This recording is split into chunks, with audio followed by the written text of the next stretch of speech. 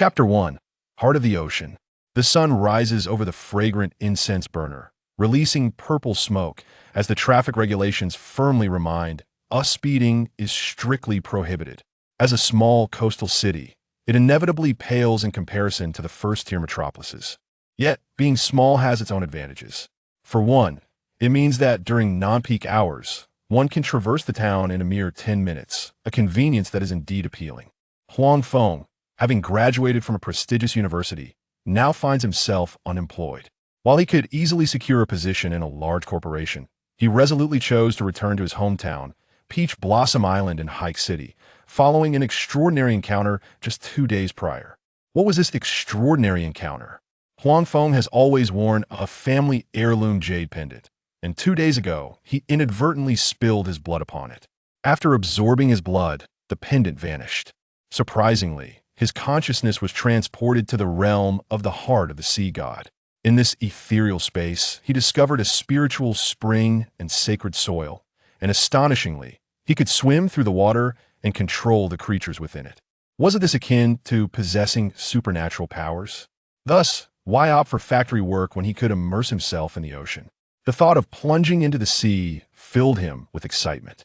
Peach Blossom Island, located to the north of Hike City and bordering the Yellow Sea, is a quaint fishing village where generations of villagers have relied on the sea for their livelihood.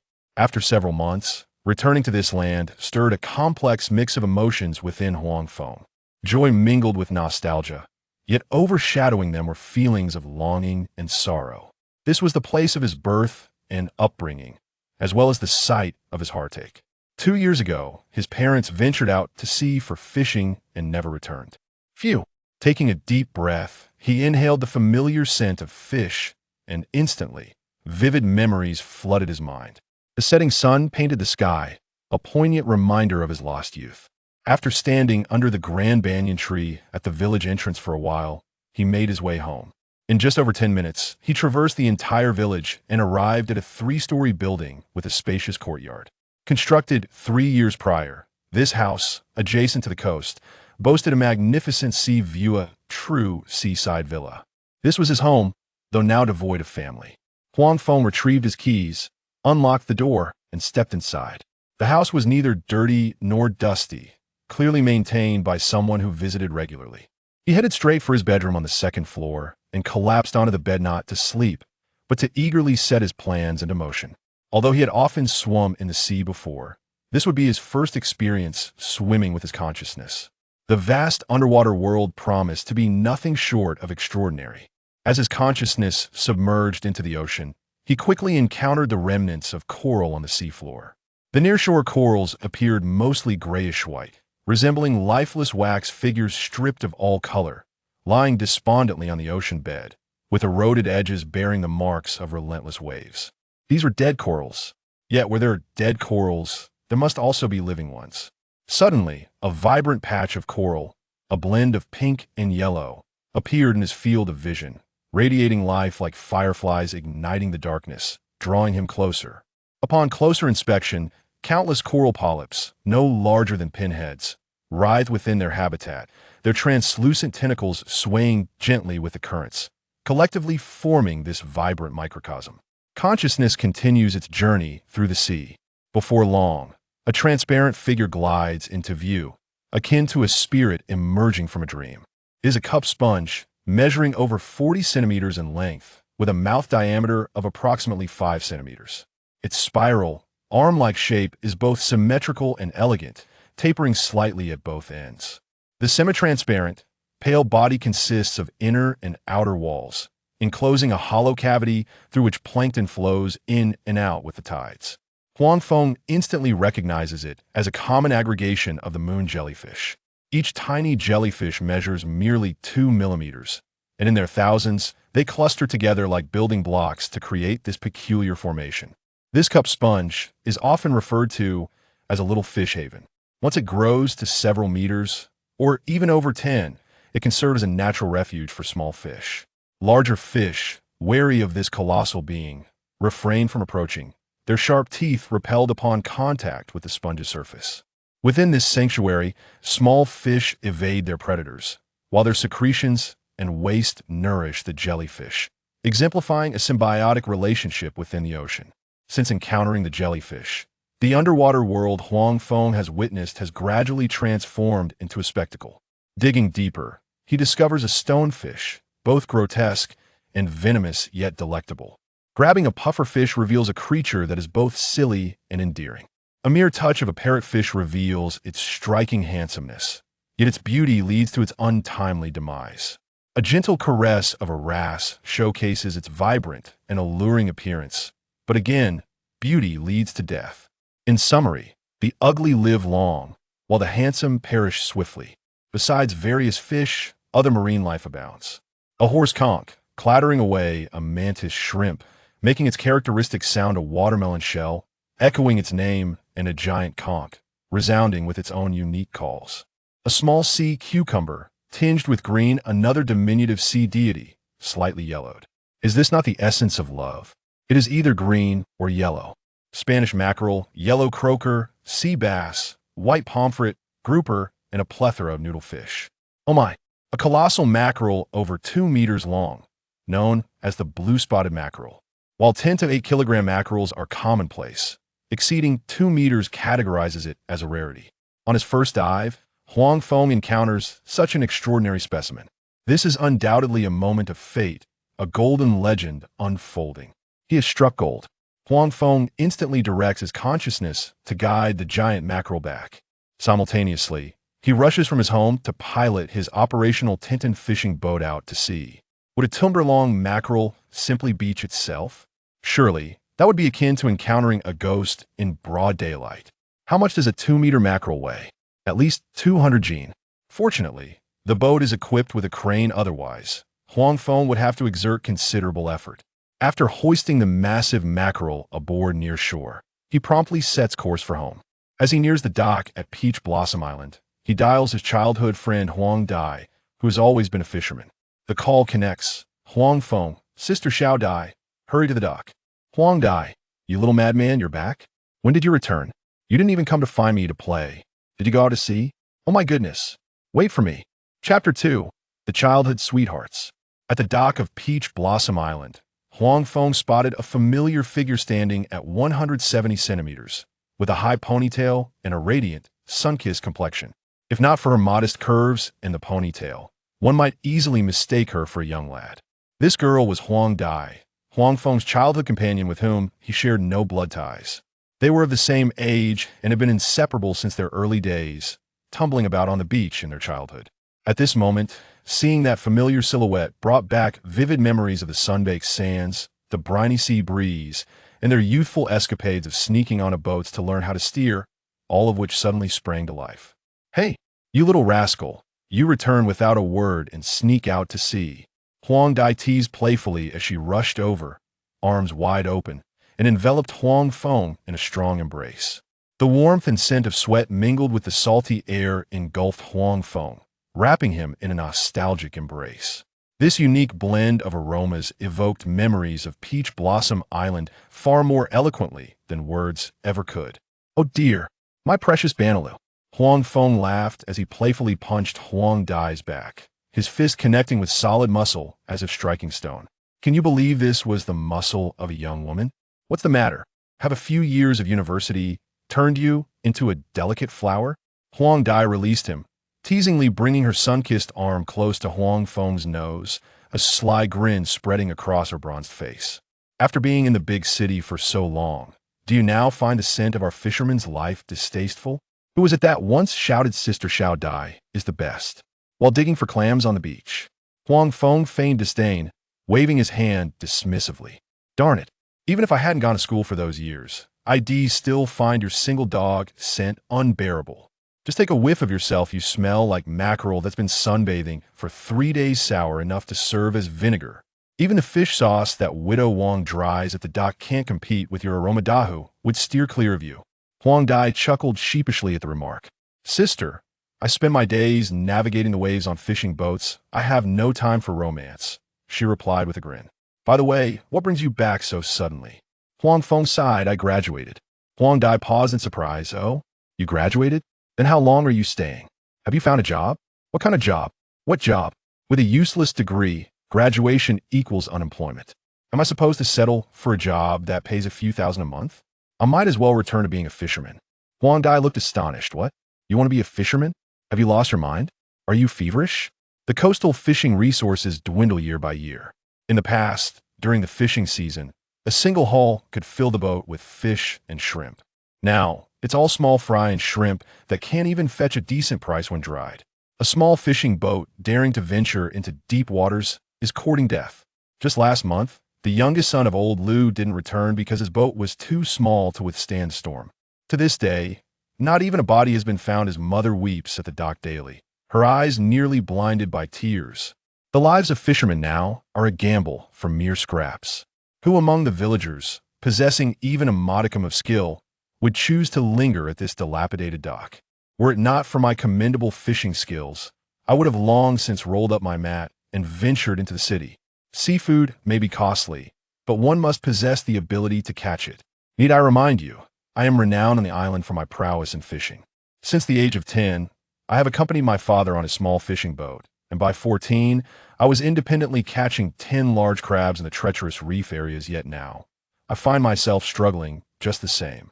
You, a scholarly scribe who wields a pen daily, incapable of carrying a burden, how could you withstand the relentless sun and wind? Surely, you would be sunburned after just one day at sea. Do you presume to become a fisherman? Are you trying to make me laugh to death and inherit my debts? Huang Dai exclaimed, for becoming a fisherman was far from an appealing prospect for Huang Feng. What? Do you look down upon my scholar's fishing skills? Huang Feng raised an eyebrow at her. Huh, what of it? I disdain you. In terms of education, I could never catch up to you, but when it comes to casting nets, you wouldn't even see my tail lights. Who is it that, while fishing in the shallows, was so startled by a mud skipper that they fell into the mud, crying with snot bubbles? Huang Dai defiantly lifted her chin, her dark face radiating pride. Is that so? Huang Feng squinted at her pompous demeanor, slowly inquiring. As a fishing expert, tell me, what is the weight of the largest mackerel you have caught over the years? Spare me the bravado. I seek the truth. Why do you ask this? Huang Dai scratched her head, her brow furrowed in confusion. Mackerel?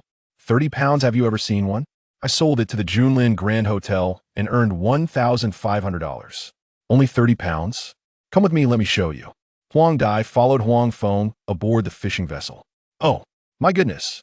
When she beheld the mackerel, longer than herself, her eyes nearly bulged from their sockets, pointing at the colossal fish in the cabin. Her mouth agape, she struggled to utter a second word, as though a fishbone were lodged in her throat. All that could be heard was her gasping for breath, resembling a fish cast ashore on the brink of death. Chapter 3. The enormous mackerel, by heavens. Such a colossal mackerel. The exclamation finally escaped Huang Dai's throat, a gasp of astonishment that seemed to slice through the air. She nearly toppled over in her eagerness, her fingers measuring the fish, trembling slightly with excitement. This behemoth must weigh over 200 pounds, wouldn't it? Where on earth did you acquire it? She turned sharply, peering into the fish hold, her flushed face illuminated by the sun. Veins in her temple throbbing as if she had encountered a specter, her breath quickening with anticipation. Just a stroke of luck, caught it with a simple cast net. Huang Feng replied nonchalantly, as if he were merely recounting a mundane find, akin to picking up an ordinary seashell by the roadside. Just a simple cast net? Huang Dai sprang up from the ground, her movements swift enough to stir a breeze, her hand gripping Huang Feng's arm tightly. Her plastic sandals slipped on the floor, nearly sending her sliding away, but she managed to regain her balance just in time. Where exactly? Hurry, take me there. Perhaps there are more yet to be discovered. Not a chance. A fish this size is already a rarity. How could there be another? Huang Feng chuckled, brushing her hand away with a measured force, his brows raised in playful mockery. Huang Dai paused, a sheepish laugh escaping her lips, tinged with embarrassment. You have a point. Before she could finish her thought, she inhaled sharply, the sound reminiscent of someone having their throat constricted, and then her finger jabbed towards Huang Feng's nose. Goodness, you've struck a stroke of luck. Do you have any idea how much it's worth? Just saying it could knock you off your feet. Huang Feng only knew that fresh mackerel sold for 20 yuan per pound. He was also aware that the price per pound increased with size, potentially reaching hundreds. It should fetch over 10,000, right? He mused casually. Nonsense. What you're referring to is for fish under 50 pounds. Huang Dai's arms waved animatedly like windmills, spittle flying with her fervent gestures, a few droplets nearly landing on Huang Feng's face. She leaned closer, her voice lowering yet brimming with excitement. Now, for mackerel over 50 pounds, they don't even price it by weight anymore. They sell it by the piece. Just a few days ago, Wang Laowu, that tall, lanky fellow who loves sunbathing his nets at the dock, caught a 55-pound mackerel. The purchasing manager from Junlin Hotel personally drove over to pick it up. Do you know how much it sold for? An astonishing 18,000. The scene drew half the island's inhabitants to witness the commotion. Yours, I am certain, exceeds 200 pounds. At auction, it would easily fetch 100,000. As Huang Dai spoke, a wave of bitterness surged within her, a sourness rising in her throat akin to swallowing an unripe plum. This fellow had just returned on his first day, casually cast a net, and managed to catch such a magnificent mackerel. Was this not sheer fortune? How unfair. Here she was, rising before dawn each day, navigating her old fishing boat, casting and retrieving nets from dusk till dawn. Throughout the year, exposed to the elements, my skin has become as dark as charcoal, and the money I earn barely suffices for daily sustenance. Yet, what of Huang Feng? After merely a day back in the village, he has already amassed more money than I could earn through a year of arduous toil. Truly, comparisons between people can be infuriating. What? Is this commodity now so precious? A single fish can fetch a staggering 100,000 yuan? The smile on Huang Feng's face instantly froze, his eyes widening in disbelief. He was aware of the value of large fish, but never imagined it could be worth such an astronomical sum. Huang Dai, with a smirk, spoke with an unmistakable tone of envy, noting that the affluent in the city are numerous and love to flaunt their status. A sizable Spanish mackerel displayed at a grand seafood restaurant, hosting an extravagant fish feast, would certainly impress guests, wouldn't it? What a spectacle that would be. Suddenly, her eyes brightened as if struck by a brilliant idea, and she eagerly proposed, "Why don't I contact a few major restaurants in the city right now? Let's sell the fish while it's fresh off the boat and command a good price. The longer we wait, the greater the potential loss." Huang Feng nodded in agreement. "Sounds good. I brought you along for the very purpose of selling." The reason such a large Spanish mackerel could fetch an exorbitant price lay in its capacity to impress. Essentially, the so-called extravagant fish feast was merely a tool for the wealthy to showcase their affluence. "All right, I shall make the arrangements immediately," Wang Di declared, pulling out her phone from her pocket, its case frayed and the screen covered with a bubbling tempered glass protector. Her fingers danced swiftly across the screen, as her contacts contained numerous procurement managers from seafood restaurants, connections forged over years of networking at the docks. In Fish Island, Huang Dai is undoubtedly one of the top fishing talents of her generation, occasionally catching prize specimens like grouper, and these supply channels have been painstakingly built over time. After making several calls, her cheeks flushed with excitement, a fine sheen of sweat beading on her forehead, upon hearing about a freshly landed Spanish mackerel weighing over 200 kilograms. The voices on the other end of the line became immediately enthusiastic, their eagerness palpable even through the receiver. They expressed their intent to rush to the market at Sergio Fishing Port to inspect the catch, assuring her that the price was negotiable. Huang Dai deliberately contacted multiple establishments, wishing to incite competitive bidding among them to elevate the price of this Spanish mackerel, thereby maximizing her profit. Once the calls concluded, she stuffed her phone back in her pocket and tugged Huang Feng towards the driver's seat. "Little madman, all contacts have been made. Hurry. Let us take the mackerel to the trading dock at Sergio Fishing Port. The shorter the time on land, the happier the buyers will be, and the higher the price they offer. We cannot afford to delay." Observing Huang Dai's anxious demeanor, even more fervent than his own, Huang Feng couldn't help but chuckle and shake his head. Indeed, the emperor is not as anxious as the eunuch, while he, the principal party, remained calm. She seemed overly concerned that something might go awry with the fish, jeopardizing a good sale. Nevertheless, with a transaction worth over 100,000 at stake, Huang Feng dared not be negligent. "All right, let us go. Off we go." Chapter 4. the seafood trading market at Shirjiu Fishing Port as the lifeblood of Haichu City's seafood industry. The bustling activity at this port begins at the break of dawn. Before the first rays of morning light pierce through the heavy clouds, the fishing vessels returning from the open sea steadily dock at the quay. Fishermen busily unload their treasures from the holds onto the pier.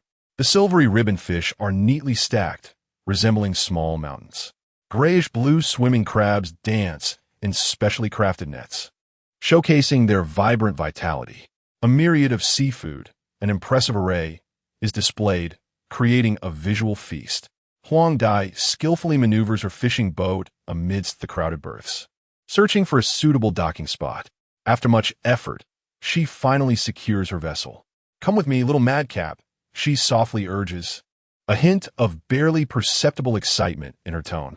As her feet touch the concrete of the pier, Huang Dai moves with the lightness of a fluttering butterfly, fully acquainted with every path and corner of this place.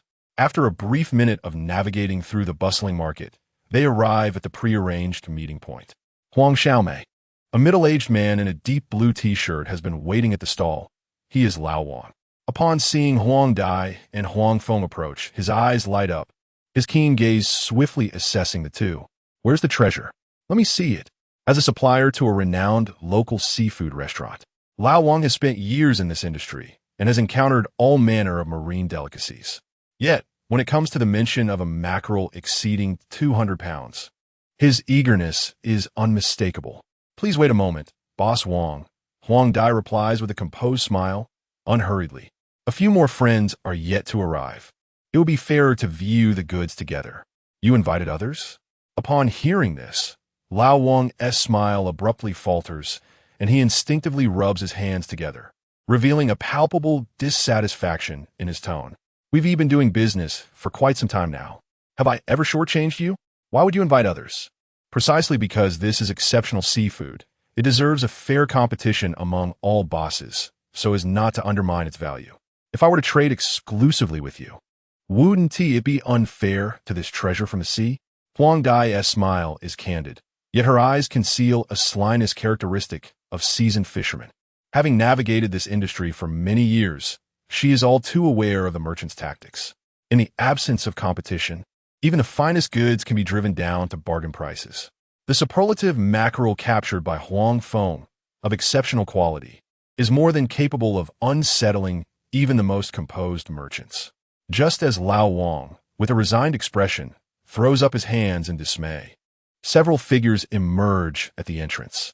Among them, a man clad in a black t-shirt, a cigarette poised between his fingers, surveys the surroundings with keen, sharp eyes amidst the swirling smoke.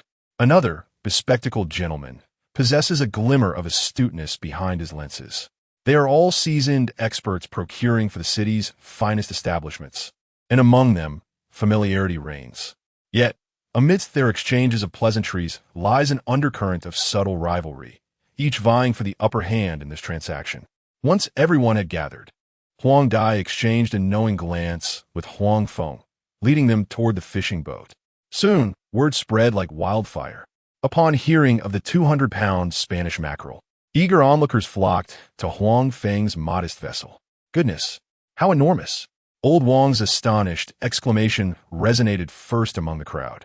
He instinctively leaned forward, stretching his neck as if to plunge into the boat's hold, his eyes wide and fixed on the colossal fish.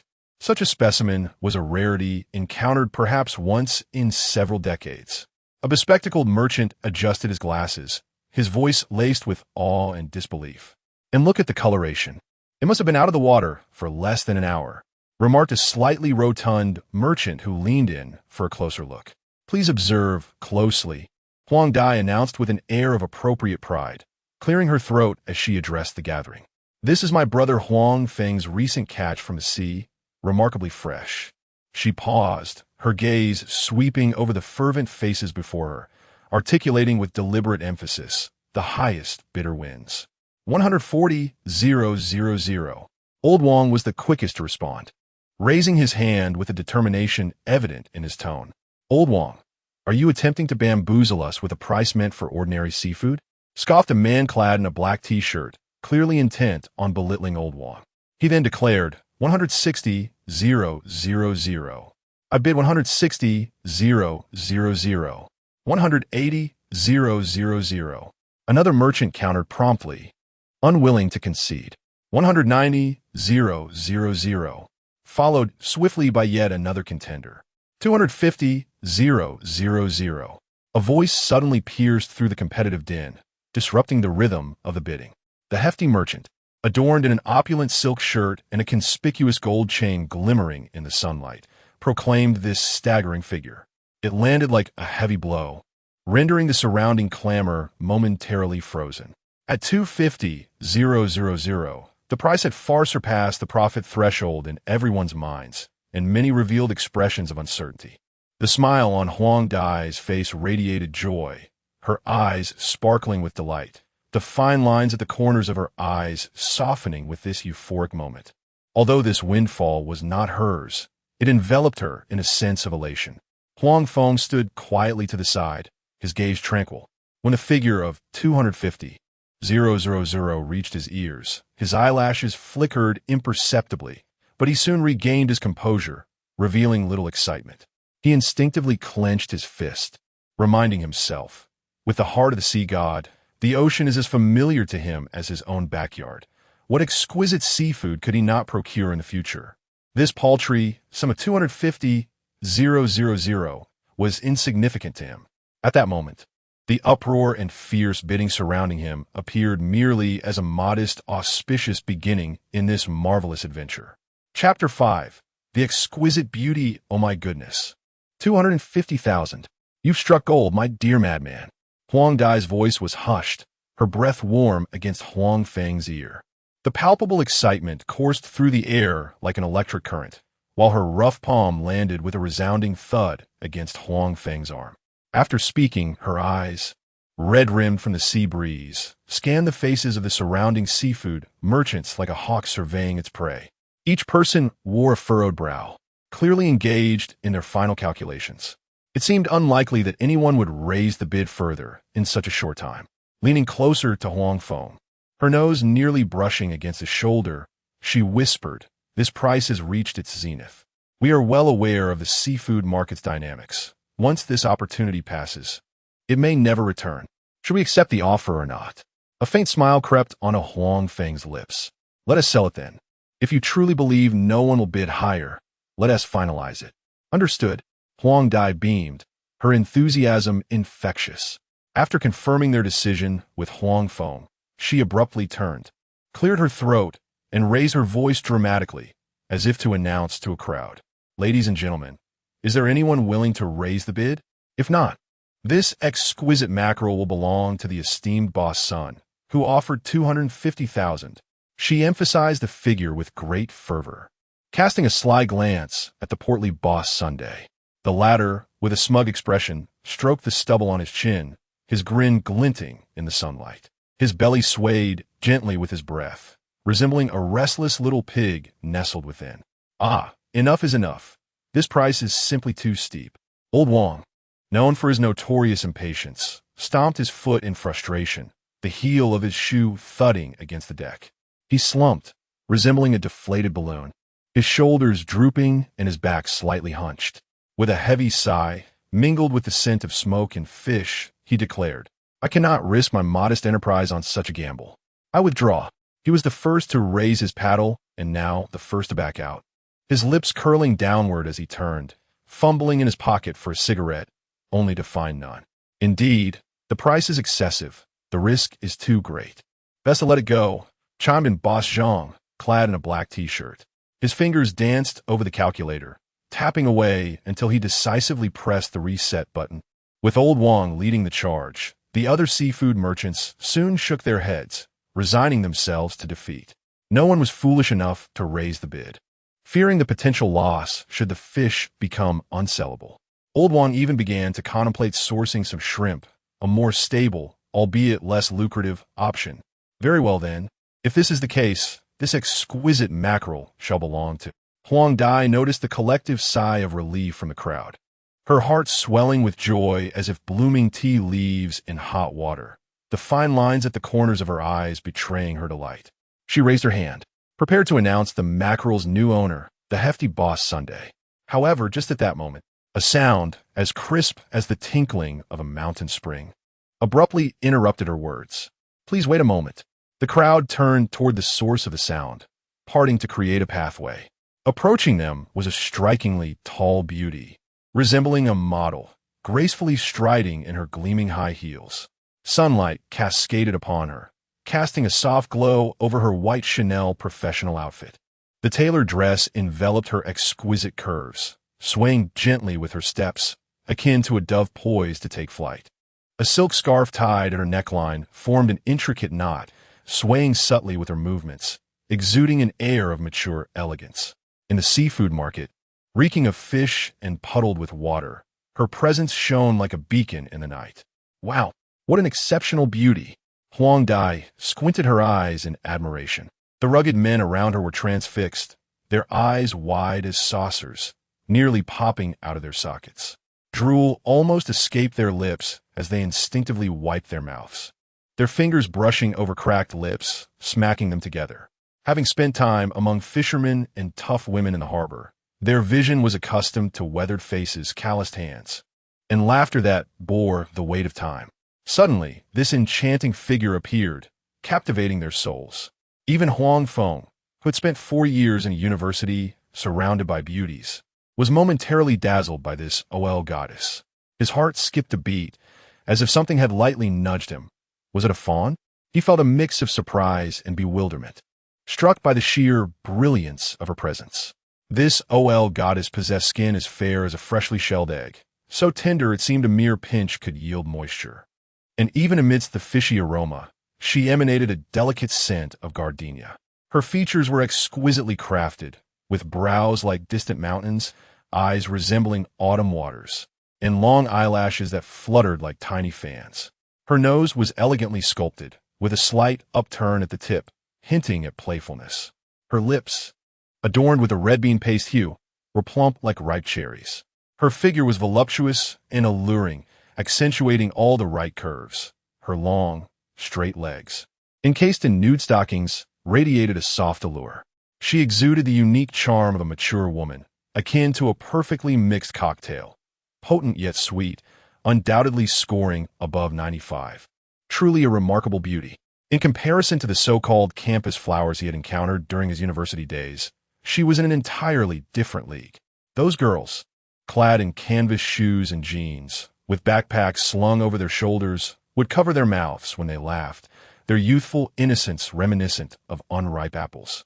Standing alongside this elegant, sophisticated, and mature OL goddess, they would appear as mere underdeveloped sprouts, utterly overshadowed. It is quite possible that Huang Feng, at his age, finds himself irresistibly drawn to alluring mature women, much like how his father used to relish the robust taste of ergot liquor, while he, in contrast, prefers the intricate flavors of fruit wines. If an older man, perhaps like the elderly shoemaker by the market, were to encounter such women, he would likely appreciate the innocence and vitality of youthful students, whose laughter resembles sunflowers, evoking memories of one's own youthful days. Rumor has it that there is a mackerel weighing over 200 pounds for sale. Who catches it?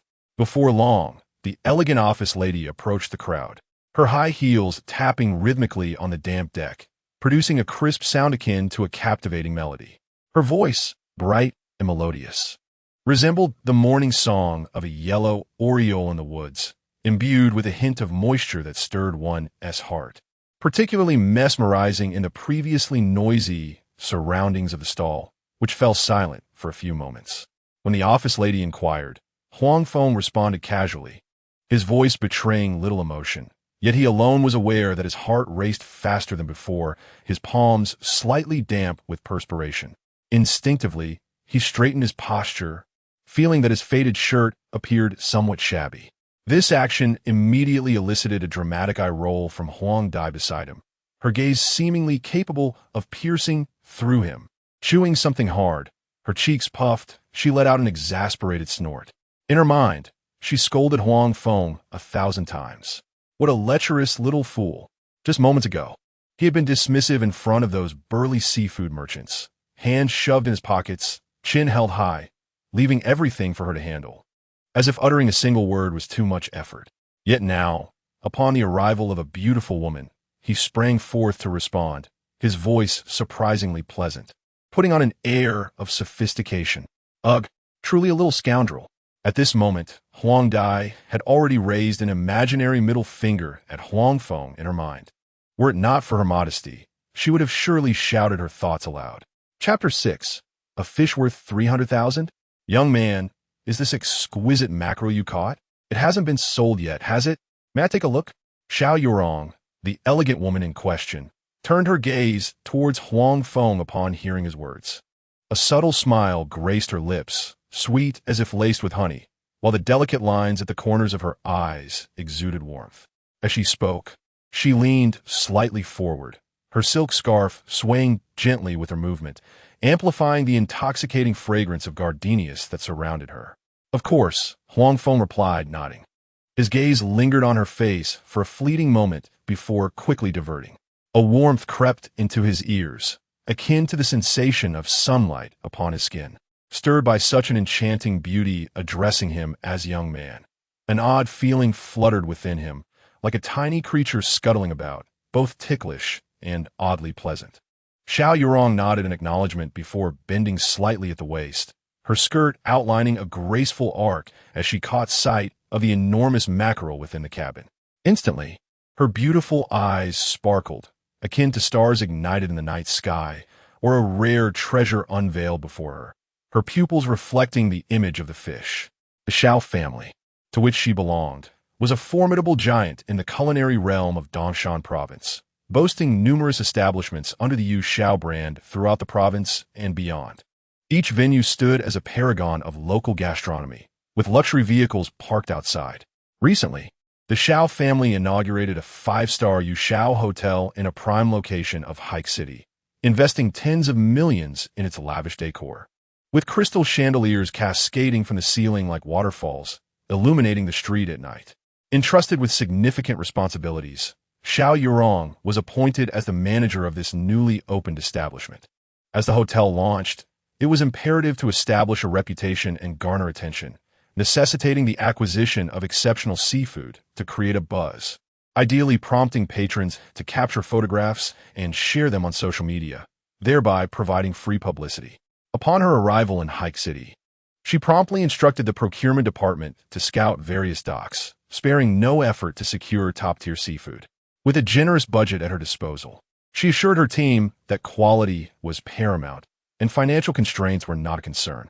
However, after several days of searching, her subordinates had failed to unearth anything of noteworthy quality, much to her dissatisfaction. During a morning meeting, she reproached the purchasing manager, leaving him unable to lift his head in shame. Today, she had taken it upon herself to visit the largest seafood market in Hike City, hoping for a stroke of luck. Coincidentally, upon her arrival, she overheard that a colossal 200-pound mackerel had been caught, and several seafood vendors were engaged in a bidding war. Without hesitation, she hastened to the scene. What was the highest bid for this mackerel? Sunlight filtered through her seaweed-like, long, curly hair, casting delicate shadows along her collarbone, her fitted ensemble accentuating her poised silhouette. 250,000, Huang Feng replied. 250,000? Xiao Yurong raised an eyebrow and chuckled lightly, brushing aside the tousled strands of hair that the sea breeze had disheveled. The diamond bracelet on her wrist sparkled under the sun, and she proposed, I'll offer 300,000. How about I claim this fish? 300,000? Huang Feng couldn't help but click his tongue in astonishment.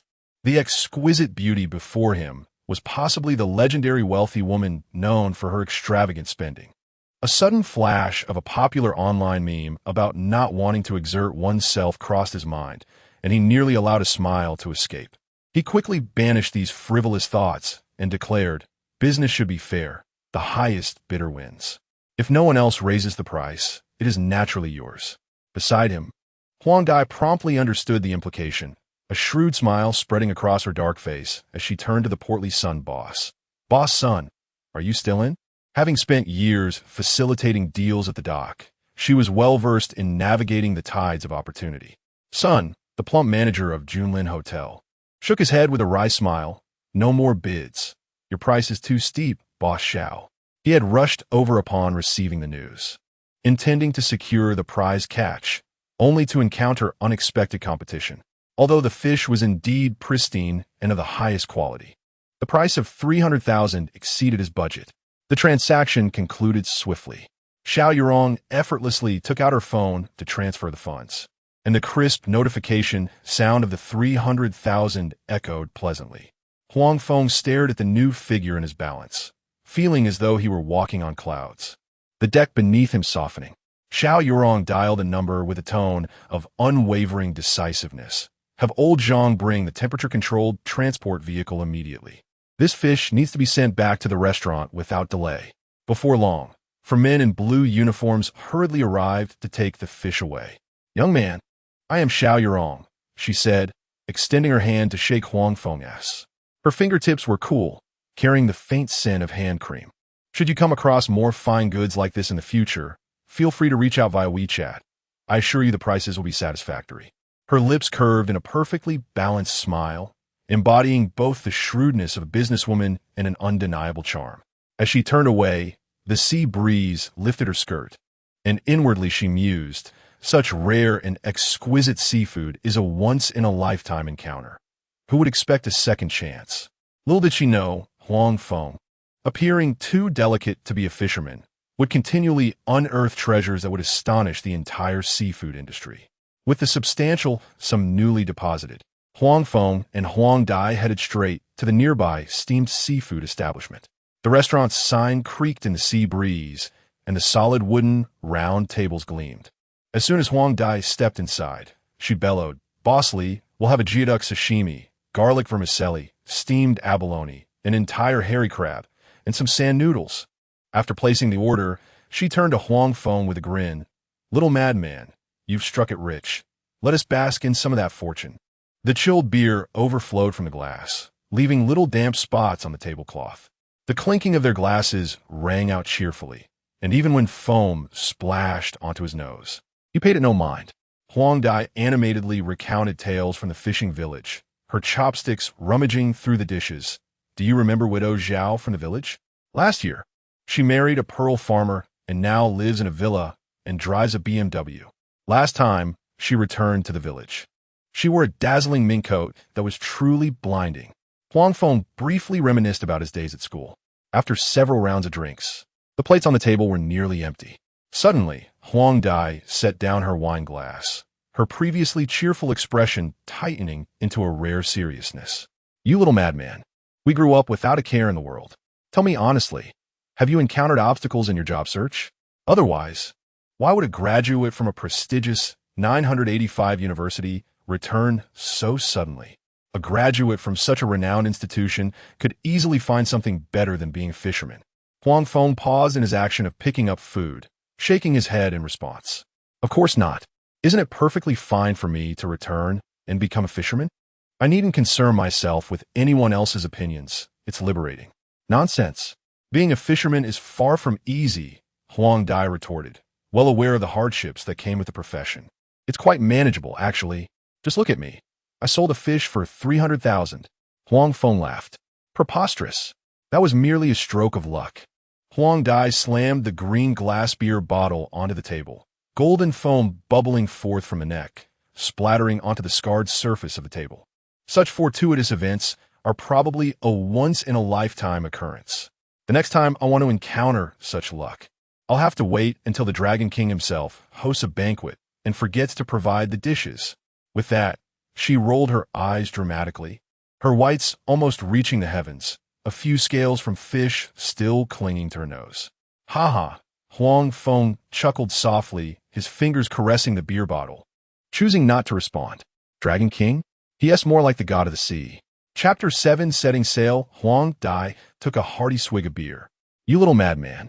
Why would you abandon the comfort of an air-conditioned office for this fishy island? What grand design are you harboring?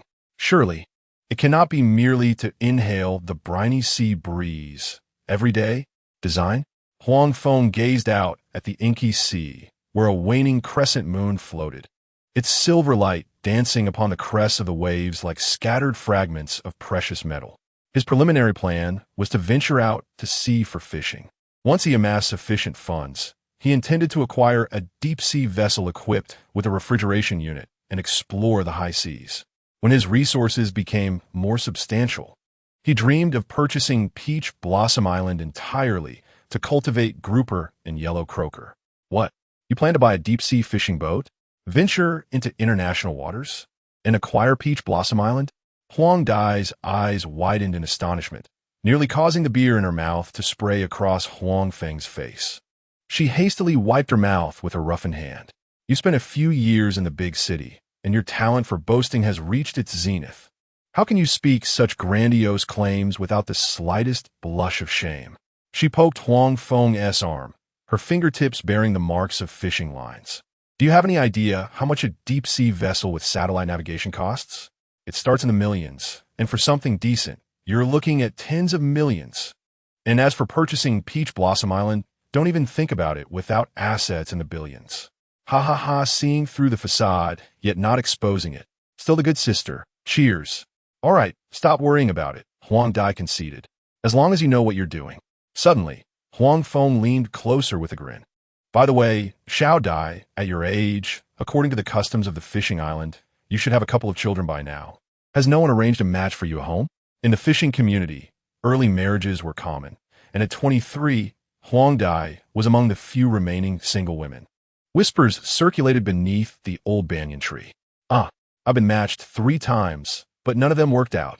Huang Dai took another long gulp from her beer, the liquid dribbling down her chin into a small groove. What is the issue? Do you find them lacking?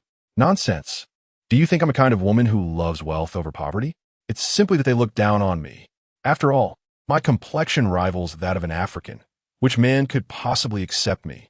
With that, she produced another bottle of beer, deftly prying off the cap with her teeth and downing nearly half. In truth, Huang Dai was quite beautiful. Years of laboring at sea had sculpted her figure admirably. Moreover, she possessed a certain charm. However, her skin was too dark, glistening in the sunlight. She had considered abandoning the life of a fisherman, yet without a university diploma. Her earnings from working a regular job would only amount to 3,000 or 4,000. This paled in comparison to the potential of earning over 10,000 from fishing, leaving her with little choice but to persist in her current vocation. Those who overlook you are simply blind.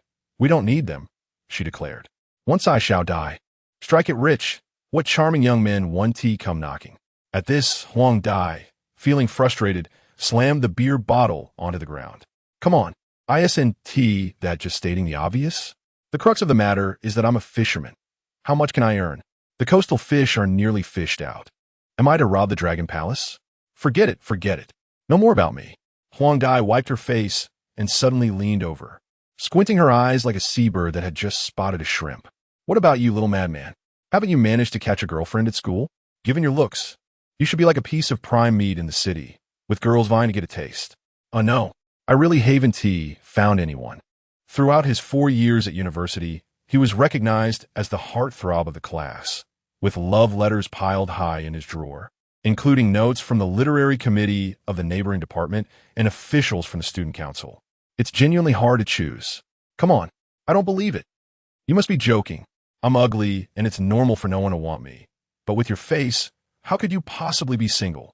All right, let us not dwell on useless chatter. Drink up. We want to go back until we're drunk. Watch as I perform the dragon-sucking water trick. The next morning, Huang Dai arrived. Huang Feng aspired to be a fisherman, and she intended to show him the hardships and difficulties of that life, experiencing the arduous toil of a whole day only to harvest a few shrimp or crabs. Huang Dai also brought along her young sidekick, Huang Tu, an 18-year-old robust lad who was her cousin. Thus, the 3 set out to sea. Huang Dai abruptly yanked the outboard motor's pull cord, and the sudden roar shattered the tranquility of the small dock. The white waves churned at the boat's stern, creating 2 fleeting silver arcs, as if the sea had furrowed its brow in awakening. Skillfully, she maneuvered the steering wheel, and the somewhat aged iron-hulled boat glided like a nimble silver fish towards the familiar waters in the southeast, her old fishing grounds. The air was thick with the briny scent of the sea, causing the canvas on the boat to flap vigorously. An hour later, Huang Dai glanced at Huang Feng beside her, then at Huang Tu, who was huddled at the bow, gripping the boat's railing tightly. She shouted, "Come help!" Immediately, she retrieved a rolled-up floating net from the corner of the cabin, its mesh glimmering with a fine, cold silver light under the starlight, resembling scattered diamonds on a black cloth. This net, edged with a row of white foam floats, when unfurled, covered an area as large as half an acre, specifically designed to capture fish in the upper water column. As soon as the boat steadied in the designated area, Huang Dai nimbly stepped down the iron ladder along the boat's edge and leaned over. With a swift motion, she hurled the heavy floating net into the sea with a whoosh. It unfurled like a giant silver lotus in the water, its threads twinkling in the dim light as it awaited the arrival of prey. Once the task was complete, Huang Dai began to explain to Huang Feng, "Little madman, pay attention. The essence of our baiting technique lies in the bait itself." She crouched down and poked at the half-worn refrigerator at the bottom of the cabin.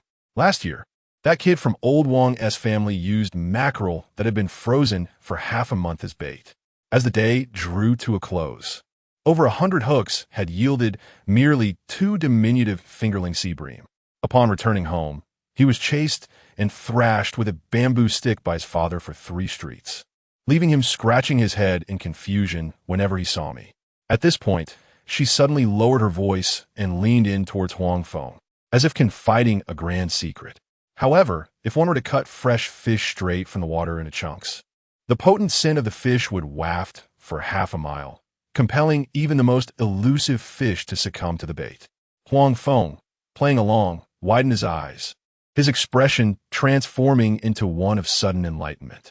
Observing this, Huang Dai became invigorated, proudly patting her chest, her face radiating triumph. "Thus, each time before I cast my hooks, I must come here to net a haul of live fish. Although these little creatures hardly grow larger than the width of a palm and are bought at a meager price by the pile, they serve as unparalleled bait." As she spoke, her willow-like brows arched, her eyes brimming with anticipation for praise. Even the laugh lines at the corners of her eyes, formed by years of sun and wind, betrayed an unmistakable sense of pride. Sister Dai's prowess in this endeavor was truly commendable. Huang Feng chuckled, giving her a thumbs up, with a teasing lilt in his tone. Yet, Huang Dai appeared oblivious to the jest, grinning broadly, revealing 2 rows of perfectly white teeth. She animatedly demonstrated the technique of netting fish, even sharing a few tips with the quietly seated Huang Tu at the bow of the boat. During the half-hour of waiting, time seemed to stretch interminably. Huang Dai rummaged through the cabin and produced a slightly worn deck of playing cards, insisting on drawing Huang Feng into a game of landlord. The gentle rocking of the waves lulled the boat, akin to soothing a mischievous child, evoking a sense of languor within. Huang Feng noticed Huang Tu gazing intently at the sea, his fingers unconsciously tracing an old crack in the boat's planks. Stealthily, Huang Feng withdrew the big joker from his hand and discreetly placed it into Huang Tu's palm. Taken aback, Huang Tu looked up, his eyes momentarily flickering with confusion. Then, as their gazes met, a spark ignited in his once dull eyes, reminiscent of a pebble cast into still waters, sending ripples of warmth through. Almost there, Huang Dai tossed her cards aside, clapped her thighs, and rose to start the boat, steering it towards the direction where the net had been cast earlier. Chapter 8. Bottom hooks. As she firmly grasped the sturdy net rope and pulled upwards, the seawater cascaded down through the mesh, pooling into a small puddle on the deck. Dozens of shimmering silver fish leaped and struggled within the net. The distinctive blue-green dorsal fins of the mackerel glistened in the morning light, resembling a scattering of vibrant gemstones. Among them were a few long, slender mullets, twisting their bodies in a desperate attempt to escape the net's confines. What a catch today! Huang Dai beamed with delight, estimating at least 70 fish, enough to sustain them for an entire day. The 3 of them deftly unhooked the fish and tossed them into a blue plastic bucket filled with seawater, which instantly became lively as the fish crowded together, splashing tiny droplets everywhere. Huang Dai seized a gleaming kitchen knife, and the rhythmic sound of chopping echoed across the boat, resembling a brisk drumbeat.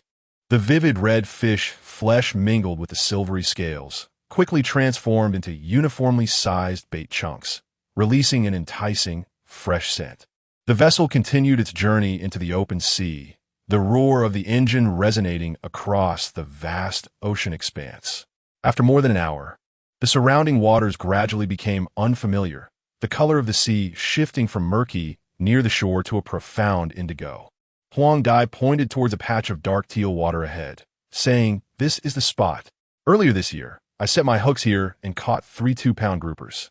The flesh was so tender it practically oozed with flavor." She dragged out 3 heavy baskets of bottom hooks from the cabin. The sight of those hooks dazzled Huang Feng. The main line, as thick as a wrist, was robust and shiny, with a thin branch line tied every half-meter, each adorned with hooks that glimmered with a sharp, cold light. Heavy lead weights dangled alongside, ensuring that the hooks would sink precisely into the designated depths. One basket contained 500 meters of main line, meticulously tied with 150 hooks, totaling 450 across all 3 baskets. Huang Dai patted the baskets, her voice laced with anticipation. "If we have even a 10% catch rate, today, 1 TB in vain." However, Huang Feng noticed a fleeting glimmer of concern in her eyes. The nearshore fish were increasingly scarce. Sometimes, even after deploying 1,000 hooks, they would return empty, save for bait that had swollen from the seawater. With nimble hands, Huang Dai finished placing the first 2 baskets of hooks and was about to untie the third when Huang Feng suddenly spoke up. "Let me take this basket. I'll find a spot to try." Huang Dai raised an eyebrow, a competitive spark igniting in her gaze. "What? Do you want to challenge me? Fine. Let us see whose catch is greater when we retrieve the hooks. The loser treats tonight." "Sounds good." Huang Feng chuckled, directing Huang Dai to steer the boat towards the 9 o'clock position. After approximately 10 more minutes of navigation, Huang Feng called out, "Sister Xiao Dai, stop just outside the reef." Once the boat steadied at the predetermined spot, he immediately grasped the basket of hooks and cast them into the sea. The main line, along with its branch lines, descended slowly into the water, the lead weights guiding the hooks to settle precisely within the crevices of the rocks, as if setting a delicate trap for the fish. Traveling this far to drop hooks is a sheer waste of fuel. The yellow butterfly murmured nearby, her face etched with disbelief. She could hardly accept that Huang Feng possessed greater insight into the sea conditions, for his excursions into the ocean paled in comparison to her own. Huang Feng merely smiled, choosing not to engage in a dispute. The wait for the hooks to catch was, as always, an arduous trial. One had to endure at least 2 or 3 hours, allowing the briny sea breeze to infuse the bait's aroma into every ripple of the waves, enticing the fish and shrimp to become more spirited.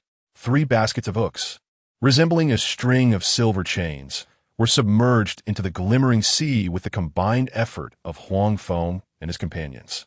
The splashes of water had scarcely settled back onto the deck before the fishy scent-laden wind whisked them away into the distance. The 3 sought stable positions on the swaying fishing boat. Huang Dai leaned against the ship's railing, engrossed in a mobile game. Huang, too, busied himself wiping the rust off the edges of the landing net with a scrap of cloth. Meanwhile, Huang Feng gazed at the splintering waves at the bow, allowing time to flow gently with the tides. To remain idle on the sea was undeniably monotonous. As far as the eye could see, the undulating blues stretched from pale azure to indigo and finally to obsidian, distinctly layered yet timelessly unchanged. Occasionally, silver-gray seabirds skimmed the tips of the waves, their wings scattering droplets like shimmering diamonds. Yet, before their shapes could be discerned, they vanished into the horizon, further accentuating the vast emptiness of the sea. The deck, scorched by the sun, radiated heat, and stepping upon it elicited a sharp, prickling sensation. In the distance, a few wisps of pale clouds floated at the horizon, appearing as if they were anchored to the sky.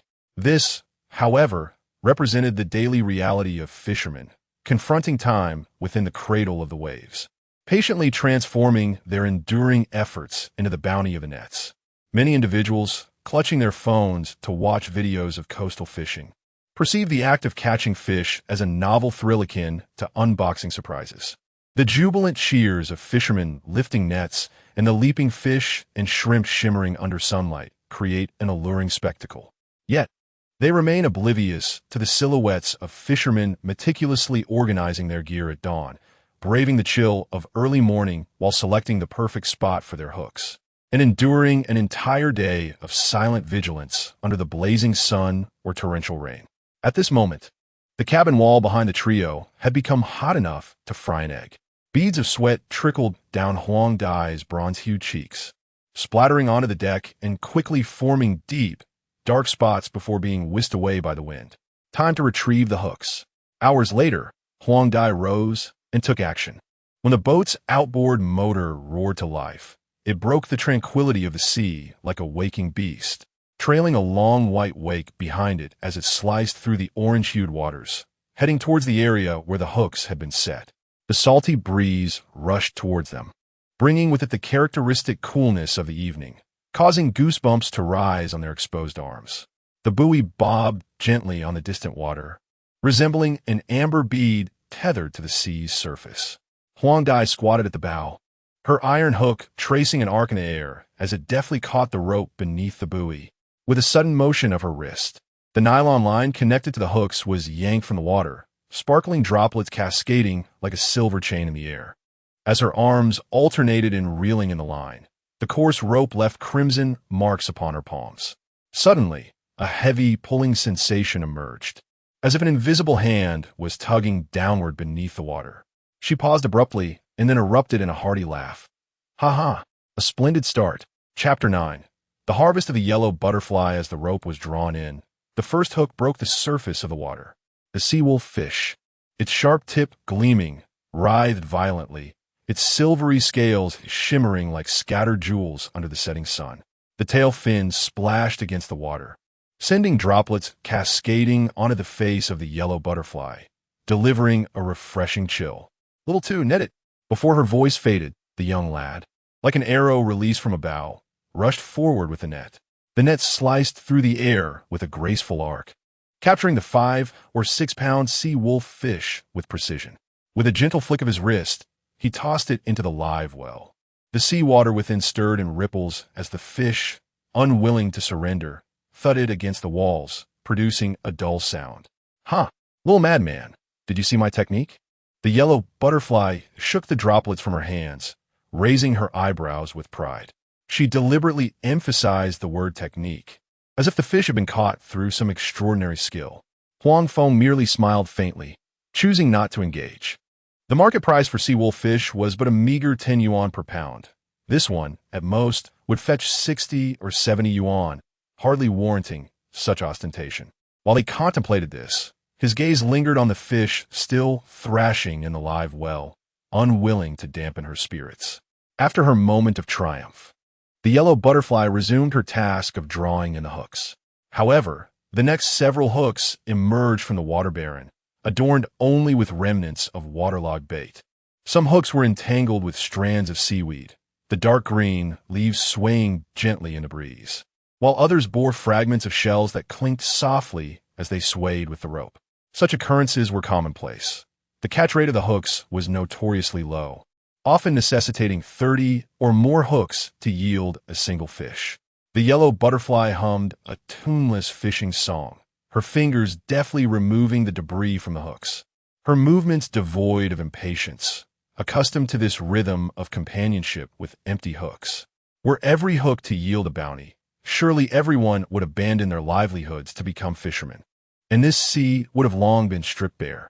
As she collected the 30-something hooks, a familiar heaviness tugged at the rope once more pronounced than the earlier pull of the sea-wolf fish. The yellow butterfly's eyes brightened, and her pace quickened. This time, a sea carp was hooked, its golden-red scales glistening under the sun like satin. Weighing 3 or 4 pounds, it arched its body in the water, splashing with greater force than the sea-wolf fish. The market price for sea carp hovered around 30 yuan. At this size, it could command over 100 yuan, equivalent to half a day's wages. When she tossed the fish into the live well, she deliberately nudged Huang Feng with her elbow, exclaiming, "Did you see? The best is yet to come." Unable to restrain her exuberance, she boasted a little more. One by one, the hooks were drawn in, resembling a series of ellipses continuously extending across the sea surface. The live well gradually filled with fish, Small sea bass, no larger than a palm, crowded in a corner, blowing bubbles, while slender mackerel darted restlessly. And a few juvenile rock cod displayed patterns on their bodies like flowing gems. By the time the 2 baskets of hooks were collected, the sun had dipped to the horizon, painting the sky in a brilliant hue of purple. Upon counting, they discovered over 20 fish caught, a catch rate even higher than usual, marking a rare and bountiful harvest. Among these fish, the majority weigh only a couple of pounds, while the largest wolf fish claims its dominion in the corner of the tank. A few small fish, each weighing less than a pound, are jostling at the water inlet, tossed about by the flowing sea currents. Huang Dai squats by the live well, her fingers meticulously estimating the weight of each fish. Murmuring to herself, "This sea bass can fetch 30 and a mackerel 40. As she concludes her calculations, she suddenly slaps her thigh. At the very least, we could sell for 600 or 700. How about it, little madcap? Isn't my technique impressive? Indeed, it is commendable. Huang Feng nods in agreement, smiling in affirmation. After a day of observation, Huang Dai consistently manages to locate the convergence of ocean currents with precision when casting her net. Her control over the tension when reeling in is equally adept, ensuring that the fish do not escape while avoiding entanglements of the line. These skills and attention to detail are indicative of her seasoned expertise, truly befitting the renowned fisherwoman of Peach Blossom Island. Go retrieve your hooks. Are you confident you can surpass my catch? Huang Dai inquires with a raised eyebrow, her tone laced with a hint of challenge. She wipes the sweat from her brow, the old scar on her wrist starkly visible in the twilight. Huang Feng merely smiles in silence. The fishing boat soon approaches the rocky area where Huang Feng had cast his line. The swift currents cause the vessel to sway slightly, with waves crashing against the rocks and shattering into frothy white foam, only to be drawn back into the sea by the receding tides. Ordinary fishermen seldom venture into this territory, fearing that their nets may snag on the rocks, and even more so, the treacherous undercurrents that could capsize their boats. When the buoy was pulled onto the deck by the iron hook, it was still thrashing violently, indicating a substantial underwater pull. Huang Dai turned to him and asked, "Shall you reel it in, or shall I? Leave it to me. Allow me to show you what it means to be a child of the ocean." Huang Feng replied with a grin. "Oh, quite the boastful one, claiming to be a child of the ocean. Just be wary of pulling up a line of empty hooks. I'd hate to see you turn crimson and weep," Huang Dai remarked as Huang Feng had already seized the rope. He was well aware of the situation beneath the surface. After all, it was his consciousness guiding the fish to bite the hook. If it weren't for the fear of each hook being laden with fish overwhelming the senses, he would have surely pulled up a full catch. As it stands, there is one fish for every 2 hooks, each a robust grouper. He was genuinely curious to see Huang Dai's expression upon encountering those shimmering fish with a dark green sheen. Huang Feng bent down to grasp the end of the line, the creaking of the reel resonating across the tranquil sea, startling a few small silver fish nearby into a frenzy, sending ripples across the surface. Suddenly, a lively tremor surged up the nylon line. "Got one." Huang Dai noticed the taut, dancing nylon cord. "Little madcap, today luck is on your side. The first hook is already taken, but with this force, perhaps it's just a half-pound nuisance, though at least it's a start." Before Huang Dai could finish her sentence, the water erupted with a silver-gray shadow, accompanied by a waft of briny sea mud. A fish the size of a football, hooked and flanked by a rounded head adorned with deep brown spots, revealed itself, its dorsal fin slightly raised in a display of defiance. Indeed, it was a tiger head fish.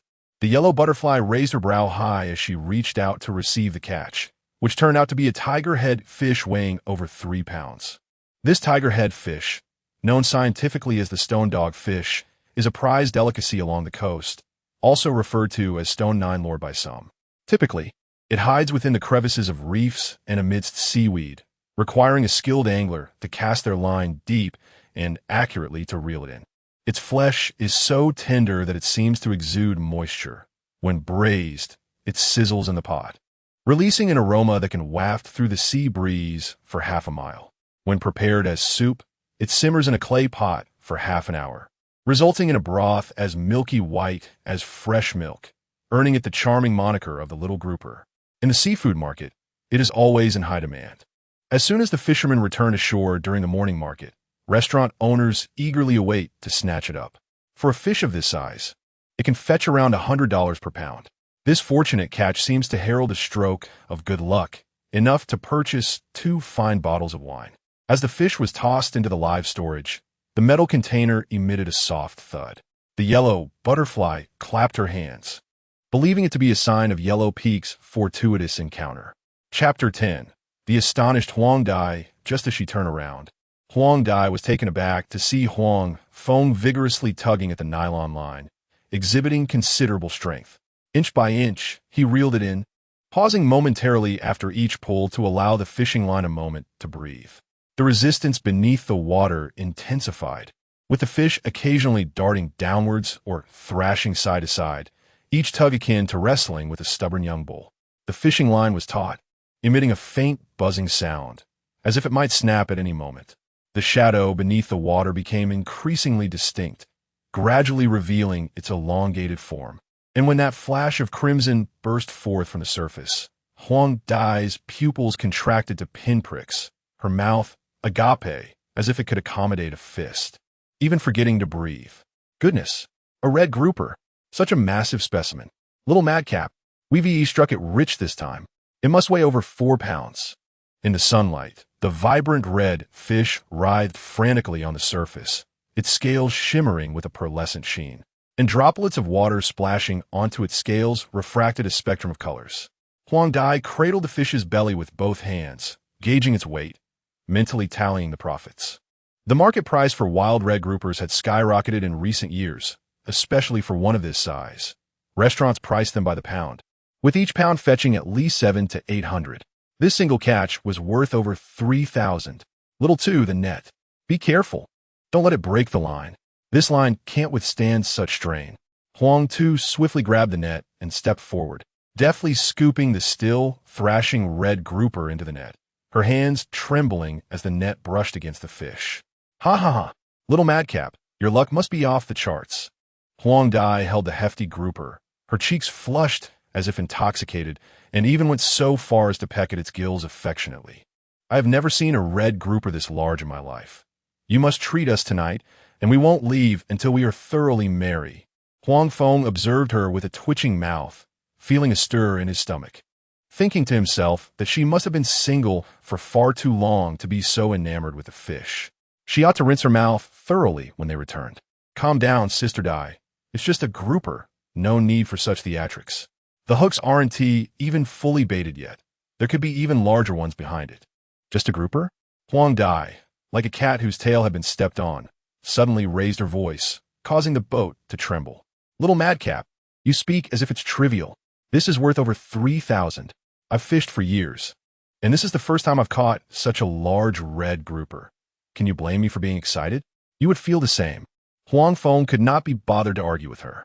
With each rise and fall of his arm, the reel spun faster, and fish were pulled one after another from the water, splashing everywhere on the deck. Goodness! Goodness! What? Another large red grouper. This one is even more robust than the last. Goodness! A big green grouper. Can they really gather in such numbers? Its color resembles that of jade. Goodness! Am I dreaming? Little madcap, pinch me. Huang Dai's exclamations crashed against the boat's deck like waves, growing louder with each utterance until her voice became hoarse, as if worn down by sandpaper.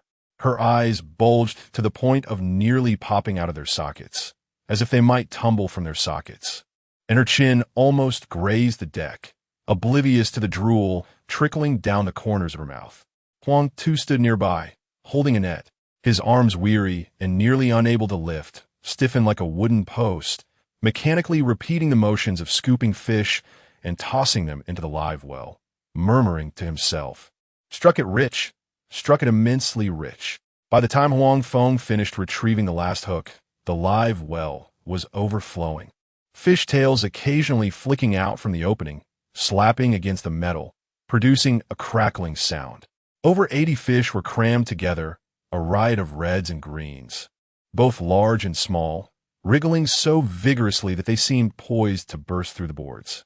With 150 hooks set, the catch rate astonishingly exceeded 50%. Such a phenomenon in the fishing industry was virtually unheard of, and every single one was a prized grouper, akin to a rare treasure. To call it miraculous would not be an exaggeration. Huang Dai and Huang Tu stood frozen, their mouths agape as if they could fit a goose egg, speechless for a long moment, only managing to emit a hoarse sound from their throats. The sea breeze swept through, laden with the pungent scent of fish. Yet the two remained oblivious, fixated on the live well. Only Huang Feng remained composed, leisurely retrieving a clean cloth from his pocket, methodically wiping the slime from his hands. As the bounty before him felt merely like an expected commonplace occurrence. Time passed, the sun dipping low in the west, casting elongated shadows of the boat. It was only then that Huang Dai took a sharp breath of the fish-scented air, the odor hitting her like a jolt, causing her neck to stiffly turn toward Huang Feng. Like a rusty hinge, her voice came out raspy, as if sandpaper had rubbed against it. My heavens, little madman, how on earth did you do this? How could this line of hooks catch so many groupers? This defies all logic. Even if we summoned the Dragon King for assistance, it wouldn't be so effective. She gazed at Huang Feng with wide eyes, reminiscent of a girl encountering a mythical dragon leaping from the water, filled with awe, fear, and admiration. She could not fathom how these seemingly ordinary hooks could conjure such a miracle. Was it possible that Huang Feng possessed a gift of foresight? The briny sea breeze carried with it the splashes of fine waves, lapping against the deck of the fishing boat, leaving damp traces behind. Huang Feng leaned against the rail, observing Huang Dai's starstruck expression, the corners of his mouth involuntarily curling into a slight smile, a glimmer of mischief dancing in his eyes. He recalled how just moments ago, she had stood in the center of the deck, hands on her hips, exuding pride. The fish, no longer than the length of his palm, had seemed to her like extraordinary treasures. Her voice pitched higher than usual as she exclaimed, "Did you see that? Now that's what I call skill." Her triumphant demeanor suggested that the entire school of fish in the sea was at her command. Even the circling seagulls served as her witnesses. Yet now, Huang Dai resembled a deflated balloon, slumped beside the live well, staring at the densely packed wild groupers, each nearly the length of her forearm, her cheeks flushed crimson. The previous bravado had vanished entirely, leaving her utterly defeated. "I thought you were a master fisherman," she chided, recalling how she had boasted while parading those few small fish. "Why is it that now you have nothing to say?" The yellow butterfly abruptly lifted her head, her face flushing alternately red and white. Awkwardly, her fingers brushed against the coarse fabric of her trousers, and she instinctively scratched the back of her head, letting out a couple of dry laughs. "No more arrogance. I shall never dare to flaunt before you, my little madcap." Just as the words left her lips, her eyes suddenly sparkled with a newfound brightness, as if she had stumbled upon a new world. She stepped closer to Huang Feng, her shoulder nearly touching his, her face alight with curiosity as she pressed on with her questions. "Honestly, my little madcap, you must come clean. What extraordinary stroke of luck have you encountered? Or do you possess the gift of foresight, having known all along that this rocky area harbored such a wealth of fish? Why is it that my own bounty is so meager, while you seem to have struck the mother lode?" Chapter 11. The comforting sound Huang Feng's fingertips unconsciously grazed the wooden grain of the boat's railing, which bore the enduring marks of years immersed in seawater. He could hardly confess to Huang Dai that he possessed the ability to control the creatures of the ocean. If he were to divulge such a secret, he would surely be regarded as a monster, perhaps even subjected to dissection. After a moment of contemplation, he lifted his gaze towards the undulating waves in the distance and chuckled. "It must be my sixth sense. After all, I have proclaimed myself the son of the sea." The true reason remained shrouded in secrecy. He could only attribute it to the ethereal sixth sense, much like fishermen who often credit their bountiful catches to the favor of the sea gods. Upon hearing this, Huang Dai let out a heavy sigh, one filled with an unmistakable shade of envy. "All right, you little madman, I concede. Your luck, along with this miraculous intuition, is truly unparalleled." Observing her lamenting over the school of fish, Huang Feng could not resist teasing her. "Do you now believe in my intuition?" "Absolutely. Without a doubt. Wang Di nodded vigorously, her head bobbing like a rattledrum. With great seriousness, she patted the side of the boat with an enthusiasm akin to that of a basketball player. You are nothing short of genius. I hereby declare that from this day forth, the title of the foremost fishing prodigy of Peach Blossom Island belongs to you. In your presence, I wouldn't dare claim any expertise. I'm merely a novice at best. Enough of that. You can keep the title for yourself. I have no desire for it. Huang Feng replied, Now, let us not waste time. These fish are running low on oxygen. He placed a hand on Huang Dai's shoulder, gesturing towards the live, well brimming with fish. The surface of the water was frothing with the commotion of the struggling catch. We must hasten back to sell them. It's too crowded in here, and the fish could easily suffocate. Time is of the essence if we want to fetch a good price. Right. Almost forgot about that. Huang Dai exclaimed, smacking her thigh as if jolted from a dream. The spark of monetary desire ignited in her eyes, radiating more fiercely than the sun. These large groupers could fetch over 100,000. If they die, we stand to lose a fortune. I'm off to start the engine.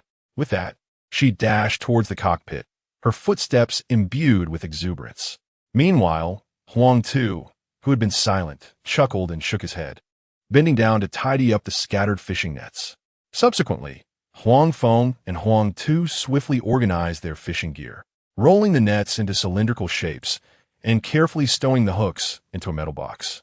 Huang Dai then started the motor, the fishing boat roaring to life as it changed course, cleaving through the azure sea towards the shore. The spray of water at the boat's stern resembled a white silk ribbon unfurling gracefully across the ocean surface. However, they did not head directly to the small dock at Peach Blossom Island. Instead, they steered towards the seafood trading dock in the city. After all, the quantity of wild groupers they had caught was considerable, and only by delivering them to the city could they command the best prices. The small dock in the fishing village could hardly accommodate such a grand haul. On the way back, Huang Feng sent a message to Xiao Yurong, informing her of the exceptional batch of wild groupers he had caught and inquiring if she was interested in purchasing them. High-end seafood, such as wild grouper, is undoubtedly more profitable when sold directly to upscale seafood restaurants. If intermediaries are involved, they will inevitably take a cut, resulting in a diminished return. Based on previous experiences selling large mackerel, he harbored a fondness for the charming female owner of the seafood restaurant. Xiao Yurong conducted her business with fairness and promptness, and her offers were equally generous. The last large mackerel she purchased was priced significantly above market value, making transactions with her both reassuring and reliable. Shortly after sending the information, his phone chimed with her response, expressing her eagerness to acquire this batch of grouper and instructing Huang Feng to wait for her at the Shizhou Seafood Trading Market, as she would be on her way. Huang Feng was not surprised by her willingness. While wild grouper may not be as rare as wild yellow croaker, it is still a sought-after delicacy in the high-end seafood market, known for its tender flesh and rich nutritional value. For any upscale seafood restaurant, it is a highly coveted item, making Xiao Yurong's interest entirely reasonable. After more than an hour of bumpy sailing, the boat swayed as if intoxicated, while Huang Dai firmly grasped the steering wheel. The diesel engine emitted a final low growl as the fishing vessel glided smoothly into the seafood trading dock in the city. Resembling a nimble fish, along the shore, dozens of fishing boats of varying sizes were neatly anchored in their berths. The air was thick with the pungent scent of fish, mingled with a hint of diesel carried by the damp sea breeze. The distant sounds of fishermen's calls, the rustling of fishing nets, and the roaring of engines intertwined to create a vibrant and lively tapestry of life. Huang Dai expertly maneuvered the steering wheel, securing the boat at an available berth. She turned and retrieved a rusted landing net from a corner of the cabin, its mesh still adorned with remnants of tiny fish scales. Bending over, she peered into the live well, where the seawater gently rippled in response to the boat's movements, and numerous silver-scaled fish flicked their tails restlessly in the dim depths. As the net dipped and rose within the live well, lively fish leaped into the adjacent large blue barrel, which bore traces of scales left from previous catches. Approaching the dock, Huang Dai turned on the water tap, allowing cool seawater to rush into the barrel until it nearly submerged the fish. She then retrieved a portable oxygenator from the cabin, its exterior slightly worn but still powerful in operation. Submerging the oxygen tube into the barrel and pressing the switch, a buzzing sound erupted as fine bubbles gushed forth, bursting into ephemeral crystal flowers on the water's surface, infusing the fish with a continuous source of vitality. With this device in place, the fish would thrive for an entire day without issue. She gently patted the oxygenator, her eyes reflecting an unmistakable joy of abundance. In just a short while, all the catch was secured in several large barrels. The largest grouper measured a formidable 2 feet in length, its slate-gray body adorned with irregular dark spots. Its tail fin persistently slapped the water surface, creating ripples that spread outward. Suddenly, an unknown disturbance startled the school of fish, causing a flurry of agitation within the bucket, while the murky seawater splashed over the rim. A small puddle formed on the smooth concrete of the dock, reflecting fragmented rays of sunlight. Ha ha ha! The sound was utterly delightful. Huang Dai, hands on her hips, erupted into laughter, her boisterous mirth ringing out with remarkable clarity amidst the clamor of the dock. It had been ages since she had witnessed such a congregation of fish. To her ears, the tumultuous sound of the fish thrashing in the water surpassed all melodies of the world. It represented a tangible harvest. Each flick of the tail resonated like the crisp clink of coins, a symphony pleasing to the ear. Stop grinning foolishly. Huang Feng agilely leaped from the stern of the boat onto the dock, his movements swift and precise. He glanced back at the still giggling Huang Dai, unable to suppress a chuckle. Chapter 12 Reunion. With Xiao Yurong, the gentle sunlight caressed the dark visage of Huang Feng, illuminating the skin on his neck, dampened by sweat, causing it to glisten. Beads of perspiration cascaded down his cheeks, landing upon the concrete of the dock, where they evaporated almost instantly. Ah, this is not the first time I've caught so many, he thought, his heart brimming with joy. As he spoke, 3 middle-aged men clad in rubber shoes hastened towards him. Their pant legs were speckled with mud, clearly the result of tireless labor at the dock. Each held a small notebook, densely filled with prices and details of various catches. The man at the forefront, sporting a buzz cut, had a somewhat discolored towel draped around his neck. He leaned forward to glance into the bucket, his eyes widening in astonishment. "Goodness!" he exclaimed, his voice booming enough to startle a fisherman nearby, who was busy organizing his gear. "So many large groupers? And they're all lively." As he rubbed the grime from his hands, he stepped closer, his eyes darting among the fish as if appraising their worth. "Hey there, brother, are these wild or farmed? Name your price, and if it's reasonable, I'll take them all." His fingers tapped rhythmically against his thigh, already calculating potential profits in his mind. Such vibrant groupers are in high demand at upscale hotels in the city, promising a substantial return upon resale. Need I say more? Huang Dai puffed out her chest, pride radiating from her demeanor. "These are genuine wild groupers, freshly caught from the outer sea. Just look at their quality." She pointed to a particularly colorful grouper, its scales shimmering under the sunlight with a metallic sheen. "Wild, you say?" The buzz-cut fishmonger's eyes sparkled with excitement, akin to a treasure hunter who had stumbled upon a great find. He leaned in closer, his nose nearly touching the edge of the bucket, inhaling the briny scent of the seawater mingled with the fish's aroma. "What a splendid catch. Just name your price. As long as it's fair, I'll pay you immediately, no haggling." He gulped, his Adam's apple bobbing. With so many wild groupers, securing this deal would ensure a profitable month, perhaps even a windfall of 888. Meanwhile, the other 2 fishmongers swiftly joined the fray. One, a stout man wearing a straw hat with a protruding belly, pushed his way through the crowd for a closer look. "Wow, this is truly exceptional. Such size and vitality are rare." The other, a tall and lean fellow with sun-kissed skin, nodded in agreement. His notebook had become somewhat soggy from sweat. So many wild groupers are a rarity these days. They're hardly seen in the market. "Miss, sell them to me, Zhang Lao-san. I assure you my offer is fair and without deceit," the stout man shouted, anxious that delay would allow others to snatch the fish away. "Don't listen to him. I, Li Laosi, can offer you a better price. Sell them to me." The buzz-cut fishmonger, Wang Laowu, insisted, unwilling to be outdone. I'll take them all, no matter the cost. The tall man, Zhang Lao-san, chimed in, his gaze fixated on the fish in the bucket. The fishmongers clamored excitedly, their voices brimming with unrestrained enthusiasm and urgency, each eager to claim the fine catch. However, Huang Dai suddenly raised her hand, a smile still gracing her face. Gentlemen, I apologize, but these fish have already been reserved. They are fully accounted for. I truly regret the inconvenience.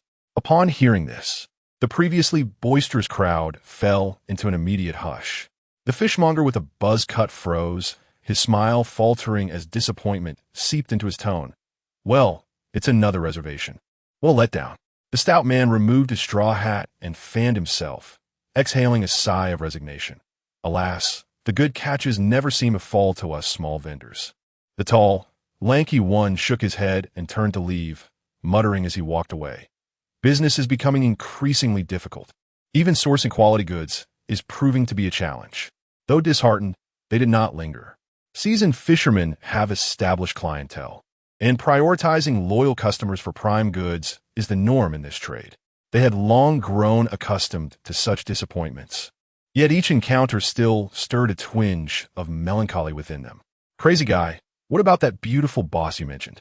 Huang Dai inquired, glancing at the retreating figures of the fishmongers before turning to Huang Feng. Didn't you say you had arranged for her arrival? Why hasn't she shown up yet? Huang Feng pulled out his phone and sent an inquiry message. Shortly after, his phone buzzed with a response from Xiao Yurong. She was caught in traffic but would arrive soon. They should wait a little longer. All right, Huang Dai nodded, her gaze returning to the lively fish in the bucket, delight swelling in her heart as she observed them swimming merrily. The three then settled at the dock, with Huang Dai squatting beside the bucket, occasionally stirring the water and delighting in the fish's startled evasions, her face alight with a child's joy. Huang Feng leaned against the boat's edge, gazing out at the shimmering sea, where several fishing vessels slowly departed the dock, heading into the deep waters. Huang too remained absorbed in his phone, occasionally glancing up toward the dock's entrance before returning to his screen, seemingly captivated by some hidden treasure within. After about 5 or 6 minutes, a sleek black Bentley glided into the dock, coming to a stop not far from them. The car door swung open, and Xiao Yurong emerged from the back seat. She wore a light blue shirt today, the collar slightly open, revealing her delicate collarbone, with sleeves rolled to her elbows, showcasing her pale, slender forearms adorned with an elegant watch that gleamed brilliantly with her movements. 2 attendants in work uniforms followed behind, carrying several empty plastic baskets, clearly there to collect fish. Huang Feng, it's nice to see you again, Xiao Yurong said, approaching him with a smile that radiated warmth, her eyes sparkling with mirth, her voice ringing like a delicate wind chime. I apologize for the delay. I got caught in traffic. Thank you for waiting. No problem, Miss Xiao. We just arrived not long ago. Please take a look at the fish.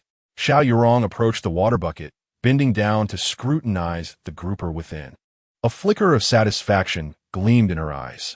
The quality is quite impressive. It seems your recent fishing expedition has yielded considerable rewards. Shall I have my associate weigh it? Once done, we can settle the accounts. Very well, Huang Feng replied, reaching out to assist in moving the heavy bucket closer to the electronic scale. Their arms inadvertently brushed against one another, and Huang Feng noted the smoothness of her skin, akin to fine jade. Huang Dai observed their familiar discussion regarding the weighing process, her curiosity intensifying with each passing moment. She leaned closer to Huang Feng, gently prodding him with her elbow, and whispered with a mischievous glint in her eye, "You seem quite chummy. When did this connection blossom? Do share, or I shall not let this rest. Do not speak nonsense. She is merely a client, and our interaction is strictly professional." Despite his words, Huang Feng could not suppress a subtle smile. Unbeknownst to him, his tone had shifted when speaking with Xiao Yurong, becoming less formal and more at ease, as though they were long-time acquaintances. This, indeed, is the hallmark of confidence. Chapter 13. A Perfect Sum. As the proprietor of the Yuxiao Hotel in Haizhou City, Xiao Yurong is certainly no novice when it comes to fishing. The sheer volume of rare catches that Huang Feng has managed to secure cannot simply be attributed to luck. While an ordinary fisherman might consider a haul of 10 fish each weighing over a pound. To be a bountiful day, Huang Feng's ability to capture over 100 fish in one go, a substantial portion of which are prize grouper, marks him as a true master of the craft. In that fleeting moment, Xiao Yorong's gaze toward Huang Feng transformed, her curiosity swelling like the tide breaching the shore. The ensuing events unfolded quite naturally. Xiao Yorong crouched beside the bucket, her fingers adorned with jade bangles, gently tapping a grouper that attempted to leap out of the water. The cool scales brushed against her fingertips as she stood upright and instructed her assistants behind her, Xiao Zhao, Xiao Li, fetch the scale. The two assistants, clad in gray uniforms, promptly obliged and brought forth an electronic scale. Xiao Li, donning rubber gloves, cautiously scooped a fish from the bucket. The grouper, vigorous and spirited, splashed water onto his face with a flick of its tail, prompting a light laugh from Xiao Yorong. 7 pounds, 2 ounces, 6 pounds, 7 ounces. The scales' readings echoed in succession, while the sun elongated their shadows on the swaying dock. In no time, Xiao Li handed over a notepad filled with numbers to Xiao Yorong. Xiao Zong, the total comes to 824 pounds, of which 587 pounds are grouper. Xiao Yorong glanced at the notepad, then looked up at Huang Feng with a smile. The market price for grouper is 121 per pound. I shall offer you 160. For the other fish, I will add 30% to the market price. How does that sound? Huang Feng had no objections, but Huang Dai, standing nearby, brightened at the offer, discreetly tugging on Huang Tu's arm. This price was significantly higher than what they usually receive from fishmongers. When it came time to settle the accounts, Xiao Li clicked away at the calculator. 93,920 for the grouper. 17,005 for the sea carp, totaling 180,320. Let's round it up to 181,000. Xiao Yorong pulled out a checkbook, the sound of her pen gliding across the paper resonating clearly. Huang Feng glanced at the check. The amount was inconsequential to him, merely pocket change. However, Huang Dai and Huang Tu were grinning from ear to ear. Huang Tu discreetly pinched his thigh, wincing in disbelief. This wasn't a dream. Huang Dai gazed at the check, her murky eyes sparkling with excitement. Once the transaction was complete, the two assistants busied themselves transporting the fish to the seafood transport vehicle. Xiao Yorong turned towards her sleek black Bentley, the car door opening to reveal beige cashmere floor mats within. Huang Feng followed behind, the wooden planks of the dock creaking beneath his shoes. At that moment, as Xiao Yorong settled into the car, she suddenly lowered the window. The sea breeze tousled her hair, revealing her fair neck. She threw a charming smile toward Huang Feng. Now that we are so well acquainted, you need to call me Xiao Boss anymore. Just call me Sister Roan, what do you think? Huang Feng was momentarily taken aback as he gazed into her watery eyes. The sunlight streamed through the car window, tinting her pupils a soft brown, reminiscent of a pool of honey. He smiled nonchalantly. Well, why not, Sister Roan? After all, addressing such a stunning and affluent beauty as sister was hardly a loss. Shall I call you Huang Di from now on? Xiao Yorong's eyes sparkled, her long eyelashes fluttering playfully, imbued with a hint of mischief. Ahem, that's overstepping. Just call me Xiao Feng, Huang Feng replied, slightly choked. Wang Gudi? Just how yellow am I? Hee hee. Xiao Yorong laughed, her laughter vibrant and charming, causing her Chanel chain bag to sway gently with the movement. Then it settled, Xiao Feng Di. She waved goodbye. I'll head back first, and I'll treat you to dinner another day. The Bentley slowly departed from the dock, its black body gleaming coldly under the sunlight, soon vanishing at the end of the road. Huang Feng stood still, watching the silhouette of the car fade away, his eyelids narrowing slightly. The sea breeze tousled his bangs, carrying a briny scent that seeped into his collar. He keenly sensed an elusive undertone in Xiao Yorong's gaze directed at him moments ago. Was she deliberately trying to foster a closer relationship? Huang Feng stroked his chin, the roughness of stubble distinctly palpable beneath his fingertips. With over 200 pounds of large mackerel ahead and hundreds of pounds of grouper behind, he had sold them all to Xiao Yorong. Given her astuteness, she could not possibly be unaware of his unique fishing prowess. The Su family's Yuxiao Hotel was desperately in need of a stable supply of wild delicacies. It was entirely reasonable for her to seek out a supplier who could consistently provide high-quality goods. Realizing this, Huang Feng chuckled to himself and turned towards his fishing boat. The vessel gently rocked with the waves, the deck still permeated with the fishy scent from the morning's catch. In the distance, a flock of seagulls circled around the fishing boat. It was already 1:30 in the afternoon. The September sun hung like a fiery orb above, and even the usually refreshing sea breeze now bore a sweltering heat, offering no relief as it blew against his face, causing beads of sweat to form more densely on his brow. The three of them had set out early in the morning, and now, having worked tirelessly, they had yet to eat. At this moment, his stomach was growling audibly. The energy for conversation diminished significantly since the morning. Each word felt like an echo of protest from his empty belly. Let's not head back just yet. Huang Feng raised a hand to wipe away the sweat trickling down his forehead, his fingertips tinged with the salty taste of seawater. His gaze swept over the nearby street, wafting with the enticing aroma of food, where hints of garlic and steamed seafood mingled in the air. Let us first fill our stomachs. Otherwise, we'll have to cook when we return, and I'd rather avoid the hassle. Huang Dai rubbed his flat stomach, a weary yet approving smile spreading across his face. I'm starving. My stomach has been growling ever since we pulled in the last net. I was afraid you'd hear it. I'm with you on that. We must enjoy a good meal today. Huang Tu nodded vigorously beside him, his dark face reflecting the youthful exuberance of recent adulthood. After several consecutive hours of labor, a hint of fatigue lingered in his eyes, which bore a subtle shade of dark blue. Subsequently, the trio made their way along the cobblestone path bordering the dock towards the restaurant. The street vendors continued to vociferously advertise their wares, their voices infused with the vibrant bustle of the marketplace. Fresh clams and razor clams, just pulled from the sea, 3 kilograms for 10 yuan. Perfect for steaming or stir-frying at home. In the basin before the vendor, the shellfish continued to release bubbles, with occasional droplets splashing forth, refracting glimmers of light in the sunlight. A few tourists, sporting backpacks, raised their cameras, repeatedly capturing images of the returning fishing boats in the distance. The click of the cameras harmonized with the rhythmic lapping of waves against the dock, weaving together a vivid tapestry of daily life at the harbor. Chapter 14.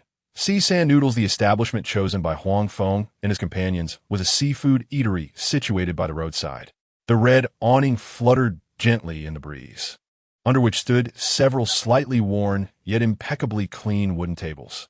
The legs of the tables bore traces of seawater, indicating a frequent patronage by fishermen. Against the wall hung a luminous menu board, adorned with illustrations and prices. Garlic steamed shrimp, 35 yuan. Braised hairtail, 25 yuan.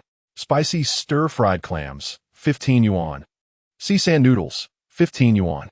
Notably, the sea sand noodles were a local specialty of Hike City, an essential order for the famished. The proprietor, a middle-aged man sporting a scruffy beard, had skin tanned to a deep brown by the sun and sea breeze. When he smiled, the wrinkles at the corners of his eyes seemed to harbor untold stories. Upon noticing the trio dressed in fish-scaled and seawater-stained fishing attire, their pant legs still damp, he approached them with warmth, a clean cloth in hand, wiping it as he walked. You three must have just returned from the sea. Given your attire, you must have caught quite a bounty. Would you care to sample today's fresh shrimp? Just off the fishing boat. See how the shrimp whiskers are still twitching, bursting with vitality. They are best steamed. The owner gestured toward a large basin at the entrance, where indeed the sea shrimp danced joyfully, their green shells glistening with sheen. Huang Feng chuckled in agreement, guiding his companions to a table near the air conditioning unit. The cool air finally alleviated some of the heat. He handed the menu to Huang Dai, gently tapping it with his finger. Sister Dai, take a look with Xiao Tu and see what you fancy. No need to be modest. We made quite a profit fishing today. Let us indulge ourselves and reward our hard work this half-day. Huang Dai, equally unpretentious, accepted the menu and perused it with care, pausing her finger on the line for garlic steamed shrimp. She glanced up at Huang Tu, who was fixated on the stir-fried clams, and with a smile, she ordered the garlic steamed shrimp, braised hairtail, and even added a portion of stir-fried clams for Huang Tu, knowing it was his favorite.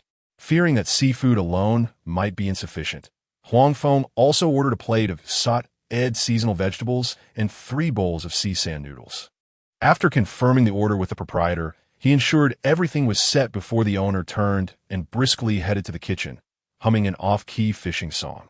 Meanwhile, Huang Feng retrieved his phone from his pocket. With fish scales clinging to the phone case, he gently brushed them away, swiftly unlocking the device and opening WeChat.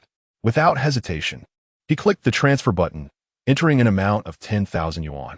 After verifying the details, he lightly pressed the send key.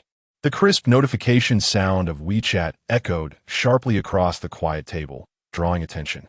Huang Dai, who had been absent-mindedly picking at the dust in the crevice of the table, instinctively glanced down upon hearing the sound.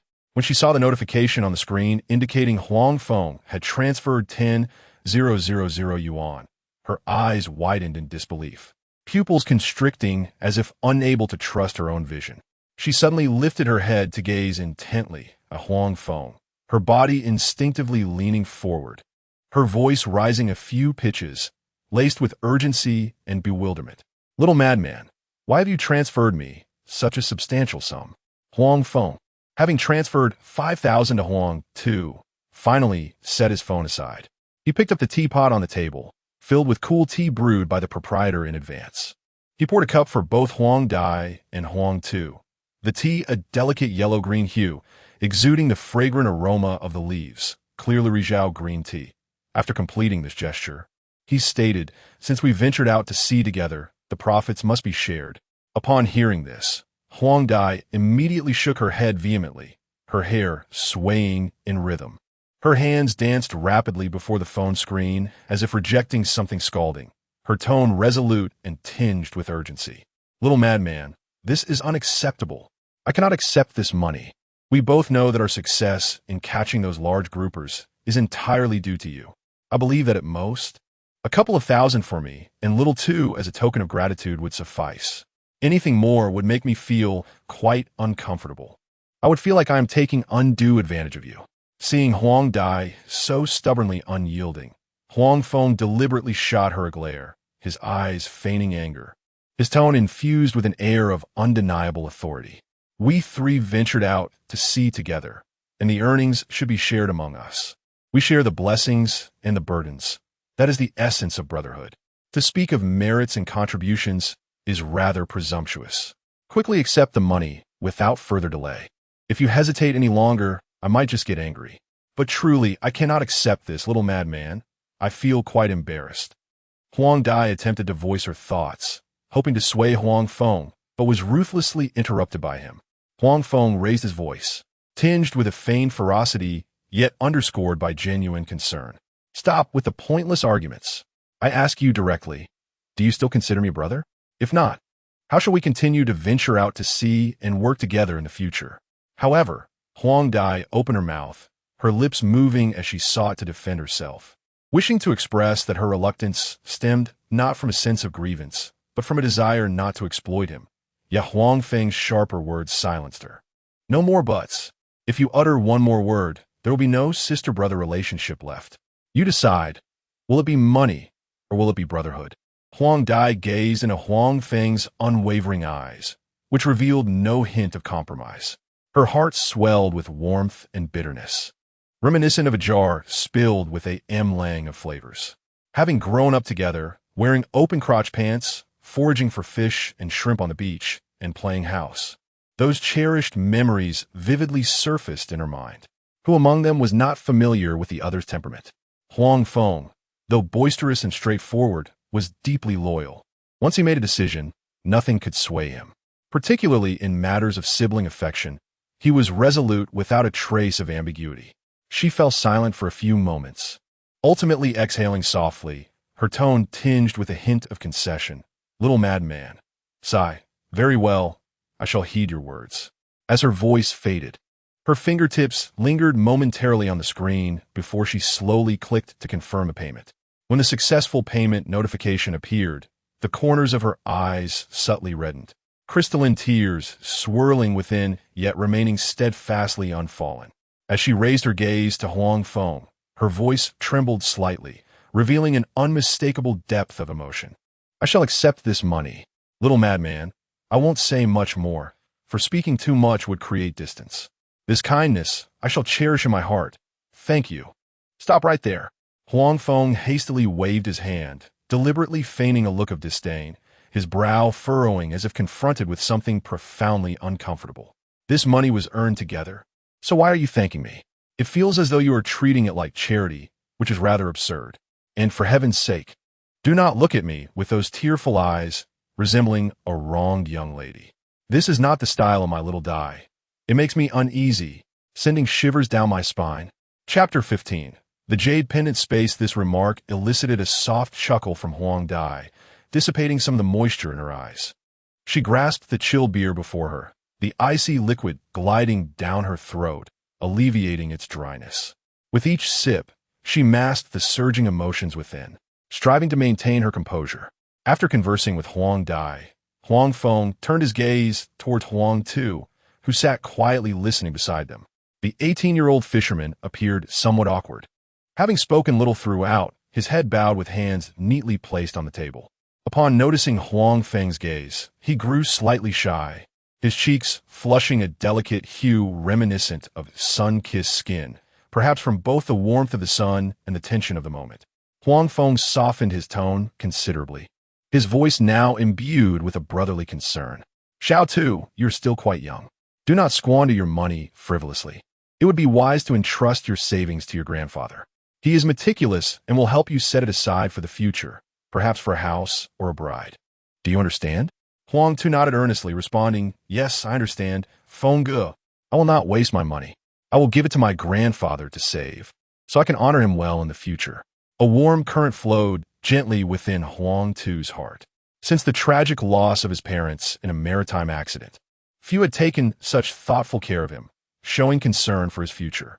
Huang Feng's words acted as a beacon of warmth, illuminating the dim corners of his heart that had darkened from the absence of loved ones, allowing him to experience a long-forgotten sense of care.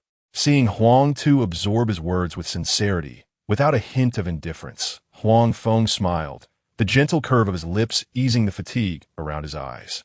He reached out to lightly pat Huang Tu's shoulder, feeling the boy's slender frame beneath his touch, distinctly aware of the protruding shoulder blades beneath his clothing, which stirred a deeper sense of compassion within him. After spending the day with the taciturn Xiao Tu, from the early morning fishing expedition to the midday fish sale, Huang Feng's empathy for him deepened. He could keenly perceive that, although Huang Tu had just reached adulthood, he exhibited far more resilience and tenacity than many of his peers. During their morning outing, the fishing net, heavy with seawater, weighed down the young man's frail arms. Yet, with gritted teeth, he clutched the ropes tightly, pulling in tandem with the others.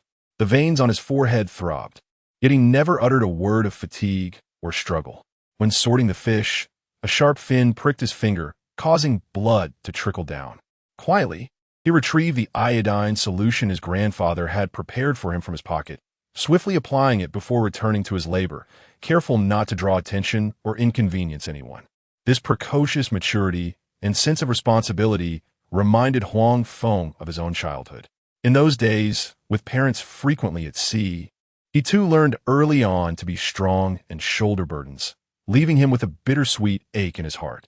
Huang Feng understood that unexpected sorrow might have once struck his tender heart like a tempest, rendering him silent, sensitive, and hesitant to forge connections with others, much like a frightened creature, perpetually on guard to shield himself. Yet, suffering also resembled a whetstone, hastening his growth amidst adversity, teaching him to stand firm in the storm and bear the burdens of life, shouldering the weight for his grandfather with his youthful frame.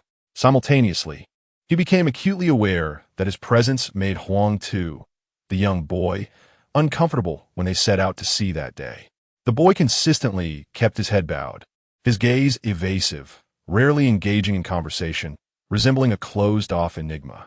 Whenever something was handed to him, he would quickly accept it, murmuring a soft thank you, Brother Feng, before immediately averting his eyes, a hint of timid detachment lingering in his demeanor. However, as the day unfolded, the boy gradually began to open up, his gaze no longer as evasive, occasionally initiating conversation. Such subtle changes brought Huang Feng immense solace. He empathized with this boy who shared a similarly painful past and genuinely wished to assist him, not wanting to witness him remain ensnared in the shadows of the past, living in solitude and silence. He even contemplated bringing Huang Tu along on every future sea venture, attempting to assume the role of an elder brother.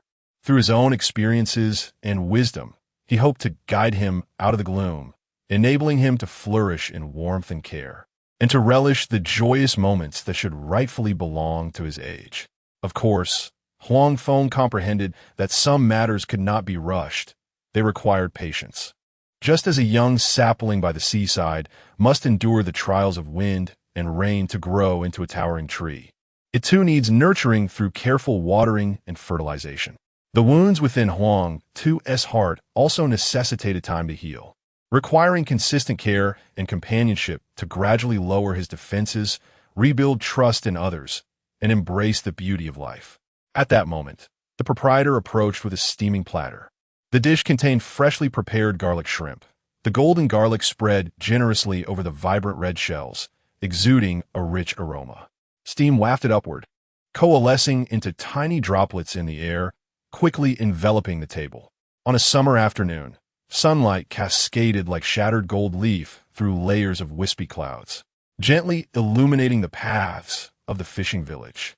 The pebbles on the ground warmed under the sun, and the air was infused with the briny scent of the sea, wrapped in a languorous ambience that compelled one to slow their pace. Huang Feng sat on the stone steps at the entrance of his home, his fingertips idly tracing the patterns on the stones. His gaze slowly settled on the vacant courtyard before him. In the center lay exposed earth, still retaining traces of moisture from recent rains, yet devoid of any respectable greenery. The entire courtyard appeared particularly desolate, mirroring the emptiness within his heart. Suddenly, a thought flickered in Huang Feng's mind. In the next moment, he found himself in a space measuring 1,000 meters in length, width, and height. The atmosphere was shrouded in a gray haze, steeped in silence, with only a shimmering spring and dark spiritual earth breaking the monotony. Uncertain of the efficacy of this spring water, Huang Feng, despite having perused numerous novels extolling the extraordinary virtues of such magical waters, dared not consume it recklessly.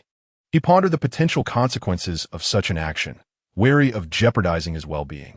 Hence, he resolved to conduct an experiment. With determination, Huang Feng retrieved a portion of the spring water from his spatial realm and poured it over the weeds in his courtyard. Instantly, the foliage transformed, becoming more verdant, and appeared to have grown larger. A fleeting thought crossed his mind, recalling the small green vial of Han, Li, and Wang Lin's reverse pearl. Yet, Huang Feng remained hesitant to drink it directly.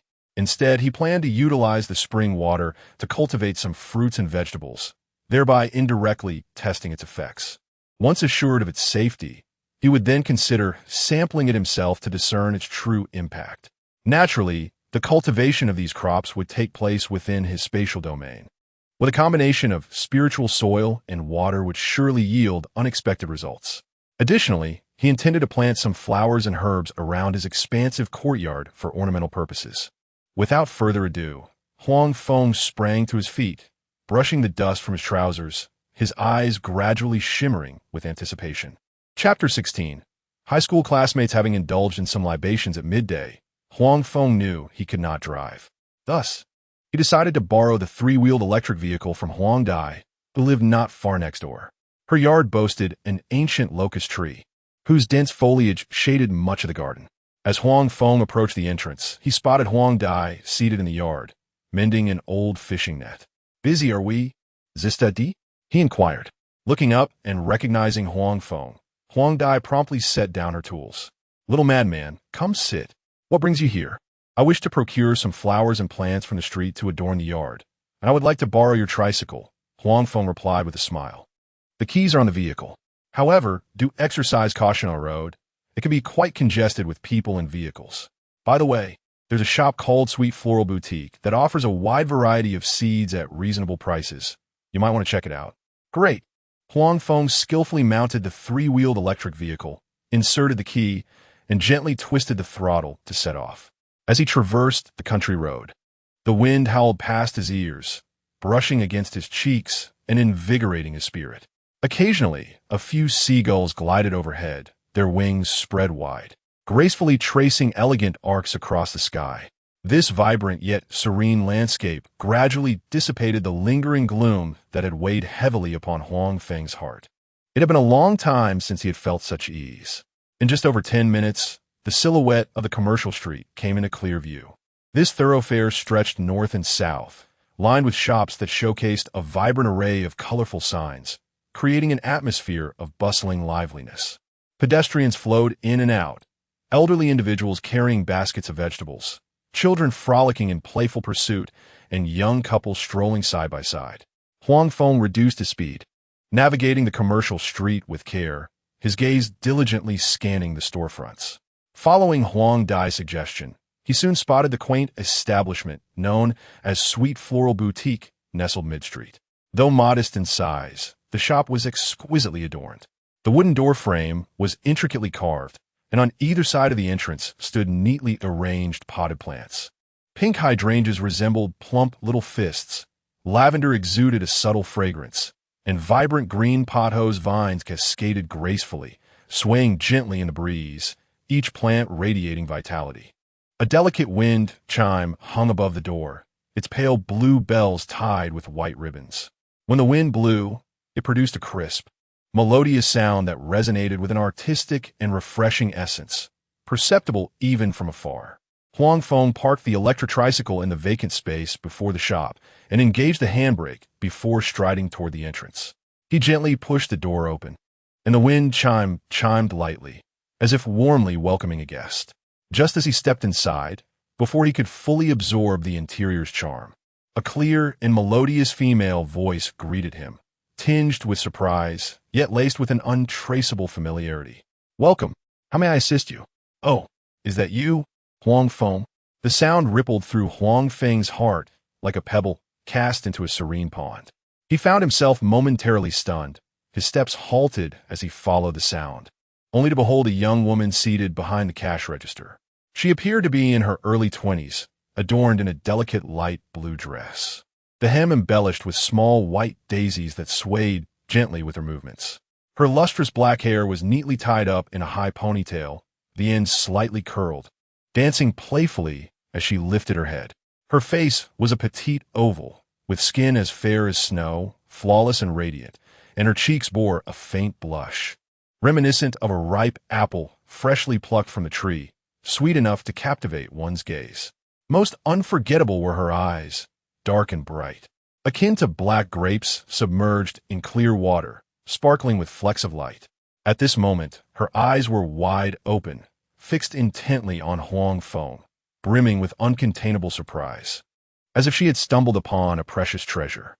In Huang Feng's aesthetic judgment, she was undoubtedly an exceptionally beautiful young lady. She was not the kind of stunning beauty that would immediately captivate an audience. She wore no heavy makeup nor extravagant clothing, merely exuding a subtle fragrance of gardenias. Yet she possessed a unique charm. There was a gentle purity interwoven with an innate liveliness, a beauty distinctive to a girl raised in a small town. Increasingly delightful the more one gazed, like sipping from a glass of sweet, clear spring water. Yet a question arose. How could this young woman possibly know him? Huang Feng stood still, scrutinizing her several times, from her brows to her attire, desperately searching his mind for any semblance of familiarity. Yet, the depths of his memory were a blank canvas, devoid of any impression of her. "Miss, do you know me?" he inquired, his brow slightly furrowing, his tone laced with confusion, even uncertainty about whether he had misheard. Seeing Huang Feng's bewildered expression, as if he had no recollection of her, the young woman could not help but stifle a laugh, her eyes curving into crescent shapes, revealing two charming dimples. Her laughter rang like wind chimes, crisp and teasing, yet devoid of malice, instead radiating an inexplicable warmth. "Oh dear, Huang the handsome, you truly are one to forget easily. It has only been a few years since high school graduation. We were classmates for 3 years, and you have no recollection at all?" "We were high school classmates." This revelation struck Huang Feng like a thunderclap, amplifying his astonishment. He instinctively scratched his head, fingers weaving through his hair as he desperately rummaged through his memories from junior high. The blue and white school uniforms, towering stacks of textbooks on desks, formulas densely scribbled on the blackboard, shadows racing on the playground, and the laughter and frolic of classmates during breaks. All these scenes flashed in his mind. Yet no matter how hard he tried, he could not recall the gentle and beautiful girl before him. I truly apologize. I genuinely have no recollection. May I ask, what is your name? Huang Feng offered an awkward smile, his eyes betraying a hint of regret. Upon witnessing his sincere expression, the young lady retracted her smile, pressed her lips together, and softly uttered her name, her eyes shimmering with a subtle hint of anticipation. Li Tiantian. Do you remember? Li Tiantian. Huang Feng repeated the name, savoring each syllable, his brow furrowing deeply as fragmented memories danced in his mind like scattered puzzle pieces, gradually beginning to coalesce. Suddenly, a spark ignited in his eyes, as if he had grasped a vital clue. He slapped his thigh with a sudden exclamation, his voice rising in excitement.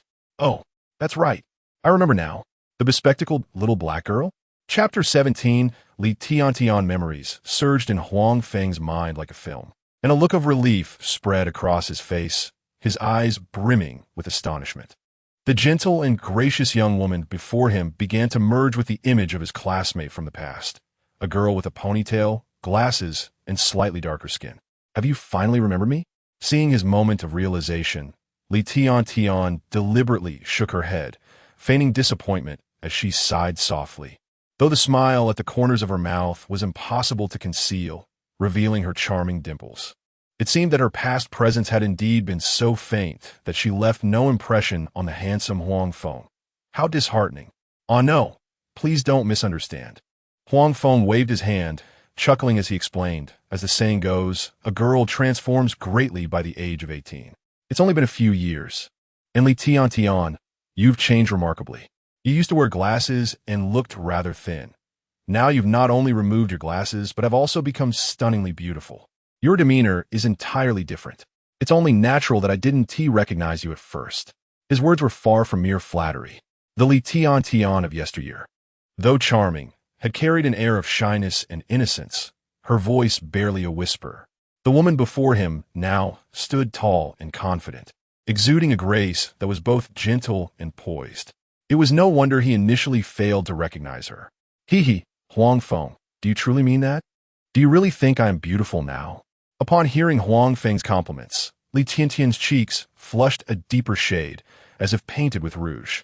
A glimmer of delight flickered in her eyes, her tone softening with a hint of shyness as she unconsciously twisted the hem of her dress. Hearing such praise from Huang Feng made her genuinely happy. Back in school, she often felt unattractive and envied those girls who were blessed with beauty. Huang Feng chuckled and shook his head, saying, All right, you needn't keep calling me handsome. It sounds rather odd. We are old classmates, just call me Huang Feng. Oh no, that's simply one do. Li Tiantian covered her mouth and laughed, her shoulders shaking slightly, her eyes curving into two adorable crescent moons filled with mirth. Huang Feng, you were undeniably the most handsome boy in our class back then. I remember during breaks, many girls would whisper about you, admiring your looks and your prowess on the basketball court. I recall an incident when you injured yourself playing basketball, and a throng of girls rushed to the infirmary to check on you. And now, you seem even more dashing than before, having shed your youthful naivety, your demeanor more composed and mature, exuding even greater charm. As the laughter gradually subsided, Li Tiantian poured Huang Feng a glass of water, her gaze filled with curiosity. My dear old classmate, I remember you were accepted into a prestigious 985 university, right? Now that you've graduated, where are you working? Do share. Let this academic underachiever indulge in some envy.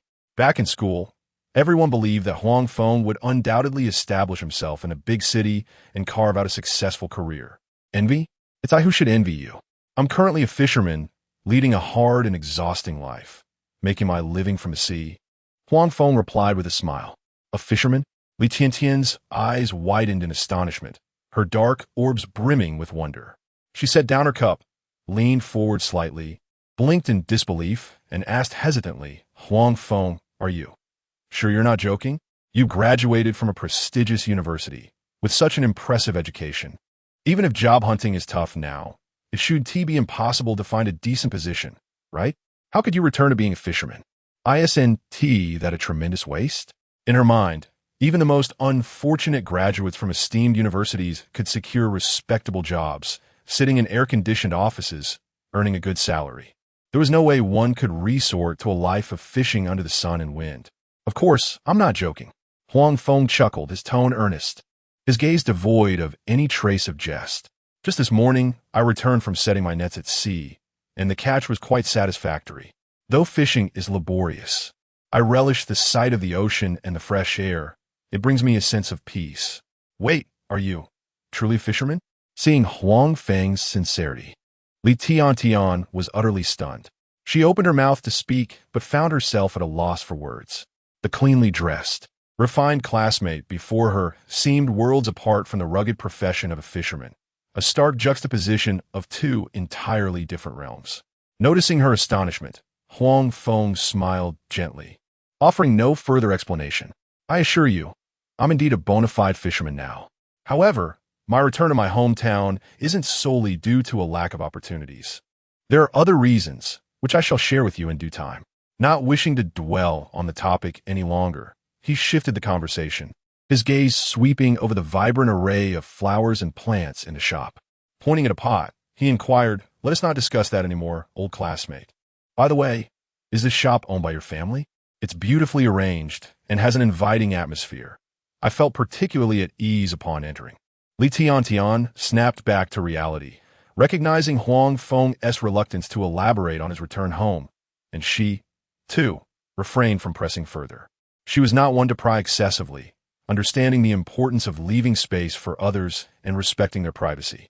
She nodded gently, a smile returning to her face as she cheerfully replied, "Yes, my parents run this shop.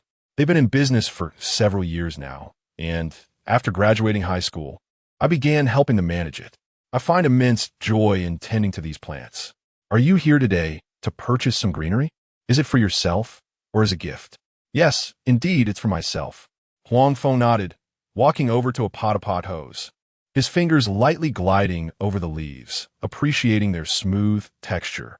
Upon my return home, I noticed our large yard was quite barren and desolate, appearing rather forlorn. I thought to plant some greenery to liven it up and infuse it with vitality. Your family operates a flower shop, so you must possess considerable knowledge in this area. What do you think would be the most aesthetically pleasing plants to cultivate? I am utterly unfamiliar with this subject, and I would greatly appreciate your guidance." As he spoke, his gaze wandered among the vibrant blooms and greenery in the shop, occasionally resting on the brilliant roses and then on the charming succulents. Chapter 18. The bonds of friendship. Li Tian gently tucked a loose strand of hair behind her ear, revealing her fair neck. She stepped out from behind the cashier's counter and approached Huang Feng, her gaze settling on the flowers and plants, deep in contemplation. After a few moments, she raised her eyes to Huang Feng and inquired, "If you seek my advice, I must first know the dimensions of your yard and its orientation. Is it predominantly sunlit or shaded? If the yard is not particularly large and receives ample sunlight, I would recommend planting purely ornamental flowers and plants, such as roses, gardenias, and osmanthus. Roses have a lengthy blooming period, flourishing from spring to autumn, displaying a delightful array of colors, red, pink, and yellow. When in full bloom, they are breathtakingly beautiful. Gardenias emit a particularly strong fragrance. During summer, their white blossoms, nestled among the green leaves, envelop the entire yard in a soothing aroma. Osmanthus flowers bloom in autumn, their golden petals hidden amid the foliage, exuding a sweet scent. Of course, one need not confine themselves to just flowers. Vegetables and fruits can also be cultivated.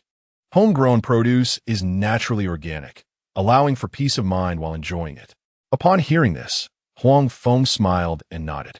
Li Tian's suggestions were indeed quite sensible. He shared her sentiments, envisioning the possibility of growing fruits and vegetables in the jade pendant space and yard.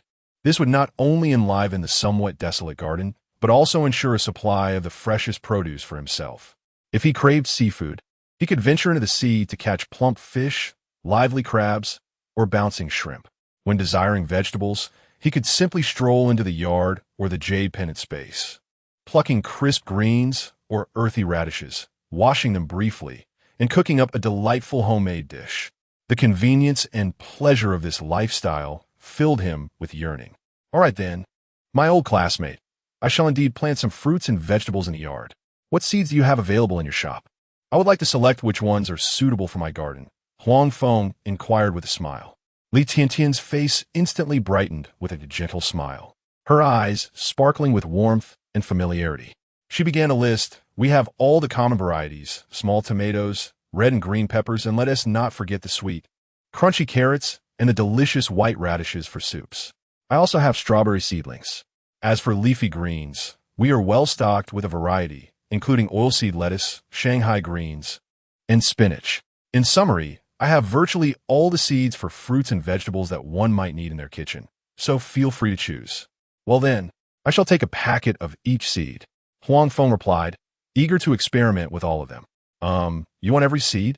Li Tiantian paused in surprise, then covered her mouth, unable to restrain a laugh, her eyes glinting with playful teasing. Old classmate, with your enthusiasm, are you planning to completely transition into a professional vegetable farmer? It seems you intend to transform your yard into a garden of 100 vegetables. There is nothing amiss in being a humble vegetable farmer. Huang Feng chuckled along, envisioning a tranquil life of watering the plants each morning and weeding after dinner, relishing the freedom to pluck whatever fruits and vegetables his heart desired. What a delightful existence it is, far preferable to jostling in the crowded market every day. Very well. I shall pack a few seeds for you from each variety, he remarked. Li Tiantian shook her head with a smile and turned toward the shelves within the shop. The shelves were meticulously arranged with an array of transparent glass jars, each labeled with the names of different seeds. Sunlight streamed through the shop's windows, casting a warm glow upon the jars. She carefully selected petite craft paper bags from the shelves and, using a small spoon, delicately scooped seeds from the jars, placing them into the bags according to their types. Her movements were both practiced and swift. Before long, she had prepared a small packet of every variety of fruit and vegetable seeds in the store, meticulously inscribing each bag with the respective seed names before neatly placing them into a sturdy bag. As she handed the bag to Huang Feng, Li Tiantian took a moment to stand beside him at the counter, sharing a few tips on seed cultivation. For seeds like tomatoes and peppers, soaking them in warm water for half a day prior to planting can significantly enhance germination rates.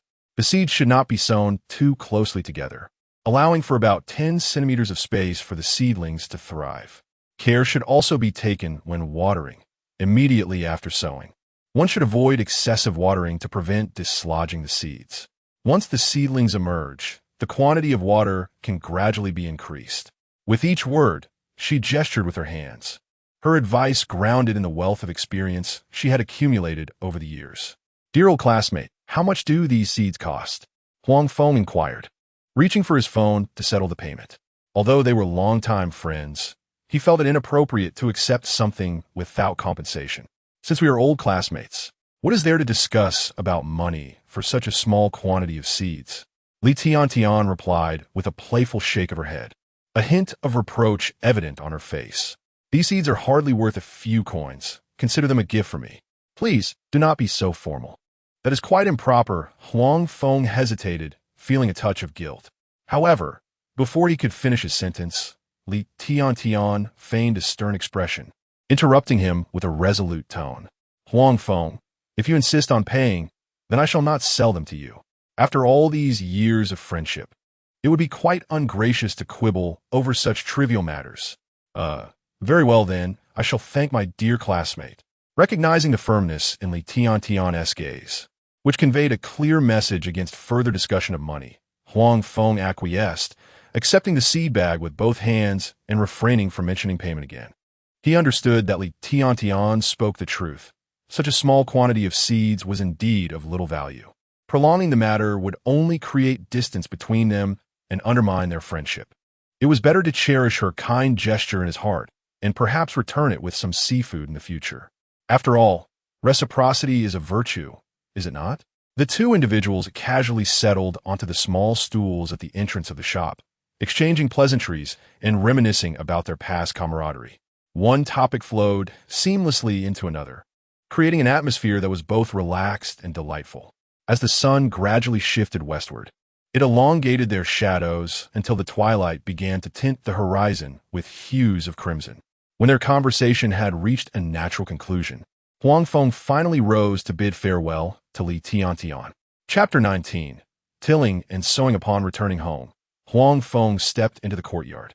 He stood at the center, gazing at the expansive grounds of his abode.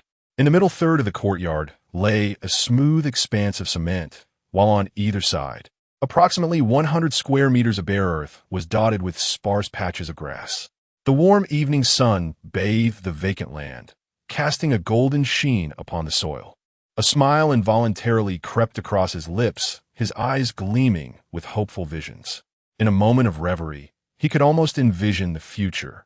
On either side of the courtyard, lush green grapevines climbed, their tendrils elegantly winding along a constructed trellis, creating a shaded haven.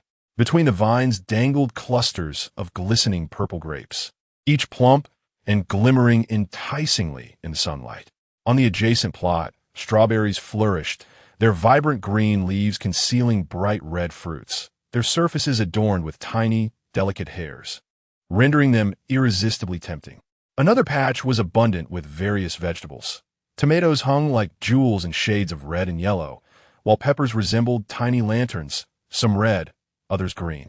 Leafy greens thrived, painting a picture of verdant vitality. Merely contemplating the scene was enough to intoxicate the senses, as if the very air were infused with the sweet fragrance of ripening fruits. He began to envision more specific details. A 3-story seaside villa standing serenely at one side of the courtyard, its white walls gleaming under the sun. Opening the windows would reveal the distant azure sea. In the spacious yard before the villa, an array of fruits and vegetables flourished, a tapestry of green. Beneath the grape trellis rested a wicker lounge chair beside a small table, upon which sat a glass of refreshing tea. He imagined reclining in the chair, basking in the warm yet gentle sunlight, while a soft sea breeze wafted from the shore, accompanied by the symphony of chirping insects and singing birds. If thirst struck, he could simply reach up to pluck a bunch of grapes from above, pop one into his mouth, and relish the sweet juice bursting on his tongue. The thought alone was exquisite. The very notion made his mouth water. Huang Feng couldn't help but chuckle, and as he laughed, he patted the seed packet in his hand, the contents rustling softly as if responding to his anticipation. Without further ado, he resolved to till the land, preparing it for sowing. Returning to reality, his immediate priority was to clear the vacant space. He promptly set to work, striding towards the storage room on the west side of the courtyard. Inside, he rummaged through a collection of seldom-used tools, gathering dust, until he unearthed a wooden hoe and a spade. Though the hoe's handle was somewhat rough, and the spade's blade was not particularly sharp, they would suffice for the soft earth of the courtyard. Without hesitation, he grasped the hoe and spade, marching over to the neglected corner of the yard, where he began to labor diligently. First, he used the spade to uproot the weeds from the barren land, casting them aside into a nearby trash bin. With both hands firmly gripping the wooden handle of the hoe, his feet positioned shoulder-width apart, he leaned slightly forward and swung forcefully towards the earth. With a resounding thud, the iron blade of the hoe plunged deeply into the soil. With another vigorous lift, a clump of hardened earth was overturned, revealing the moist, fresh soil beneath. Again and again, his movements lacked fluidity, even appearing somewhat clumsy, and his posture was far from perfect. After all, he had scarcely engaged in such agricultural labor throughout his life. Soon his arms began to ache, and beads of sweat emerged on his forehead. Fortunately, he was in the prime of his health, capable of swinging the hoe dozens of times in succession, though the perspiration on his brow increased and his arms felt slightly numb.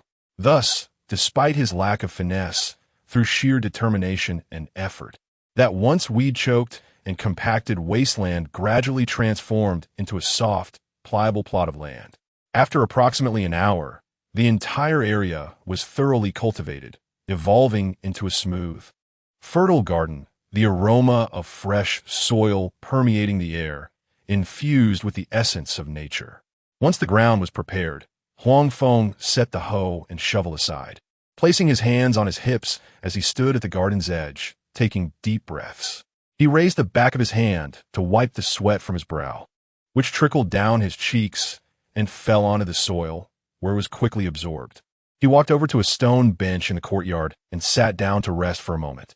The bench, carved from a large piece of bluestone, had a smooth surface that felt cool to the touch, alleviating the heat generated from his labor. After about 10 minutes of recuperation, feeling nearly restored, Huang Feng rose and approached the canvas bag, crouching down to carefully open it. From within, he extracted a small brown paper bag labeled cherry tomatoes, gently tracing his fingertips over the inscription with eager anticipation. Cherry tomatoes, commonly referred to as sweet lady fruits, were among Huang Feng's favorite fruits. These diminutive fruits, smaller than a ping-pong ball, boasted a vibrant red hue, resembling tiny rubies. A single bite revealed plump, sweet, and juicy flesh, accompanied by a subtle fruity fragrance that quenched thirst and was rich in vitamin C. They could be enjoyed as a fruit or used as a vegetable in salads. Most conveniently, they required only a rinse with clean water before being consumed whole, skin and seeds included, making for an especially delightful snack. Thus, he unhesitatingly chose the cherry tomato as his first planting endeavor, not only due to his fondness for them, but also because of their relatively short growth cycle, which would allow him to witness results more swiftly, ideal for testing the efficacy of the spiritual spring water. In the ensuing hours, Huang Feng devoted himself entirely to planting. He first retrieved some spiritual spring water from his jade pendant space. Following Li Tiantian's instructions, he soaked the cherry tomato seeds in a small bowl of spring water for 10 minutes. Then, he crouched beside the garden, gently carving shallow furrows into the surface of the soil with his fingers. The distance between the furrows was roughly a few inches apart, and with utmost care, he pinched the seeds of the cherry tomatoes, placing them one by one into the small grooves.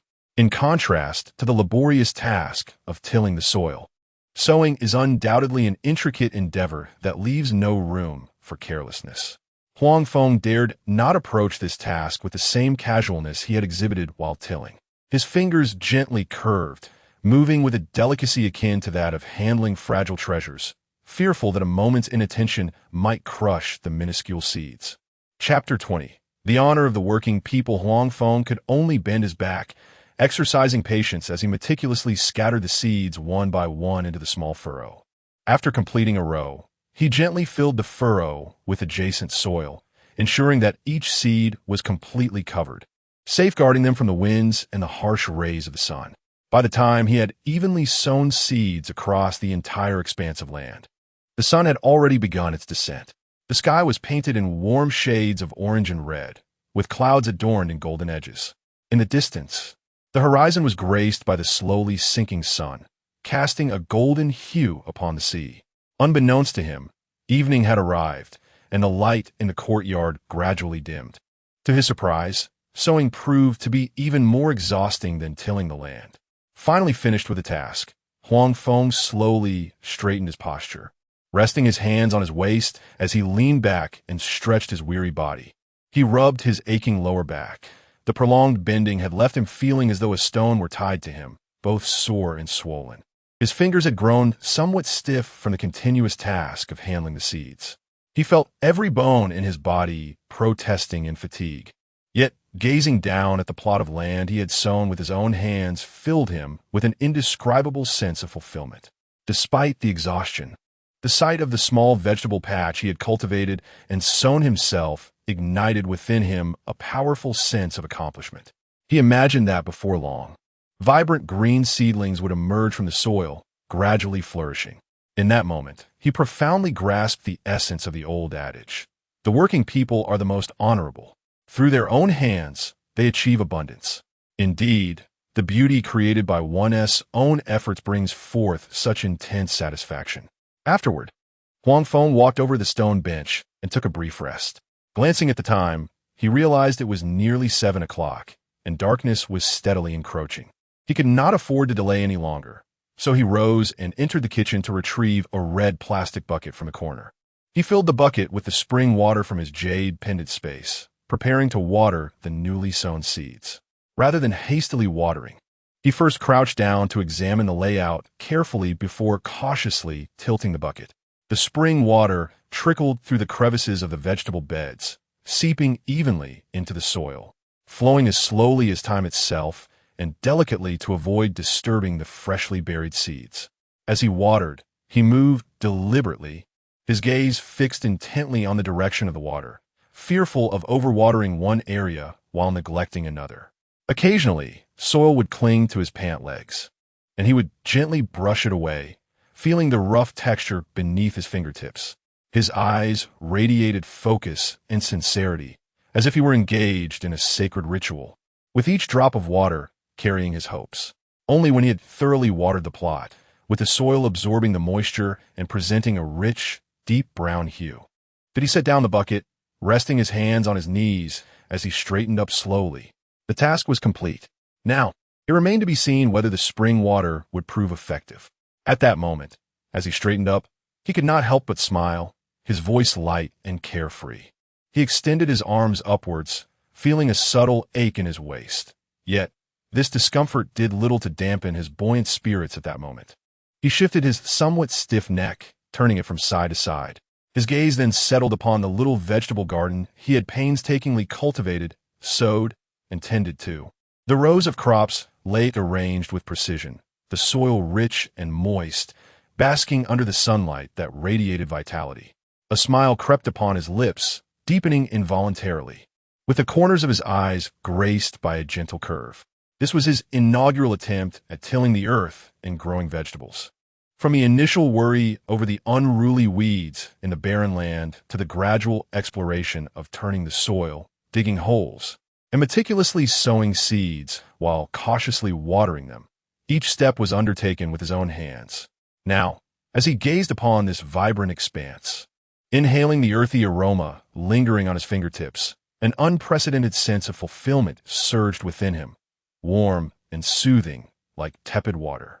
Simultaneously, the anticipation in his heart intensified. Questions swirled in his mind.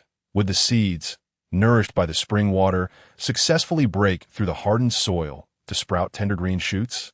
Would they grow faster and stronger than ordinary seeds, their leaves a deeper hue of green, and their fruits more plump? What wondrous effects could the spring water bestow upon these delicate lives? The setting sun gently illuminated the vegetable patch, casting a soft golden glow upon the damp earth. The soil, nourished by moisture, exuded a refreshing fragrance, the most primal and healing scent of nature, enticing enough to draw in a few more breaths. Huang Feng stood still, quietly observing this land that held all his hopes. Even his breathing softened, lest he disturb the slumbering seeds within the soil. He understood that he would not have to wait long. Time would soon act as an impartial judge, providing him with the answers he sought in the most tangible manner. For now, all he could do was embrace this heart full of expectation and silently await the arrival of miracles, eager to witness that tender green emerge from the earth. In contrast to the sowing in the yard, the planting in the jade pendant space was far simpler. With a mere thought and a single command, the sowing was accomplished effortlessly. After dinner, Huang Feng lay in bed, his consciousness embarking on a journey to the sea. In the next moment, he felt his vision expand dramatically. It was as though his soul had detached from his body, transforming into an invisible current that swiftly plunged toward the depths of the ocean along the veins of the water. Along the way, he could distinctly sense the subtle variations in the temperature of the water, transitioning from the warmth of the surface to the coolness of the seabed. He could also perceive tiny plankton gliding past him, infused with the unique dampness of the ocean. At that moment, a lush and thriving underwater forest appeared in Huang Feng's consciousness. Dark green algae layered upon one another, some even reaching lengths of 2 to 3 meters. They swayed gently in the soft currents, resembling the flowing skirts of a maiden, embodying the rhythm of life. Each movement radiated vibrant energy. This verdant kelp forest serves as a natural sanctuary for countless small creatures.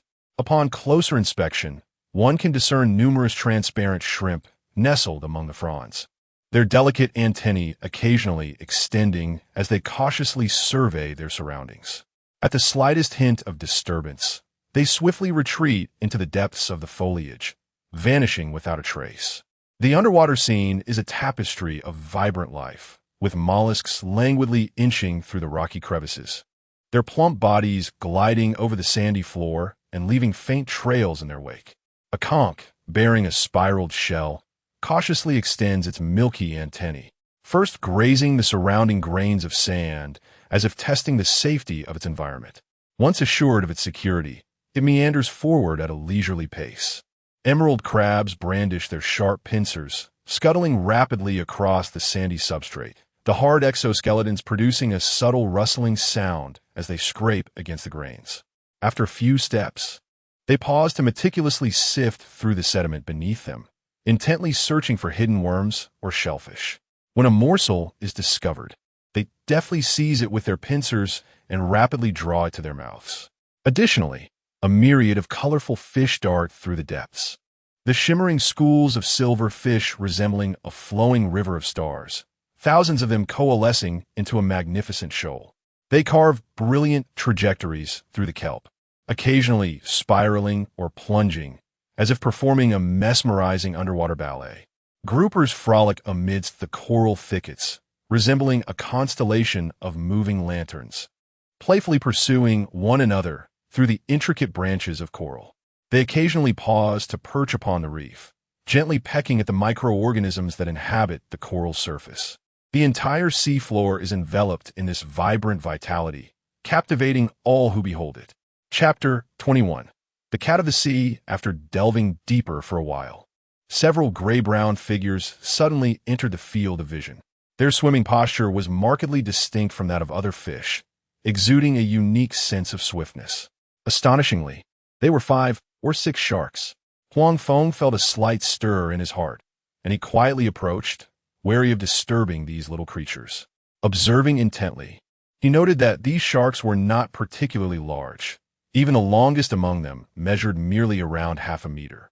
Their streamlined bodies were adorned with irregular dark brown patterns, serving as natural camouflage, rendering them difficult to detect among the rocky seabed. Their slightly ajar mouths revealed rows of tiny yet sharp teeth, exuding a semblance of ferocity. Yet in the vast underwater world, they appeared exceedingly diminutive. Not far away, several larger cod leisurely swam past, each exceeding a meter in length, their bodies a silvery gray hue with a faint white underside. They seemed entirely indifferent to the presence of the tiger cat sharks beside them, maintaining their leisurely pace and occasionally flicking their tails as if to flaunt their size advantage. Drawing upon years of experience with the ocean and an intimate knowledge of marine life, Huang Feng immediately recognized the species of these sharks. They were indeed tiger cat sharks, a species increasingly rare in the ocean, making this discovery all the more surprising.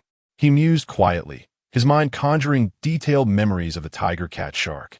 Naturally small in stature, even at maturity, they grow to a maximum length of only 70 to 80 centimeters. In a realm rife with predators and fierce competition, such a size offers little advantage. They primarily feed on small fish and invertebrates. More importantly, although tiger cat sharks are carnivorous, their flesh is rather coarse and lacks a refined taste, rendering them economically insignificant. Consequently, one seldom encounters farmed tiger cat sharks in the market, and fishermen rarely target them specifically. Nevertheless, the tiger cat shark possesses the blood of the shark family, and despite its diminutive size, it harbors an innate fierceness and dominance. They swim with remarkable speed, adeptly maneuvering through the water, diving and darting with an air of a small tyrant of the seabed, their audacious spirit vividly apparent. At that moment, an exceptionally lively tiger cat shark set its sights on a cod slightly smaller than itself. With a sudden burst of speed, it pursued the cod, which, in a panic, darted about the ocean floor, frantically flicking its tail in an attempt to evade its pursuer. Thus commenced a thrilling chase. Just then, several small long-fin tuna emerged leisurely from the vibrant coral thicket. These long-fin tuna measured about half a meter, their bodies streamlined, with deep blue backs and silvery bellies. Their smooth, delicate skin glimmered with a soft sheen under the faint light refracting through the water. They gracefully sway their fluid bodies, leisurely gliding past the tiger shark, their eyes reflecting a hint of languor and contentment, as though savoring this tranquil moment. They appear utterly oblivious to the hunting tiger shark nearby, maintaining their steady pace, occasionally pausing to peck at the microorganisms adorning the coral reef. This blatant disregard instantly ignites fury within the pursuing tiger shark. It abruptly halts its chase of the cod, its body tensing slightly as its round, glistening eyes fixate on the little long-fin tuna, a raging fire seemingly roaring within, as if it were bellowing in outrage. "How dare you treat me as heir? Do you not recognize the authority before you? I am a formidable shark. Behind me stand 6 brothers equally as fierce. Do not presume that your looks grant you the audacity to act brazenly in my presence." The blaze of anger clouds its judgment, leaving it with but a singular thought. "You, the most arrogant of all, I shall teach you a lesson today, making you aware of my prowess." Though the little longfin tuna had never displayed such arrogance, it had long since set its sights on the tiger shark. Within the not-so-bright mind of the tiger shark, it was well aware that the flesh of the longfin tuna is far more succulent and tender than that of cod or mackerel, with a flavor that is simply exquisite. If it could capture one, it would suffice for a delightful feast. However, just as the tiger shark assumed its attacking posture, slightly sinking its body to strike, an enormous shadow suddenly enveloped it from above, cloaking its entire form. The young creature found itself momentarily stunned, its previously tense body relaxing, as it bewilderedly raised its gaze towards the source of the shadow. To its astonishment, a longfin tuna, measuring a full 2 meters in length, hovered directly above its head. This massive longfin tuna was several times bulkier than the tiger shark, its cold eyes fixated upon the shark with ill intent. An overwhelming sense of pressure surged forth like a tidal wave, rendering the tiger shark immobile, its breathing becoming increasingly rapid. Although longfin tuna often grace human menus, cherished as a gourmet delicacy with a hefty price tag, they are by no means defenseless in the vast ocean. As fierce carnivorous fish, longfin tuna consume not only various small fish, but also mollusks, crabs, and other marine life. Their swimming speed is remarkable, and their explosive power is astounding, with sharp teeth capable of effortlessly crushing their prey. While they may be forced to flee in the presence of apex predators such as great whites or tiger sharks, these small tiger sharks are regarded as inconsequential in the eyes of the longfin tuna, hardly worthy of being considered adversaries. The overwhelming presence of a longfin tuna leaves the tiger shark in awe. The tiger-striped cat shark swiftly recognized the harsh reality before it, understanding that it was no match for its opponent.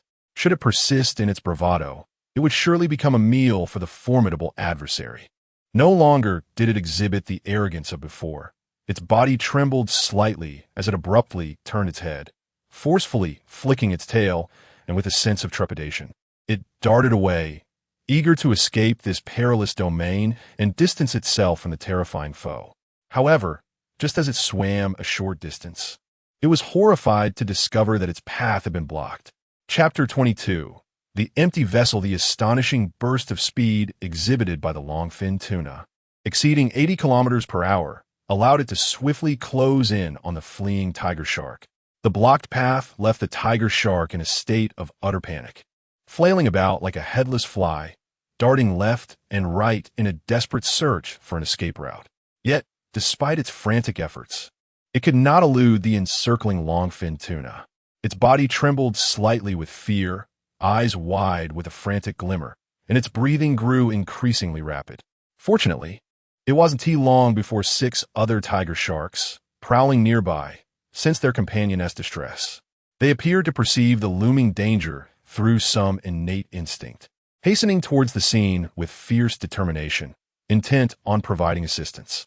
The speed of their approach was remarkable, their faces bearing expressions of ferocity, as if ready to engage in a battle to the death. However, upon arrival and witnessing the formidable size of the longfin tuna duo, their bravado dissipated in an instant. The once menacing demeanor vanished without a trace. After exchanging fearful glances, the sharks turned away in unison, mimicking their companions' earlier retreat, swimming quickly back in the direction from whence they came. They yearned to escape this perilous locale, no longer daring to entertain thoughts of provocation. Witnessing this scene unfold, Huang Feng could not suppress a chuckle.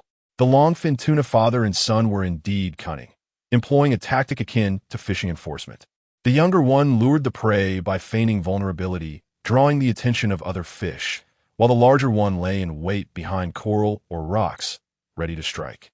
Once the opportune moment arose, the longfin tuna would pounce, catching the target off guard. From the top bodies and piercing gazes of the longfin tuna, it was evident they intended to capture all 7 tiger sharks for their evening meal.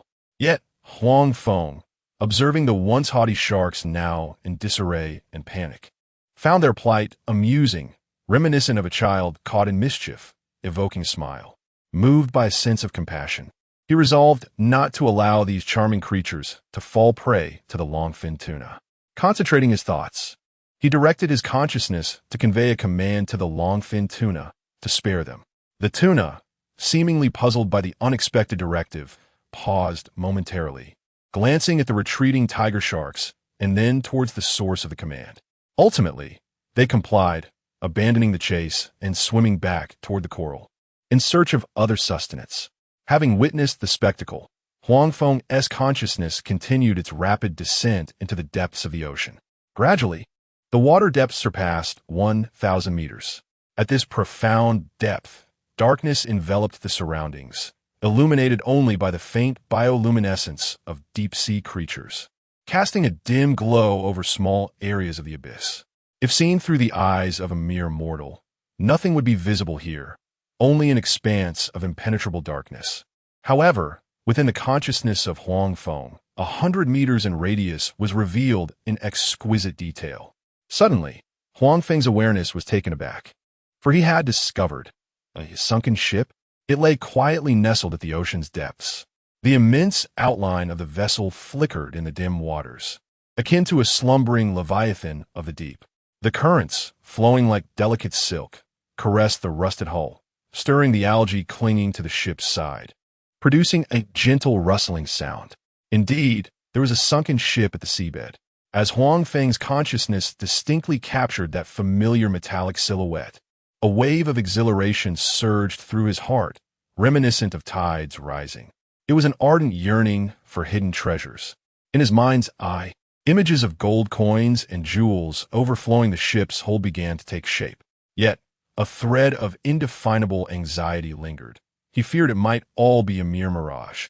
He suppressed the impulse to venture into the cabin immediately, choosing instead to fervently pray in silence, like a devoted acolyte. From the Jade Emperor, who governs the 3 realms, to the Buddha of compassion, from the Savior Guanyin to the Redeemer Jesus Christ, and even the Monkey King and Erlang Shun, he silently invoked every deity he knew, fervently wishing for the existence of treasure. After completing this ritual, his consciousness flowed gently towards the ship, akin to a serene stream. Like a tender tide, it enveloped the colossal freighter, each minute detail of the hull vividly transmitting to Huang Feng's perception. This freighter was teeming with vibrant life. Squids of various sizes darted through the crevices of the hold, some measuring several meters in length, while others were merely the size of a palm. Some squids curled within rusted pipes, revealing only their bulbous eyes, alertly surveying their surroundings. Others lay upon fractured decks, their tentacles languidly writhing as if tidying their surroundings. A few juvenile squids frolicked around the ship, creating delicate ripples in the water. Upon a cursory count, there seemed to be thousands of them. They vigilantly waved their tentacles, resembling a devoted guard, silently safeguarding their underwater fortress. Any slight disturbance would send them into a heightened state of alert. Huang Feng's consciousness began a meticulous search, inch by inch, corner by corner, fearful of overlooking any nook that might conceal treasure. He first focused his awareness on the ship's starboard, where the name should have been clearly etched. Yet, after years of immersion in seawater and corrosion, the inscription had become indecipherable. He could no longer ascertain the ship's name. This only deepened his curiosity. Whence did this ship originate? And why had it sunk in this particular expanse of ocean? It appeared that this vessel had slumbered on the seabed far longer than he had ever imagined. Continuing to manipulate his consciousness, he delved deeper into the ship's cabin. With a level of decay within was increasingly alarming. The deck was riddled with holes of varying sizes. The smaller ones were no wider than a finger, while the larger could easily accommodate an adult's arm. In certain areas, the deck had completely fractured, with jagged edges of steel exposed, revealing the cavernous interior of the ship, which was shrouded in darkness, reminiscent of an unfathomable abyss. Scattered across the floor of the cabin were several misshapen wooden barrels and a dilapidated wooden table. The wooden slats of the barrels had long since lost their former rigidity, becoming soft and fragile, crumbling into splinters at the slightest touch. And their surfaces were infested with a multitude of tiny wormholes, clearly a result of parasitic marine life. The wooden table was in an even more lamentable state. Its surface was marred by dark green mildew and traces of marine borers, with two of its legs completely broken and the remaining ones precariously unstable. The entire structure was so decayed that it would collapse with the gentlest nudge. To his further dismay, a few small squids were curled up within the barrels, using them as makeshift nests. Clearly, these containers could not possibly harbor anything of value. Otherwise, they would have long been ravaged or emptied by marine creatures. After a thorough search, Huang Feng found himself disappointed, having discovered no precious items whatsoever. Chapter 23. The treasure. As for the bones of the crew, they were nowhere to be found. Perhaps, over the long years, the remains had been entirely consumed by the swarming fish of the sea, leaving not a trace behind. Only the solitary shell of the ship remained, quietly slumbering in the pitch-black depths, bearing witness to the passage of time. With the last flicker of a reluctant hope, Huang Feng's consciousness traversed the rusted, dilapidated corridor, where remnants of the cabin partitions from years gone by still lingered, now reduced to mere decaying steel beams. His awareness journeyed onward, ultimately reaching the captain's quarters at the stern of the vessel. The moment his consciousness brushed against the frame of the long-abandoned doorway, a jolt surged through him. The scene before him ignited a flame of hope within his heart. In the spacious captain's quarters, there should have been an exquisite wooden desk, a comfortable armchair, and bookshelves filled with tomes. Yet, these furnishings had long since vanished, leaving only a floor strewn with splintered wood and rotting fabric. In their stead lay dozens of tarnished metal blocks haphazardly piled in the center of the room. Gazing at the scattered metallic fragments, Huang Feng was overcome by an inexplicable sense of familiarity, as though he had encountered something akin to them before. He immediately directed his consciousness to approach one of the metal blocks, scrutinizing its shape and sheen. The block was a neatly rectangular form, though its edges bore signs of wear. The traces of manual casting were still discernible. Its surface was cloaked in a layer of dark brown patina, and upon gentle contact, he could feel its substantial weight, the density evidently surpassing that of ordinary stone. His mind operated like a high-speed machine, swiftly sifting through the images in his memory. Suddenly, a spark of realization illuminated his thoughts. Gold bricks. Could it truly be gold bricks? Astonishment flooded him. This was a windfall. Although Huang Feng, possessing the heart of the sea god, had no need for wealth and held little interest in it, the prospect of fortune arriving unbidden brought him delight. 1 brick, 2 bricks, 3 bricks, a total of 30 indeed, each weighing a pound. 30 bricks amounted to 30 pounds. Based on the current gold price, even at 700 per gram, 1 pound equated to 350,000, and 30 pounds would yield over 10 million. Had he inadvertently become a millionaire? As for how to transport them to shore, Huang Feng deftly commanded a group of large squids to serve as his porters. A night of labor ensued, and he escorted them to the coastal waters. Before dawn, Huang Feng steered his fishing boat to retrieve the gold bricks. Once they were safely back home, his next consideration would be how to liquidate this newfound wealth. At present, he indeed required a substantial sum, as he wished to acquire a larger vessel. After much contemplation, he felt it prudent to reach out to Xiao Yuan. After all, items found in international waters are deemed unclaimed, much like seafood. Whoever discovers them lays claim, and thus it cannot be considered ill-gotten gains. It must be said, Xiao Yurong was an extraordinary heiress. Without hesitation, she agreed to purchase the entire haul. Huang Feng found himself with 11 million at his disposal. At that moment, his savings had swelled to nearly 12 million, a confirmed millionaire and a solitary nobleman. The Qing City International Yacht and Fishing Boat Exhibition? Huang Feng's eyes instantly sparkled with excitement.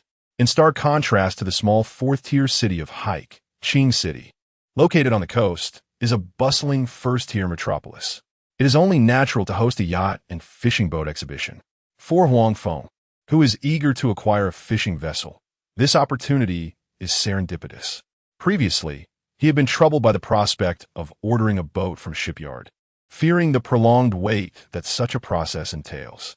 After all, yachts are not commodities readily available on supermarket shelves.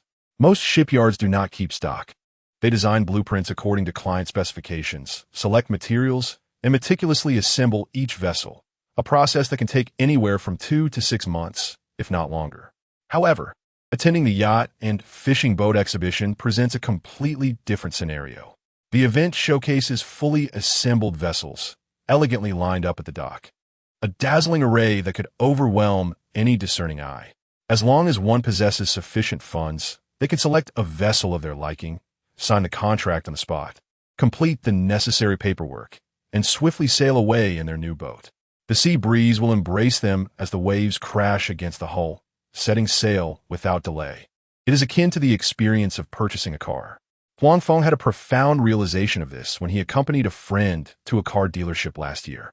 Typically, when visiting a dealership, the desired model might be out of stock in the preferred color, or the desired features require additional installation, often necessitating a deposit followed by a frustrating wait of 10 days to several weeks to finally receive the vehicle. Yet when attending an auto show, all the vehicles are readily available, keys hanging beside the driver's seat. Once a style is chosen and payment is made, one can immediately obtain a temporary license plate and drive away, the wind carrying the fragrance of blooming flowers into the cabin, providing an unparalleled sense of instant gratification. It is akin to the first sip of cool spring water after enduring a long thirst in the desert, a refreshing relief that no prolonged wait can compare to. Thus, after bidding farewell to Xiao Yurong, Huang Feng boarded a high-speed train, arriving in Qing City in just over half an hour. Subsequently, he hailed a taxi. "Driver, please take me to the yacht and fishing boat exhibition." "Certainly." The driver nodded lightly, grasping the steering wheel with his right hand and making a slight turn. With a swift press of the accelerator, the taxi's engine emitted a lively roar, darting through the gaps in the traffic like a silver arrow. It merged into the ahead traffic, racing towards Qingfeng Port, the venue of the yacht exhibition. The street scenery outside the window blurred into a swift retreat, storefront signs. Hurried pedestrians transformed into indistinct shadows. The taxi maneuvered adeptly through the traffic, the driver's skills indeed living up to their reputation. As they navigated the curves, the vehicle glided smoothly, unperturbed by bumps. During lane changes, the driver consistently found the perfect gaps, moving briskly yet calmly, neither aggressive nor sluggish. When encountering slower traffic, the overtaking was executed with seamless precision. Signal, accelerate, merge, each action flowing effortlessly, leaving Huang Feng quietly admiring the driver's remarkable expertise. Before long, the vehicle departed from the bustling city, transitioning from towering skyscrapers to quaint seaside cottages. The air grew imbued with a hint of moisture as it gently approached the shore, caressed by the sea breeze. The scent of the ocean intensified, prompting Huang Feng to lower the car window halfway, allowing a rush of briny air, tinged with a hint of seaweed's sweetness, to envelop him. Soon, through the window, he gazed ahead, where the horizon appeared as though brushed with a soft azure hue, a delicate silhouette unfurling along the skyline. The International Yacht and Fishing Boat Exhibition, nestled in Qinggang, gradually came into clearer view. White yachts were artfully arranged in their berths. Colorful banners fluttered in the wind, resembling a coastal tableau that unfolded with increasing clarity. Chapter 24. The model. As soon as the vehicle came to a halt in the temporary parking area by the dock, Huang Feng eagerly flung open the car door. The moment his feet touched the ground, a refreshing sea breeze, laden with a salty tang, enveloped him, causing his hair to dance lightly in the wind. The air was suddenly filled with a cacophony of lively sounds, the laughter and chatter of the crowd, the rapid clicks of camera shutters, the distant hum of yacht engines, and the spirited promotions of exhibitors, all intertwining to create a vibrant and bustling seaside symphony. He lifted his gaze, and the entire dock was suffused with the fervent atmosphere of the yacht and fishing boat exhibition. People flowed to and fro, brushing shoulders with one another, each face adorned with a hint of curiosity and excitement, breathing life into the surroundings. This yacht and fishing boat exhibition was set outdoors along the coastline, stretching forth with berths enclosed by white railings, where a myriad of yachts and fishing vessels were neatly moored. The smallest yachts measured about 7 to 8 meters in length, accommodating merely 3 or 4 individuals, while the medium-sized ones spanned 20 to 30 meters, suitable for a dozen passengers. The larger yachts reached a staggering 50 to 60 meters, capable of hosting dozens of guests. The fishing boats, however, were significantly larger, often exceeding several dozen meters, with some even stretching into the hundreds. Yet, Huang Feng had no intention of purchasing a trawler. He had no need to cast nets far into the sea. What he sought was a yacht that offered both leisure and fishing capabilities. Thus, he gravitated towards the yacht section. Most of the yachts boasted pristine white hulls, glistening under the sun's radiant glow. The area was teeming with citizens and tourists eager to explore, gathering in small clusters, their pace leisurely. Some pointed at the yacht hulls, whispering to their companions about styles and specifications, their fingers occasionally gesturing in the air. Others brandished their smartphones or cameras, capturing the intricate details of yachts, hoping to immortalize this rare glimpse of luxury in their albums. There were also those who stood on tiptoe, shielding their eyes from the sunlight with their hands, straining to peer into the open hatches of the yachts, their eyes brimming with curiosity, even moderating their breaths, as if afraid to disturb these exquisite floating abodes. The entire exhibition space was congested, brimming with people. Moving even a single step required careful maneuvering to avoid inadvertently bumping into someone's camera or stepping on another's shoes. Of course, most attendees were likely there simply to revel in the spectacle and broaden their horizons. After all, yachts are not commonplace commodities. Huang Feng had previously researched online and discovered that the most affordable small yachts started at $1 million. Those adorned with luxurious fittings and larger dimensions commanded prices that soared into the tens of millions. Such figures were astronomical for the majority of ordinary individuals earning modest monthly salaries, rendering the prospect of owning a yacht a distant dream. He couldn't help but recall his recent visit to an auto show, where the scene was strikingly similar. Many attendees at the auto show were not genuinely intent on purchasing a vehicle. Rather, they were drawn by the allure of those rare and extravagant cars. For instance, there are million-dollar sports cars or elongated luxury sedans. One can approach, touch the car doors, capture a few photographs, and share them on social media. Additionally, one might admire the graceful figures of stunning car models, listening to their brief introductions of the vehicles, leaving with a sense of satisfaction after soaking in the atmosphere. The yacht exhibition naturally features models as well, perhaps even more alluring than those at the car show, infused with a coastal charm. Unlike the car models who typically don sleek motor attire paired with high heels, here the models are clad in a variety of vibrant bikinis. Fabrics in bright yellow, sky blue, and pastel purple cling to their forms, the vivid hues accentuating their skin as if illuminated from within. The impeccable tailoring accentuates their curvaceous figures, with delicate ties cinching at the waist, swaying gently with their movements. Each model exudes elegance, their beauty reminiscent of magazine cover stars. Some stand gracefully on the deck of opulent yachts, lightly resting their hands on the railings, gazing into the vast ocean with a touch of languorous sophistication. Others recline lazily against the glass window of the boat, propping their elbows on the sill, chin resting on their hands, striking playful poses for the camera. Occasionally, a breeze tousles their hair, prompting them to tuck stray strands behind their ears, revealing slender necks as they flash sweet smiles, dimples softly indenting their cheeks. The scene resembles a flowing oil painting, captivating and impossible to look away from. Numerous male visitors along the shore are transfixed by the models, their eyes gleaming with admiration. Phones raised high, capturing every moment, ensuring not to miss any splendid instant.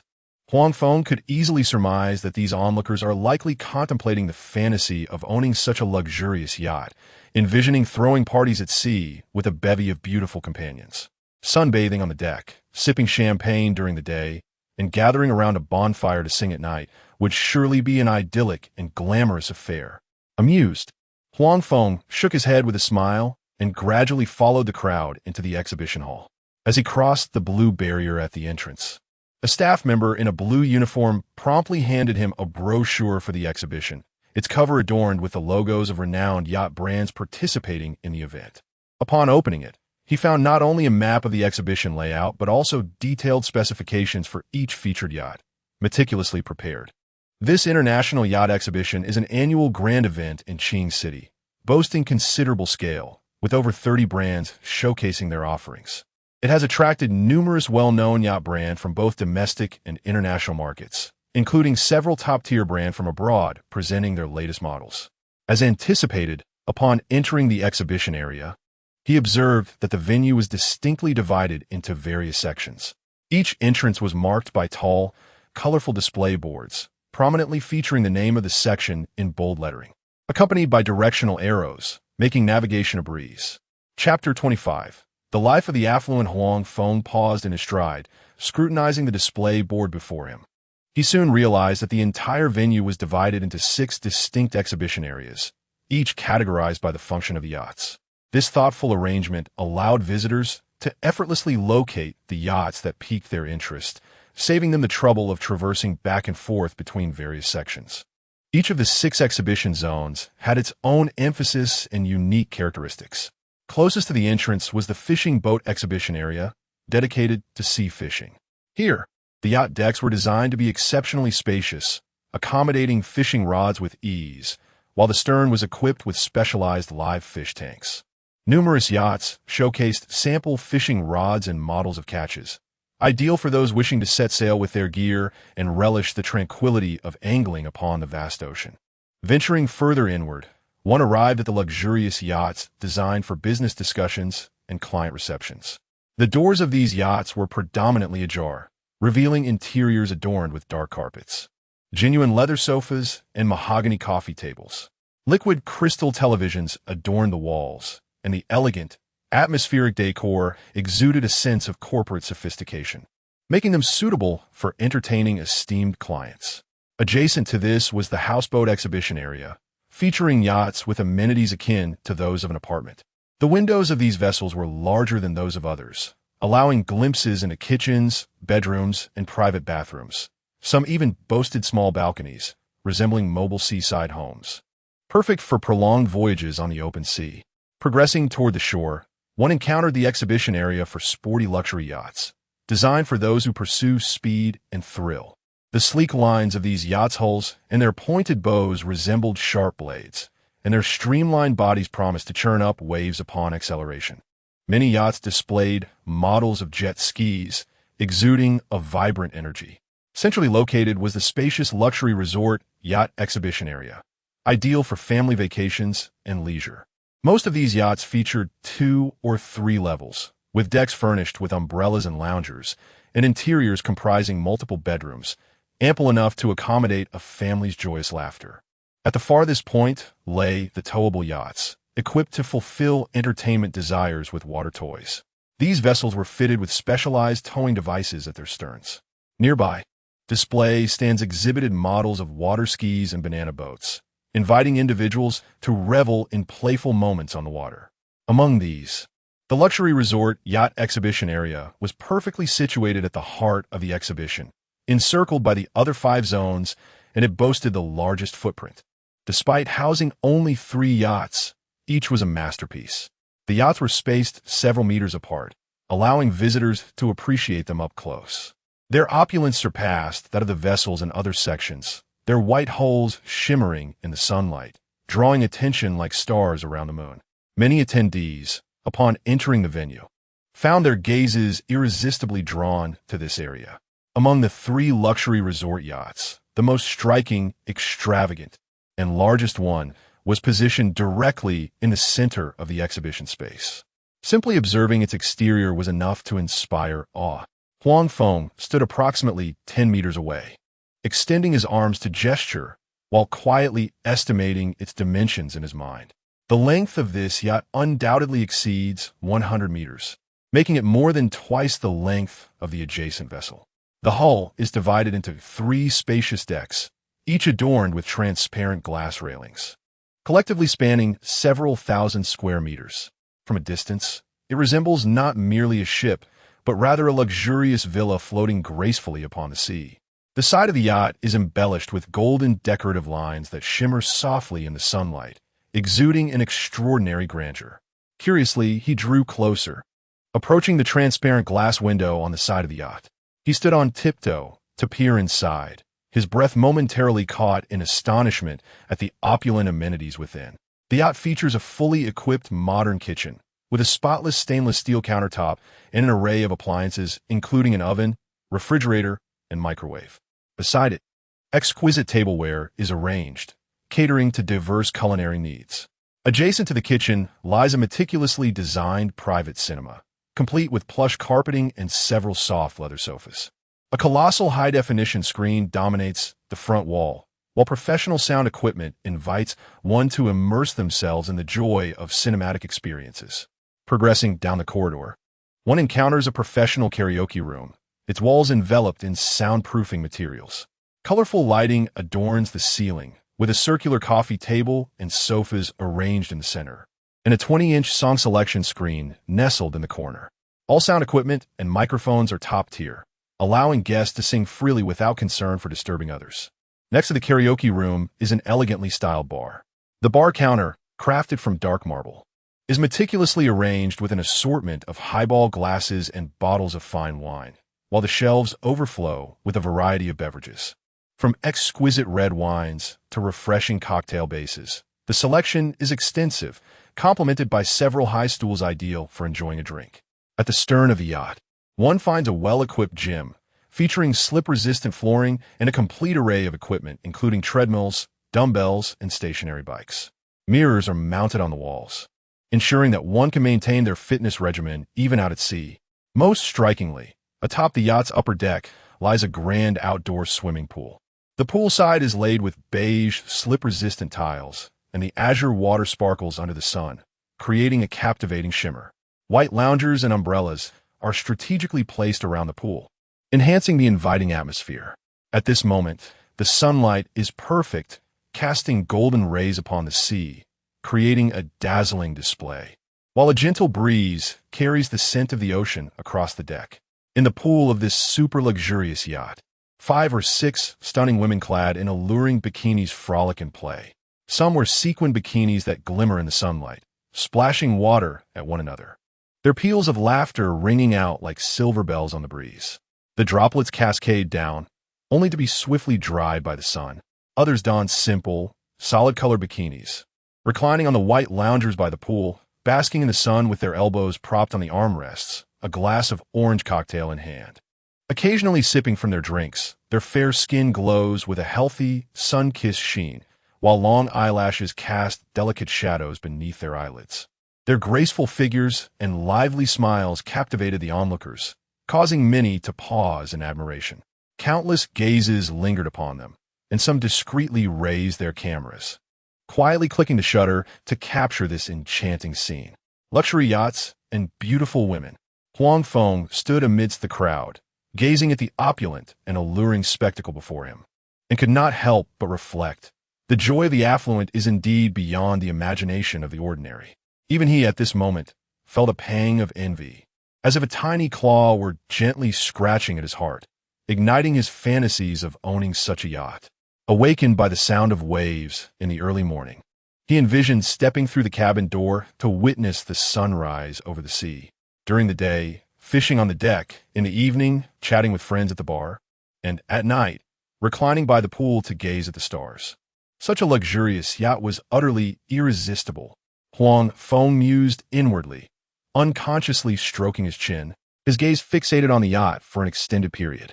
If only he could purchase one to take home, inviting a few friends to set sail together.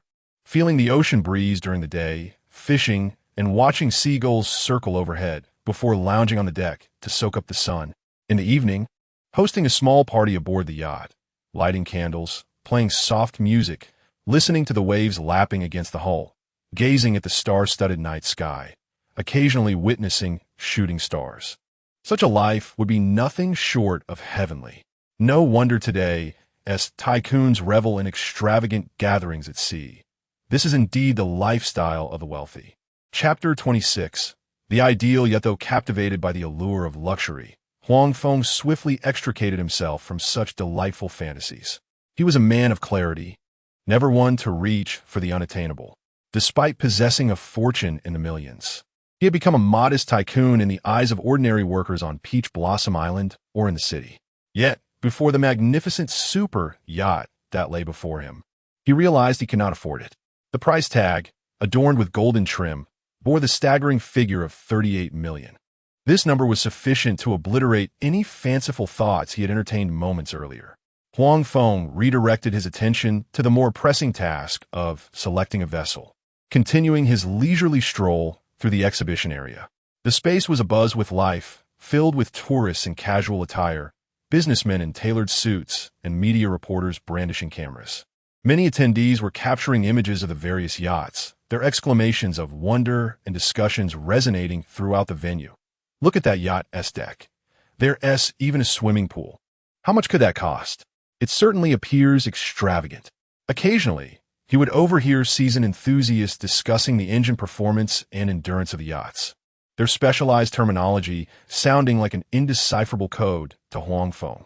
Before long, a blue sign reading Fishing Boat Exhibition caught his eye, accompanied by an illustration of a golden fish leaping from the water, strikingly vivid. Huang Feng's interest piqued. He quickened his pace towards it. Here lay 7 or 8 fishing boats, neatly arranged on a simulated blue sea floor, each accompanied by a small descriptive plaque. In stark contrast to the opulent super yacht, these fishing boats represented a world apart. They ranged in length from 20 to 30 meters, their designs appearing considerably more compact. The decks lacked extravagant awnings and bars, featuring only simple stainless steel fishing racks, black storage boxes, and a few seats affixed to the gunnels. The vessels bore no excessive embellishments, merely the understated brand logo. In terms of luxury, they were leagues below the former, resembling humble home-cooked dishes beside a lavish banquet. Yet Huang Feng felt no disappointment.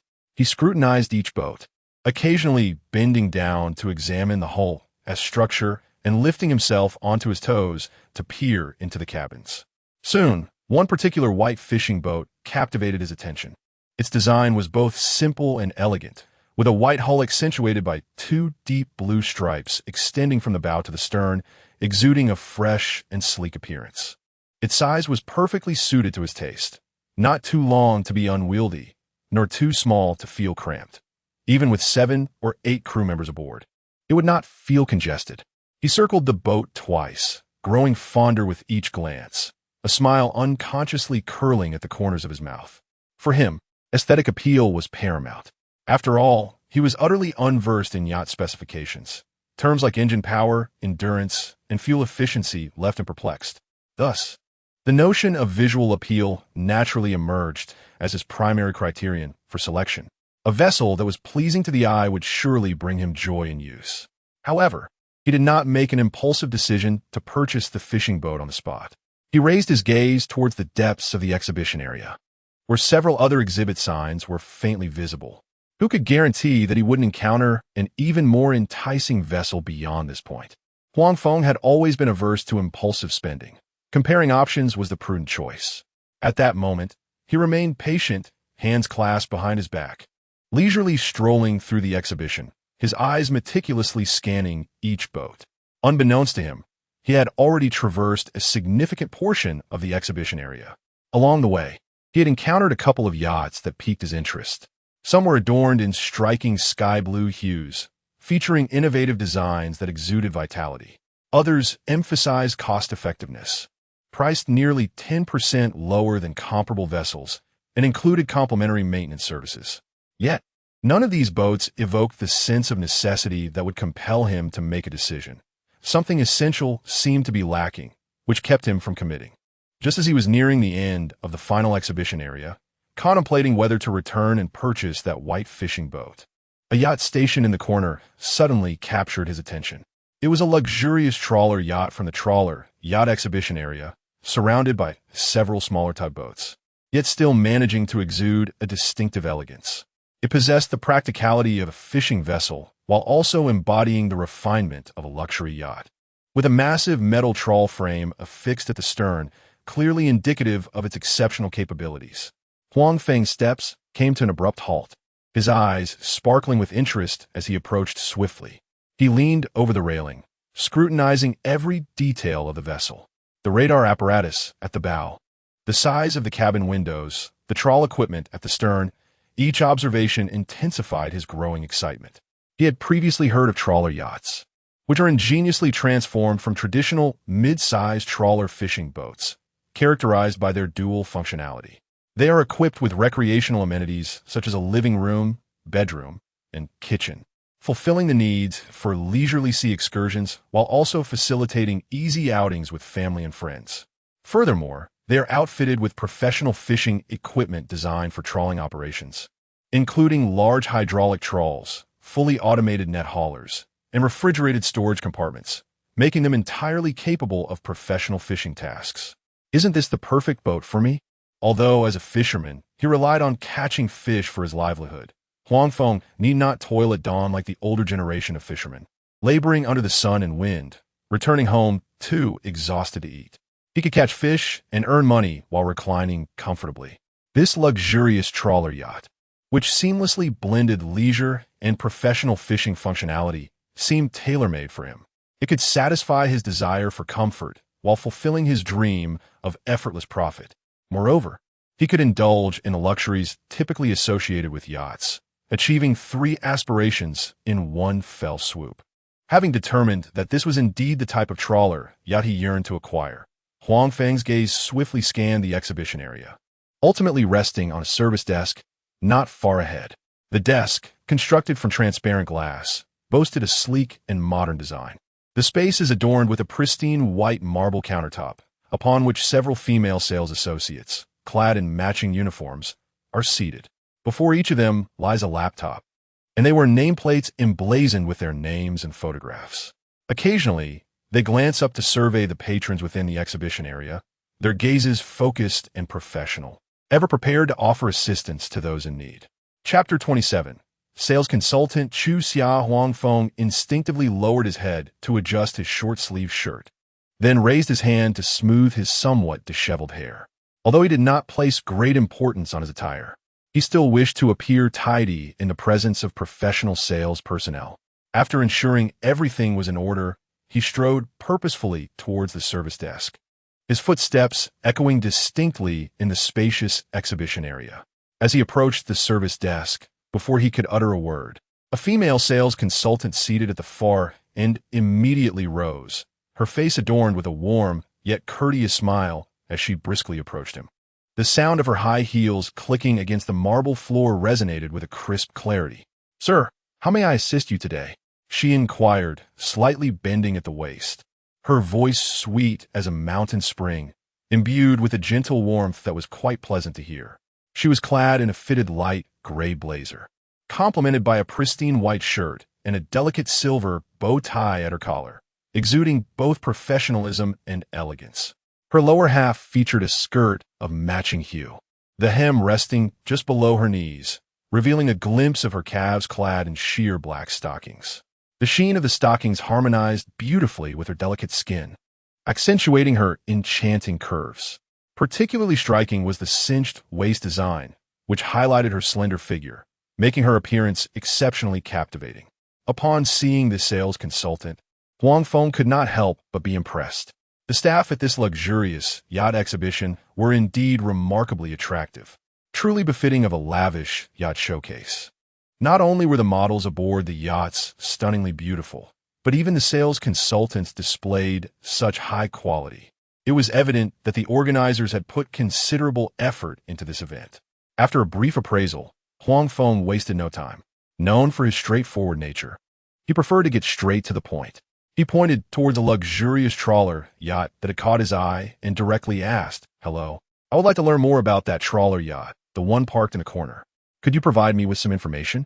"Of course, sir, right this way." The sales consultant replied, her smile growing even sweeter, her eyes curving into charming crescents.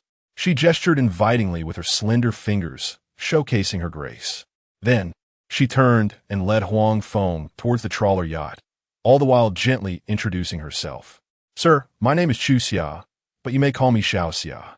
Please feel free to ask me any questions regarding the yachts at any time." Upon reaching the yacht, Chu Xia paused. She first circled the vessel to ensure no other guests were nearby, before patiently beginning her introduction to Huang Feng. "Sir, this yacht in our exhibition is the latest luxurious trawler yacht launched by the Faraday Group this year, and it is one of the most popular trawler yachts in the entire exhibition. May I inquire if you are familiar with the Faraday Group?" It is an overseas. She hesitated for a moment, noticing Huang Feng's attentive demeanor, and continued, "This yacht is called the Faraday Star Trawler Yacht. Currently, formal mass production has yet to commence, with only a handful of vessels crafted globally, each bearing a unique designation, underscoring their rarity. Observe the hull, which is constructed from the latest aerospace-grade aluminum alloy. This material, commonly utilized in the aerospace sector, boasts remarkable corrosion resistance, ensuring it remains impervious to rust even when submerged in seawater for extended periods. Its impact resistance is equally impressive, minimizing damage to the hull when encountering minor reefs.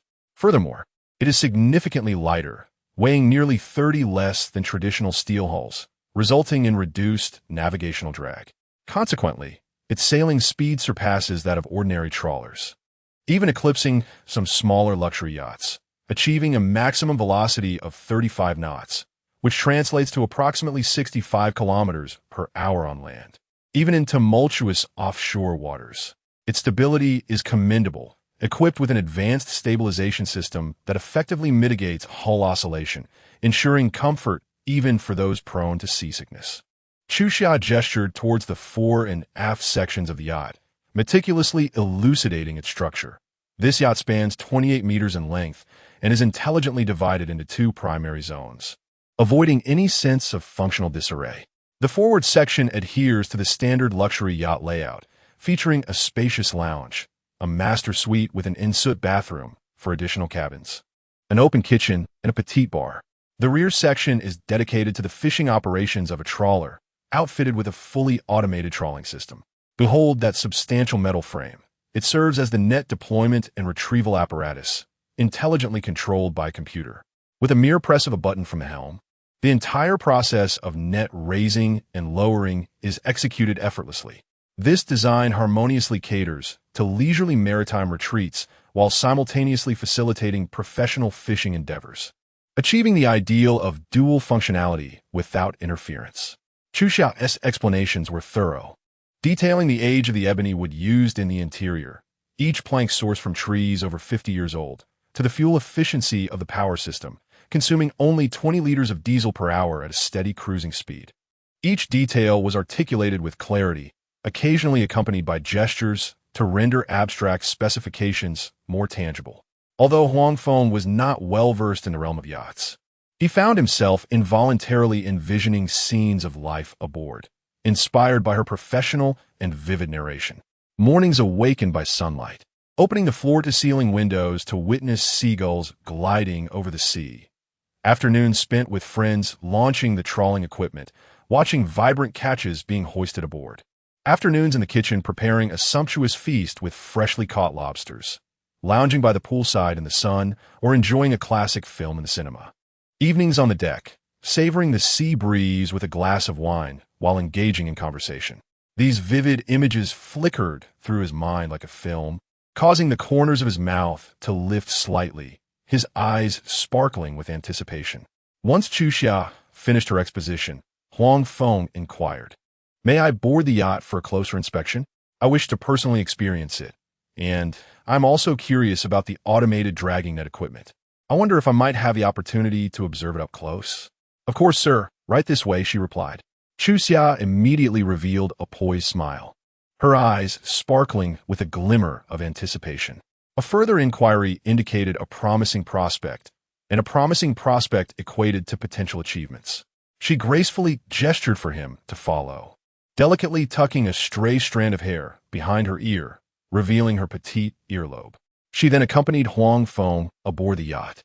The sound of her high heels clicking against the stone path of the exhibition area resonated crisply, harmonizing rhythmically with the distant crash of waves against the shore. Chapter 28. Boarding the vessel, it is essential to understand that at such prestigious luxury yacht exhibitions, ordinary visitors are not even permitted to approach within 5 meters of the yachts.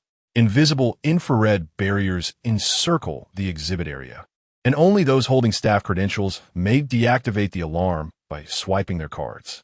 More importantly, the staff employs exceptionally stringent standards when screening visitors.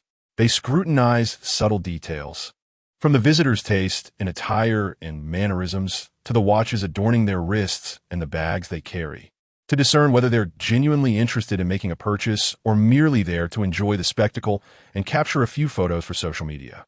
In the presence of those who exhibit a wandering gaze, snapping countless pictures of the yacht's exterior without inquiring about any specifications, the female sales representatives typically offer polite refusals, citing reasons such as the yacht undergoing equipment adjustments and being temporarily inaccessible for boarding, or that it has been reserved for private viewing, suggesting that the visitor may wish to explore the adjacent display yachts instead.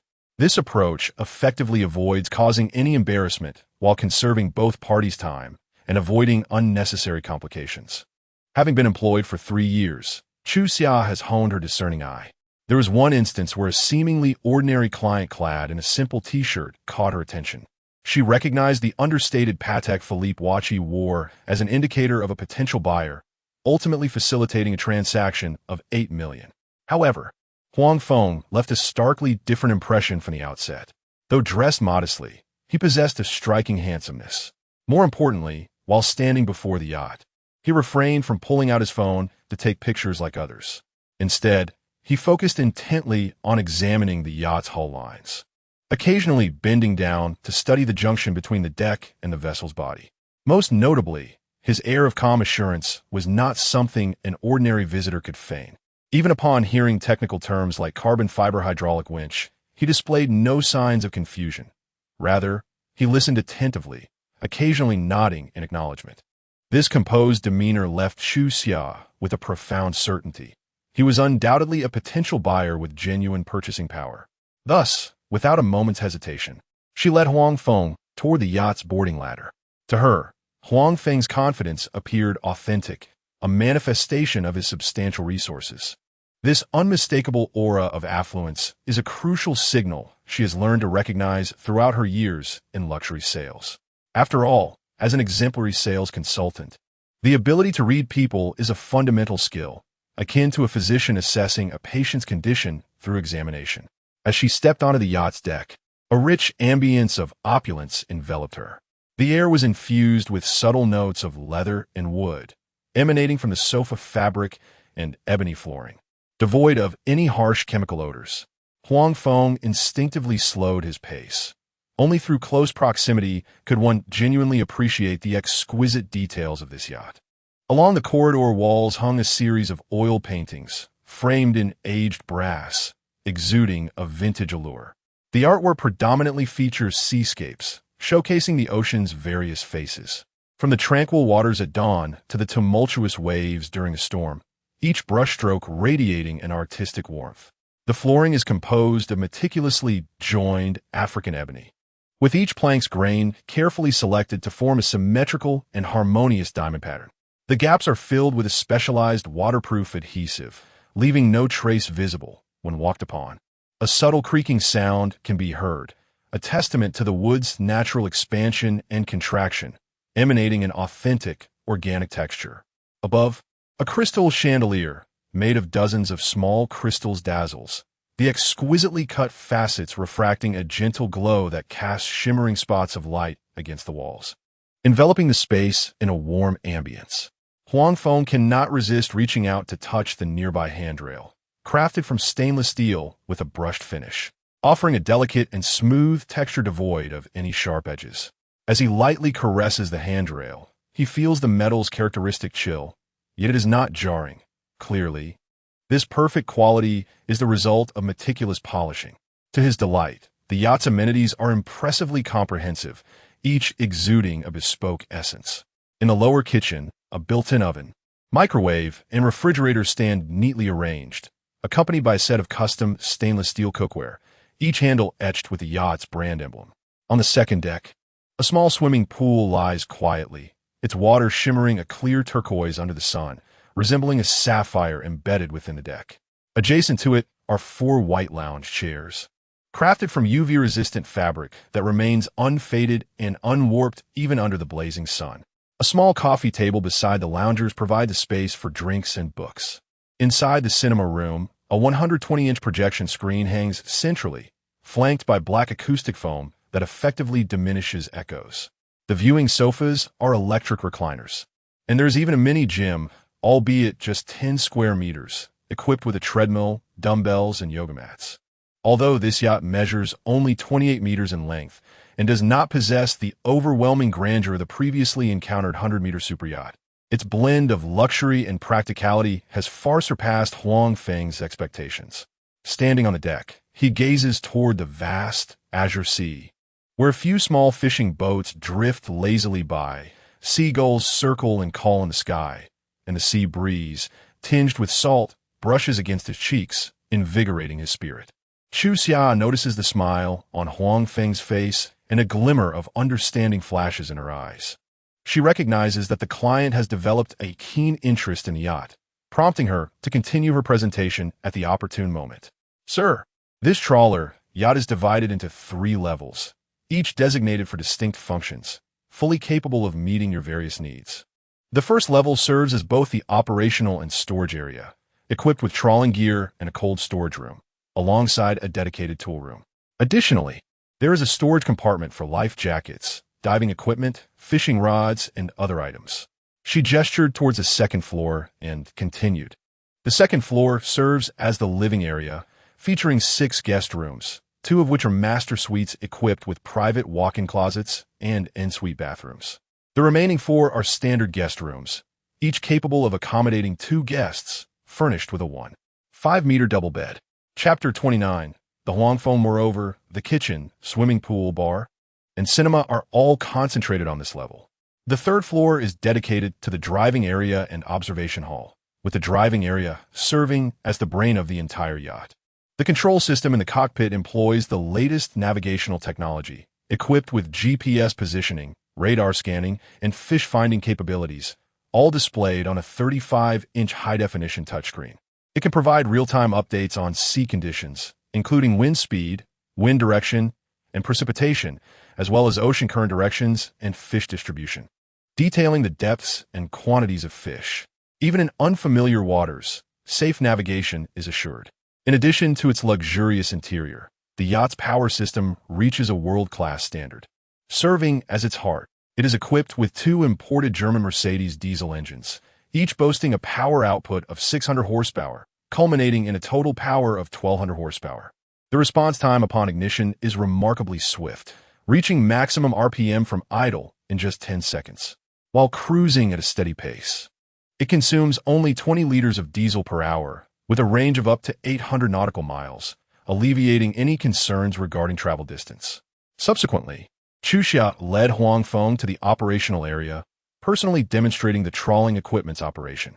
She approached the cockpit's touchscreen, her fingers gliding gently across the surface.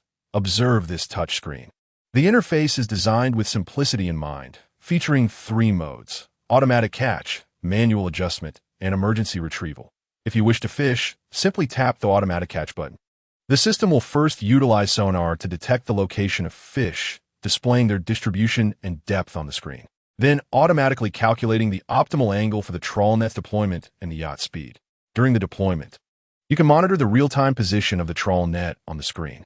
Once the catch is completed, the system will automatically retract the net and sort the catch, sending appropriately sized fish to the refrigerated storage while returning undersized ones to the sea. The entire process takes approximately 30 minutes, requiring no effort on your part. She paused, then switched to manual mode, Should you desire to experience the thrill of manual operation, you may choose this mode as well. The full payment receipt for the yacht, amounting to a staggering 10 million, rested in Huang Feng's hand. The white luxury trawler lay quietly at the shimmering dock, its hull reflecting the afternoon sun like a poised white whale ready to embark. Yet, despite this, it could not immediately carry Huang Feng into the sea. Every yacht permitted to navigate the waters must possess complete documentation and credentials as a maritime passport. Just as automobiles on land require licenses and registration, so too must each vessel meet these essential criteria. Fortunately, the yacht manufacturer had meticulously considered the needs of its clientele, arranging for a dedicated representative to handle all necessary paperwork. They would manage everything from vessel ownership registration and nationality certificate application to navigating the permit approval process and securing vessel insurance. Throughout the entire process, Huang Feng was not required to personally complete any forms, nor did he need to expend any effort verifying information. He simply sat quietly in the meticulously arranged lounge area provided by the manufacturer. The expansive windows offered a clear view of the dock, where he could easily see his yacht. The coffee at hand wafted warm vapors, while a delicate tiramisu and a fruit platter were elegantly arranged on pristine porcelain. Under the soft lighting, these delicacies emitted an enticing aroma, transforming the 2 to 3 hours of waiting into a rare moment of leisure. The service from the manufacturer surpassed anything he had experienced during his car purchase. In addition to the thoughtful refreshments, the staff brought forth delightful news. To facilitate his swift acclimatization to yacht operation, the manufacturer had specially invited an experienced captain to provide guidance. "Good day, Mr. Huang. My name is Zhang, and I will assist you in familiarizing yourself with the yacht's operations." The mechanics of operating a yacht were not inherently complicated. The crucial elements lay in understanding the equipment and assessing the conditions of the sea. Let us not forget that Huang Feng was no stranger to navigating small fishing boats. He had already laid a solid foundation in maritime control. Consequently, under Captain Zhang's instruction, in just over an hour, he was adeptly maneuvering the yacht, executing basic actions such as turning, accelerating, and decelerating, and even independently setting simple routes via radar navigation. After smoothly steering the yacht back and forth alongside the dock, even the seasoned Captain Zhang could not refrain from patting him on the shoulder in commendation. "Mr. Huang, your control of speed, the strength in your hands, and your keen observation of the wind direction on the water all suggest a long history of working with boats. With just a couple more days of practice, you will undoubtedly match the proficiency of an old captain." During this waiting period, a delightful interlude brought an extra surprise for Huang Feng. As he accompanied Captain Zhang to familiarize himself with the deck's equipment, a personalized service representative approached, holding a colorful spray paint sample book and wearing a warm smile. "Mr. Huang, we understand this is your first yacht purchase, and we are pleased to offer you complimentary personalized spray paint services. You can designate a unique name for this maritime companion, which will be emblazoned on the side of the hull, ensuring it is both distinctive and easily recognizable."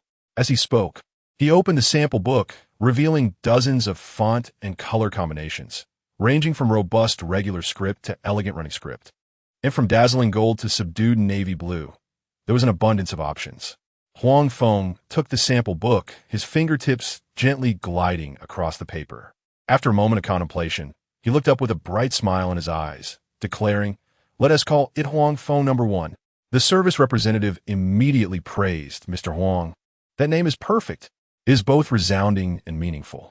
We will contact a professional painter to ensure that the lettering is both aesthetically pleasing and durable." Before long, 2 painters clad in professional protective gear boarded the yacht with their toolkit. After more than half an hour, the 3 bold golden characters spelling Huang Feng no. 1 foot were splendidly displayed on the hull. The edges of the lettering were smooth and neat, and the golden paint shimmered delicately in the sunlight, harmonizing beautifully with the white hull, creating a dazzling spectacle. It was as if a vibrant essence had been infused into the cold, steel yacht. Huang Feng stood on the deck, a smile lingering on his lips. Time slipped by quietly amidst fruitful learning and eager anticipation. 3 hours passed in the blink of an eye. At 2 in the afternoon, Just as Huang Feng was organizing his belongings in preparation to revisit his yacht, the charming sales representative, Chu Xia, approached with a lively gait from the dock. Upon reaching Huang Feng, Chu Xia gracefully bent slightly at the waist, her figure exuding elegance, her face adorned with a warm smile, her voice sweet and melodious. "Mr. Huang, I apologize for the wait. Here are the ownership certificate, navigation permit, nationality certificate, and the complete set of insurance documents for your yacht, all neatly contained within this folder. Every procedure has been meticulously reviewed by the maritime authorities, so you may verify them with complete confidence. You are now free to take the helm of Huang Feng and embark on your maritime journey." Chapter 30. With a hearty laugh, Huang Feng extended his hand to accept the document pouch.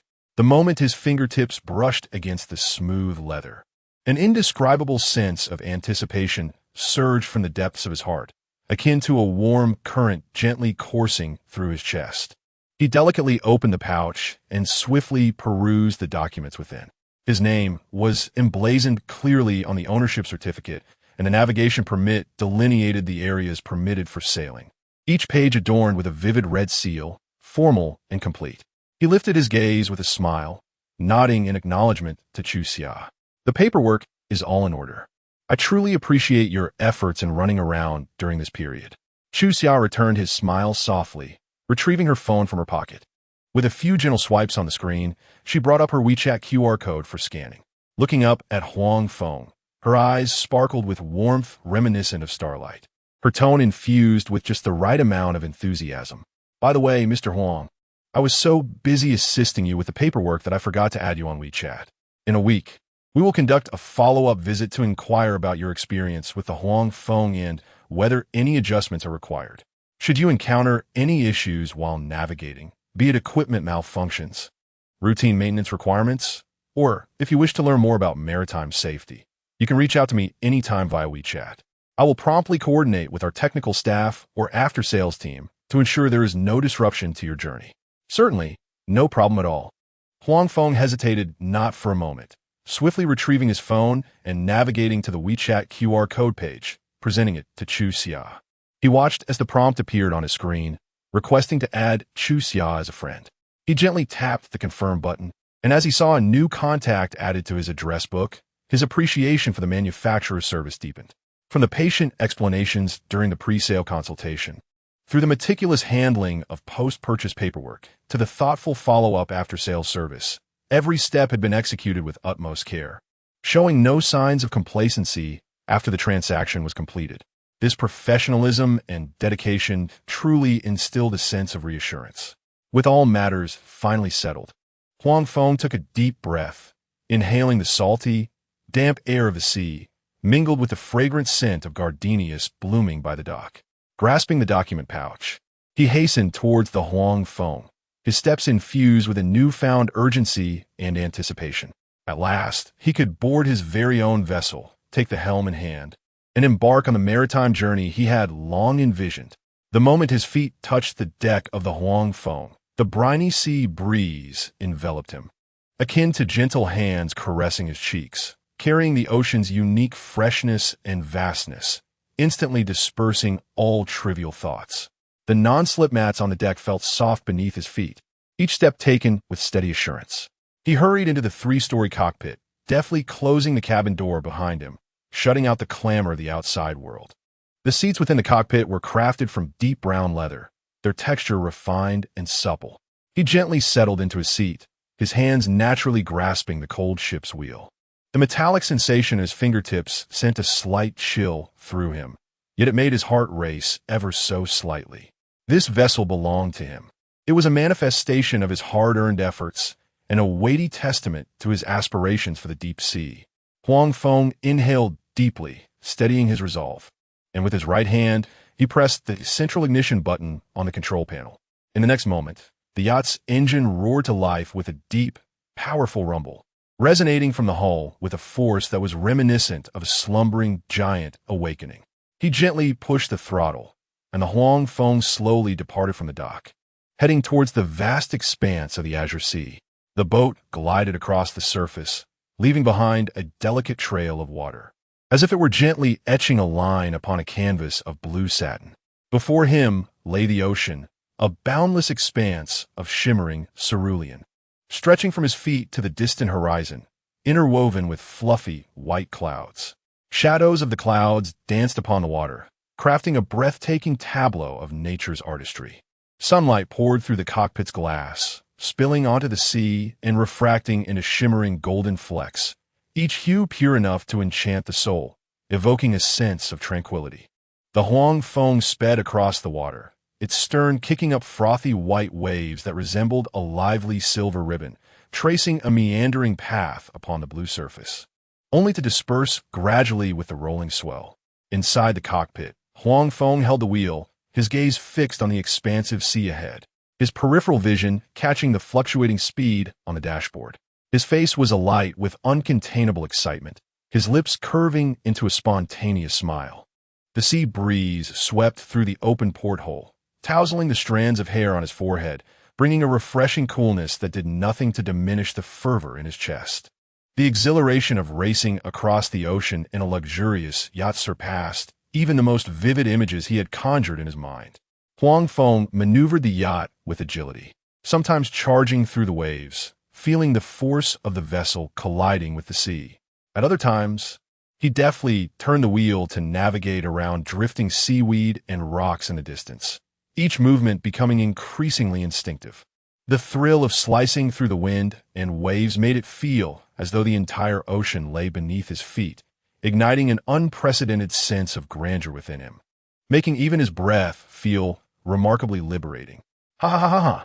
Huang Feng could not contain his laughter, his voice echoing across the open waters, intertwining with the sounds of the waves crashing against the hull, a symphony of pure joy. He gazed at the majestic seascape before him, at the horizon where water kissed sky, and suddenly, the words of Li Bai sprang to mind, prompting him to exclaim into the wind, "When the winds break the waves, there will be times. Hoist the sails and sail across the vast sea." This sensation was nothing short of exhilarating. His voice carried over the water, attracting a few distant seabirds that swooped down, circling above the yacht, as if providing a melodic accompaniment to his revelry. This marks Huang Feng's inaugural experience of navigating a luxurious yacht across the vast expanse of the ocean. The exquisite sensation he encounters is ineffable, eluding even the most ornate of descriptions.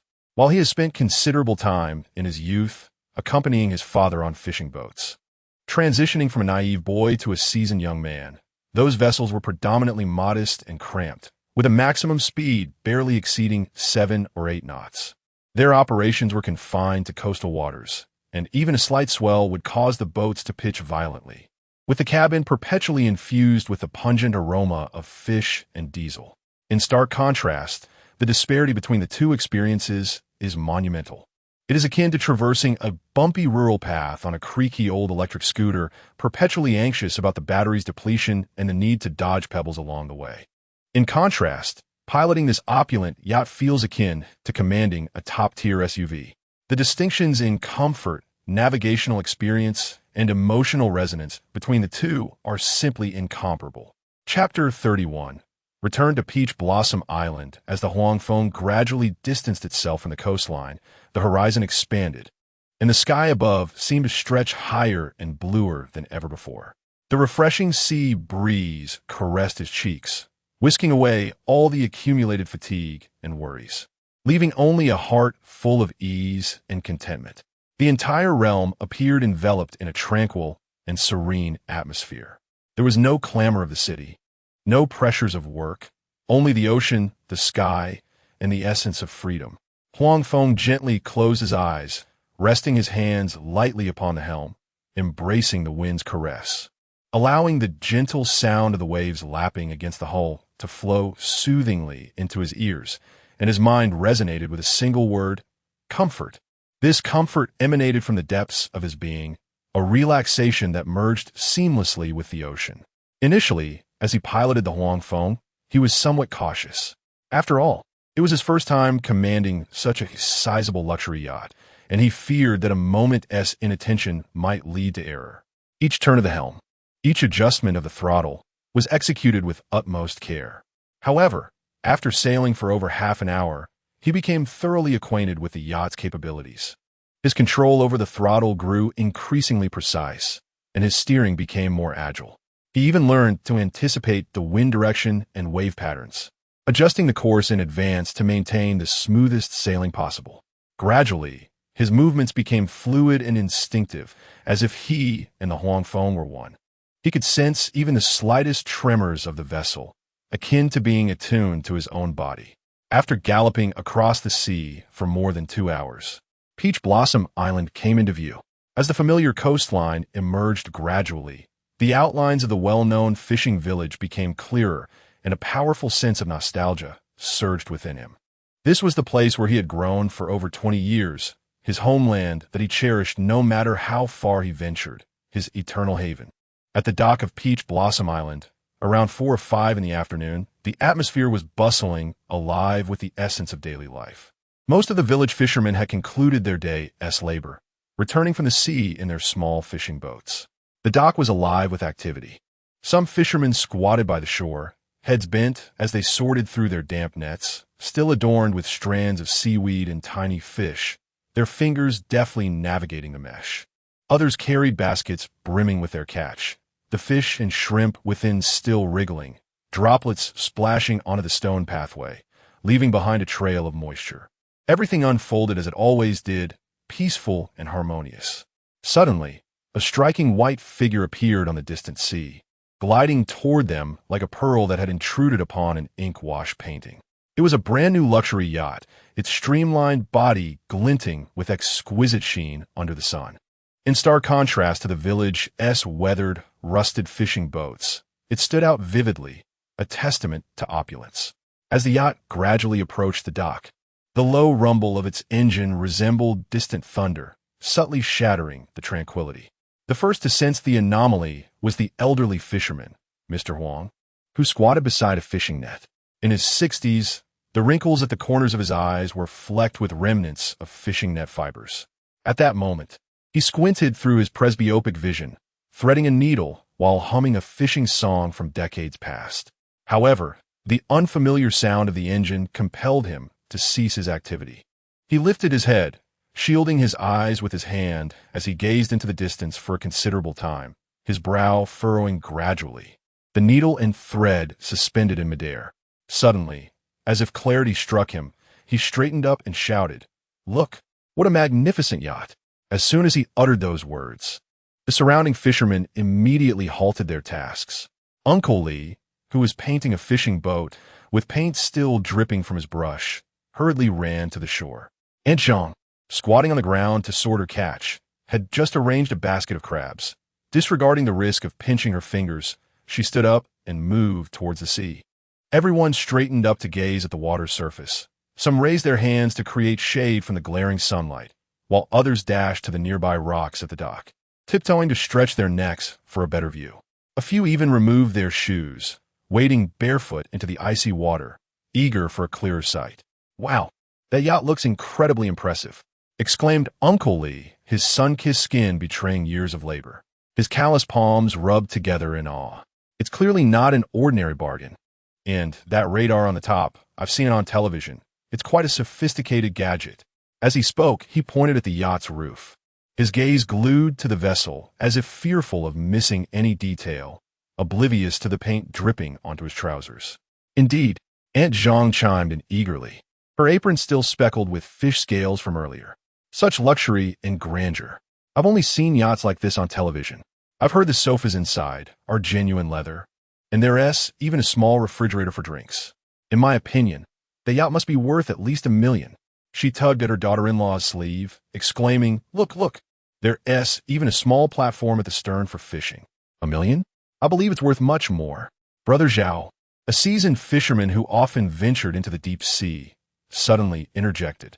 Clad in a faded striped shirt, a scar from a fishing net injury marked his arm, and his experience surpassed that of the other villagers. He pointed decisively at the equipment at the yacht's stern, asserting, "Did you not see the sonar equipment at the back? And that black box beside it? That's a satellite communicator.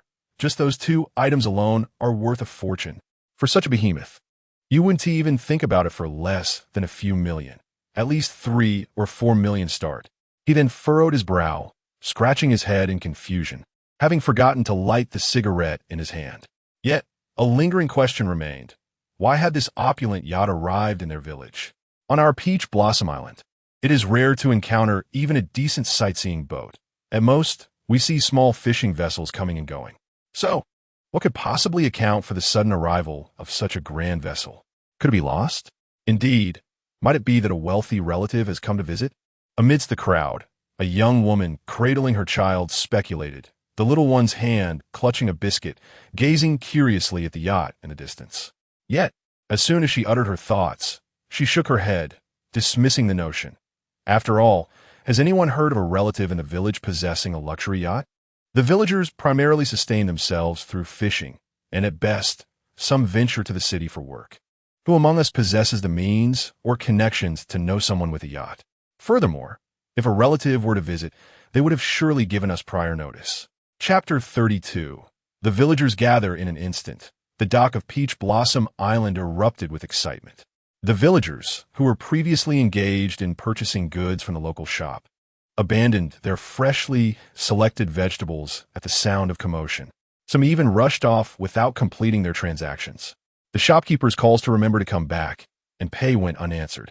Within mere minutes, the dock was teeming with people, encircled in layers, their voices intermingling in lively discussions and exclamations, accompanied by the cries of children and the coughs of the elderly, creating a cacophony reminiscent of a bustling festival. As the luxurious trawler yacht drew nearer, its details became increasingly discernible. The side of the yacht bore a series of silver letters, unfamiliar to the onlookers, yet exuding an air of sophistication. On the deck rested several white loungers beside a quaint bar, adorned with a few glass cups. On the shore stood a young lad, around 15 or 16 years of age, named Huang Feng, a student enjoying his weekend away from school. He had come to the dock to assist his grandfather with the fishing nets. Huang Feng possessed keen observational skills, often captivated by novel experiences. He maneuvered through the crowd, standing on tiptoe and resting his hands on a villager's shoulders to peer intently into the yacht's cockpit. Suddenly, he spotted a familiar figure within the cockpit. Like a discoverer unveiling a new world, Huang Feng leapt up, his voice ringing out in exuberant astonishment. Wow! It's Brother Feng. The one at the helm is Brother Feng. He brought this luxurious yacht back. His voice, sharp and clear, cut through the surrounding murmurs, momentarily silencing the crowd. The villagers around him froze, exchanging bewildered glances before turning their eyes in the direction he pointed. Some hastily retrieved their phones, swiping the screens to zoom in for a closer examination. Others fumbled in their pockets for reading glasses, squinting intently at the cockpit. A few, so engrossed in their observations, inadvertently stepped on the toes of those in front, quickly murmuring apologies. What? Brother Feng drove it back? Old man Huang paused in astonishment before quickly advancing to the front. Rubbing his slightly blurred eyes and blinking vigorously, he confirmed the sight before him. In utter disbelief, he dropped the fishing net he had been holding, causing several small crabs to escape from the netting. Oh my goodness, it truly is him. The one steering the yacht is indeed Brother Feng. Just look at how he grips the steering wheel. It's reminiscent of how he used to ride his tricycle as a child. Good heavens! This luxurious yacht is driven by Brother Feng? Aunt Jean gasped, covering her mouth, her eyes widening in disbelief. Could it be that this yacht is his own? But he just graduated. How could he afford such an extravagant possession? I wager it must be his, another villager chimed in. Brother Feng has always shown great promise since childhood. He must be earning a fortune at school. Li Shu stepped forward with unwavering conviction, gesturing towards the yacht's hull. Look at this yacht, so pristine, not a single scratch to be found. The paint glistens as if newly applied. It is evident that it was purchased not long ago. Moreover, where could one possibly borrow such a magnificent luxury vessel? Who would be so generous as to lend out a yacht worth millions? Even if one were to borrow it, such a close relationship would be essential. As he spoke, he nodded affirmatively, as if he had already confirmed the truth. Remarkable, truly remarkable. Zhao Ge clapped his hands, his palms turning crimson, his face brimming with pride, as if Huang Feng were his own child. Feng, my boy, you are indeed the only one from our village to have gained admission to a prestigious 985 university. When he was accepted, the village even set off firecrackers in celebration. Look at him now, thriving right after graduation. He continued, turning to boast to those beside him, I always knew this child would achieve greatness. Yet you all were skeptical. And now he has indeed made his mark, acquiring a luxurious yacht. In the crowd, an elderly woman with silver hair sighed wistfully, leaning on a jujube wood cane. Oh, how I wish the high couple were still here to witness this joy. Her tone dripped with nostalgia, her eyes glistening with tears, as if she were observing her own grandson's success. Isn't it true? However, it is still wonderful, as long as he has succeeded. She recalled how just a few days prior, Feng had returned to the fishing village, only to have some whispering that he had returned because he could not make it in the city. Now, witnessing this scene, those naysayers must be feeling quite foolish. Indeed, Aunt Zhang chimed in, her tone protective. Feng has always been clever and quick-witted. He could recite Tang poetry at 3, and has consistently ranked first in his studies. How could he possibly fail in the city? Those who speak ill of him are merely envious of other success. She shot a glare at a few individuals in the crowd who had previously spoken ill, causing them to avert their gazes, too intimidated to meet her eyes. Goodness, our Peach Blossom Island has indeed produced a talented individual. Grandpa Huang beamed, his face wrinkled with joy, resembling a blooming chrysanthemum. From now on, the people of our village can proudly say that we have someone who can afford a luxury yacht. No longer will we be the subject of ridicule from neighboring villages for lacking success. As he spoke, he patted the shoulder of a companion, his tone filled with pride. The villagers at the dock erupted in excitement, engaging in lively discussions. The conversation flowed from a yacht's price to amusing anecdotes from Huang Feng's childhood. Some recounted how he had once repaired a neighbor's radio, while others remembered him tutoring classmates. The dialogue soon evolved into aspirations for his future. Some speculated he might become a successful entrepreneur, while others believed he could revitalize the village's fishing industry. On every face, there radiated an air of excitement and pride, as if Huang Feng's triumph signified the success of the entire village. At this moment, Huang Feng adeptly maneuvered the yacht, his hands firmly grasping the steering wheel. His gaze intently fixed upon the distant dock, a subtle smile gracing his lips. He sought a spacious spot at the dock, gradually reducing the yacht's speed until it glided gently alongside the shore, producing not even a whisper of a collision. He shut off the engine, then opened the cabin door and, with an unhurried grace, descended the steps onto the deck. Chapter 33. The astonishing yellow butterfly. The wind on the deck fluttered the hem of Huang Feng's garment, while the sunlight bathed him in a warm glow, enhancing his already vibrant demeanor. As he settled into place, a burly middle-aged man from the crowd gathered at the dock was the first to speak. This was Uncle Daong, a man over a decade his senior, who had often taken Huang Feng to the seaside to catch fish during his childhood and maintained a close relationship with Huang Feng's family. At this moment, he stood at the forefront of the assembly, hands firmly placed on his hips, and called out boisterously to Huang Feng, "Young Feng, is it true that you purchased this lavish yacht? Don't jest with your uncle." His voice resonated loudly, echoing throughout the dock. Upon hearing the call, Huang Feng smiled at the crowd, revealing a set of pearly white teeth, his eyes betraying a hint of shyness. He understood the nature of the villagers, simple and kind-hearted, yet susceptible to feelings of alienation due to disparities in wealth. He was cautious not to appear ostentatious, fearing that his success might unsettle them. Thus, he kept his tone measured, responding to Uncle Daong with a calm and modest demeanor. "Indeed, Uncle Daong, I just acquired it." His voice, though not loud, was clear enough for all present to hear, devoid of any hint of boastfulness, conveying merely a sense of normalcy, as if he were discussing the purchase of a bicycle. While the villagers had already harbored suspicions, the moment they heard Huang Feng confirm that the luxurious trawler was indeed his, they were utterly astounded. The once boisterous crowd fell silent for a few seconds, the sound of the waves becoming distinctly audible. Then, the gasps of astonishment erupted, even louder than before, akin to a pot boiling over. "I knew it. This yacht must be his," Uncle Lee exclaimed, casting a glance at the individual with whom he had previously debated. Incredible. Truly remarkable. Our village has finally produced someone of great promise. This is the first time in hundreds of years, Old Man Huang said, his cane trembling slightly in his grasp. Young Feng has truly surpassed expectations. A luxury yacht worth millions, and he just bought it outright. Imagine the fortune he must possess. A young wife expressed her envy, her child clapping his hands in excitement, oblivious to the events but mirroring the enthusiasm of the adults. This is precisely why education leads to success, a middle-aged woman remarked, her tone imbued with envy. Look at young Feng. After attending a prestigious university, he has achieved so much. We, who have not had the privilege of education, will likely never catch up.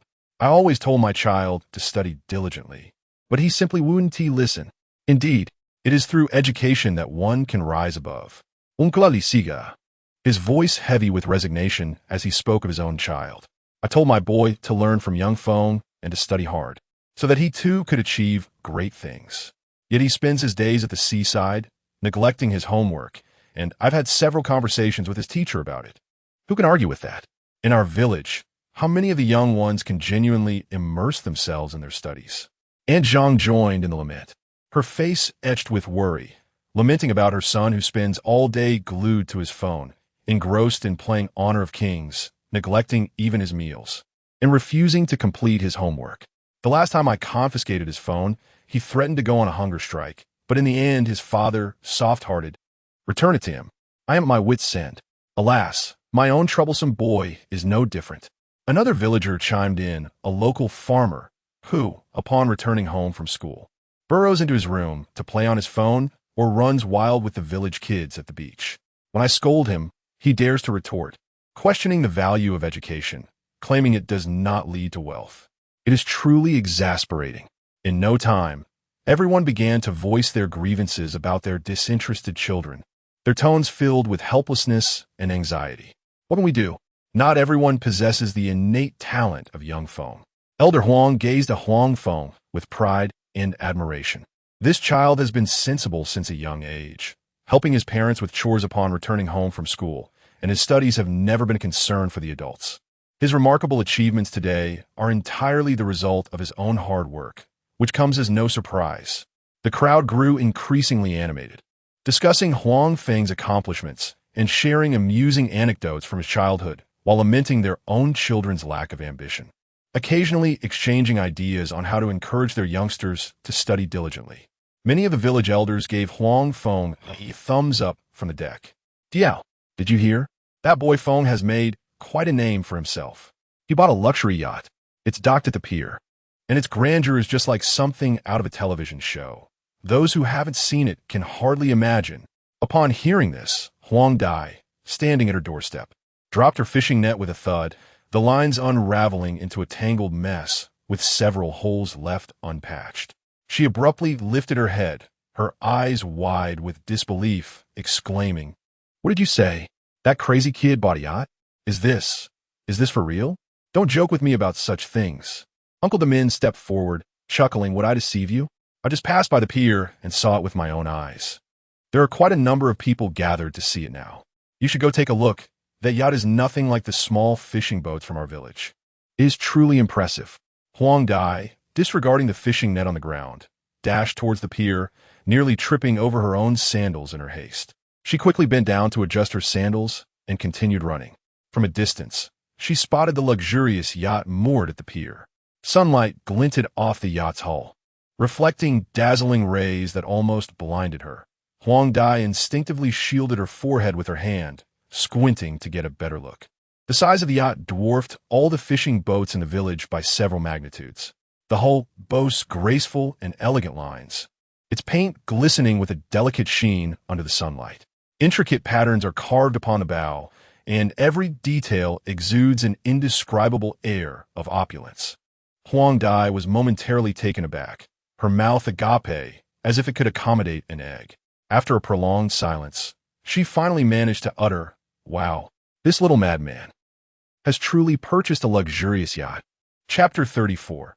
The wealthy benefactor Huang Dai found it utterly inconceivable to associate the opulent yacht before her with Huang Feng, the boy with whom she had once caught fish by the seaside and pilfered fruits from their neighbor's garden.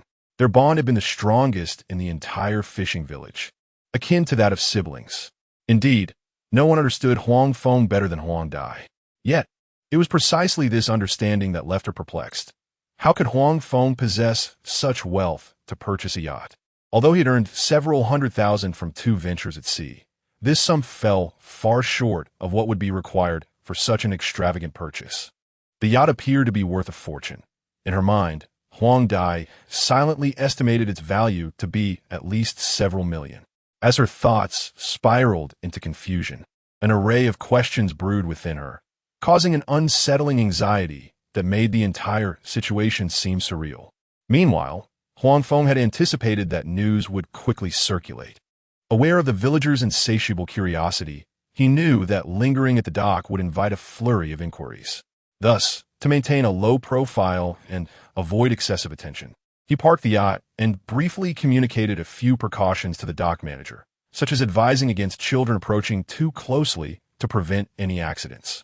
He then hurriedly gathered his belongings and returned home, fully aware that remaining at the dock would result in being besieged by enthusiastic villagers. Questions regarding the yacht's price, the origins of his funds, and a myriad of other inquiries would inevitably flood in, leading to endless explanations and potentially sparking further unwarranted speculation. However, upon his arrival home, before he could catch his breath, a rapid series of knocks echoed from outside. The loud rapping, coupled with Huang Dai's familiar boisterous voice, caused the door to tremble. "Little madman, open up. I know you're home. Stop hiding and let me in.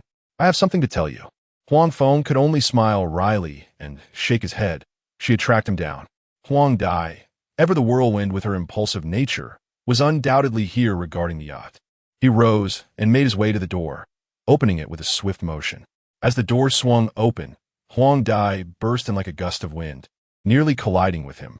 She wrapped her arms around his neck with such force that he struggled to breathe. He could feel the warmth radiating from her body, mingled with a faint scent of sweat. With excitement bubbling over, she exclaimed, her voice brimming with enthusiasm and her cheeks flushed from running and exhilaration. "Goodness, little madman, how could you be so inconsiderate? You bought such a luxurious yacht without telling me first. I had to hear about it from others. Otherwise, I would still be in the dark. Oh my, that yacht is simply magnificent. I was awestruck when I saw it at the dock, and everyone around was praising your capabilities. You must tell me, how much did the yacht cost? It must have been a considerable sum." Huang Feng, struggling for breath due to her tight grip, couldn't help but chuckle as he playfully rebuked her. "Damn it, please speak plainly.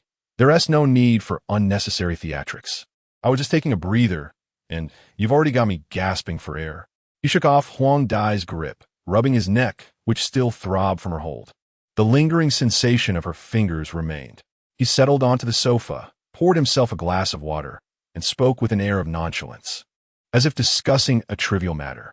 "The yacht and tea cost much, just 10 million, really. Not exorbitant." "What?"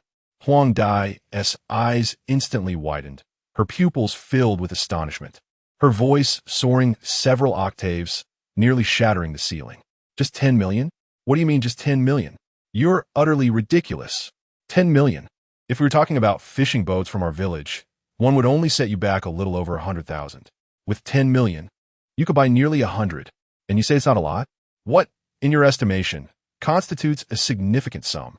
Have you become so affluent that you belittle such amounts?"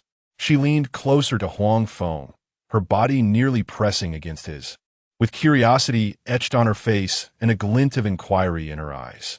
"Tell me, where on earth did you amass such wealth? Surely you didn't hit the lottery, did you? Don't keep secrets from me. We are the best of siblings. Winning the lottery? Please," Huang Feng retorted dismissively, his tone laced with disdain as he reclined against the back of the sofa. "Do you think winning the lottery is that simple? Those tickets are essentially rigged. The results are predetermined. When would someone like you or me ever win a jackpot? I've scarcely bought a lottery ticket in my life. Each time I pass a lottery shop, I merely glance. Never once have I entertained the thought of purchasing one. How could I possibly win a grand prize? Can't you think of something more plausible? Stop believing in such fanciful notions." Huang Dai, now even more puzzled, circled around Huang Feng twice, her brow furrowed tightly, as if knotted in thought, murmuring to herself, "If it's not from the lottery, then where did that money come from? It couldn't have just fallen from the sky, could it? You're not the type to steal or rob. The source of this money is too mysterious." Suddenly, her eyes sparkled as if a thought had struck her. A sly expression crept across her face, her lips curling upward. She leaned in closer to Huang Feng, lowering her voice as if sharing a monumental secret, speaking in a tone meant solely for their ears. "You little rascal. You didn't secretly work as an escort while in school, did you? I've heard that's quite lucrative, especially catering to wealthy women. Did you find yourself a rich benefactor? Is that how you made your money to buy the yacht?" Upon hearing this, without a moment's thought, Huang Feng lifted his foot and aimed a swift kick toward Huang Dai, his foot slicing through the air with speed. "Get the hell away from me. You are indeed perplexing. Never mind. Refrain from indulging in such nonsensical thoughts daily. Huang Feng has shown restraint. After all, that is Sister Xiao Dai, and one must not unleash full force. Sister Xiao Dai, my acquisition of this yacht is not merely for enjoyment, nor is it solely for the sake of appearances.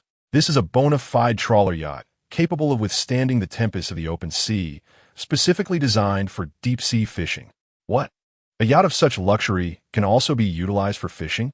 The yachts I have previously encountered at the dock were either for sunbathing on the deck or for hosting gatherings with music echoing across the waves. Never had I imagined one could also be equipped for trawling." Chapter 35. Is that your person? Is this for real?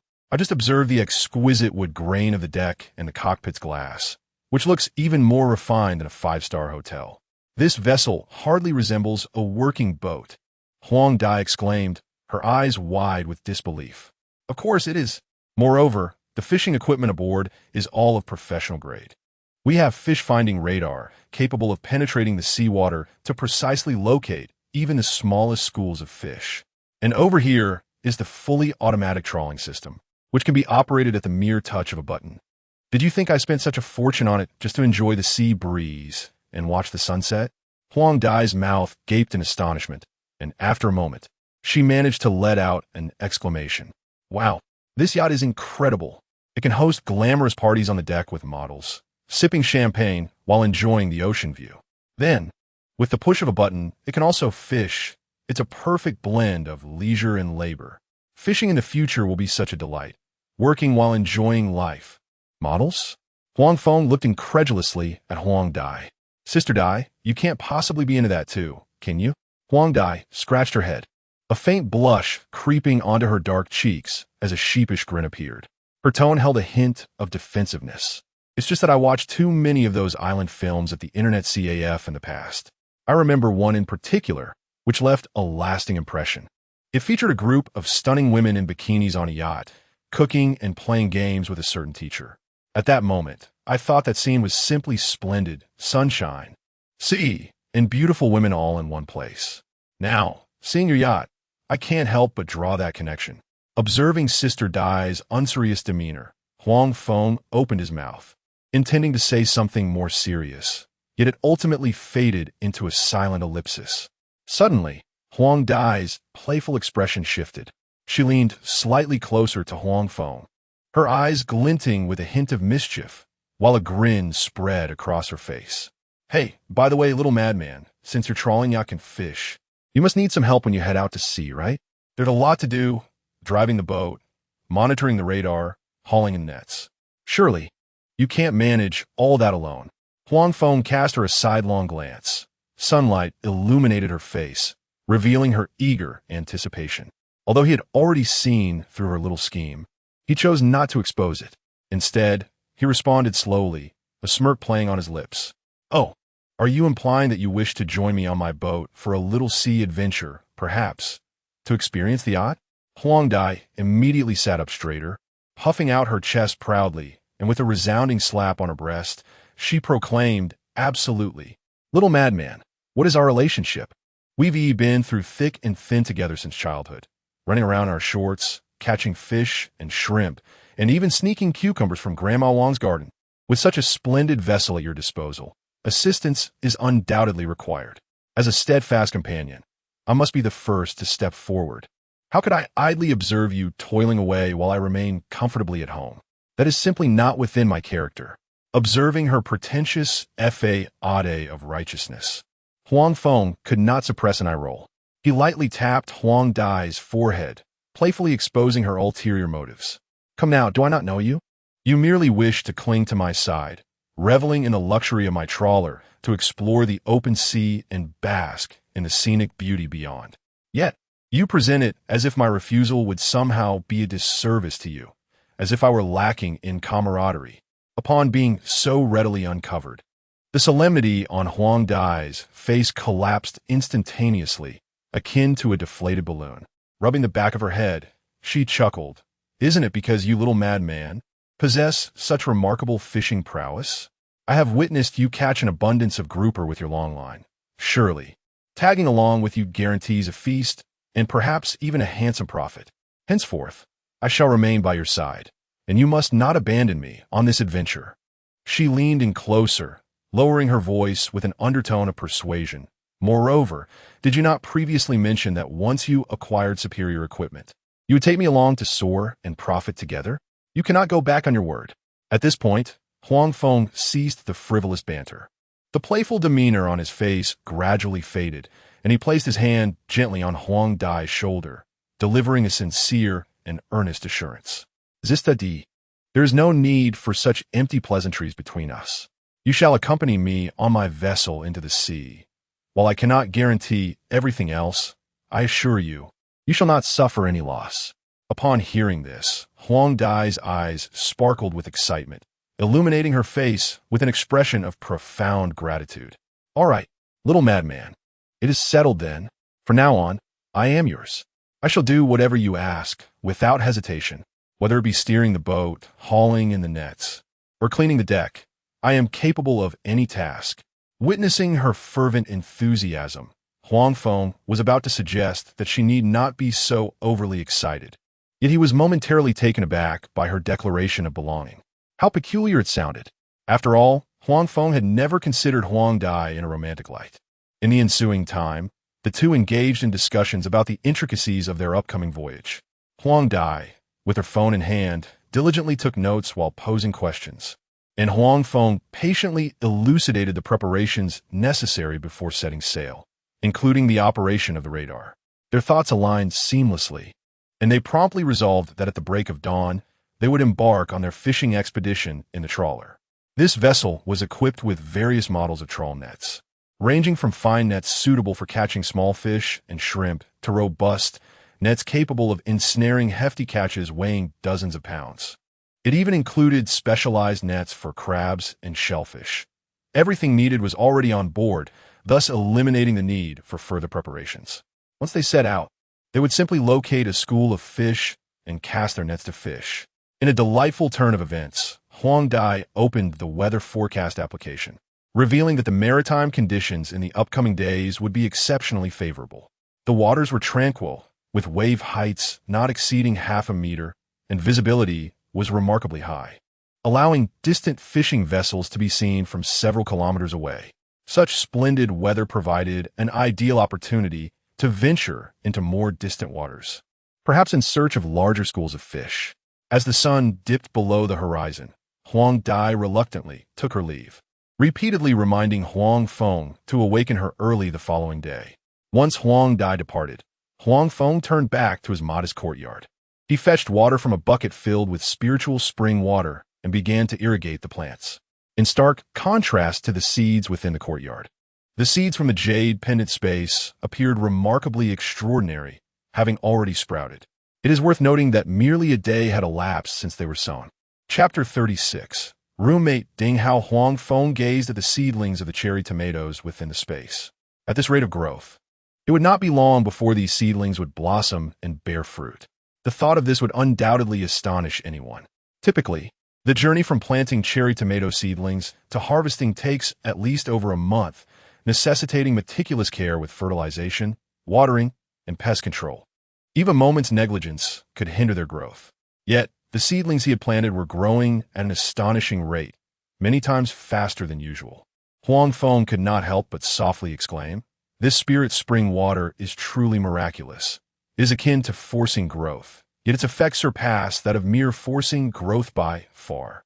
Not only were they growing rapidly, but they were also robust. Simultaneously, curiosity filled his mind. How would the taste of the fruits and vegetables nurtured by this spirit's spring water differ from the ordinary? Would they be more flavorful? More nutritious? These questions would only find answers once the fruits and vegetables reached maturity. However, that moment was approaching swiftly.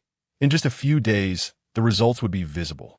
Soon, he would be able to taste them and unveil the truth.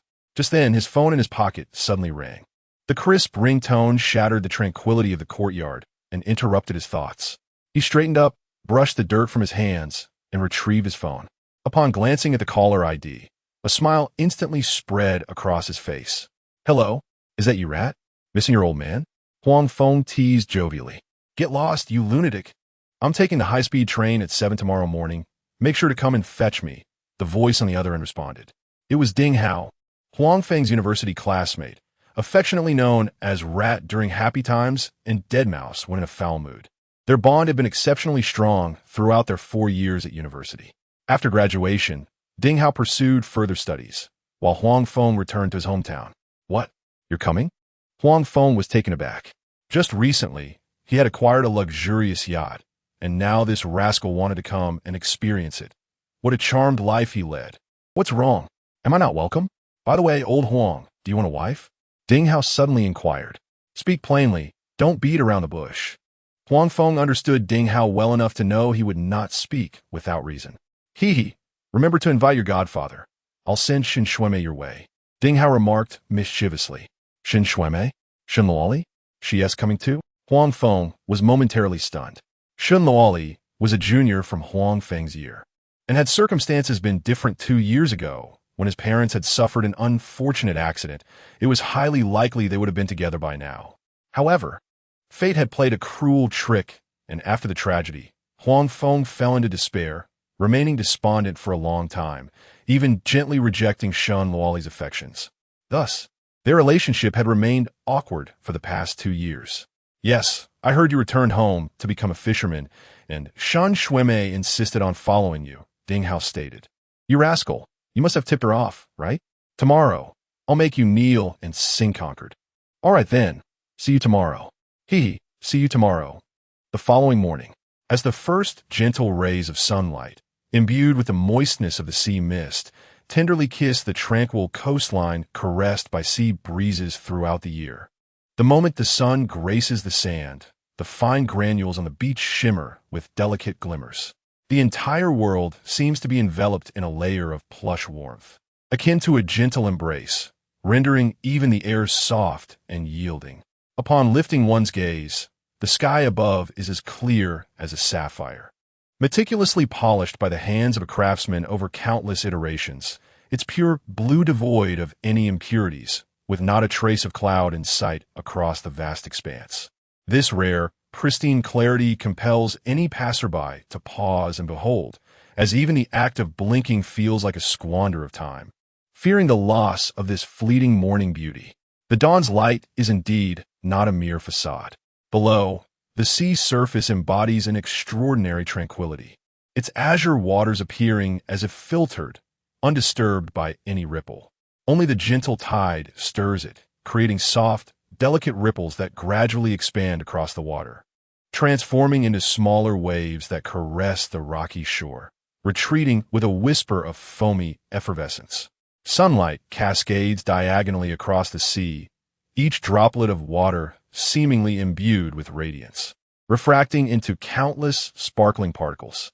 It resembles an array of scattered diamonds leaping upon the water's surface, at times coalescing into a dazzling patch of light, at times dispersing into twinkling flecks, a sight so enchanting that one cannot tear their gaze away. Occasionally, a few seagulls unfurl their snow-white wings, leisurely spiraling in the sky. Their wings, kissed by sunlight, bear a golden edge, and their crisp calls pierce the morning serenity, echoing to the shore, infusing the tranquil dawn with vibrant vitality and lively energy. Without the need for words, anyone can discern that it is yet another splendid day, filled with gentle winds, bright sunshine, and the sweet melodies of birds. In the dense grove by the shore, the branches and leaves seemed to respond to the sun's summons, stretching out with abandon. Each verdant leaf, so plump it seems capable of yielding moisture. A gentle breeze sweeps through, causing the leaves to sway lightly on their branches, their serrated edges distinctly visible under the sunlight, as if playing a game of chase with the dawn. Occasionally, a few playful leaves flutter down, twirling gracefully to the ground. At exactly 6 o'clock, Huang Feng slowly opened his eyes in the comfort of his soft bed adorned with a light blue sheet. Upon waking, his gaze was still somewhat dazed. He first blinked groggily, his long eyelashes casting faint shadows beneath his eyelids. And as he adjusted to the gentle light filtering through the window, he leisurely stretched his arms above his head, fingers slightly curled, legs extending in tandem. His entire body resembling a bow drawn taut, limbs fully unfurling. The bones emitted a satisfying crackle, not loud, yet imbued with an indescribable sense of contentment. After completing his stretch, he lazily rose from the bed, his feet meeting the cool tiles, which instantly roused him further. Rubbing his still sleepy eyes, he instinctively brushed away the remnants of slumber from the corners of his eyes and surveyed the warmly lit room, adorned with numerous photographs he had taken during his sea excursions. On the desk lay unfinished magazines, and a faint scent of laundry detergent lingered in the air. Everything felt so familiar and comforting. The corners of his mouth involuntarily curled into a subtle smile of contentment. This slumber was particularly sweet, as he had drifted off past 11 last night and awakened naturally at 6 this morning, undisturbed by any sound, without even a single dream. The sensation of complete relaxation enveloped him, akin to the soothing embrace of a warm bath, imparting a languid yet fulfilled aura about him. Originally, according to Huang Feng's plan, he intended to take the luxurious trawler he had just acquired to fish in the depths of the open sea today. In the past, merely the thought of embarking on such an adventure would have compelled him to rise early, preparing his fishing gear and checking equipment long before dawn, seizing the splendid morning light to ready himself for departure. After all, when it comes to fishing at sea, the earlier the better. As the saying goes, the early bird catches the worm. Yet this time, circumstances were somewhat different. Ding Hao and Shun Luoli were coming, and he needed to go to the village entrance to greet them. Chapter 37. A Friend from Afar. After a brief morning routine, the cool tap water cascaded down Huang Feng's cheeks, invigorating his mind further. He dabbed his face with a towel and, after a quick shave in front of the mirror, turned to enter the kitchen. Though spacious, the kitchen was impeccably tidy, the white-tiled walls spotless. He opened the refrigerator and retrieved a handful of noodles along with several plump eggs, intending to prepare a steaming bowl of egg noodles for breakfast. He began by adding an appropriate amount of water to a pot. Once the water reached a boil, he gently placed the noodles in, stirring with chopsticks to prevent them from clumping together. In another pan, he poured in some oil, and as it heated, cracked the eggs into the sizzling liquid. With a delightful sizzle, the egg mixture puffed up, the golden yolks slowly solidifying in the pan, while an enticing aroma wafted through the air. Before long, the kitchen was filled with a rich fragrance. The noodles cooked to a tender yet firm consistency, each strand distinct. He lifted them into a bowl, topped them with the fried eggs, and garnished with a sprinkle of chopped scallions along with a dash of salt and sesame oil, creating a simple yet homely breakfast. Huang Feng carried the bowl outside, sitting by the door to enjoy his meal leisurely. The nutty aroma of the noodles, the savory scent of the eggs, and the freshness of the scallions intertwined in his mouth, as the warmth of the noodles slid into his stomach, enveloping him in a comforting warmth. As he savored his breakfast, he gazed out at the morning light, relishing the small joys of ordinary life, his heart brimming with contentment. After finishing, Huang Feng washed the bowl and placed it in the sterilizer, then approached the mirror hanging on the living room wall to meticulously arrange his hairstyle. His hair was neither long nor short, but soft and smooth. Typically, he would merely comb it casually, yet today, with a meeting with Shun Luoli on the horizon, he paid extra attention. In front of the mirror, he carefully combed his hair into place, occasionally adjusting the stray locks at his forehead with his fingers, determined to present a more spirited and handsome version of himself. The reflection staring back at him revealed a fair complexion that did not appear effeminate. A sharply defined face adorned with thick eyebrows, bright eyes, a prominent nose, and well-defined lips. Below, his physique rivaled that of a male model. His broad shoulders could support any attire, and his upright posture made him seem taller than his actual height, with not a trace of excess weight around his waist, exuding the charming allure of youthful masculinity. Gazing at his reflection, Huang Feng couldn't help but murmur in self-admiration. I must admit, I am becoming increasingly handsome. If I were a girl, I would surely fall for myself. As he finished speaking, he raised an eyebrow at the mirror, a confident yet playful smile gracing his lips, his eyes sparkling with youthful exuberance. To be frank, at times, this splendid visage caused him a degree of vexation. Huang Feng sighed gently, leaning against the wall, muttering to himself, "I'm not a star who relies on looks for a living, so why must I be this handsome?" After all, walking down the street often led to unnecessary troubles due to his striking appearance, such as being approached by strangers. It is one thing to encounter women, but to find men as well. Quite terrifying indeed. The clock struck 7:20 in the morning. Huang Feng picked up his keys and phone from the shoe cabinet at the door, pushed open his home's entrance, and stepped outside. The sunlight outside was warmer than before, and a gentle breeze caressed his cheeks, carrying with it a faint floral fragrance. He ambled leisurely towards the entrance of Peach Blossom Island Village, taking care to appreciate the scenery along the way. He admired the wildflowers blooming by the roadside under the sun, watched the neighbor's puppy frolicking at the door, and observed the elderly sitting outside, basking in the sun and chatting, savoring the unique beauty of the morning. His spirits lifted, his steps became lighter. Meanwhile, at the taxi heading towards Peach Blossom Island, 5 individuals occupied the vehicle. Among them was the driver, while the other 4 were passengers, 1 man and 3 women. The man appeared quite ordinary, unremarkable in any particular way. In stark contrast, the young women possessed distinct and captivating beauty. Whether it was their delicate, vibrant features or their well-proportioned and graceful figures, they were undeniably eye-catching.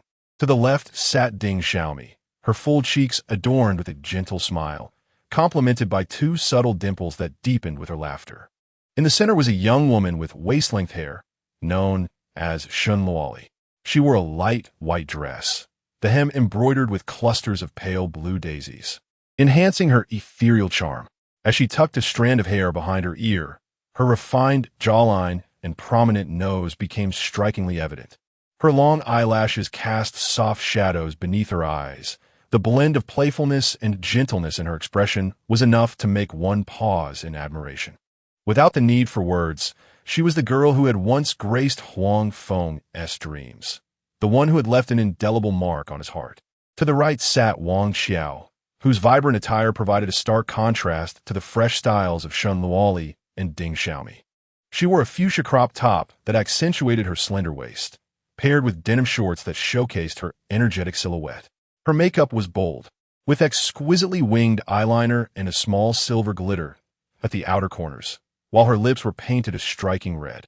As Shun Luoli's roommate in her senior year, she typically resided in a bustling urban campus, rarely having the chance to witness such unspoiled rural beauty. This weekend, she had come along with Shun Luoli. Throughout the journey, her eyes sparkled with curiosity, eagerly surveying the pastoral scenery, even finding delight in the unassuming wildflowers along the roadside. At that moment, Ding Hao, seated in the front passenger seat, turned to look at Shun Luoli. His eyes glinted with a mischievous smile, as though he had discovered something amusing. He elongated his tone. "Luoli, we shall arrive shortly. How delightful is that soon you will encounter the dream lover who has lingered in your thoughts and been enshrined within the pages of your diary. Is your heart not fluttering with a hint of excitement? Has her pulse quickened?" Indeed, it is true. Ding Hao is none other than Shun Luoli's cousin. Over the past 2 years, he has divulged every detail regarding Huang Feng, particularly concerning matters of the heart, to Shun Luoli. This fellow is undoubtedly a traitor. Yet, what can one do when Shun Luoli harbors feelings for Huang Feng? As these words left his lips, Shun Luoli's cheeks flushed a delicate crimson, reminiscent of a ripe apple, the color spreading from her ears to her neck, exuding an adorable shyness. She shot Ding Hao a playful glare, her eyes lacking any true ire. Her tone a blend of girlish petulance and a hint of helplessness at having her secret laid bare. "Oh, cousin, what nonsense are you spouting? Dream lover? Hidden in my diary? There is no such thing. Please refrain from fabricating tales. Hee hee, dear cousin Lolly, your denials are futile. While others may be unaware, I certainly am not." Ding Hao replied with a mischievous grin. Caught off guard by his teasing, Shenloli found herself momentarily speechless, her lips parting as she struggled to formulate a retort. After all, Ding Hao had merely spoken the truth. With an exasperated roll of her eyes, she shrugged her shoulders lightly, a nostalgic smile gracing her lips as she conceded. All right, I confess. I did indeed have feelings for Huang Feng. Is that satisfactory? Chapter 38. Shenloli, go ahead, be stubborn. Just wait until you meet Huang Feng. I shall see how you maintain that bravado. Ding Hao lamented, resembling a disgruntled old crone. Is it truly fair that I cannot possess an ounce of the physique, appearance, or intellect of a madman? Is that so? Just how handsome is he? The curiosity of Wang Xiao was instantly piqued. Initially, she had merely been eavesdropping, but upon hearing Ding Hao extol Huang Feng's virtues, she could not help but inquire further. Extremely handsome, more so than Yang. Ding Hao's tone was laden with unabashed admiration, his hands involuntarily gesturing to emphasize his point. PFF, I truly cannot contain my laughter. More handsome than Yang? Are you out of your mind? Wang Xiao scoffed, her disbelief palpable. Afterward, she retrieved a small mirror and meticulously retouched her makeup. The round powder puff rhythmically tapping against her face, while white setting powder cascaded on her dark coat, of which she remained blissfully indifferent. To be fair, Wang Xiao possessed a modicum of delicate beauty. However, her thick false eyelashes were perilously close to pricking her brows. The foundation was so pale it resembled a freshly painted wall, and her lip gloss overflowed beyond her lip line. The overall effect rendered her akin to a ghost emerging from a horror film, completely obscuring the natural charm she possessed. Upon hearing Ding Hao claim Huang Feng was handsome, indeed, more so than Yang, her inner disdain bubbled forth like effervescent air. In her perception, a man hailing from a dilapidated fishing village, engaging daily with nets and seafood, could not possibly possess any appealing features. Surely he was a rustic fellow, with sun-kissed, darkened skin, clad in threadbare attire, and speaking with a pronounced accent, utterly devoid of any semblance of handsomeness. One might even detect the scent of the sea upon his breath, rendering him entirely incompatible with the term handsome. Ding Hao, upon hearing her words, could not help but furrow his brow lightly, the upward curve of his lips fading into a more subdued expression.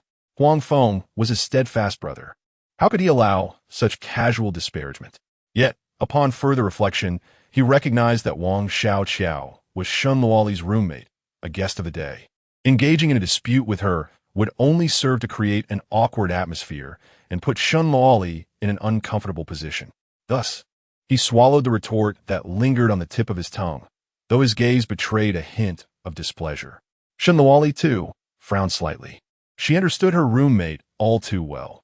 Wang Xiao's nature was somewhat acerbic, often donning a pair of colored glasses through which to view others. She was both snobbish and pretentious, relishing comparisons, particularly with those of average circumstances. However, since they would be cohabiting for another year, it was unwise to confront her directly, lest their interactions become strained. All right, Xiao, do focus on your makeup. Shenloli coughed gently, striving to ease the tension in the air. Her tone was imbued with gentle persuasion. You mustn't look down on others. Huang Feng is truly quite handsome. You will see for yourself shortly. She hoped to ameliorate the atmosphere and allow Wang Xiao to witness the truth firsthand, thereby silencing her criticisms. To Wang Xiao's surprise, she not only failed to absorb the criticism, but also set down her powder puff, crossing her arms defiantly. The sense of superiority on her face intensified as she raised her chin slightly, her tone laced with disdain. What use is it to be handsome? P.S. merely a fisherman, drifting through life day by day. In this era, a man without wealth or capability, what good is mere appearance? Can it be consumed or spent? Her words were blunt and piercing, revealing her belief that profession and wealth were the sole measures of a person's worth. Listening to her, Shenluo Li found herself a loss for words regarding her roommate, letting out a resigned sigh, feeling that any further comment would be superfluous. She turned to Ding Hao, slightly shaking her head to indicate that the conversation should cease. Ding Hao, understanding Shenluo Li's predicament, offered her a nonchalant smile and gently shook his head in reassurance, signaling that he bore no ill feelings and was unfazed by the situation. However, after such a discordant interlude, he lost interest in continuing the discussion about Huang Feng with Shenluo Li, fearing that further dialogue might provoke more of Wang Xiao's relentless chatter, ultimately spoiling everyone's mood. Meanwhile, Huang Feng had arrived beneath the old banyan tree at the village entrance. Glancing around, he noticed the absence of Ding Hao and Shenluo Li. Presuming they were still en route, he took out his phone and leaned against the tree trunk, engaging in a brief game to pass the time. After mere 5 minutes, a taxi slowly came to a stop not far from Huang Feng. Instinctively, he lifted his gaze and spotted 4 figures disembarking. 4 individuals? Huang Feng paused, recognizing only 2 of them. However, he surmised they were likely friends or roommates of Shenluo Li and paid little mind to it, casually tucking his phone back into his pocket. "Crazy man, I'm here." Ding Hao dashed forward, enveloping Huang Feng in a bear hug, their backs thumping against one another. "Cough, cough. Damn it, crazy, you're going to crush me." Ding Hao wheezed from the impact. Huang Feng ignored him, his attention shifting to Shenluo Li. In that instant, his gaze froze, and his eyes sparkled with unexpected delight, as if he had stumbled upon a delightful surprise. To his astonishment, it had only been half a year since they last met, and Shenluo Li had transformed remarkably. The shy girl who always trailed behind him, speaking in hushed tones, had now blossomed into someone truly captivating. Shenluo Li stood approximately 1.7 meters tall, a striking height among her peers. Her lustrous black hair cascaded in soft, natural waves over her shoulders, glimmering in the sunlight. She wore a light ivory dress, a simple yet elegant choice that accentuated her youthful, vibrant S-shaped figure, beautifully curvaceous yet full of life. It was also quite evident that while she had previously been a modest B-cup, she now confidently embraced a D-cup. This young lady had certainly concealed her allure well. Shenluo Li possessed not only a figure that could be deemed flawless, but her delicate visage was strikingly enchanting as well. Her exquisitely refined features appeared as though they had been meticulously sculpted, with a pair of eyes that sparkled with clarity reminiscent of a still, pure spring. When she gazed at others, there was a gentle smile that danced upon her lips.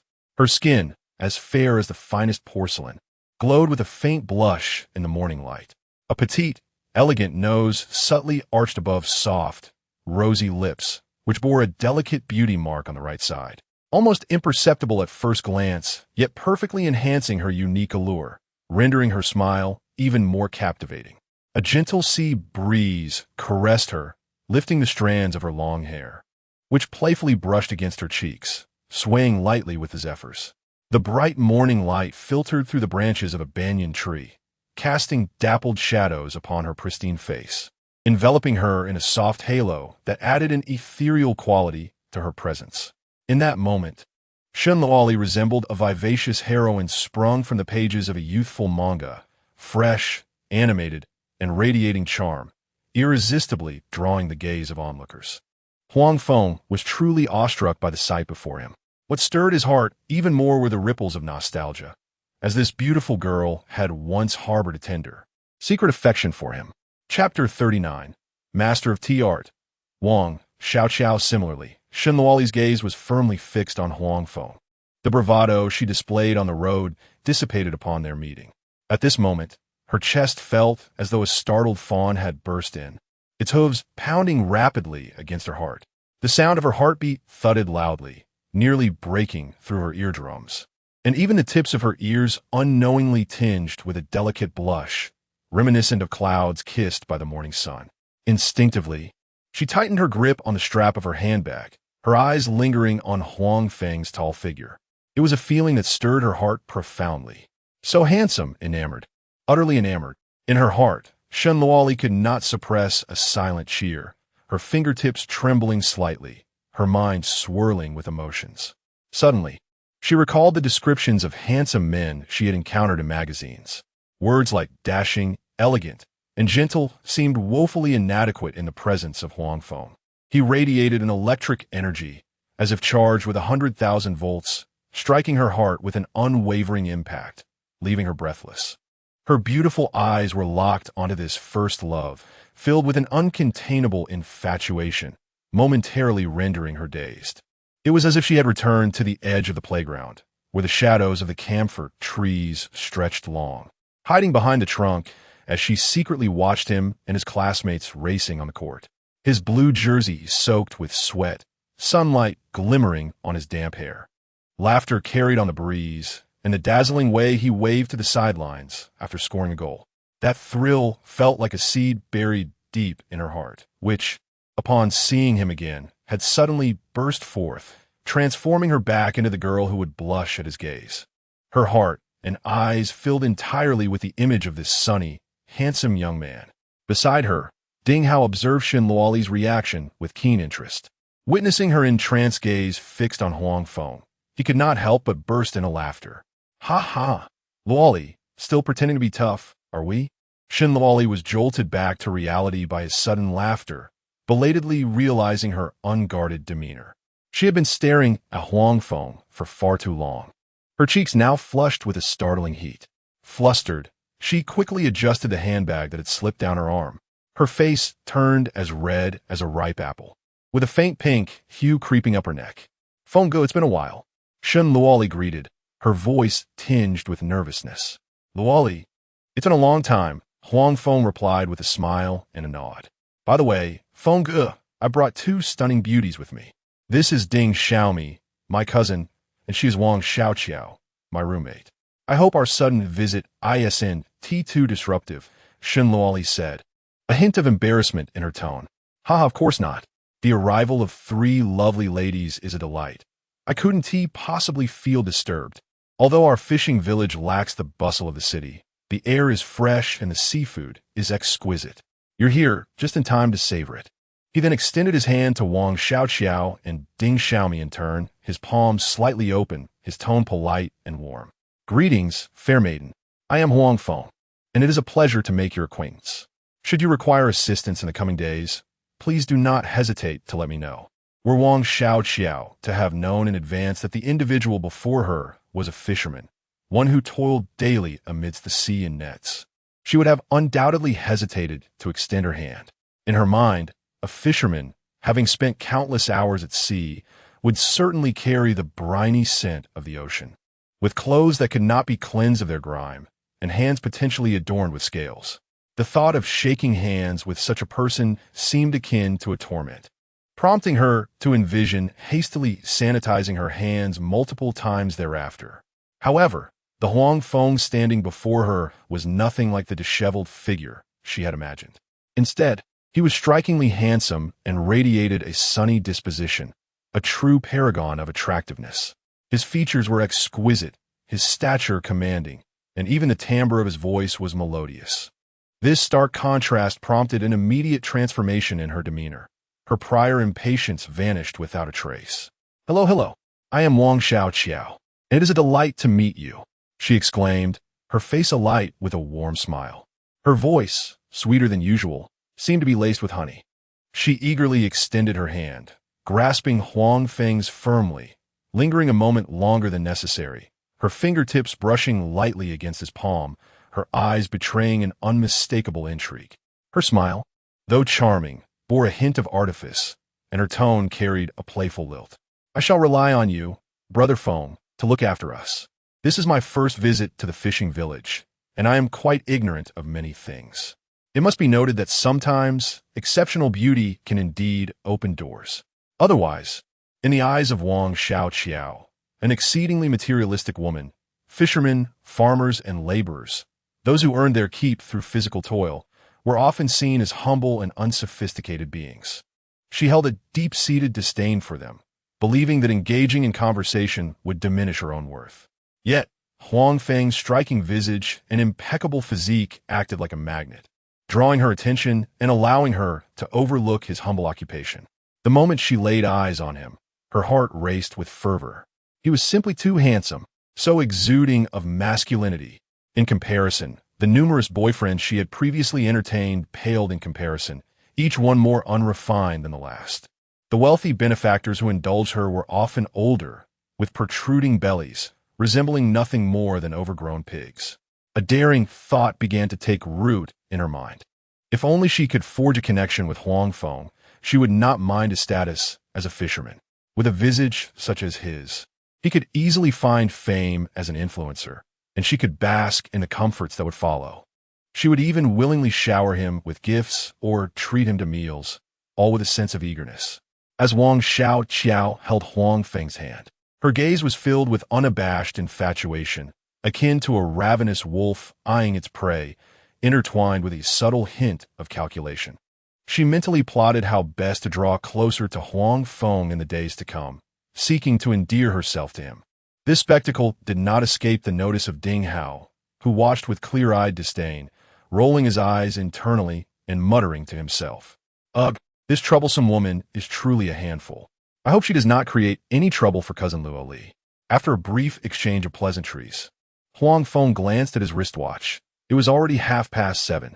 Recalling that the women had arrived early in the morning, likely without having breakfast, he inquired, "By the way, you must not have had the chance to eat this morning, have you?"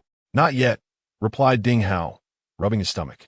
"We rushed out this morning, just grabbed a few things and left, thinking we would eat once we got here." Huang Feng smiled warmly, his tone both natural and amiable. "I am heading out to sea today, and it is unwise to embark on an empty stomach, as it could lead to seasickness. Why don't we stop by my place for a quick bite?" Before Ding Hao and Shun Luoli could respond, Wang Xiao interjected eagerly. "Then we shall not be polite. It is the perfect opportunity to sample your culinary skills, Brother Feng. I am certain it will be delightful." Chapter 40. Brother Feng's Delectable Delicacies. Before long, the 5 companions arrived at Huang Feng's doorstep. As the gates swung open, a magnificent 3-story villa came into view. The cream-colored exterior gleamed softly under the sunlight, with the balconies on the 2nd and 3rd floors adorned with exquisite white railings. Potted bougainvilleas, blooming vibrantly, graced the windowsills, their crimson petals cascading down, lending an air of vitality to the residence. "Dude, this is insane. What a mansion. Your brother must be suffering in silence," Ding Hao exclaimed, his eyes wide and reddened. "Let us not exaggerate. It's just an ordinary house in the countryside. Compared to those city villas with elevators and gardens, it hardly holds any value," Huang Feng replied modestly. "All right, let us not linger outside. Let us step inside," he suggested, guiding Shun Luoli and Ding Hao into the house, casually taking Shun Luoli's backpack and placing it on a nearby shelf. Upon entering, a refreshing breeze enveloped them, starkly contrasting the heat outside.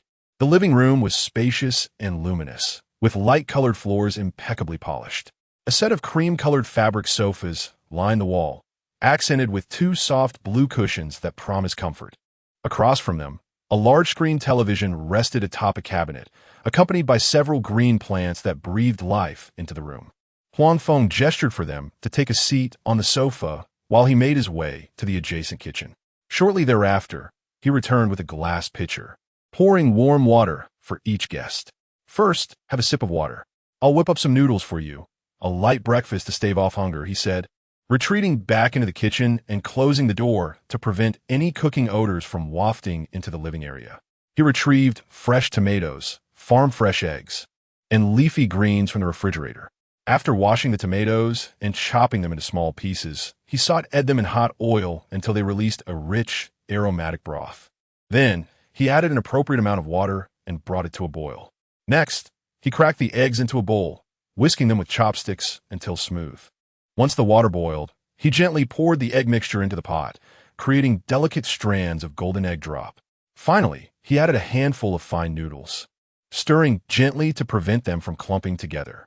Once the noodles were cooked, he sprinkled in the vibrant greens and a touch of scallions, finishing with a few drops of fragrant sesame oil.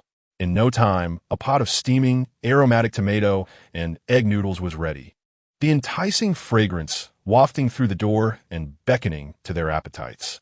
Huang Feng fetched 4 elegant white porcelain bowls, each adorned with delicate blue floral patterns. He ladled the noodles into each bowl, ensuring a generous portion of broth, egg, and greens accompanied each serving. Come, gather around and taste. Let me know if it suits your palate. I often prepare noodles at home, so the flavor should be quite enjoyable, he invited. Shen Luoli and Ding Hao, already captivated by the enticing aroma, could no longer remain seated. Upon hearing Huang Feng's words, they promptly rose and approached the dining table, their eyes drawn to the noodles in the bowls. The vibrant red tomato broth enveloped the pristine white noodles, each strand fully imbued with the savory essence. Golden strands of egg flour drifted alongside, interspersed with vibrant green vegetables and finely chopped scallions, creating a visually appealing tableau that stirred one's appetite and wafted enticing aromas into the air. Ding Hao could not suppress a swallow as he picked up his chopsticks and sampled a mouthful of noodles. The sweet and sour broth burst forth in a delightful symphony upon his palate. His eyes squinted in satisfaction as he gave Huang Feng a thumbs up, exclaiming, "Wow, you madman, I never realized you possessed such culinary prowess." Just by the presentation, one could tell it would be delicious, and after tasting it, I am utterly astonished. This tomato broth is so flavorful, even better than what my mother makes. Shen Luoli nodded in agreement after tasting a bite. Indeed, it is delicious. The noodles are perfectly cooked, neither too soft nor too firm, and the vegetables are exceptionally fresh, providing a refreshing crunch. Brother Feng, your cooking skills are truly impressive. Wang Xiao chimed in with accolades. Only Ding Xiaomi, somewhat shy, kept her gaze lowered as she enjoyed her noodles. Seizing the opportunity while Shen Luoli and the others were engrossed in their meal, occasionally murmuring about the flavors, Huang Feng ascended to the second floor. He approached the door of a bedroom at the far end and pushed it open. Inside, a wardrobe stood ajar, with several neatly folded new bed linens stacked on the top shelf. He intended to take these for use aboard the yacht. Huang Feng contemplated his plans for fishing in the open sea with the trawler yacht, requiring an overnight stay at sea. These linens would prove invaluable for a more comfortable slumber with his friends, eliminating the need for compromise. In addition to the linens, he recalled that although the yacht's kitchen was equipped with a gas stove, oven, and refrigerator, it lacked fundamental seasonings such as oil, salt, vinegar, and tea, as well as staple ingredients like rice and noodles. Thus, he proceeded to the kitchen to retrieve rice and noodles, along with a bottle of soy sauce, vinegar, a bag of salt, a small container of cooking oil, and several packets of common spices. These items were familiar household brands known for their quality and portability, allowing him to prepare meals aboard the yacht without the worry of hunger, while also enabling him to tailor dishes to his personal taste. Soon, Shen Luoli and her companions finished their noodles. Ding Xiaomi took the initiative to bring her bowl to the kitchen for cleaning. As Shen Luoli and the others entered the living room, they noticed Huang Feng alternately gathering the neatly stacked linens and retrieving oil, salt, and vinegar, methodically arranging them on the floor as if packing for a journey. Curious expressions adorned their faces. Shen Luoli stepped forward first, pointing to the bags on the ground, and inquired with a hint of confusion, "Brother Feng, what do you intend to do with these items? Why are you taking the household linens and seasonings out? Are you going on a long trip?" Huang Feng explained, "These items will be taken to the boat, where they will be useful." He refrained from elaborating further. At the mention of the boat, Shen Luoli and Ding Hao's curiosity was instantly piqued, their eyes sparkling with intrigue. Ding Hao leaned in closer, resembling a curious child, eagerly asking, "A boat? Are we going to stay on the boat this time?" "That depends on the circumstances," Huang Feng replied. "This time, I intend to venture further into the ocean to fish, specifically in the deep waters to the east, where the abundance of fish is far greater, including species that are seldom seen in coastal areas, such as tuna and snapper. However, the distance from the village is considerable, and the round trip may prove lengthy. Thus, it is likely that I will not return the same day and may need to spend the night at sea." "Wow, spending the night on the ocean? Is this truly happening? I must. Chapter 41. The frizzy-haired Wang, Xiao, Shen Luoli, and Ding Hao exclaimed in unison, their eyes suddenly sparkling like stars in the night sky. their faces radiating excitement and anticipation, their voices elevated beyond their usual tones. Throughout their lives, they had not only never spent a night at sea, but had also never ventured out to fish. Shenluoli had only accompanied her parents to the seaside to collect seashells on the beach, while Ding Hao rarely visited the coast. Upon hearing Huang Feng mention the possibility of spending the night on the ocean, a wave of strong curiosity and yearning surged within them, their minds already painting vivid pictures of what the night at sea might entail. Perhaps they would witness countless stars reflecting upon the tranquil surface of the water, twinkling like scattered shards of diamonds. Maybe they would hear the gentle sound of waves lapping against the hull, a soothing melody akin to a tender lullaby. They might even find themselves on the deck, conversing amidst the sea breeze, feeling the cool air caress their cheeks, and perhaps catching sight of a distant lighthouse, flickering like a guiding eye in the darkness. How enchanting that sounds! Ding Hao clasped his hands together before his chest, his face aglow with longing, his eyes shimmering with expectation. I am already looking forward to the evening's seascape. If I could see stars falling into the sea, it would surely be breathtaking. Shenluoli nodded vigorously beside him, envisioning herself drifting into slumber to the sound of the waves, her anticipation matching Ding Hao's fervor. I have never spent time at sea. The thought alone feels magical. It would be even more splendid to witness the sunrise over the ocean, which must be truly magnificent. Huang Feng, observing their enthusiastic demeanor, added with a smile, "If luck is on our side, we might even spot dolphins at night. Some dolphins prefer to frolic during the night, swimming alongside the boat, and we can watch them from the deck." This only heightened the excitement of the two, their hopes soaring. However, not everyone shared in the enthusiasm. Wang Xiaoqiao, Shenluoli's roommate, remained untouched by their exuberance, instead feeling a profound sense of resistance bubbling from deep within her. To her, this so-called enjoyment was merely a prelude to impending troubles, devoid of any allure. When the prospect of staying out at sea penetrated her ears, her brows knitted tightly, and her mind uncontrollably conjured a terrifying vision. Dark clouds loomed like ink-soaked cotton, heavily pressing down upon the ocean's surface, making even breathing feel laborious. The wild wind howled like a furious beast, sweeping across the water and raising towering waves, their crests foaming white and crashing down with such force that droplets soared several meters into the air. The roar of the surf resembled the growls of a monstrous creature, dull yet deafening, drilling into her ears and causing a dull throb in her head, accompanied by a quaking in her heart. On the surface of the sea, a dilapidated fishing boat floated listlessly. The paint had long since chipped away, revealing rusted iron beneath, and deep cracks marred the hull, as if it might splinter apart at any moment. Scattered across the deck lay several bundles of moldy fishing nets, the rancid odor of decaying fish and shrimp mingling with the briny scent of the sea, creating an acrid and unpleasant atmosphere that pierced the nostrils with every gust of wind. In this scene, I found myself curled up alone in the most secluded corner of the fishing boat, my back pressed against the icy planks, clutching tightly to a dingy gray blanket. The blanket felt damp to the touch, imbued with an unshakable fishy stench. The crashing waves splashed seawater that pricked my arms like countless tiny needles, leaving my body trembling uncontrollably. Once this image was etched in my mind, a tumultuous churn surged in my stomach, threatening to expel the breakfast I had just consumed. The idea of spending the night on such a filthy, cold vessel, which could capsize at any moment, was utterly intolerable to me. Unable to suppress my growing aversion, I took a determined step forward, raising my voice to abruptly interrupt the conversation between the two. "What? We might actually have to spend the night at sea?" I exclaimed. "Count me out." I refused to be crammed on a decrepit fishing boat, inhaling the foul stench of fish. My voice carried a distinct sharpness, drawing the attention of others around us. Upon hearing this, Shenluoli's smile instantly faltered, a hint of frustration creeping into her expression as her brows knitted together. She tugged at my arm, attempting to lower my volume while patiently trying to persuade me. "Xiao, don't be so dramatic. Fishing at sea is truly a unique experience.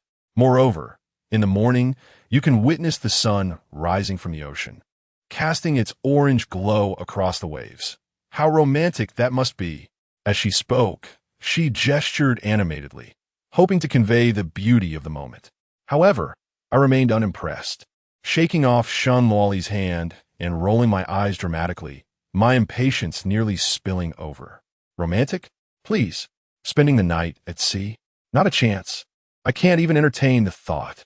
Who would willingly stay on that filthy, stinky fishing boat all night? What if it capsizes? With each mention of the rickety vessel, Huang Feng finally furrowed his brows, though he refrained from offering any explanations. At that moment, Shun Luoli continued to urge me, and Huang Feng realized that if he were to reveal that he owned a luxurious yacht, it would seem like an intentional slight towards me, potentially embarrassing Shun Luoli as well. There was no need to flaunt such trivial matters. In truth, from the moment I first met Shun Luoli, Huang Feng understood the kind of person I was. This woman exuded an ever-present air of superiority, always seeking to showcase her uniqueness through external glamour. Accustomed to the sophistication and convenience of urban life, she could not tolerate even the slightest roughness and often measured everything by material standards. Huang Feng had long since lost his patience with someone like me, even feeling a sense of relief that if I were to abandon the trip due to the misunderstanding about the shabby fishing boat, it would spare him the discomfort of having a picky, unpleasant companion on board. Meanwhile, Ding Hao, standing by, had also grasped the situation. He had long discerned that Wang Xiao was not an easy person to get along with. Ding Hao truly wished to avoid spending the upcoming fishing trip in the company of such a person, lest it spoil his good spirits. Thus, he lowered his voice and said, "Luo Li, please refrain from persuading her further." Given her resolute attitude, it is evident that she genuinely does not wish to venture out to sea. A forced endeavor yields no sweetness. Perhaps it would be better to let her explore elsewhere. This coastal city boasts stunning seaside scenery, worthy of a leisurely stroll, saving you the trouble of expending effort only to end in discontent for all. Chapter 42. Farewell. Xiao Qiao. Shun Luoli gazed at Wang Xiao's resolute demeanor, which seemed to convey that any further conversation would be an unwelcome burden. After listening to Ding Hao's words, she could only sigh in resignation. She understood that once Wang Xiao had made up her mind, any persuasion would be futile. Gently patting Wang Xiao's arm, she spoke with a hint of regret. "All right. It seems I failed to clarify the situation beforehand. Xiao, go and enjoy yourself, but do take care." Seeing Shun Luoli relent, the impatience on Wang Xiao's face finally softened. She nodded, her tone less brusque than before. "I understand, Luoli. You all have fun. Don't worry about me.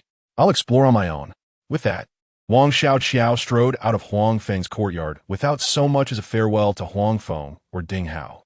Huang Feng shook his head slightly and took out his phone to call Huang Tu and Huang Dai. "My friends have arrived to pick up their things. We're about to set off." Huang Dai and Huang Tu had long been eager to embark on their fishing expedition. They'd been anticipating it since before dawn. Had it not been for Huang Feng's message the previous night indicating he would wait for his friends, they would have already rushed to his house to gather their gear. Upon receiving Huang Feng's call, both of them hurriedly donned their jackets, barely taking the time to dress properly. Huang Dai slipped into her coat and dashed toward the door, while Huang Tu carelessly tossed aside a small stool and sprinted off. They hurried to Huang Feng's house, anxious not to lag behind and miss out on the long-awaited seaside adventure. As soon as they entered Huang Feng's home, Huang Dai's gaze swept across the courtyard. Upon spotting Shun Luoli standing at the entrance of the living room, her eyes widened in astonishment, her mouth slightly agape as she struggled to suppress an exclamation of surprise. The two young women appeared like two blooming flowers, entirely distinct from the girls typically seen in the village. "Wow, this little madwoman is truly remarkable. Her ability to attract attention is nothing short of extraordinary. I've never encountered such beautiful girls in my life. I am utterly in awe, and there is no denying it." The more she pondered, the more admiration Huang Dai felt, her gaze toward Huang Feng brimming with unmasked intrigue. Huang Feng, noticing the look in Huang Dai's eyes, realized she was likely lost in a whirlwind of fanciful thoughts. He shook his head in resignation, opting not to elaborate. for further explanation would only complicate matters. He then gestured for Shun Luoli and her companions to come over, introducing them succinctly. Luoli, this is Haozi, and this is Xiaomi. They are Huang Dai and Huang Tuesday. We'll be going fishing together shortly. Turning to Huang Dai and Huang Tu, he introduced Shun Luoli and her friends. This is Shun Luoli, this is Ding Xiaomi, and this is Ding Hao. They are visiting us and will be joining our fishing expedition today. The group exchanged nods, with Shun Luoli warmly stating, I look forward to your guidance. Ding Hao and Ding Xiaomi followed suit, greeting one another as they formally acquainted themselves. Subsequently, the six of them began to busily prepare for their day ahead. Huang Feng, Huang Tu, and Ding Hao were tasked with transporting heavy items, loading the pre-prepared essentials such as rice, oil, salt, and drinking water onto a tricycle outside the courtyard. All these provisions were intended for cooking aboard the boat. Meanwhile, Huang Dai carefully folded bed linens and duvet covers, placing them into a large cloth bag, reminding everyone to keep them safe from seawater, lest they cause discomfort during the night. Shun Luoli and Ding Xiaomi were also busy assisting with the preparations. Once everything was loaded onto the tricycle, Huang Tu rode while Huang Dai sat in the cargo area, keeping an eye on the belongings. Huang Feng, Shun Luoli, Ding Hao, and Ding Xiaomi followed closely behind, chatting and laughing as they made their way to the seaside dock. The distance from Huang Feng's home to the dock was merely 100 meters, a mere bend away. In just a few minutes, the dock, extending into the sea, came into clear view. The concrete dock appeared slightly darkened by the seawater, with remnants of seaweed clinging to its edges. By now, it was nearly 8:30 in the morning. The summer sun had long shed its gentle morning rays, instead casting a piercing brilliance akin to countless golden threads cascading onto the dock.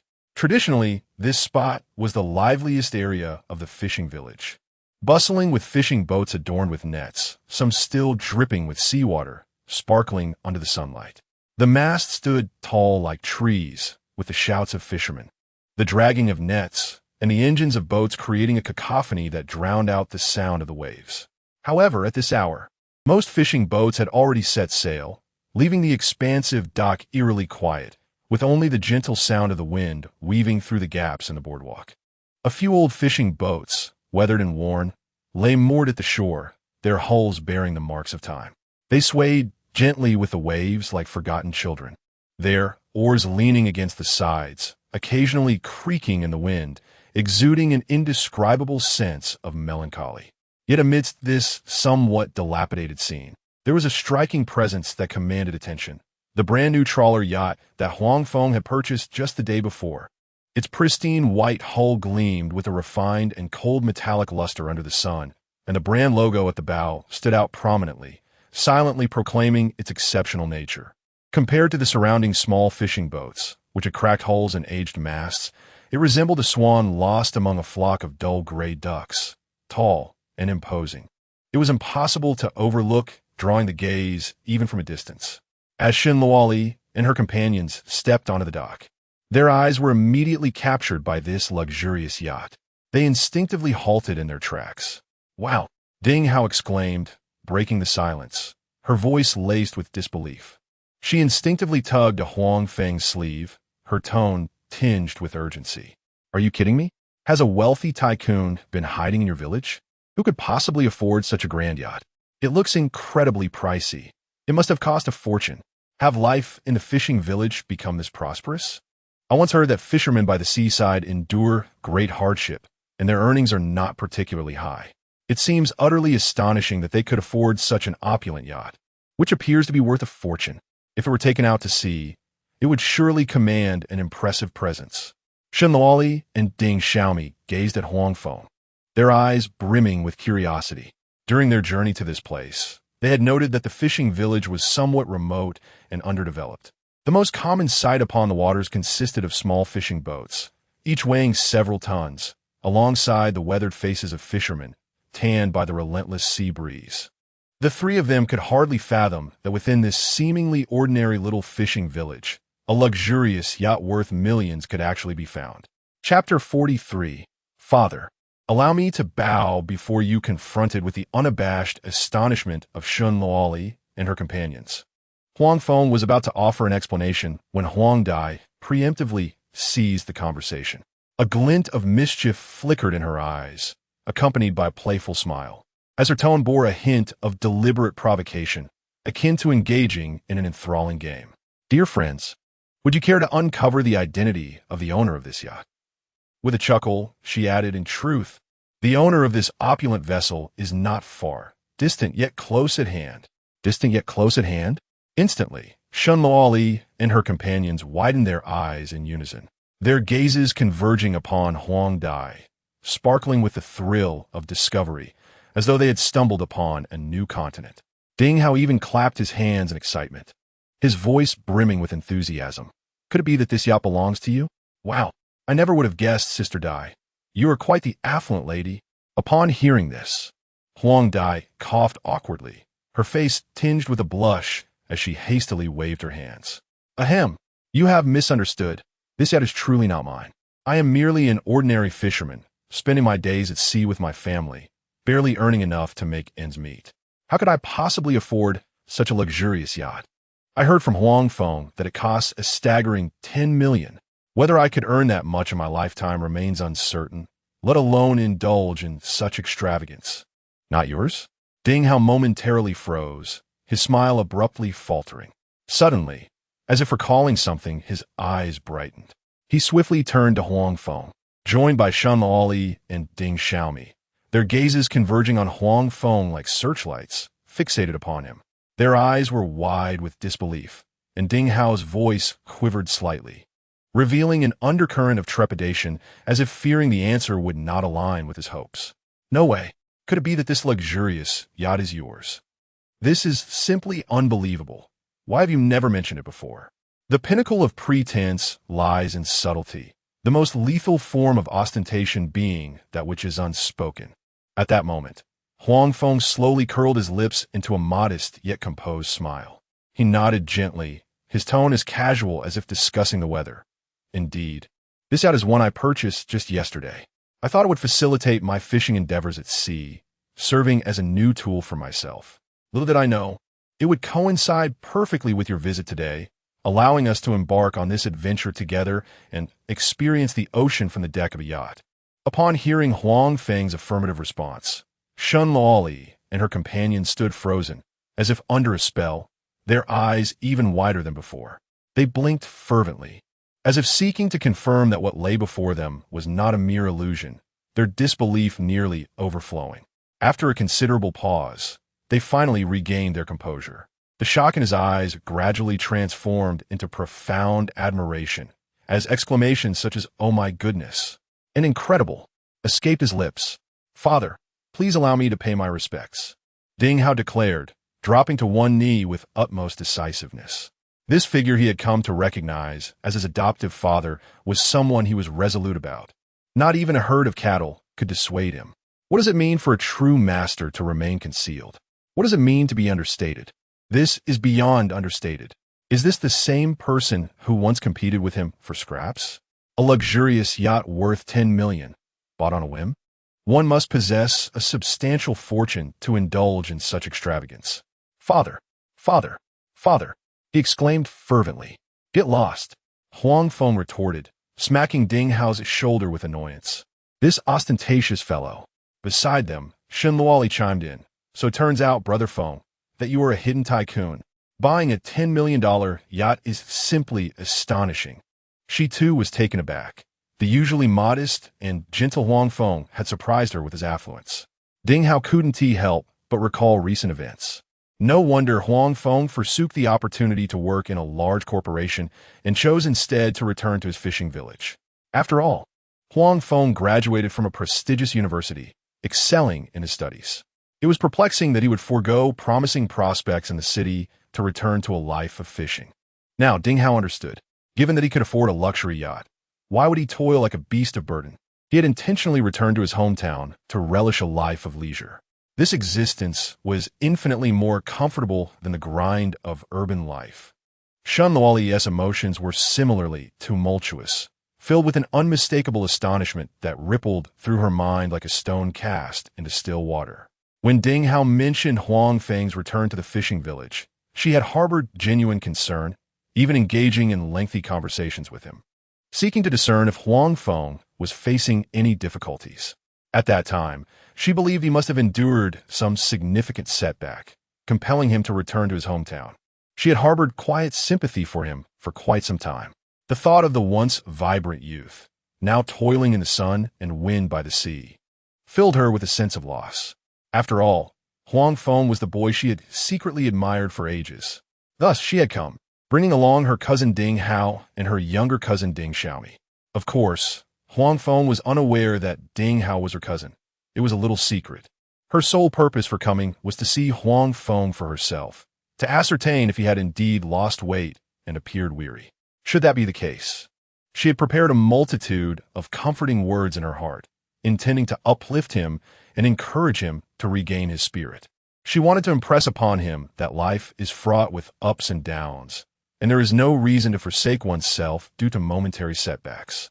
If possible, she would even offer him direct assistance. To her, this would be simple, albeit a last resort. Yet, who could have anticipated that the unfolding of events would diverge entirely from her expectations? Huang Feng not only exhibited no signs of decline, rather, he appeared more mature and composed than ever before. Dressed in simple yet casual attire, he stood tall, a serene smile gracing his face, thriving in life to the extent of acquiring a luxurious yacht. As Shen Luoli gazed at the calm and smiling Huang Feng before her, an epiphany blossomed within her. It seemed that everyone possesses their own trajectory in life, akin to the currents of the ocean, some seemingly tranquil, yet concealing tremendous force beneath the surface. What outsiders perceive may only represent a fragment of reality. One should refrain from hastily defining another's life through the lens of personal conjecture. Chapter 44. Astonishment. Behold this yacht. Do not be deceived by its opulent exterior. It is, in essence, a professional trawler. My primary intention in acquiring it was to venture into the sea for fishing, with the occasional respite on the return journey serving merely as a secondary indulgence.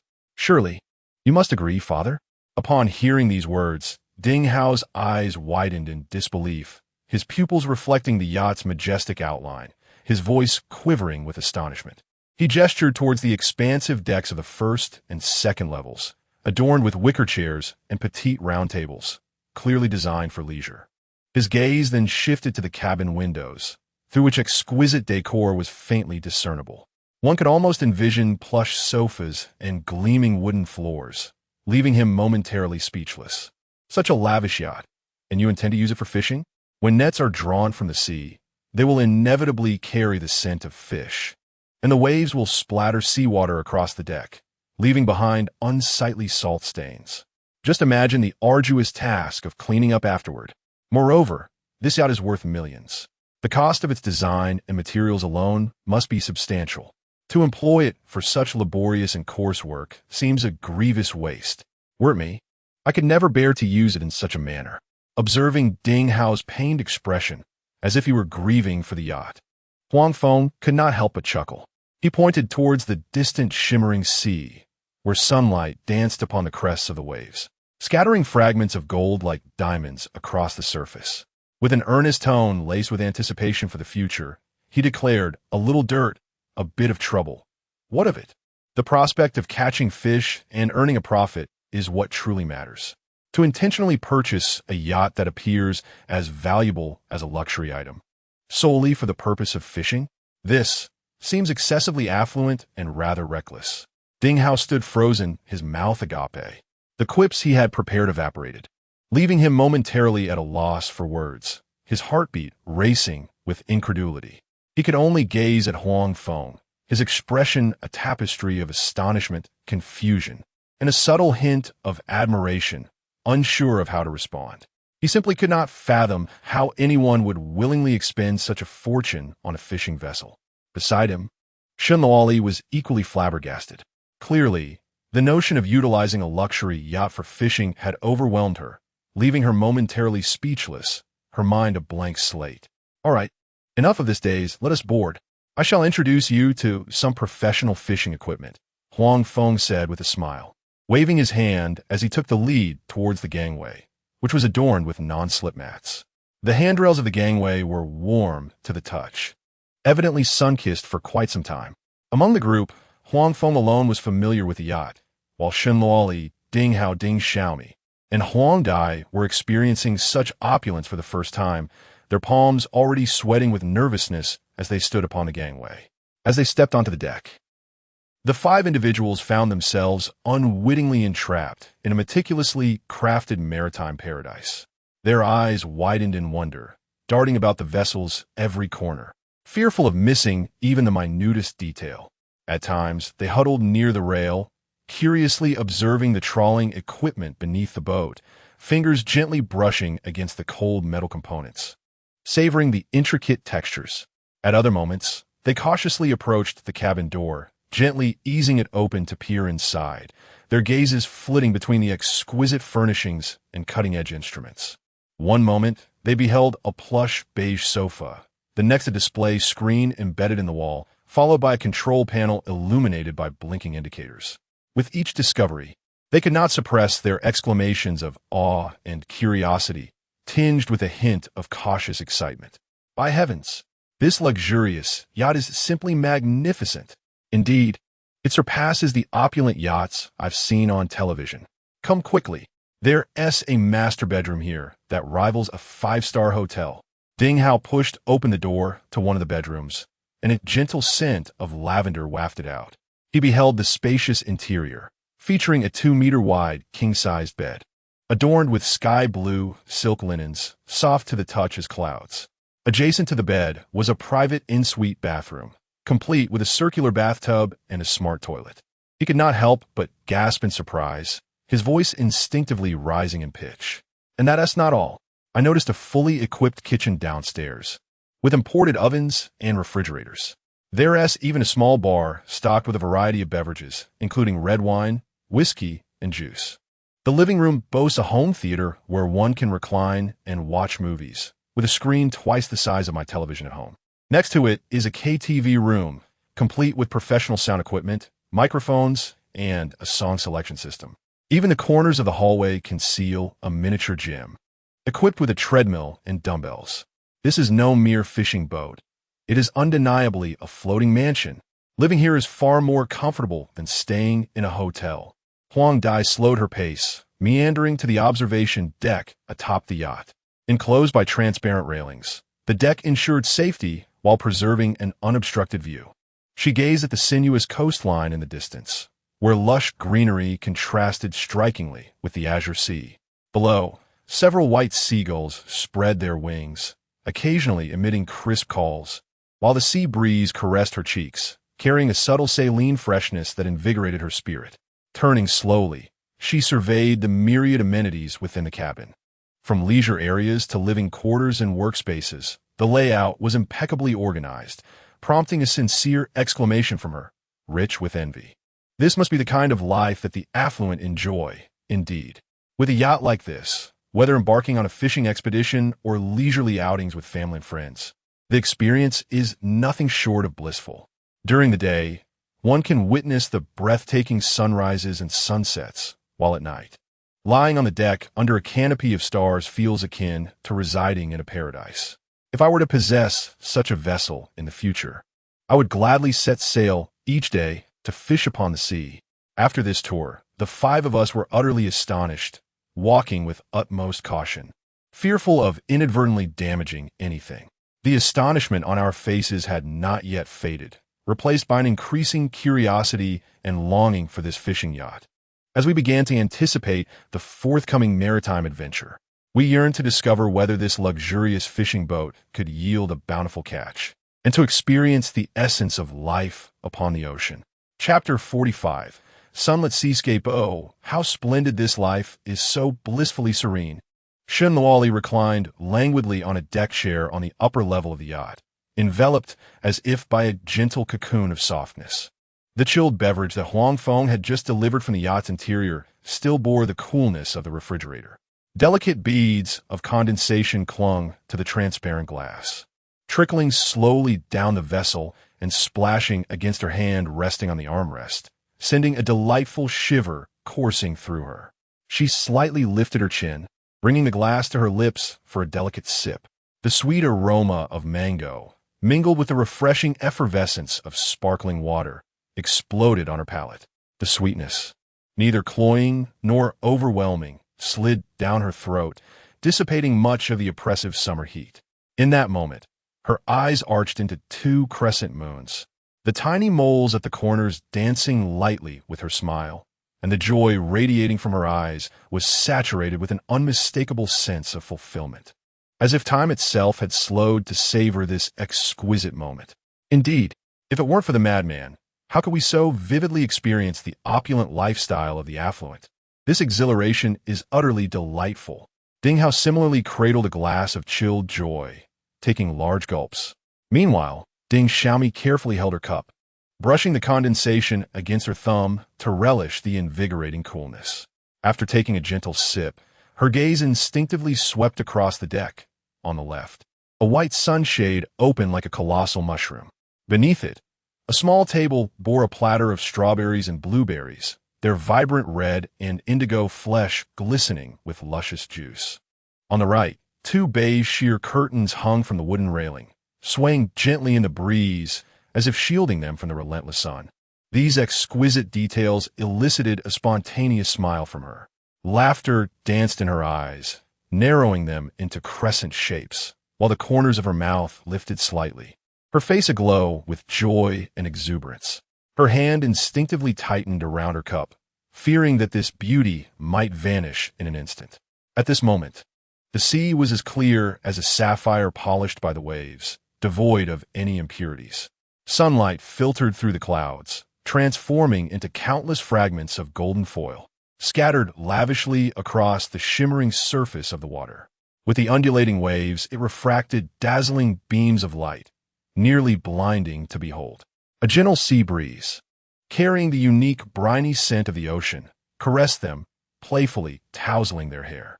Shenluoli's long tresses fluttered gracefully over her shoulders, while the breeze subtly dispelled the summer's heat, leaving behind a refreshing coolness. They reclined contentedly on the luxurious yacht's deck chairs, gazing up at an expanse of boundless azure. The blue deepened from near to far. The coastal waters were a crystalline light blue, reminiscent of melting ice, transitioning into a profound cobalt blue, akin to heavy satin. Where the sea met the sky, it blended softly with fluffy white clouds, blurring the lines between ocean and heavens. Such breathtaking beauty, even without first-hand experience, conjures waves of contentment within one's heart, prompting involuntary admiration. In this world, such moments of comfort and tranquility exist, allowing one to momentarily forget all worries and pressures. How could one not take a moment to document these delightful scenes, like Xiaomi does, without sharing a post on social media? Surely, that would be a lamentable oversight. Wouldn't you agree? Shenluoli turned slightly, resting her elbow on the armrest of the lounge chair, her body leaning forward just a bit. Her eyes sparkled with the brightness of two hidden stars as she gazed at Ding Xiaomi. Her tone brimmed with an infectious enthusiasm, her voice imbued with a buoyant charm. The pitch of her words rising playfully at the end, embodying the endearing innocence of youth that made it hard to refuse her. Luoli, you're absolutely right. We must post it, and we should edit the photos beautifully, so those who haven't seen it will be envious. Ding Xiaomi immediately agreed, nodding enthusiastically. She straightened up, causing a few drops of her drink to spill onto her skirt, yet she remained unfazed. The smile on her face grew more radiant, a faint blush gracing her cheeks. The two exchanged knowing glances, and soon they erupted into joyous laughter. Their melodious giggles danced through the air like wind chimes, carried by the sea breeze and mingling harmoniously with the crashing waves against the boat, filled with the vivacity of youth, infusing the very atmosphere with jubilance. After their laughter subsided, they quickly retrieved their phones from their bags. Shenluoli's phone case was adorned with a playful pink cartoon design, while Ding Xiaomi's was a minimalist green mat. Their fingertips glided rapidly across the screens. They raised their phones above their heads to capture the sweeping vista of sea and sky, then tilted the devices to catch the sunlight shimmering upon the ocean's surface, seeking the perfect angle for their photographs. Click! Shunluoli was the first to press the shutter, capturing a scene where she lounged in a white sundress against the backdrop of azure waters and a yacht's white hull, the image radiating freshness and serenity. Click! Ding Xiaomi followed suit, snapping a shot of her drink alongside the sea, placing her cup on the railing to harmonize the bubbles with the distant waves, encapsulating the essence of a vibrant summer. Click! They then leaned closely together, with Ding Xiaomi wrapping her arms around Shun Luoli's shoulders, both beaming at the horizon where the sky met the sea, capturing several frames. The shutter clicked continuously on the deck, each sound holding a treasure of their appreciation for this beautiful moment, a desire to immortalize their joy within the confines of the lens. After the photo shoot, they nestled together under a sunshade, their heads touching, fingers dancing swiftly across the phone screens. Ding Xiaomi, a professional photographer, opened her editing software, first enhancing the cerulean hues of the sea, adding a subtle filter to their skin. Luoli, doesn't this make us look fairer? She smiled. Shun Luoli leaned closer, pointing at the clouds on the screen.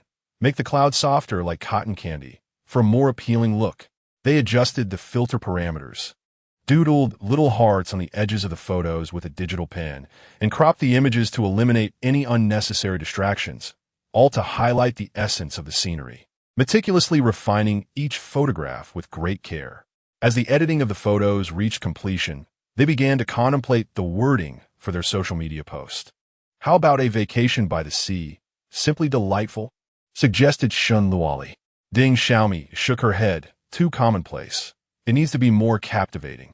Perhaps something like unlocking a luxurious yacht experience, where the sea breeze and sunshine are just perfect. The two engaged in a lively exchange of ideas. Just as Shun Luoli was about to finalize the text, her finger hovering over the send button, Ding Xiaomi suddenly appeared to recall something amusing. She leaned closer to Shun Luoli, cupping her mouth with her hand, and whispered mischievously, Luoli, I just thought of something interesting.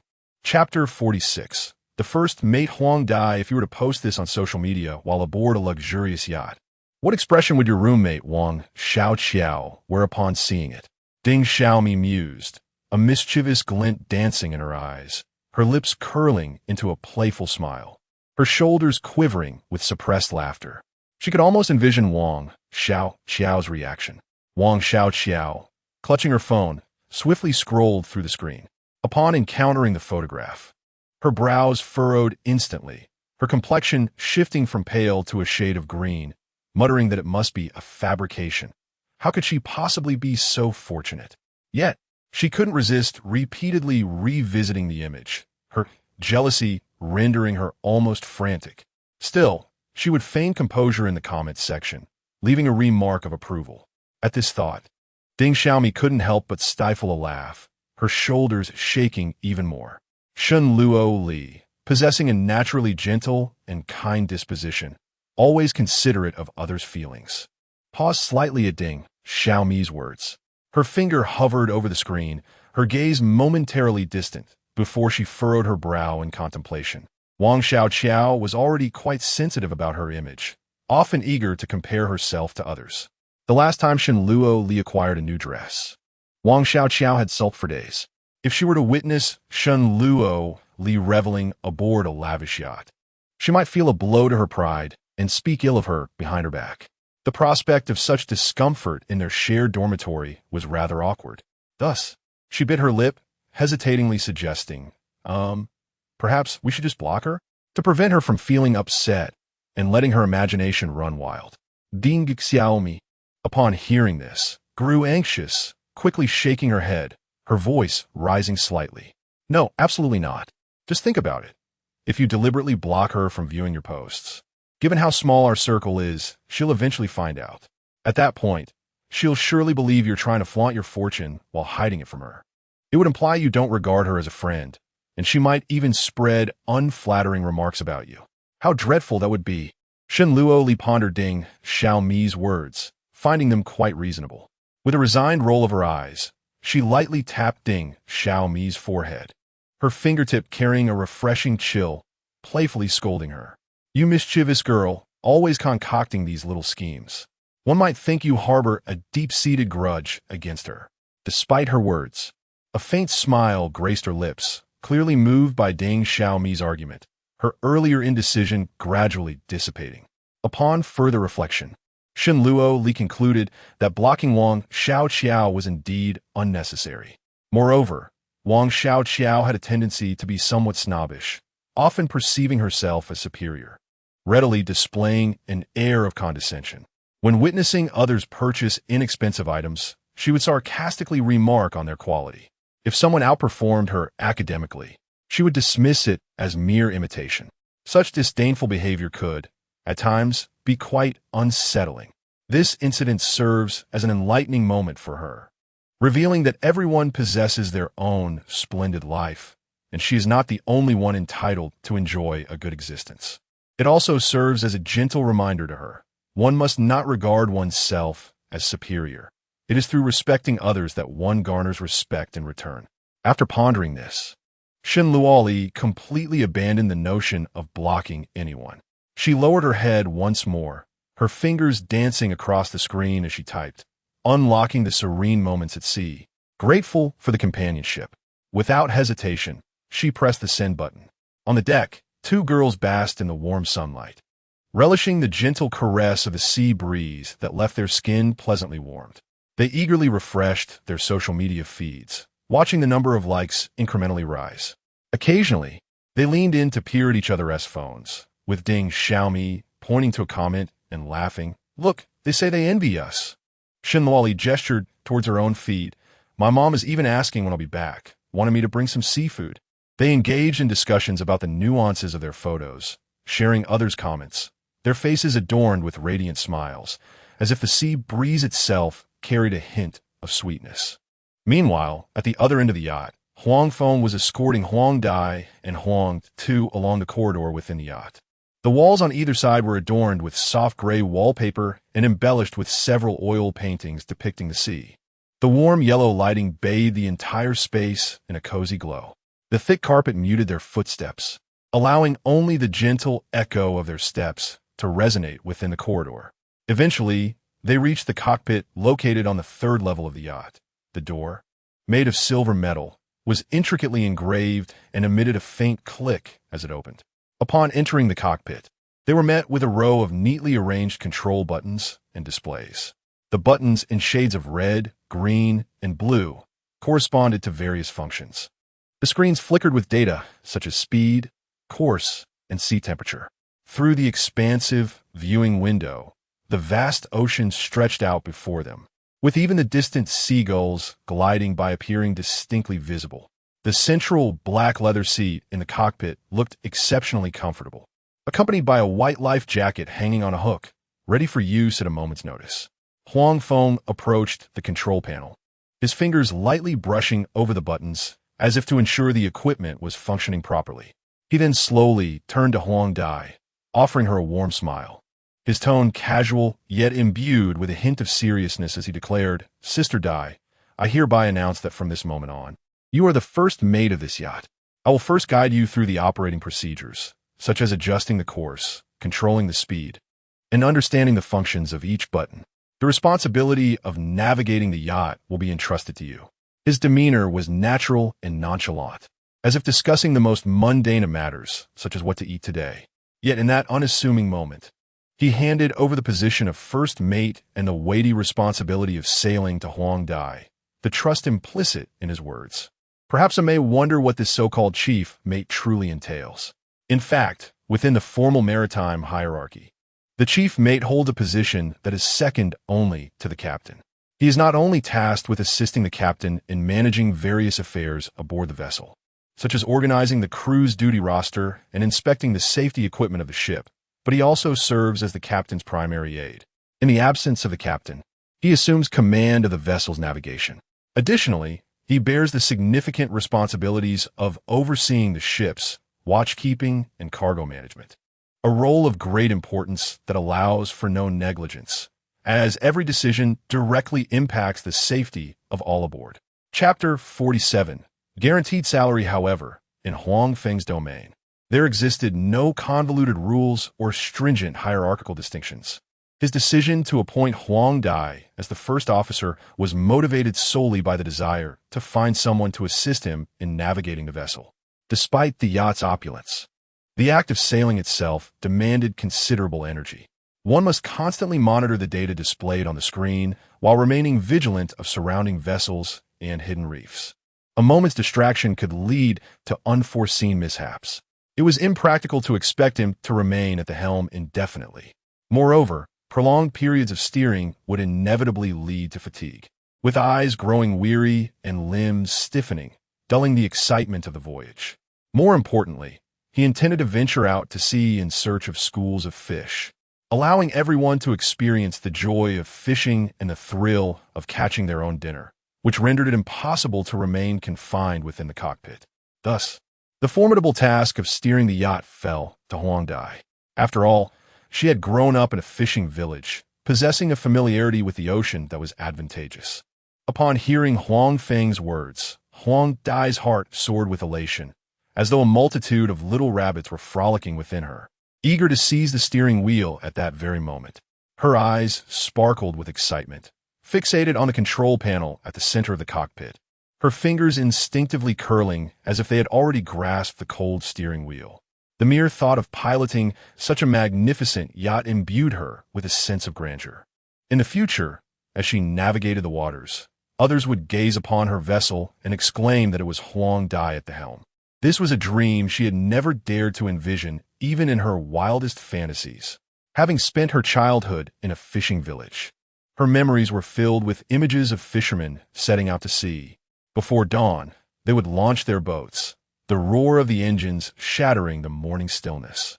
As evening approached, they would return with their holds brimming with fish and shrimp, the crabs in their nets still scuttling defiantly, while the scales of the fish glimmered under the setting sun. Back then, she would often perch upon the rocks by the shore, lost in reverie as she gazed at the distant boats, the sea breeze turning her cheeks rosy, yet she remained oblivious to it all. In her heart, she secretly fantasized. When she grew up, she too would become a formidable captain, clad in a deep blue uniform and a white hat, navigating a grand vessel across the ocean, conquering the vast seas and making her entire village proud. This dream had been nestled in her heart for many years, enduring the passage of time without fading, and in fact, becoming ever clearer. Now, the opportunity to command a luxurious yacht lay before her in tangible form. This yacht was even more splendid and impressive than the grand ship she had once imagined in her childhood. How could Huang Dai possibly decline such an opportunity? Her excitement flushed her cheeks and warmed her ears, and she nodded vigorously, almost colliding with a nearby Huang Tuesday, taking a deep breath to steady her emotions. Her voice trembled with barely contained exhilaration. "Fear not, my dear madman. I assure you, I will study diligently and navigate the vessel flawlessly, leaving no room for error." Upon finishing her words, she patted her chest with conviction, her gaze resolute as if she had sworn an oath. "Haha, I knew I could count on you. With you in charge, I feel at ease." Huang Feng observed Huang Dai's assured demeanor as she thumped her chest, a smile creeping across his face that he could not conceal, gently patting her shoulder twice. As soon as the issue of setting sail was resolved, Huang Feng immediately turned his attention to Huang Tuesday. The young boy, clad in a faded short-sleeved shirt, stood with his hands neatly at his sides, his eyes intently following the conversation between the two. Huang Feng softened his tone, infusing it with the earnestness of an elder advising a younger one. "Little two, when you have spare time, you should observe and learn the skills of navigation from the cockpit. Once you have mastered it, you can alternate with Sister Dai at the helm, allowing everyone chance to rest. The work at sea is arduous, and rotating shifts is essential for endurance." Huang Tu, already listening attentively, perked up at the mention of his name, his eyes shining brightly like stars washed by the sea. He eagerly leaned forward a step, nodding vigorously, his tousled hair bobbing along, his tone a blend of respect for Huang Feng and a thrill at the prospect of finally being useful. "All right, Brother Feng, I will study diligently, taking notes every day, and I promise not to hold you back." "Very well, since we have settled the matter of sailing, let us discuss something more serious. As Huang Feng's words fell, the lightness in his tone abruptly shifted, his smile fading into a serious expression. He clasped his hands behind his back, standing a touch taller. The gravity of his demeanor transformed the previously relaxed atmosphere into one of solemnity. Even the sound of waves lapping against the boat seemed to soften. He first glanced at Huang Dai, then turned to Huang Tu, letting his gaze linger on their faces before speaking slowly. Sister Dai, we have grown up together by the sea, sharing a bond akin to siblings, and I cherish that deeply. However, I must lay down some ground rules. As the old saying goes, even among brothers, clear accounts must be kept. There are matters we need to clarify in advance to avoid misunderstandings over trivial issues that could strain our sibling relationship in the future.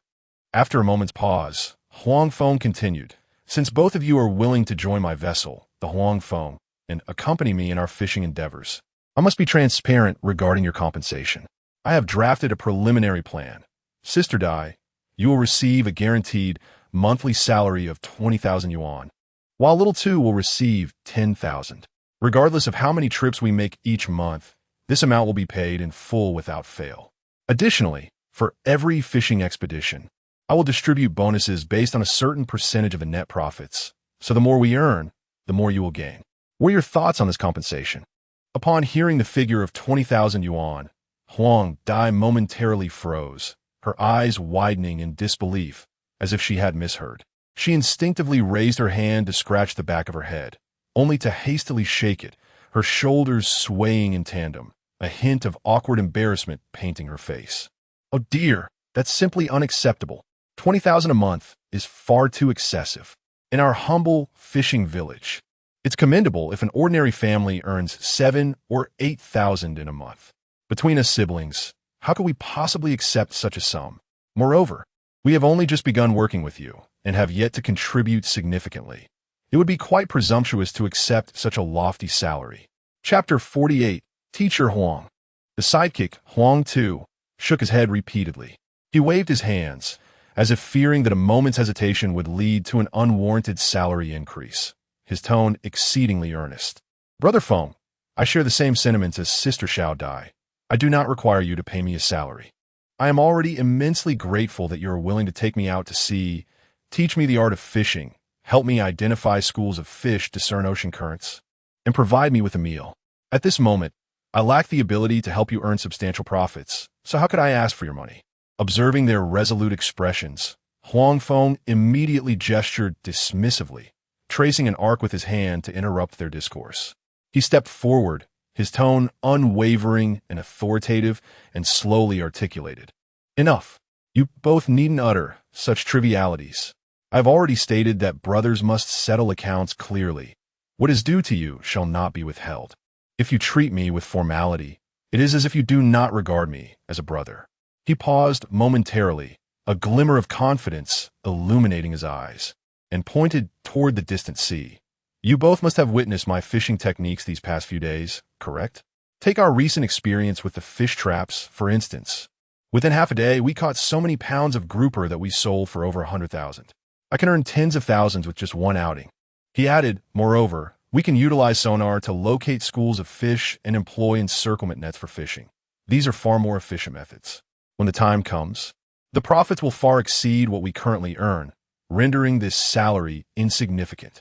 Huang Feng leaned in closer, lowering his voice as if divulging a significant secret. I cannot guarantee much, but as long as the weather is favorable and there are no typhoons, if we can go out to sea normally, we can easily make 4 or 5 trips a month and earn a fortune.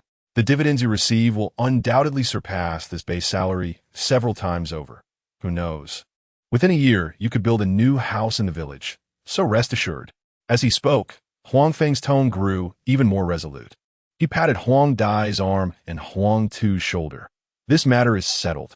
Between us, there is no need for empty pleasantries. Your willingness to assist me speaks volumes about your regard for Huang Feng, and I am not a miser. I will ensure you do not suffer losses and will never shortchange my own. However, Huang Dai seemed poised to voice an objection, her lips moving, but before she could articulate her thoughts, Huang Feng interrupted her. Without allowing her to finish, he shot her a sharp glance, his gaze imbued with an unyielding intensity, and his tone grew more assertive. There is no however. Sister Xiao Dai, I lay this down firmly. Should you utter another word of nonsense, I will have you disembark. This work is at your discretion. Ah, well. Huang Dai was momentarily taken aback by Huang Feng's assertive demeanor. She opened her mouth, but ultimately swallowed her words. Deep down, she understood that Huang Feng genuinely wished to provide them with favorable treatment and recognized that further reluctance would appear impolite, so she reluctantly acquiesced. Soon after, a familiar smile returned to her face as she patted Huang Feng on the back with slightly more force than before. Little madman, as your elder sister, I shall say no more. From now on, I shall cling tightly to your leg and follow your lead diligently, ensuring I do not let you down. As for the matter of sailing, rest assured, it is my brother's vessel. With her words laid bare, Huang Dai naturally felt no need to dwell further on the issue of treatment. Meanwhile, the usually taciturn youth, Huang Tu, slowly raised his head, his previously timid gaze transforming into one of unwavering determination. He looked at Huang Feng, nodded vigorously, and tightened his neck, his tone imbued with youthful earnestness. Brother Feng, from now on, I shall work alongside you with utmost dedication. If you instruct me to cast the net, I shall do so. If you tell me to haul it in, I shall comply without hesitation. Seeing that the two had finally ceased their reluctance, Huang Feng's face lit up with a smile, the fine lines at the corners of his eyes crinkling with joy. He placed a gentle hand on Huang Tu's shoulder, his touch lighter than before. As if he feared to hurt the youth's slender frame, his tone as warm as that of a caring elder brother. Haha, young man, do not speak so gravely. I do not require you to sacrifice yourself for me. We are simply working together to earn a living, supporting each other along the way. Just put forth your best effort and accomplish your tasks, and that will suffice. With the matter of treatment thoroughly settled, Huang Feng beckoned the two. Come, I will show you how to operate the boat. Our Huang Feng #1 is equipped with far more advanced technology than the average fishing vessel. It is essential that I explain it to you properly. Huang Dai and Huang Tu quickly followed, their footsteps imbued with a newfound lightness. The cockpit was spacious and bright, with the dashboard illuminated by a soft blue glow, and the navigation screen clearly displayed a map of the sea. Huang Feng began by introducing the instruments. Starting with the satellite navigator on the left, this device can accurately pinpoint our location within a meter, ensuring we do not lose our way even in thick fog. The adjacent device is the fish-finding radar, capable of detecting underwater schools of fish and estimating their sizes. Further along are the engine control buttons. The red one is the emergency stop, the green is for starting, and the blue is for adjusting the speed. As he spoke, he gestured with his hands and provided hands-on instruction on operation. You see, when starting the engine, you must first press this preheat button, and once the green light on the dashboard illuminates, you can press the start button. This will help prevent the engine from malfunctioning. The emergency equipment is stored in that cabinet, including life jackets, lifeboats, and fire extinguishers. I will demonstrate the usage of each for you. Wang Di, being an old fisherman with a decade of experience navigating the seas, not only possessed exceptional sailing skills, but also demonstrated an understanding of the vessel's equipment that even surpassed Huang Feng's. Huang Feng merely provided her with a brief elucidation of the operational essentials. She swiftly grasped the intricacies, experimenting a couple of times with deft movements of her fingers upon the buttons, not even furrowing her brow, as she adeptly navigated the various functionalities of the yacht. Occasionally, she inquired about finer details. Little madman, will this radar alert us if we encounter submerged reefs? What is the approximate fuel consumption of the engine? And how much fuel should we carry for each voyage? As the explanations drew to a close, Huang Dai and Huang Tu also acquired a fundamental understanding. Chapter 49. The launch of the Huang Feng. Huang Feng glanced out at the sky, noting that the sun had risen to 9 o'clock, casting shimmering reflections upon the sea. It was time to set sail. He looked at Huang Dai, his voice tinged with anticipation and a hint of longing for the maiden voyage of the Huang Feng. Zista Di, since you are quite familiar with the yacht now, why don't you take the helm? Let us prepare to embark. Let our Huang Feng showcase its prowess. Huang Dai approached the helm, her gaze resting upon the exquisite and textured ship's wheel, its dark wooden surface polished to a sheen, the grip adorned with intricate patterns. She extended her hand, her fingertips lightly brushing the wheel. The chilling sensation sent a thrill through her heart, quickening her breath. Her face radiated excitement, her voice quivering slightly as she exclaimed, "Hee hee, I never imagined in my wildest dreams that I would one day command such a magnificent yacht." With that, Huang Dai took a deep breath, her hands gently clasping the wheel, while the other trembled slightly as it reached for the ignition button. After a brief pause, she resolutely pressed the yacht's start button. A thunderous roar erupted from the powerful engine, akin to the growl of a mighty beast awakening, sending a shiver through the cockpit. The yacht gently rocked before it slowly departed from the dock, leaving a white wake upon the surface of the sea. The Huang Feng had officially set sail. As it surged towards the vast and boundless ocean, the blue waters swirled alongside the vessel, and seagulls circled overhead, crying out as they commenced their first fishing expedition. Huang Feng spread his arms wide against the sea breeze, the briny wind caressing his cheeks, imbued with the essence of the ocean. He gazed upon the tumultuous waves, where the cerulean sky met the water in the distance. A surge of exhilaration welled up within him, and he silently proclaimed, "Oh, fish of the deep, your moment has arrived." Were one to stand at the dock and gaze into the distance, they would be utterly awestruck by the scene before them. The expansive ocean resembled an endless expanse of azure silk, gilded by sunlight. The grayish shoreline beneath stretched forth, curving around distant breakwaters, culminating at the horizon where the sky and sea blended into a soft, muted line. The wind, gentle as a tender hand, carried the coolness of the sea, smoothing out every delicate ripple upon the surface, leaving behind an exquisite purity of blue. This blue, a harmonious blend of shades, revealed a translucent light blue near the shore, deepening into a profound indigo as it extended toward the horizon, seemingly endless. It instantly dispelled the heaviness in one's chest, expanding the heart along with it. Raising his gaze towards the sky, the cerulean expanse appeared as though it had been meticulously polished by skilled artisans. A sapphire so clear that not a single cloud dared to obscure it. Even the sunlight seemed filtered, soft and radiant, as if one could see through this pristine glass, penetrating the firmament to reach the distant depths of the starry cosmos. In the far distance, the sea and sky merged into a vague, pale blue line, indistinguishable as to where the ocean's expanse ended and where the heavens began. It felt as though the entire world was enveloped in this pure blue, both tranquil and grand. Upon this vast and magnificent expanse of azure, a brand new white vessel gleams with a cold metallic luster. The bold crimson characters Huang Feng emblazoned upon its hull stand out strikingly.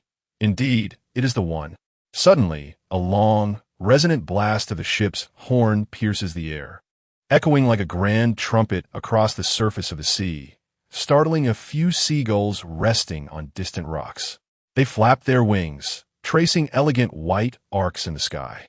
Almost immediately, the engine beneath the ship emits a deep, steady rumble, causing the sea to ripple gently. The vessel begins to move, akin to a colossal beast awakening, steering towards the depths of the ocean. The bow cleaved through the tranquil waters like a sharp blade, sending forth a cascade of snowy white spray. These waves roll and leap like shattered white jade, some splashing over 1/2 meter high before softly descending, leaving droplets upon the deck's edge.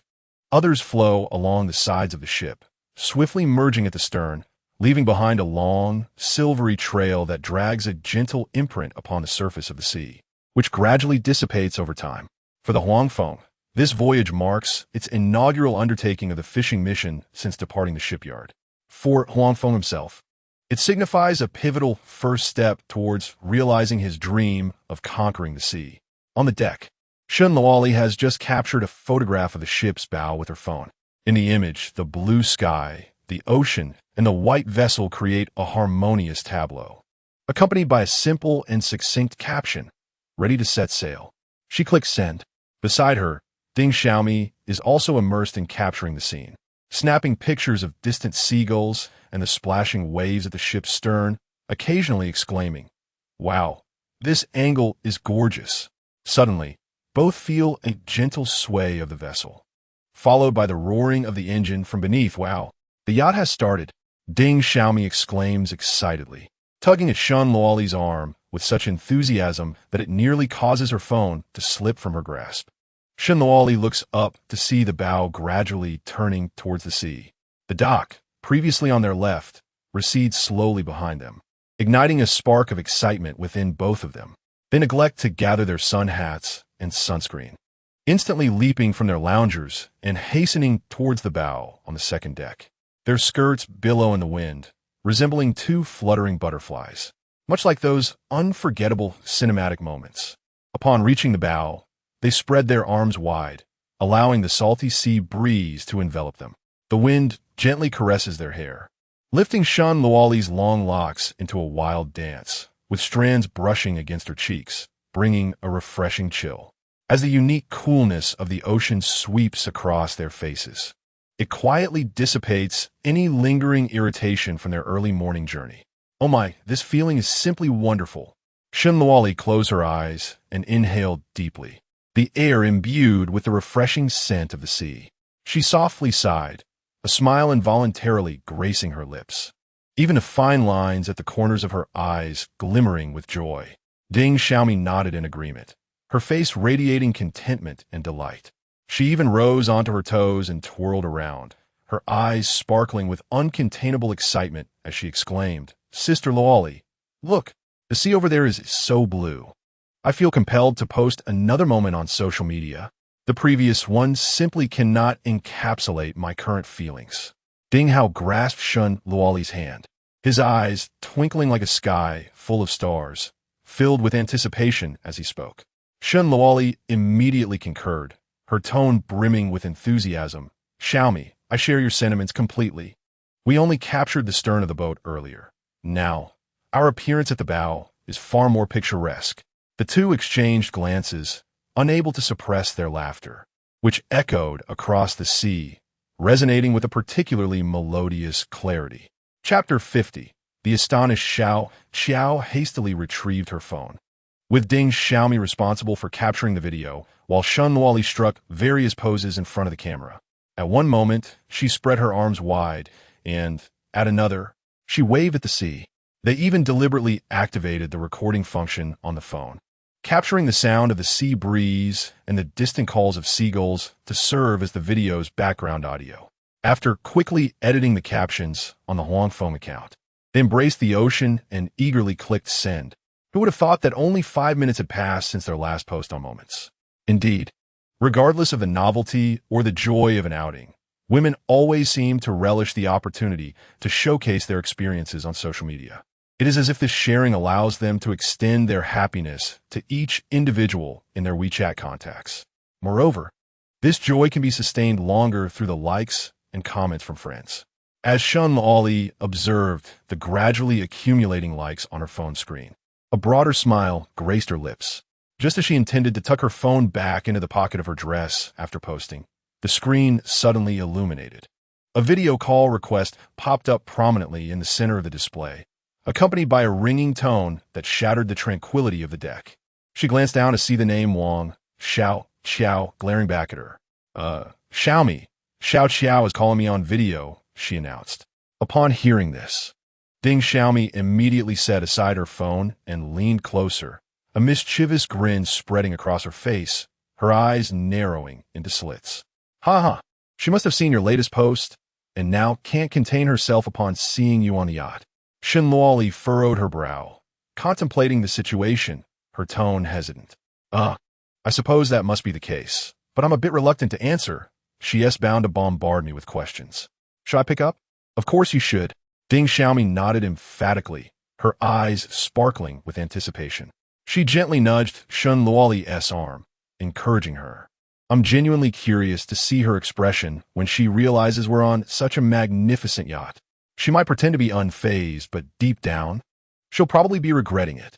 Observing Ding Xiaomi's gleeful demeanor, Shun Luoli rolled her eyes in exasperation, yet a small imp within her was also intrigued.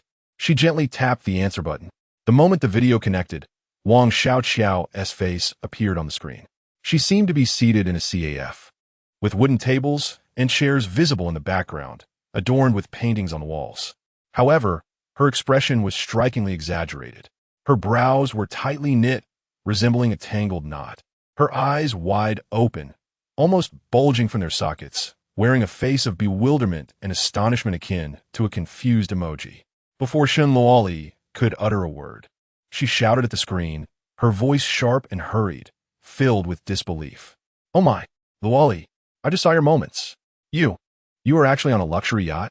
Is this real? You must be photoshopping." Shen Luoli gazed at her exaggerated expression, unable to suppress a smile. She gently nodded and replied in a calm tone, "Indeed, we are currently aboard the Huang Feng yacht, having just set sail from the dock, preparing to venture into the depths of the sea for fishing. Look, the vast ocean stretches behind me." As she spoke, she deliberately shifted her stance to allow Wang Xiaoqiao a glimpse of the shimmering sea. "Is it truly a luxurious yacht?" Wang Xiaoqiao clearly remained skeptical, her tone brimming with doubt as she furrowed her brow, her eyes scrutinizing for any signs of deception. She hastily urged, her voice tinged with urgency, "Turn the camera around so I can see. I can't believe it. You're not filming from some replica boat at a tourist spot, are you? Trying to make us envious?" With a resigned sigh, Shen Luoli switched to the rear camera. The phone's lens unfurled like a canvas, gradually sweeping across the breathtaking scenery. The deck's railings glistened with a cold sheen under the sunlight. A gentle touch revealed the coolness left by the sea breeze. Nearby, the lounging area was adorned with cream-colored cushions, edged with exquisite wave patterns, accompanied by a foldable table bearing unopened chilled beverages. Looking further afield, the cockpit's glass exuded a crystal-clear quality, and the streamlined hull design resembled a leaping dolphin, embodying modernity and strength. There was even a swimming pool.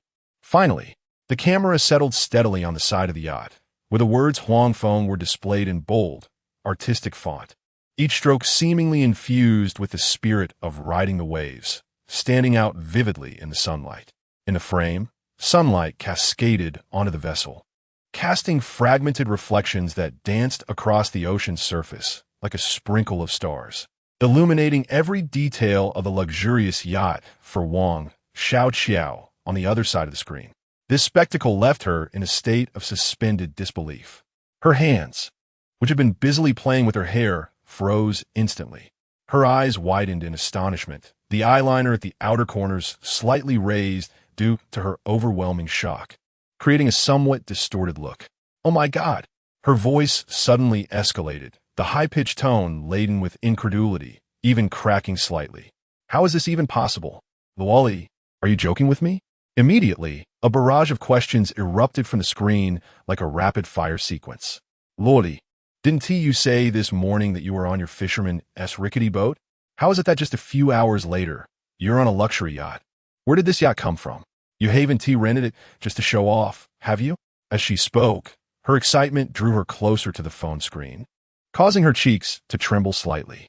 The camera captured the thick layer of foundation on her face, which had evidently been applied too heavily that morning, with noticeable caking visible around her nostrils.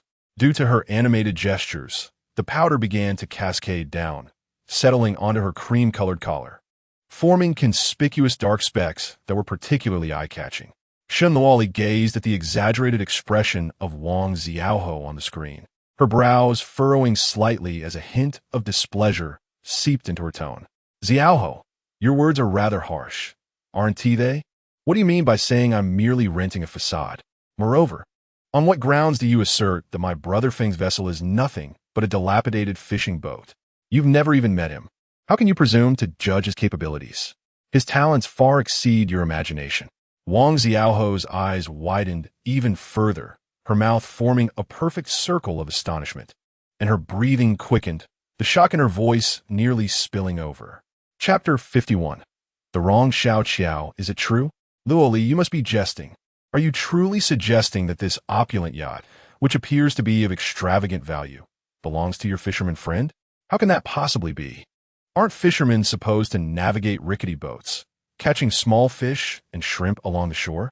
Shen Luoli playfully rolled her eyes at the camera, a hint of pride lifting the corners of her mouth, her tone laced with a touch of smugness. Indeed, it is his. Although my classmate earns his living through fishing, he operates a luxurious yacht capable of long voyages. A profound silence enveloped the other end of the video call. Wang Xiao stood frozen, as if ensnared by a spell, her gaze fixated on the screen, forgetting even to blink. Fishing from a luxury yacht?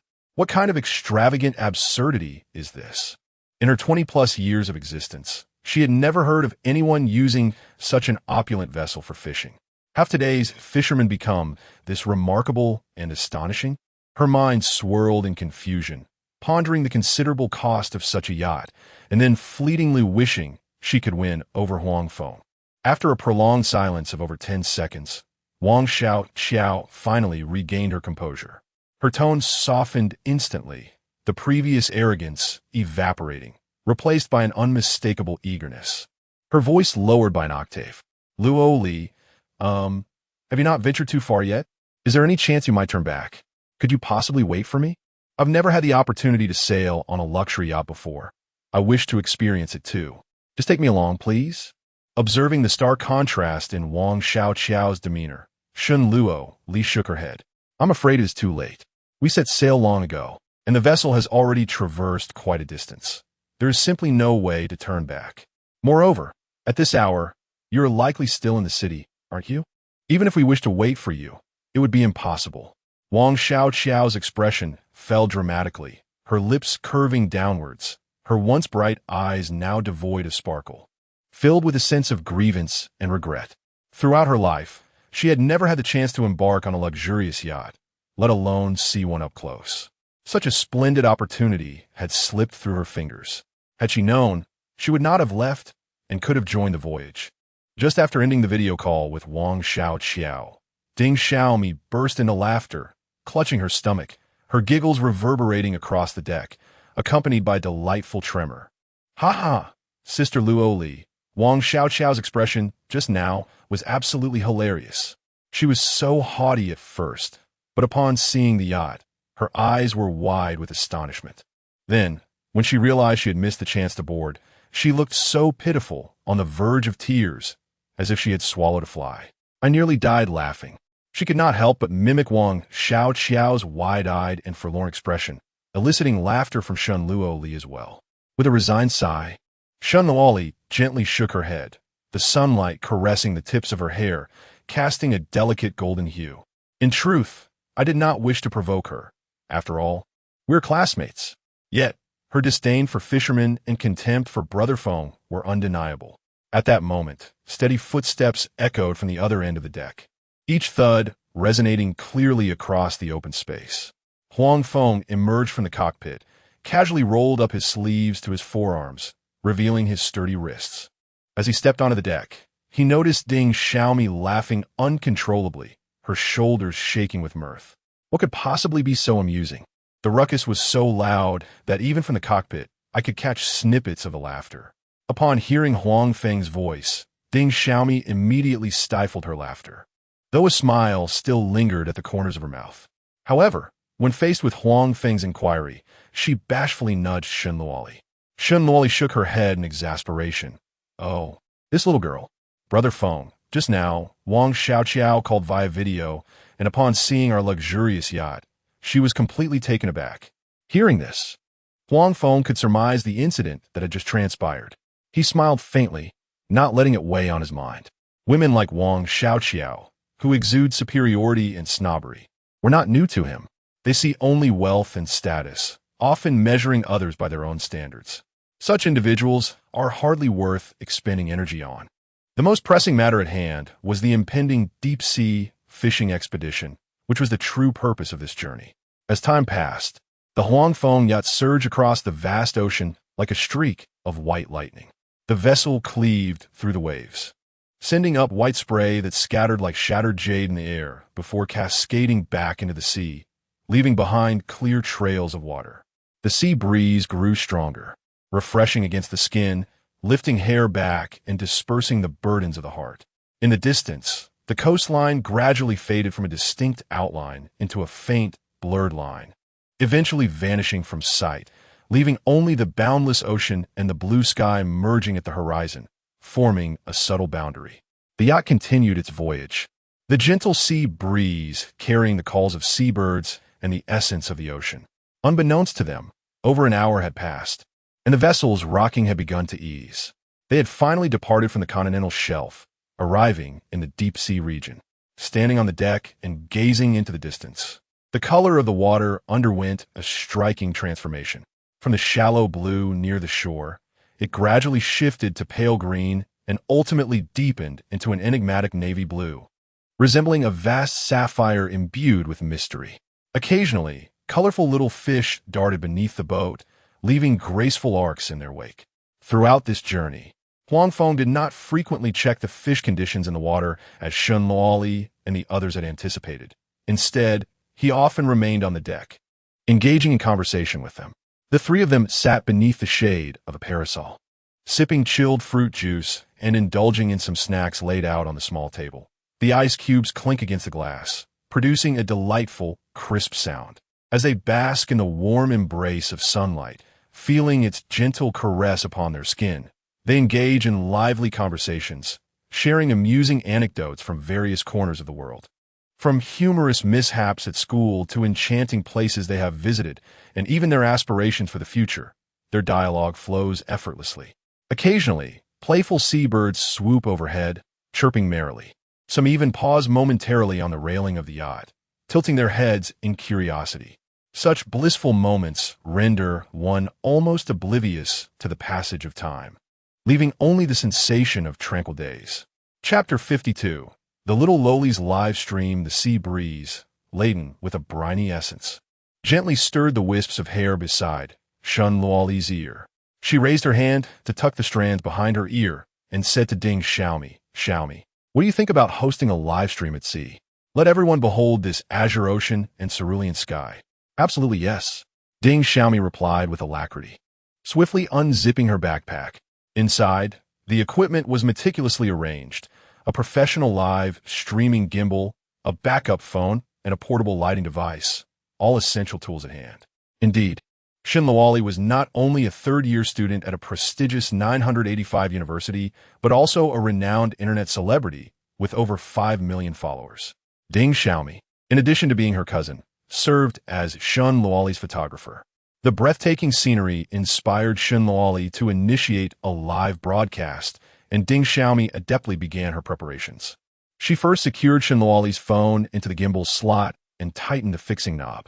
Next, she adjusted the lens angle, sliding her finger across the screen to confirm the clarity of the image. Holding the gimbal up, she tested the network signal, and upon seeing the full 5G icon, she trotted back to Shun Luoli, giving her a crisp OK gesture. Sis, everything is set. We can start anytime. Shun Luoli's Douyin account had long surpassed the 5 million follower milestone. Each daily short video she shared consistently garnered hundreds of thousands of likes. The comment section was perpetually filled with fans requesting live streams. Although she preferred dedicating her time to creating short videos, meticulously crafting scripts, and editing them herself, she had only conducted a handful of live streams over the past year, no more than a dozen. Yet, due to her refreshing and natural style, combined with an incredibly loyal fan base, the traffic in her live streams remained formidable. As she clicked the button to initiate the live stream on Douyin, the number of online viewers in the top right corner of the screen skyrocketed within 10 seconds. 200, 400, 600. In the blink of an eye, hundreds had flooded into the stream. The barrage of comments filled the screen instantaneously, and before Shun Luoli's smile had fully blossomed, the display was already awash with a myriad of messages. The fans entering the live stream were predominantly die-hard supporters who had followed Shun Luoli for 3 to 4 years. Among them were students who, upon returning home from school, made it their first task to check Douyin for her updates. There were also office workers who opened her videos during lunch breaks to alleviate work-related stress. Many had even set special notifications for Shun Luoli's account to avoid missing any updates. At that moment, when the notification bar on their phones flashed the red alert that the little loli was live streaming, they instinctively rushed into the live room. Some held freshly brewed milk tea. Others had yet to set down their takeout, and a few even propped their phones on their desks, tugging at their colleagues' arms and exclaiming, "Quick, come look! The little loli is streaming. Wow, It's actually the little lowly. I thought I was mistaken. I'm so thrilled I could spin in circles. This is a must-celebrate moment. What a steal. Oh my goodness. My little darling has finally begun her live stream. The last broadcast was a fortnight ago, and I even saved the replay with great care. This time, I must record the entire session and store it in the cloud for repeated viewings. Who knows when the next live stream will occur? To the brother above, stop dreaming. What do you mean, your little darling? She is undoubtedly mine. From your words, it seems you must have consumed some dubious drink and are yet to awaken. Hurry and have someone wake you up. Such a ridiculous bunch. Do you all dare to compete for my girlfriend daily? Have you no shame? My little darling even replied to my comment yesterday. She clearly belongs solely to me. Ha ha ha. I can hardly breathe from laughter. The folks above must be living in a fantasy. If anyone is feeling unwell, come here. I bet 5 cents that waking them will reveal stars. In just a minute since the broadcast commenced, the barrage of comments surged like a rising tide. Among these, the vast majority were male fans indulging in envy and rivalry, playfully mocking one another, occasionally interspersed with female fans attempting to mediate. The atmosphere in the live stream room instantly ignited with this lively energy. Shinluali glanced at the familiar playful comments, unable to suppress a smile, her eyes sparkling with mirth. Since she gained fame 4 years ago with a video of herself singing by the seaside, such scenes have become commonplace during her live streams. From her initial awkwardness to her current ease, the childish antics of these fans have evolved into a delightful aspect of her broadcasts. She gently waved at the camera, her left hand resting naturally on the railing, her voice imbued with warmth and a hint of playfulness, as if conversing with old friends. Good morning, everyone. Today, I want to be filming short videos. Instead, I'm here to show you a different kind of scenery. Look behind me. ISNT the sea, a stunning shade of blue. As soon as her words fell, her cousin Ding Xiaomi, who was serving as the photographer, instinctively understood.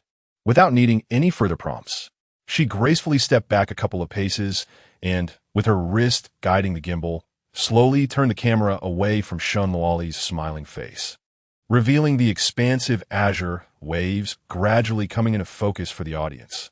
In the foreground, the water shimmered in a clear light blue, reminiscent of melted mint candy. As one looked further, the hue deepened into a rich, vivid blue, as if it could draw the viewer's gaze into its depths. Beyond that, the sea transformed into a profound ink blue, seamlessly merging with the lightly clouded sky. At a glance, it became difficult to discern where the sea ended and the sky began. Occasionally, gentle sea breezes caressed the air, stirring up delicate waves, while white foam sparkled under the sunlight, resembling scattered stars upon the surface, dazzling and bright. The boat swayed gently with the waves, and the camera followed suit, enhancing the immersive feeling of reality. As this breathtaking seascape graced the viewer's eyes, the live stream chat erupted with excitement. The speed of the comments increased exponentially, and GIFs and special effects began to sporadically appear. A myriad of small hearts and beer mugs danced at the edge of the screen. My goodness, the ocean is remarkably blue. Just moments ago, I was entirely focused on the cherubic face of the little girl and failed to notice the breathtaking backdrop. It turns out she is currently on the sea. How delightful. Indeed, the water is strikingly clear and blue, devoid of any impurities, far surpassing the beauty of the ocean I visited last year. That beach had a rather dull grayish hue, making it incomparable to this one. I'm feeling envious. I share your sentiment. Little girl, please enlighten us about the location of this stunning sea. It is simply too beautiful. Could it be Hawaii or Australia? I have always believed that only overseas waters could possess such a vibrant blue. I suspect it must be the Maldives. A close friend of mine took her wedding photos there, and the water was precisely this color. Identical. Could it be that the little girl is on vacation? No. I think it is Sanya. The waters of Yalong Bay and Sanya are also remarkably blue. When I visited 2 years ago, I captured many photographs. Perhaps the little girl is near some small island in Sanya right now. I implore you for the location. Chapter 53. The Dawn's Embrace. As Shinluali observed the fervent speculations in the comments regarding the location of the sea, she couldn't help but stifle a giggle. her shoulders gently shaking with amusement. She refrained from interrupting the lively discussion, patiently waiting for half a minute until the barrage of comments began to slow. Finally, with a hint of playful pride in her voice, she began to elucidate. Dear friends, you have all guessed incorrectly. This splendid ocean is neither in the foreign lands of Hawaii or the Maldives, nor in the popular Sanya. I am currently situated in Haikou City, Dongshan province of our homeland, known for its breathtaking sunrises and pristine beauty. Isn't it a delightful surprise to behold such a magnificent sea? Now, as for the remarkable azure hue of these waters, I would like to invite my local friend to shed some light on this matter, for he possesses far greater knowledge than I. As soon as Shen Luoli finished her sentence, Ding Xiaomi instantly grasped her intent, exchanging no more than a knowing glance. She subtly shifted her stance, adeptly adjusting the camera angle to focus on Huang Feng with remarkable speed. At that moment, Huang Feng appeared visibly taken aback. Come on, Feng Ge, Shen Luoli teased, don't just stand there. The audience in my live stream is particularly curious about why the waters of your hometown are so blue and beautiful. They are eagerly awaiting your explanation. Huang Feng, however, showed no signs of hesitation before the camera. As the gentle sea breeze tousled his hair, he exuded an air of relaxed confidence rather than awkwardness. Turning slightly to face the lens, he wore a refreshing smile reminiscent of the ocean breeze. His voice clear and gentle, flowing into the viewer's ears like the softest spring rain. If I were to explain why the sea in my hometown is so vividly blue, much of it can be attributed to geographical factors. Haikou City lies adjacent to the Yellow Sea and enjoys a temperate monsoon climate, characterized by distinct seasons and pleasant weather, earning its name for the early dawn's light. The coastal waters are influenced by the cold water masses of the Yellow Sea, leading to relatively weak vertical exchange, which minimizes the upward movement of sediment and impurities from the seafloor, thereby aiding in the clarity of the waters. Additionally, the coastal terrain of Haikou City is relatively gentle, with a simplistic underwater topography lacking complex trenches or canyons that could disturb the sediment. This geographical condition allows for a more stable flow of water, reducing the likelihood of stirring up the seabed, further contributing to the clarity of the sea. Furthermore, the small scale of river inflow and the local government's stringent protection of marine ecology play significant roles in maintaining this pristine environment. That is essentially the crux of it. Barely had Huang Feng's words settled in the air when, in a matter of seconds, the comments in a live stream surged forth as if a consensus button had been pressed. They flooded the screen from below so rapidly that it was nearly impossible to read. The words of this handsome gentleman are truly astute. Previously, I visited a popular seaside destination, expecting to behold the azure waters and clear skies. However, upon arrival, I was dismayed to find the water murky, littered with plastic bottles and bags, exuding a strange odor with every gust of wind. The stark contrast between that place and this one is indeed disheartening. It hardly warrants praise. Isn't it so? Many cities today, in pursuit of immediate convenience, neglect the environment entirely, discharging untreated sewage and industrial waste directly into the ocean through pipelines. Over time, the coastal waters have gradually turned black, releasing an unpleasant stench. During my last stroll by the sea, I withdrew my foot the moment it touched the water, filled with a mix of anger and sorrow at the sight before me. The situation is indeed dire. Ocean pollution has escalated alarmingly, with news frequently reporting the deaths of marine creatures due to ingesting waste. Such stories tug at the heartstrings. Yet, it must be noted that under an avalanche, no snowflake is innocent. Each of us bears a share of responsibility for the destruction of our natural environment. Perhaps it's a piece of litter carelessly discarded or a faucet left running. Therefore, it is imperative that we enhance our environmental awareness.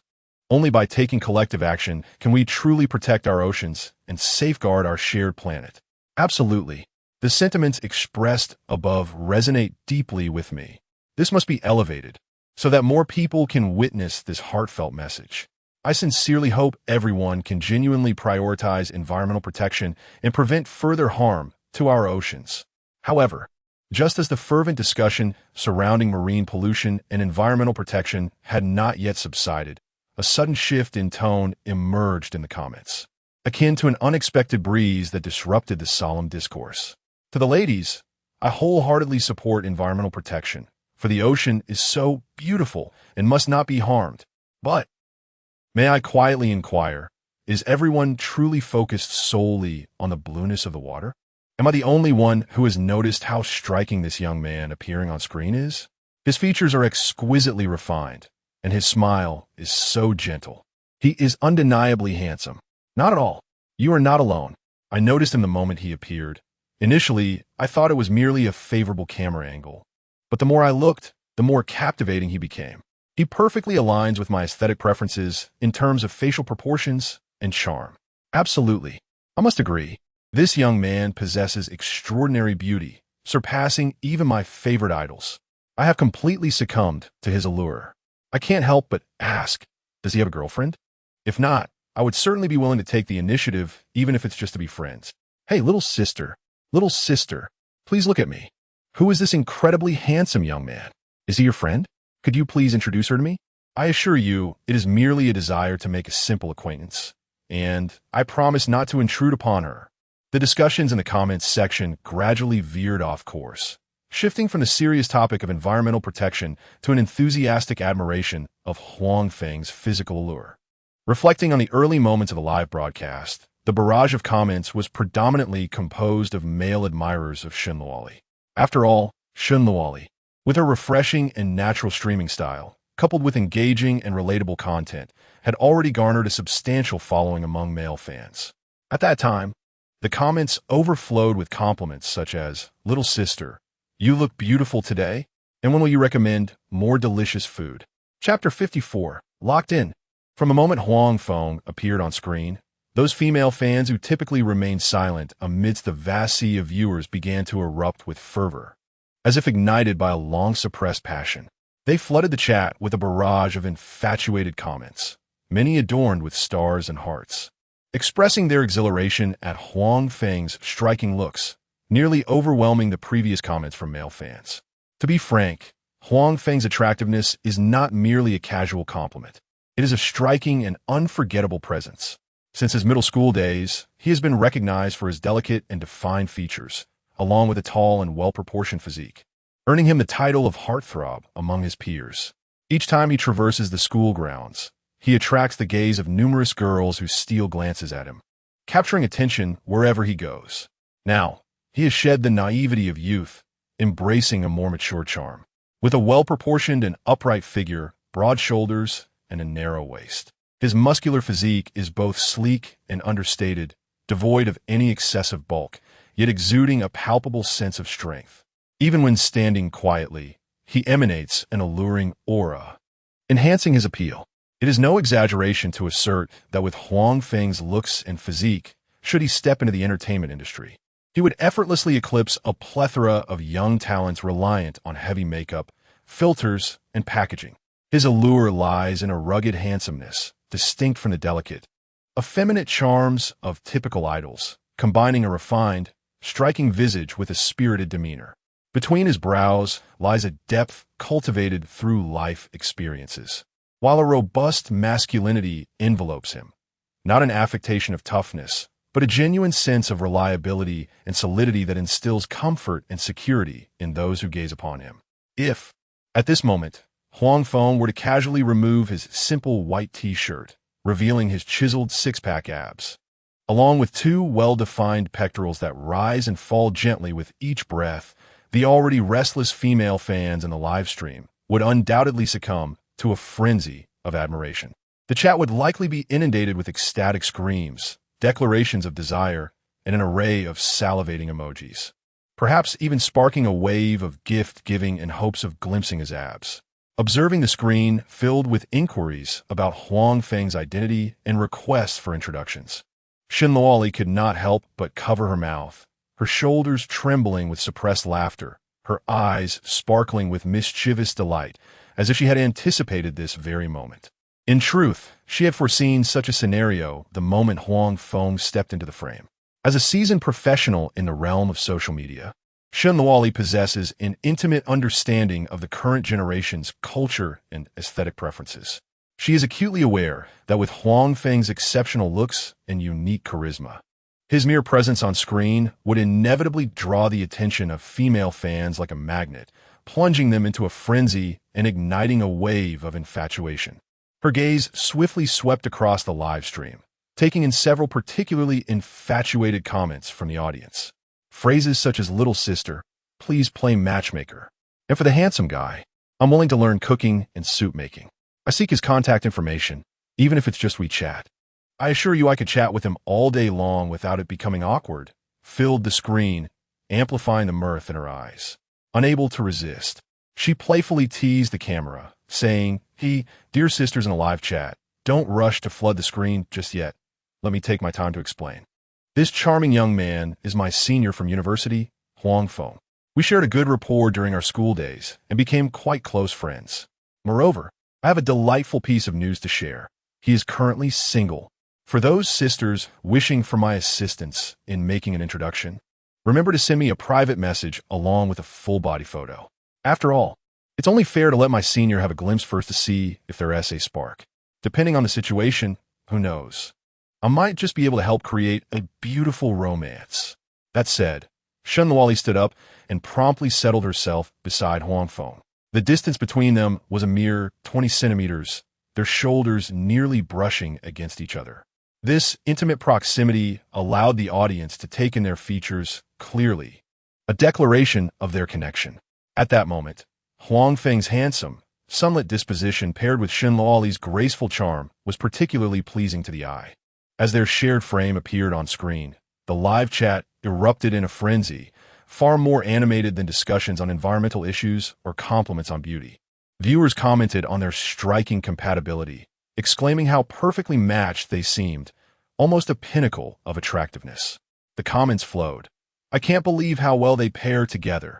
I wish I could sit beside him, even just to say a word. So envious. Little sister is so fortunate. Let the handsome guy speak. I want to listen. Little sister, share a gaze with him, that spark."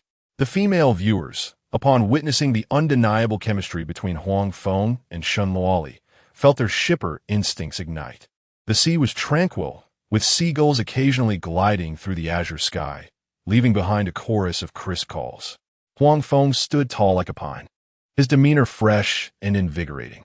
When he turned to speak with Shunluoli, his voice was exceptionally gentle. Shunluoli, seated in a wrought-tan chair beside him, placed her hands on her knees, her laughter causing her eyes to curve into crescent shapes, sparkling with warmth and liveliness.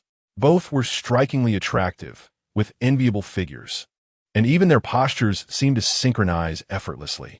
Huang Feng slightly leaned towards Shunluoli, and she instinctively tilted her body towards him as well. Their shared frame resembled a classic scene from a romantic drama. The palpable chemistry washed over the audience like a wave, and the barrage of comments from female fans nearly threatened to engulf the entire screen. Some even began to flood the live stream with pink heart emojis, enhancing the atmosphere to an increasingly sweet ambience. However, the male fans in the live chat harbored entirely different sentiments. Although many secretly acknowledged that the sight of Huang Feng and Shunluoli together was indeed pleasing to the eye, akin to a meticulously crafted illustration, thoughts of their long-admired little lowly being labeled as a perfect match for someone else left them feeling as though a heavy stone had lodged itself in their hearts, causing a sense of suffocation. They would never openly concede to this perceived compatibility. Chapter 55. The battle in the comments section. As the screen filled with an array of matching and heart emojis, the male fans felt a pang of heartbreak and injustice, as though their cherished treasure was being snatched away. They instantly shifted into rebuttal mode, and the tone of the comments transformed in the blink of an eye. The once gentle pink hearts were overwhelmed by a barrage of opposing messages. Hey, can you ladies stop recklessly shipping couples? What compatibility are you talking about? I oppose this union more than anyone. The little girl belongs to all of us. She is no one's exclusive pairing, no matter how charming the young man may be. He cannot steal our little girl. Indeed, I oppose this too. I thought the young man was somewhat pleasant at first, with a decent demeanor, but now upon closer inspection, HMPF, he's just average at best. None can compare to our affection for the little girl. She can only be ours. No one else can take her away. I raise both hands and feet, along with my head in opposition. It is clear to discerning eyes who stands for or against this. Ladies, stop leading the narrative, or we shall collectively report your spamming. Opposition 99,999. Opposition the entire universe. I've said opposition as a quick phrase. No one can take our little girl from us. Or we shall engage in a war of attrition. Seeing the male fans rally in opposition, even threatening to endure the conflict. The female fans couldn't help but burst into laughter. The comments, once sweet, instantly shifted to a tone of mockery, filled with jests and a plethora of lemon emojis. Oh, where did this group of flower protectors spring from? Still opposing? What good is your opposition? The couple is a perfect match, destined to be together. Who are you sour lemon enthusiasts to object? Do not overestimate yourselves. The more you oppose, the more petty you appear. Ha ha ha. That comment above is too sharp. The term lemon enthusiasts is a brilliant jab, perfectly encapsulating the male fans' mindset. I bet they're fuming in front of their screens, likely on the verge of tears. Oops, I apologize. When I read who are you monsters to oppose, I have to burst out laughing, losing my grip on the soda, which splashed all over my desk mate's face. She was diligently working on her homework, but now she glares at me, pencil sharpener in hand, cheeks puffed up like a balloon. She looks as if she wants to sharpen me. How do I explain this to her? I'm anxiously waiting for a solution. If I wait any longer, my homework will be doomed. Rendered speechless by the female fans' retorts. The male fans felt as though they might choke on their indignation, some even slamming their hands on the table, causing their nearby cups to tremble. Although their hearts were filled with discontent, their minds went blank, unable to conjure a single rebuttal. They could only watch helplessly as the female fans flaunted their dominance in the comments, their screens awash with lemon emojis and jibes, their fingers trembling in frustration. Soon after, two groups of individuals engaged in a fervent barrage of comments within the live broadcast room. On the side of the female fans, some fervently expressed their support for the couple. Others insisted on locking them together, while a few began to share their imaginative tales of CP. Meanwhile, the male fans resolutely opposed, occasionally interspersing their comments with assertions that the little lowly belonged to them. The screen was inundated with a flurry of comments, akin to snowflakes cascading through the air, many accompanied by a plethora of humorous emojis. The female fans adorned their messages with pink hearts, while the male fans punctuated theirs with blue flames of passion. The atmosphere within the live broadcast room was as lively as a grand celebration. Even the number of online viewers in Shun Lawley's stream increased significantly, drawing in numerous passersby who were captivated by this dramatic clash, all eager to leave comments and enjoy the spectacle. Observing the increasingly absurd exchanges in the comments, Shun Lawley was momentarily taken aback, her eyes widening in surprise. She clearly did not anticipate that the topic of compatibility would incite such a heated debate. With a resigned gesture, she rubbed her forehead, a hint of perspiration forming at her temples, and her lips involuntarily twitched. Gazing at the incessantly scrolling comments, she couldn't help but critique her viewers, each one evidently possessing a remarkable talent for conversation. Regardless of the topic, they managed to discuss it with such fervor that it even sparked a full-blown skirmish, which was quite extraordinary.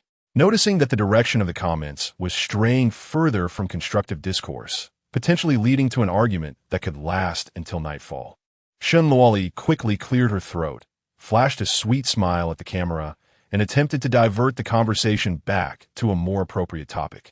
All right, everyone. Let's calm down. Let's put this topic to rest and turn the page. If you keep arguing, the fish might just swim away. Next, she posed a question to her audience. Can you guess what I'm going to do on my overseas trip? There will be a small reward for those who guess correctly. A cute little avatar drawn by me, guaranteed to be adorable. Indeed, as soon as Shun Luali's words resonated, particularly when the reward of a personally drawn avatar was mentioned, the previously combative comments were swiftly captivated by the new topic, and the tone of the conversation quickly returned to normalcy.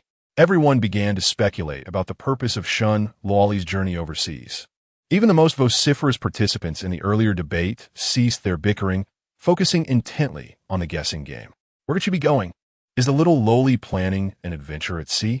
Perhaps she intends to sail to a deserted island and experience survival in the wild, just like on television. Foraging for food, pitching a tent. It sounds quite exhilarating. However, the little lowly must be cautious and avoid injury. What wilderness survival? Have you watched too many adventure films and lost your senses? Our gentle Shun Luoli, with her delicate skin, would never engage in such arduous tasks. She must be heading for a vacation, finding a tranquil bay, enjoying the sea breeze, basking in the sun, and sipping on a chilled fruit juice. How delightful. That truly aligns with the lifestyle of the little lowly. I don't think it's a vacation. Have you all forgotten? The charming host possesses an adventurous spirit and often delights in trying new experiences. Previously, she has indulged in skydiving and kayaking. I surmise she might be venturing into the depths of the ocean for a diving expedition. Imagine the sheer joy of exploring the vibrant underwater world, adorned with colorful corals and schools of fish, with the possibility of encountering a sea turtle. How enchanting. Furthermore, diving allows for capturing breathtaking photographs that she could graciously share with us. Frankly, with our little adventurer's daring spirit, diving seems rather trivial. I suspect she is actually off to surf. Her penchant for thrilling sports aligns perfectly with the exhilarating nature of surfing. Goodness, what wild speculations are you all indulging in? The idea of a sea voyage could very well involve fishing. Ocean fishing is an absolute thrill. Chapter 56. The 985 fisherman Shun Luoli's eyes sparkled as she nodded at the camera, exclaiming, "Bingo! The great emperor, he guessed correctly. Today we are embarking on a fishing expedition. Let me also share the breathtaking scenery of the sea with you all." Wow, so the lovely host is going fishing. But can she actually fish? I've never seen you fish before, nor has it appeared in your previous videos. Could this be your first time? Noticing the flood of questions in the comments, Shun Luoli blushed slightly and chuckled. I must confess, I have never fished before. This is indeed my very first attempt. However, my dear Feng is quite the skilled fisherman. He is an expert at catching fish. He will teach me how to fish. So whether I can experience the joy of fishing today depends entirely on his teaching prowess. As soon as Shun Luoli spoke these words, a barrage of inquiries erupted in the comments. Everyone was intrigued by the title of Fisherman. The conversation, initially centered around fishing, swiftly shifted to Huang Feng's identity. Wait, didn't you just say that this handsome young man is your senior? How did he suddenly become a fisherman? This transition is quite abrupt. From a university senior to a fisherman, that is quite the leap. Am I missing something here? Exactly. Huang Feng is so handsome with such a refined demeanor. Speaking so gently, he certainly doesn't fit the image of fisherman. In my mind, fishermen are weathered from years at sea, their skin tanned and their hands calloused. Yet, Huang Feng's complexion is fair and his fingers are long and clean. He hardly seems like someone who engages in manual labor. How could he be a fisherman? Indeed, he looks more like a white-collar worker from a big city than a fisherman from a fishing village. Seeing the comments buzzing about Huang Feng's identity, Shun Luoli addressed her viewers. You may not know this, but my Feng is quite unconventional. He never plays by the rules. He graduated from a prestigious university and had a high-paying, easy job, but he found it uninteresting and did not wish to adhere to a 9-to-5 routine. Thus, he returned to his hometown fishing village and became a fisherman, relishing the slow-paced life of fishing at sea and living freely. As soon as Shun Luoli made this revelation, the comments section erupted in astonishment. Everyone was taken aback by the notion of a 985 graduate returning to a fishing village to become a fisherman. A flurry of surprised remarks filled the screen, with some expressing their disbelief through a series of question marks. What? Did I hear that correctly? Can you repeat that? This young man is actually a 985 graduate? How audacious! Doesn't he consider his future development? Indeed, a graduate from a prestigious 985 university is presented with vast opportunities, and life in a first-tier city, whether in terms of work or lifestyle, is incomparably more convenient than that in a humble fishing village, which undoubtedly cannot rival the conditions of urban life. But why would this young man choose such a path? It seems entirely unnecessary. Could it be that he has encountered some significant setback, perhaps a romantic disappointment, prompting him to seek solace in the tranquility of his hometown? It must be some form of adversity. Based on my astute conjecture, I surmise that this young man has indeed faced the heartache inflicted by a superficial woman, leaving him despondent and disinterested in the vibrant life of the city, resolutely opting to retreat to his serene origins. After all, who would willingly abandon their promising future as a 985 graduate to toil as a fisherman, enduring hardship for meager returns? It must be the wounds of love that have driven him to this decision. Is it true, dear young man? If you have genuinely encountered such a superficial individual, do not despair. Her inability to appreciate you reflects her own lack of discernment, as she fails to recognize your worth. You are undeniably handsome, exceptional, and carefree, deserving of someone who will truly cherish you. Why not find solace in my embrace? I shall care for you tenderly, ensuring that you forget the sorrows of the past and embrace joy anew, free from the burdens of heartache. As the conversation grew increasingly absurd, Shun Lawley swiftly interjected, "There is no superficial woman. My Feng simply enjoys being a fisherman." She continued, "All right, let us observe as Feng seeks out the perfect fishing spot to catch some big fish." Huang Feng appeared remarkably skilled, undoubtedly capable of locating a prime location for fishing and creating memorable scenes. Shun Lawley, while laughing and responding to audience comments, occasionally glanced at Huang Feng. He stood on the aft deck, his posture impeccably straight, as if he were one with the vast sea. Huang Feng had completely immersed himself in his own world, as he was attuned to the rhythm of the tide. At that moment, Huang Feng's eyes suddenly sparkled with intensity, akin to a hunter spotting its prey, a glimmer of sharpness flashing through his previously tranquil gaze. He had discovered several sizable schools of fish, undoubtedly an ideal fishing spot. Without hesitation, Huang Feng made his way to the helm, instructing Huang Dai to turn the boat around. The engine emitted a gentle rumble as the yacht gracefully glided toward the schools of fish, tracing a beautiful arc upon the ocean's surface. Before long, the yacht came to a gentle halt. Huang Dai switched off the engine, and the vessel instantly lost its propulsion. It began to float lightly on the waves, akin to a leaf adrift on the water, occasionally colliding with the gentle swells, producing a soft, rustling sound. While Shun Laoli was joyfully engaging with the comments on the screen, she suddenly felt the boat's movements become more subdued. She promptly set her phone aside and hurried to Huang Feng's side, curiously peering into the depths below. However, all she could see was a vast expanse of azure water. And having found nothing, she inquired with confusion, "Fengge, why have we suddenly stopped? Have we reached a fishing spot? But I see nothing beneath the surface." Huang Feng smiled and nodded, pointing in a particular direction beneath the water. "Yes, this is the spot. Do not be deceived by the stillness above. There are plenty of fish hidden below. We shall fish here today, and I assure you, there will be a bountiful catch. Fishing, of course, is best enjoyed on the aft deck of the yacht.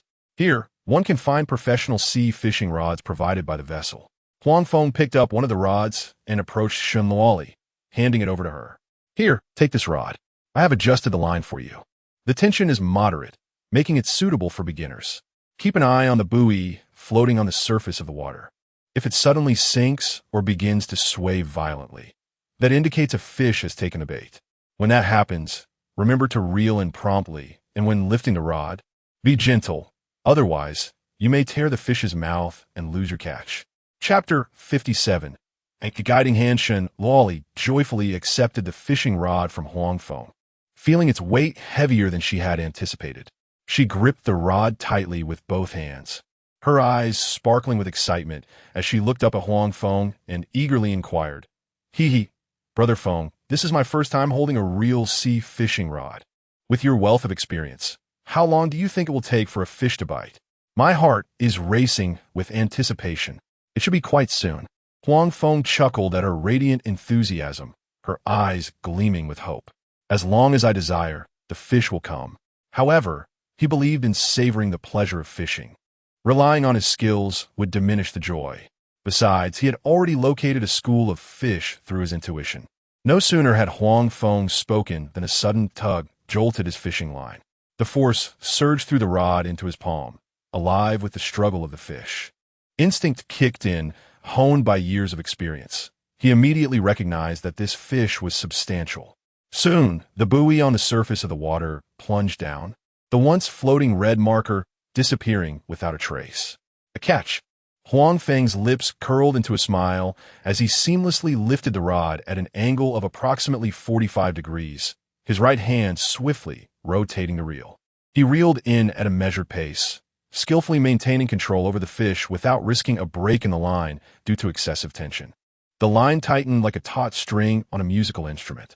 The fish below thrashed vigorously, attempting to flee into the depths of the sea, then darting sideways in a bid to escape the hook's grasp. Yet, Huang Feng remained composed and strong, adjusting the rod's angle with each movement of the fish, ensuring he retained the upper hand. Before long, he gently pulled a sea bass weighing around 10 pounds to the surface. The fish glimmered silver, adorned with dark stripes, reflecting a metallic sheen under the sunlight. Its tail flailed against the water's surface, twisting and turning in a desperate attempt to break free from the hook, splashing droplets that danced upon the deck with a rhythmic plop. Beside him, Ding Hao promptly set down his rod and hurriedly grabbed the landing net, his gaze fixed intently on the struggling bass, waiting for the perfect moment. As the fish emerged fully from the water, its strength waning, he swiftly thrust the net into the water, expertly capturing the bass and quickly lifting it onto the boat in one fluid motion. "Wow, that a big fish!" exclaimed Shun Luoli and Ding Xiaomi, their eyes wide with astonishment. They stared with round eyes and slightly parted lips, their faces illuminated with surprise. Blinking her beautiful eyes, Shun Luoli rushed to the net's edge, gazing at the lively sea bass inside, exclaiming, "No way, Brother Feng. Your fishing skills are truly remarkable.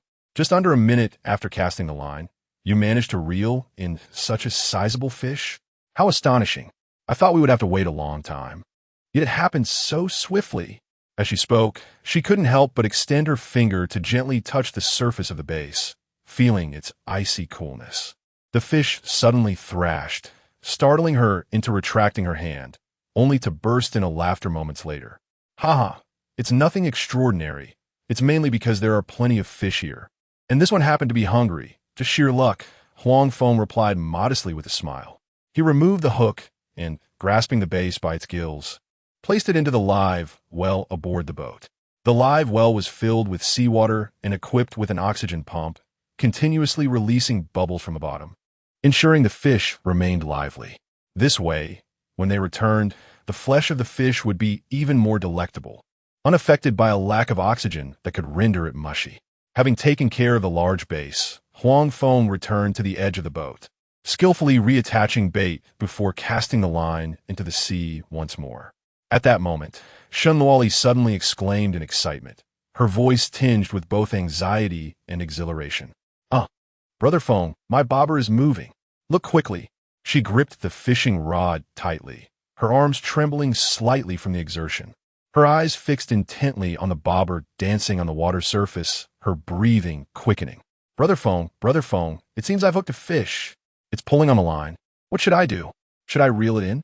What to do? If you've hooked a fish, just lift the rod and reel it in. That is all there is to it." Observing Shun Luoli's flustered demeanor, her face paling with anxiety, Huang Feng felt a mix of helplessness and amusement, unable to resist teasing her. "Didn't you just say that you were eager to experience the thrill of catching a big fish? Here's your chance. Don't panic." "But I don't know how. I'm so nervous. This is my first time," she implored. "Brother Feng, hurry. Please don't let this fish get away." Her voice trembled with urgency, the last syllables trailing off, her gaze glued to the bobber that swayed restlessly in the water. Her pupils contracted slightly from tension, filled with the fear that the fish might vanish in the next moment. Hearing Shun Luoli's plea, Huang Feng shook his head in resignation. He quickly moved to her side, his warm palm gently covering the back of her hand that clutched the rod, transferring a sense of calm through his touch. His movements were tender yet firm, as patient as a guide teaching a child to walk. "Don't panic. Take a deep breath and steady the rod. Raise your arms slightly, keep your elbows relaxed, and gradually apply pressure in accordance with the fish's movements. Whatever you do, don't yank too hard. The more the fish struggles, the harder you pull, the more likely the hook will come loose." As he softly explained, he guided her hand with his own, slowly demonstrating the motions of lifting the rod and reeling in the line, deliberately slowing down every detail of the process. With a gentle rotation of her wrist, the pressure applied gradually increased, allowing her to distinctly perceive the variations in tension transmitted through the fishing line, and to learn how to subtly adjust her movements to counteract the fish's struggles. It was as if he were personally instructing her to decipher the silent conversation between the fish and the rod. To any observer, it was evident that Shun Luoli was an absolute novice in the art of fishing. Her grip on the rod bore an unmistakable awkwardness. With her hands positioned too wide apart and her arms perpetually tense, as though she were bearing an immense burden. When reeling in, she either exerted a sudden force, causing the fishing line to emit a buzzing tremor, or abruptly release the tension, allowing the reel to slacken. On several occasions, the fishing line vibrated violently due to improper pulling, and the tension beneath the water suddenly lessened, threatening to allow the fish to escape the hook.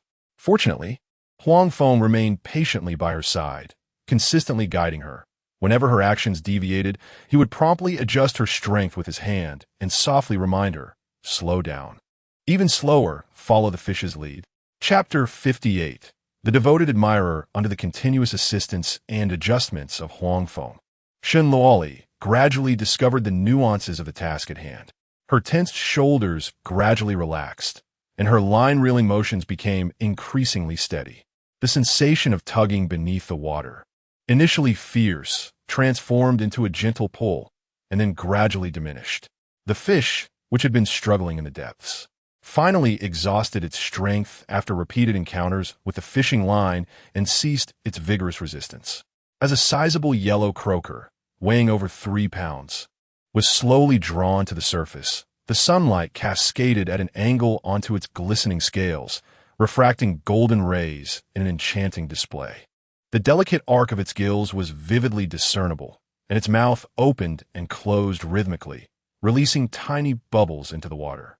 With remarkable agility, Huang Feng bent down and swiftly grasped the landing net, his wrist gently lifting the net to securely envelop the fish beneath before slightly elevating it to bring the vibrant, writhing creature on a dry land. Observing the lively yellow croaker flailing within the net, Shun Luoli could scarcely contain her excitement and leapt into the air. Wow, Brother Feng, look, I actually caught a fish, and such a large one at that. Ha! I am amazing. Her eyes sparkled like a constellation of stars, radiating exhilaration, and her face beamed with an unmistakable sense of pride, her smile nearly reaching her ears. In that moment, she resembled someone who had just achieved a monumental milestone worthy of the highest accolades in life. Huang Feng, witnessing her elation, could only shake his head in bemusement. Remaining silent, Shun Luoli promptly set down her fishing rod and cautiously bent down again. With her fingertips, she delicately parted the netting of the landing net, her movements as gentle as if handling a fragile treasure, cradling the still struggling yellow croaker in her embrace. The icy seawater dripped from the fish, dampening her palms and sleeves. Yet she paid it no mind, raising the fish higher. With a proud tilt of her chin towards the live-streaming device, she gently swayed the fish in her hands. Hee. Did you all see that, my friends?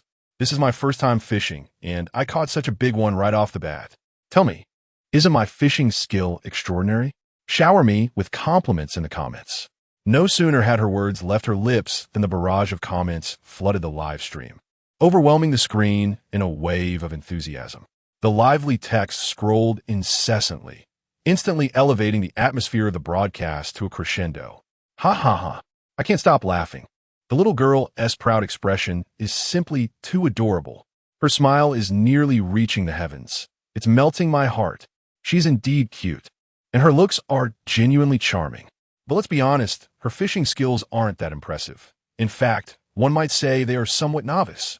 Just a moment ago, I saw the line nearly slacken 3 times. The fish was on the verge of escaping multiple times. If it weren't for the quick reflexes of the guy next to her, that fish would have long vanished. Come on, this little girl is fishing for the first time. To catch such a large fish on her debut is already quite remarkable, all right? Why are you all being so harsh on a novice? Can't you stand to see someone else succeed? Exactly. My little darling not only possesses exquisite beauty, but also enjoys an extraordinary stroke of luck, which is truly remarkable. Any dissent shall not be entertained. Those who oppose merely exhibit their envy. The assessment is conclusive. The two individuals above are undoubtedly seasoned admirers. There's no doubt about it. The streamer herself has proclaimed her skills to be exceptional, and yet you choose to echo her praises so transparently. Must it be so glaringly obvious? Indeed, the sycophancy knows no bounds. The streamer's fishing prowess is rather ordinary and merely buoyed by luck. Yet you still insist on extolling her virtues. What else could be termed but ironclad sycophancy? I feel embarrassed on your behalf. So what if we are sycophants? Have you not heard the saying, sycophants abound, all desires fulfilled? We take pleasure in adoring the streamers we favor. What is it to you? Mind your own business. Nonsense. The truth is, sycophants possess nothing at all. Do not mislead others with your fallacies. Awaken to reality. In an instant, the barrage of comments divided into two distinct factions. One side ardently defended Shun Luoli, vehemently countering all criticisms, while the other mercilessly mocked her skills, bluntly exposing the fact that luck surpassed merit. The back and forth escalated into a heated exchange, with the number of viewers in the live stream steadily climbing, creating an atmosphere akin to a spirited debate. In truth, the fishing spot selected by Huang Feng is a veritable treasure trove. The waters are of optimal depth, the seabed strewn with rocks and abundant with seaweed and plankton, an ideal locale for marine fish seeking sustenance. Beneath the surface, schools of fish abound, predominantly comprising sizable black sea bream and yellow sea bream. Consequently, over the next hour and a half, Huang Feng, Shun Luoli, Ding Hao, and the others scarcely paused for breath. As soon as Shun Luoli reeled in a fish, Huang Feng's bobber would signal activity once more. Just as Huang Feng brought in his catch, Shun Luoli would exuberantly shout in delight. The fishing rods rose and fell in rhythm, fishing lines carving ephemeral arcs through the air, as one lively marine creature after another was drawn from the depths. In a mere span of 10 minutes, the pair managed to catch an impressive haul of over a dozen fish. Shun Luoli counted her catches, 6 fish, while Huang Feng had 10, the majority weighing over 2 pounds each.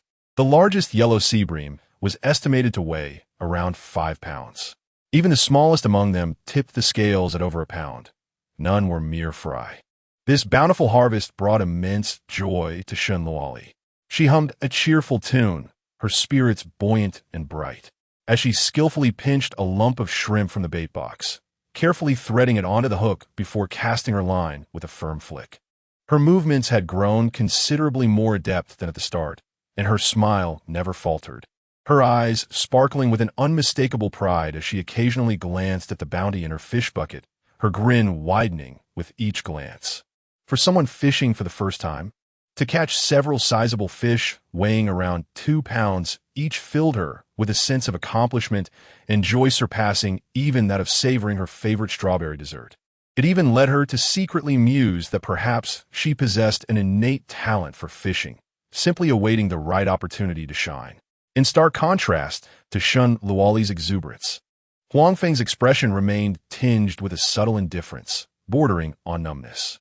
Seated upon his fishing chair, he skillfully baited his hook, cast his line, and reeled in his catch. Each step executed with precision and fluidity, yet devoid of the anticipation that one would expect. It is essential to recognize that the true allure of fishing lies within the realms of the unknown and the promise of expectation. One can never ascertain whether the next moment will bring a tug on the rod, or if the catch will be a nimble little fish or a formidable giant. You may find yourself waiting for half an hour with nary a bite, or, conversely, be greeted by a delightful surprise in the very next instant. This element of uncertainty is precisely what renders fishing so captivating. Chapter 59. The superfish, yet Huang Feng possessed a unique ability that others lacked. He could vividly perceive the underwater realm, where schools of fish darted and hidden rocks lay concealed, all within his awareness. He was acutely aware of where vast shoals swam and which waters harbored larger specimens, as if he had foreseen the answers to a game.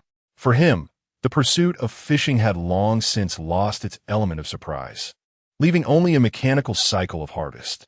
He knew precisely where to catch fish, understood the sizes he could expect, and even the waiting period had become devoid of suspense.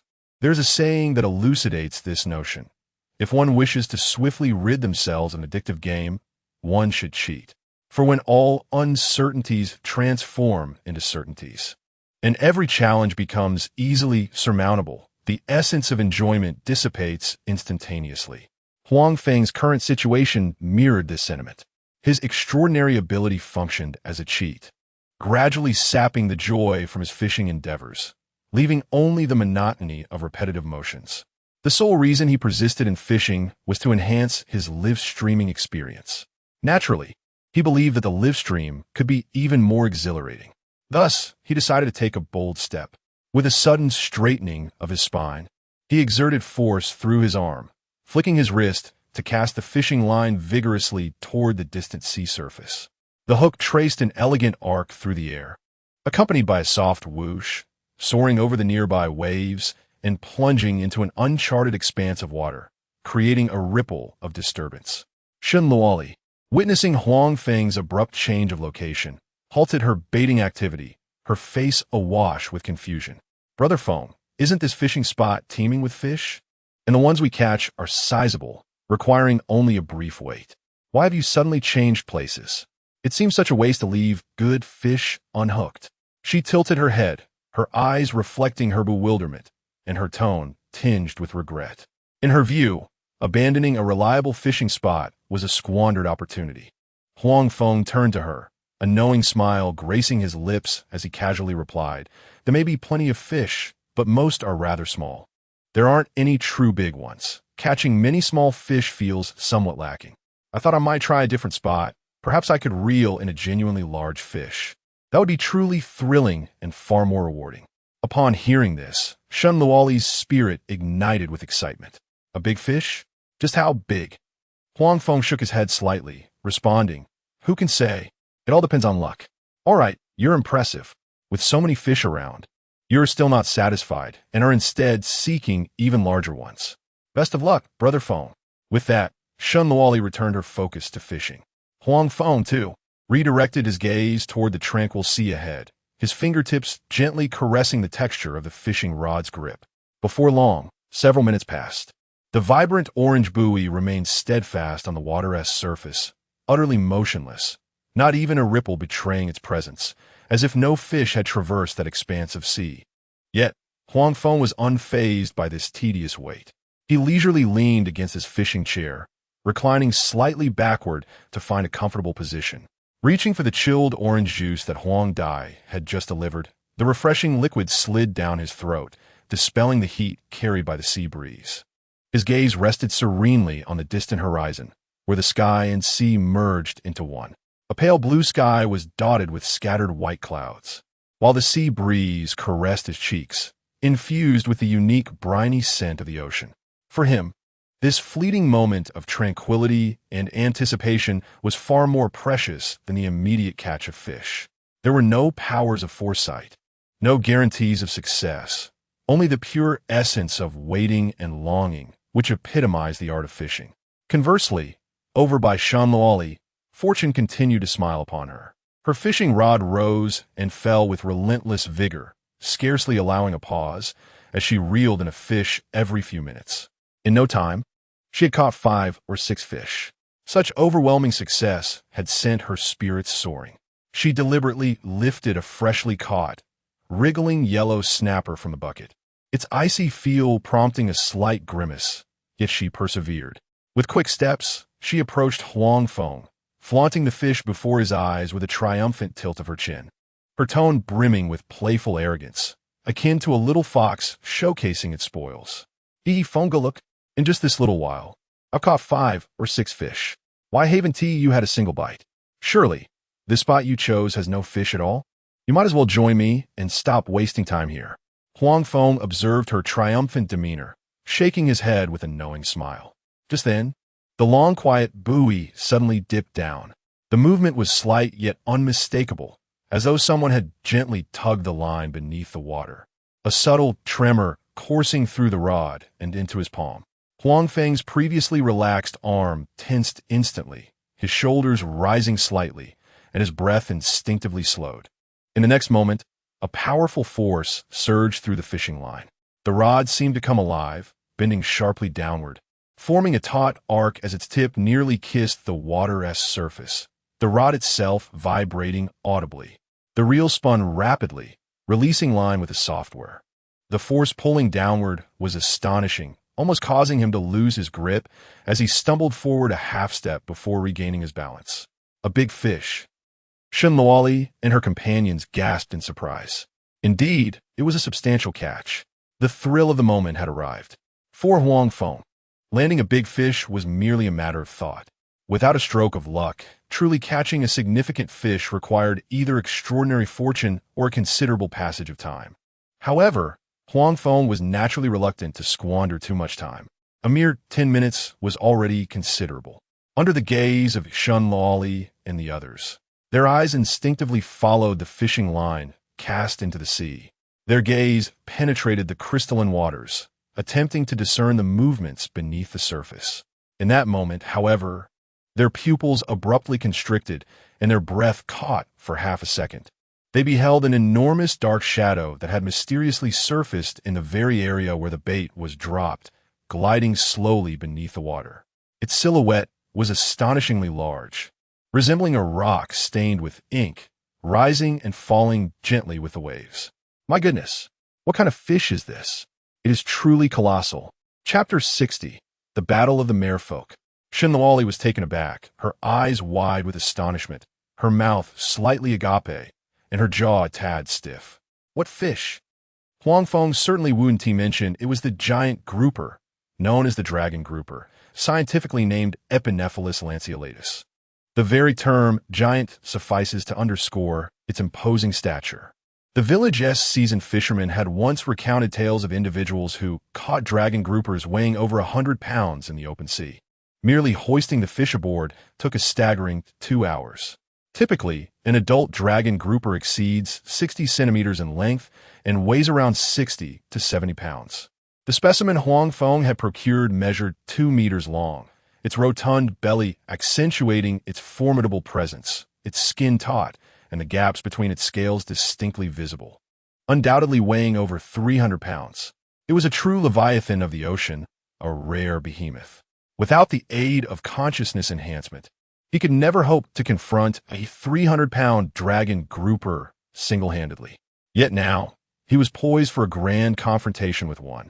The live-streaming spectacle would undoubtedly reach unprecedented heights. Naturally, to enhance the realism, he had allowed the dragon grouper to retain a fraction of its strength, roughly equivalent to the force of a 100-pound grouper. Otherwise, discerning anglers would be difficult to deceive. Even with this reduction, it remained a considerable challenge. Gazing at the colossal dragon grouper gliding through the water, Huang Feng's heart raced wildly, akin to a rabbit in a frantic dance, causing his shirt to rise and fall with each beat.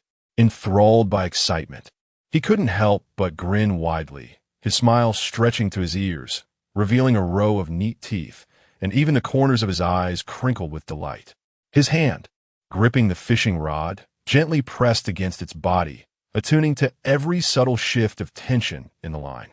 With his feet positioned shoulder-width apart, he stood firmly on the deck, his knees slightly bent, prepared to absorb any sudden jolts. He began to adjust his stance, his left hand securing the reel's base, while his right hand gripped the rod's midsection, resting it against his waist, leveraging his body's strength to counter the underwater pull. Such a massive fish possessed astonishing power. Relying solely on his arm strength would lead to exhaustion within mere minutes. Moreover, any miscalculation could result in the line snapping instantaneously, leaving him helpless as the fish made its escape, a lamentable outcome indeed. Of course, Huang Feng would never allow such a mishap to occur. Come on, Brother Feng. You can do it. Brother Feng, you're incredible. Father, allow me to pay my respects. The viewers in the live stream chimed in, Brother Feng. How big is that fish? Shenluoli inquired eagerly. Huang Feng, fully engrossed in the fishing line, followed its movements with unwavering focus, blinking far less than usual. His left hand gripped the reel, fingers poised delicately on the brake, ready to adjust the line's release speed. His right hand held the rod firmly, his fingertips pressing into the rod's texture, sensing each transmission of force. He occasionally shifted his posture in response to the underwater strain, leaning slightly forward or backward, as if performing a dance in harmony with the sea. Upon hearing Shun Luoli's question, he replied without turning his head, "At least over 200 pounds. How much? Over 200 pounds? Shun Luoli's eyes widened in astonishment, her pupils nearly bulging from their sockets, her mouth forming an adorable shape. Her voice involuntarily rose a few octaves, tinged with a hint of tremor. My heavens, is this truly real? A fish weighing over 200 pounds. How colossal must it be? Surely it outweighs you. If it exerts its strength, might you not be dragged into the sea?" As she spoke, she nervously fixed her gaze on Huang Feng, even contemplating reaching out to grasp his arm, hoping to anchor him and prevent him from being swept away by the waves. "Haha, fear not. Watch as I engage in battle with this behemoth," Huang Feng reassured her, his voice brimming with unwavering confidence. For the subsequent half-hour, Huang Feng became completely absorbed in the struggle against the great fish, as if the world around him had faded into mere background noise. The howling sea breeze, the rhythmic splashing of waves against the boat, and Shun Luoli's occasional soft inquiries were all automatically muted in his mind, leaving only the tension of the fishing line, the whir of the reel, and his own labored breaths. As a fisherman raised by the sea, he naturally possessed the skill of line control when battling a fish, a vital technique for survival once a large catch was hooked. Catching a big fish is akin to playing chess against a master. One must remain patient, resisting the urge to rush, and gradually wear the fish down.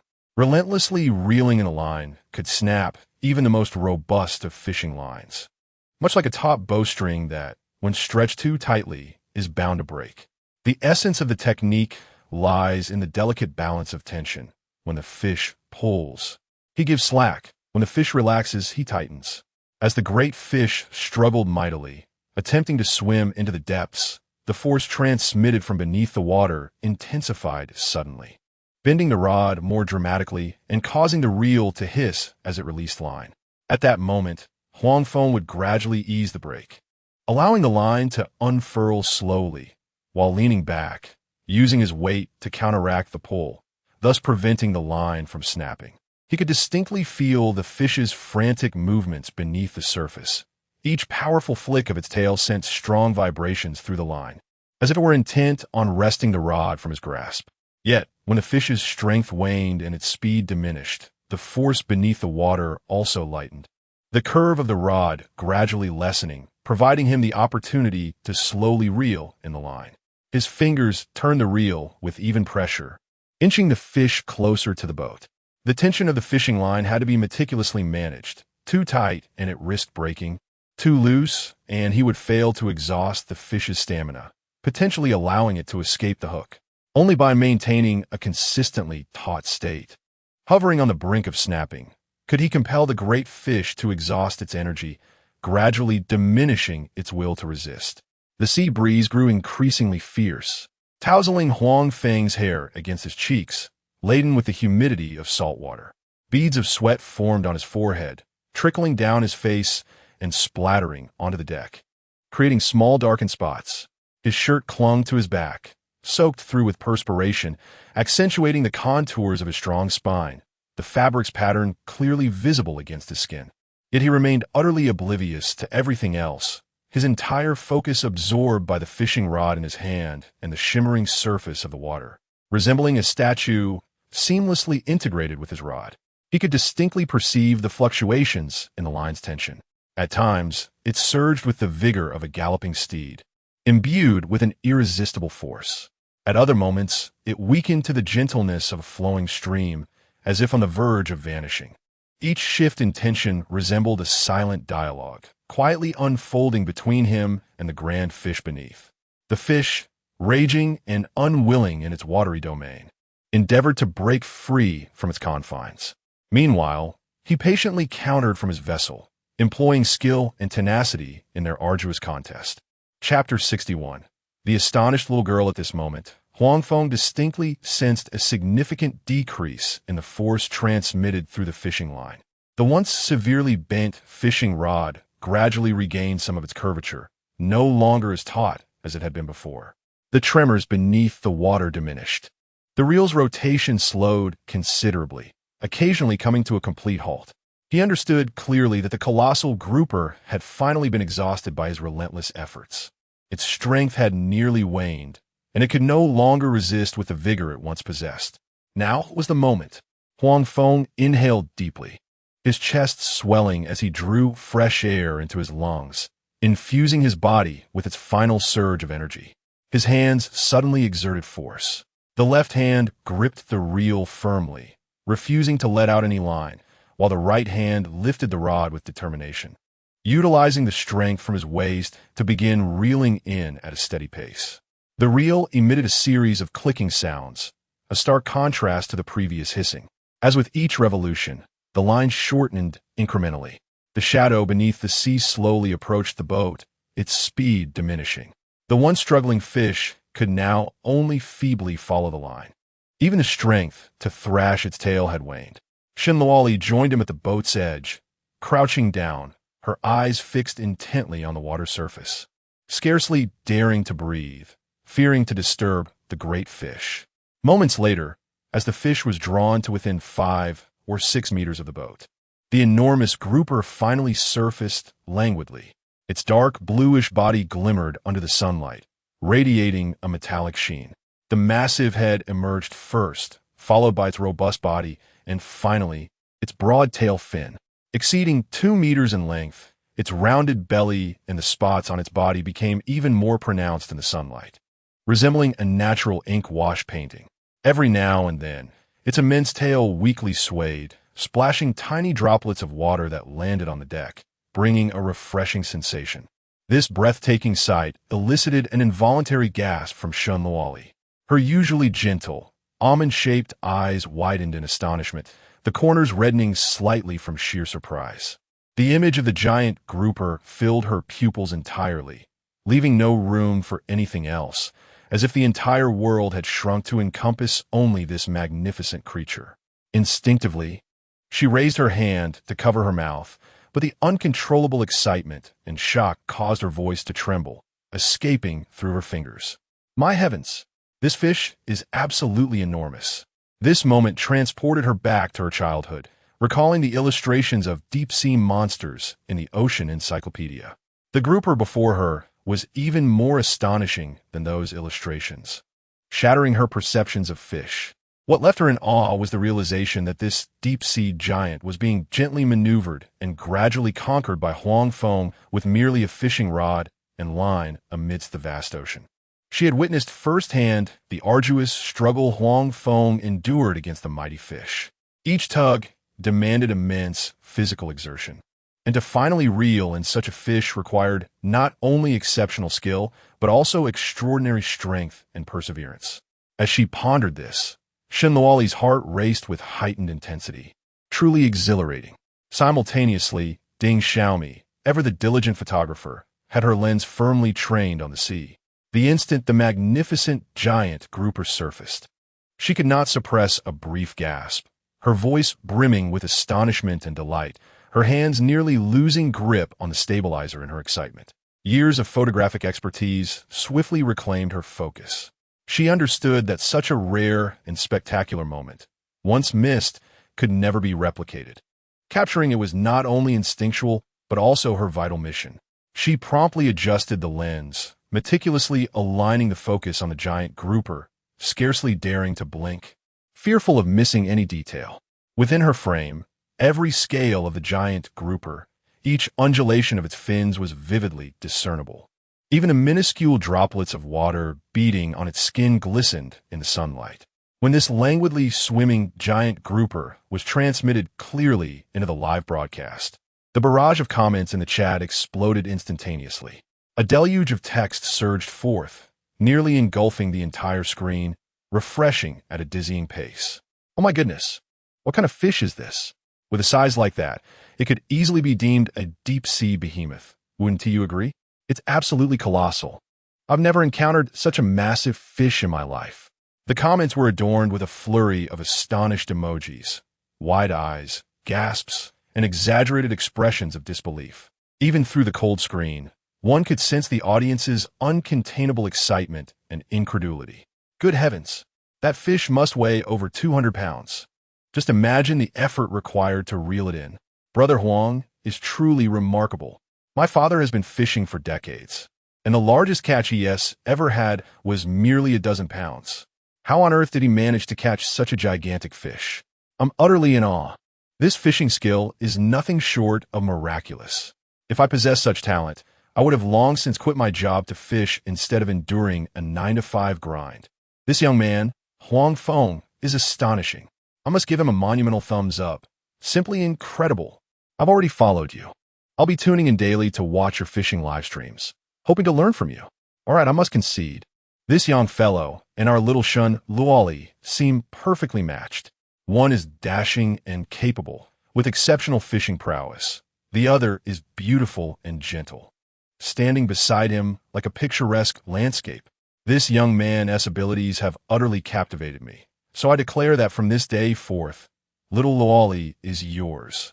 What nonsense are you spouting? Who do you think you are? I vehemently oppose this union. Little Luoli is clearly mine.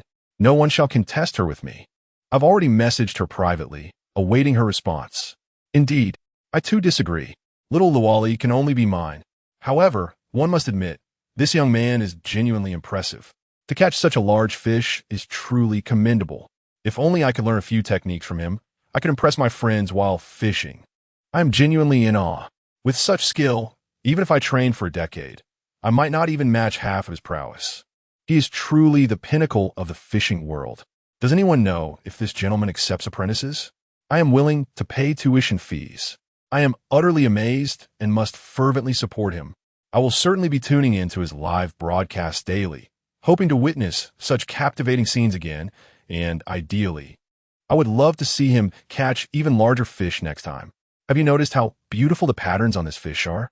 The olive brown scales adorned with dark spots resemble a natural masterpiece. If preserved as a specimen, it would undoubtedly be stunning. Chapter 62. The giant grouper, a keen observer among the netizens, quickly noted the fish's remarkable appearance, sparking a new wave of discussion. Those upstairs need not dwell on it. Such a colossal fish is undoubtedly destined for culinary delights. What a pity it would be to turn it into a mere specimen. The thought of its exquisite flesh is enough to make one salivate. However, hold on, dear friends. Let us not become so engrossed in our admiration or in our playful banter about the little girl that we forget to inquire about the true nature of this magnificent fish. After all the chatter, does no one recognize what this grand creature truly is? It certainly appears extraordinary and must be quite precious. Finally, someone shifted the focus from Huang Feng, Shun Luoli, and the fish's potential uses to its species. To be candid, for those of us not residing in coastal regions, fish can be categorized simply into two types, large and small. For the uninitiated, differentiating between species can be quite challenging. This comment ignited a fresh wave of discussion, with supportive messages flooding in. Indeed, where's our knowledgeable guide? Is there anyone in the live stream who can enlighten us on this matter? We are eagerly awaiting your insights. My curiosity is reaching a boiling point. Absolutely. I too am intensely curious about the origins of this imposing fish. What is its name? Where does it typically reside? And what does it consume to grow so magnificent? Calling upon our knowledgeable guide. We are anxiously waiting. No need to fret. Our guide is diligently researching the matter on Baidu. Please hold on for just a moment. Answers will be forthcoming. I have opened several web pages to compare information, ensuring accuracy so as not to mislead anyone. Ahem. Good morning, everyone. I am a postdoctoral researcher from a prestigious marine academy. Allow me to share some insights. Based on my professional observations, the splendid fish caught by our host is a giant grouper. This species, known scientifically as Epinephelus lanceolatus, holds the title of the largest variety within the grouper family, also colloquially referred to as the pigfish. It is a highly valuable and rare culinary fish, renowned for its delectable flesh, rich in protein and various trace elements, making it exceptionally nutritious. Moreover, it typically inhabits deep-sea regions and due to its dwindling numbers, capturing one is a rare feat. Encountering such a sizable individual is even more extraordinary. The host's ability to catch it showcases both remarkable luck and skill, truly deserving the title of the chosen one. The self-proclaimed postdoctoral guide provided an extensive overview, detailing the giant grouper's basic information, habits, and value, prompting a flurry of enlightened responses in the comments. Now, I see. Thank you, esteemed guide, for your thorough explanation. The information was comprehensive, and we have certainly grasped the key points. You may take your leave now. We shall handle the ensuing discussions. Rest assured we will retain this knowledge. Thank you, knowledgeable guide. We have learned so much. So this magnificent creature is indeed a giant grouper, a truly precious species. No wonder it appears so extraordinary. I had only heard the name before on television, and today I have finally encountered the real thing. Thank you once again. However, I timidly pose a question, my friend. Being a postdoctoral researcher, shouldn't you be engrossed in scientific research at this hour in the laboratory? How is it that you still have time to watch live streams? Could it be a guise to garner attention?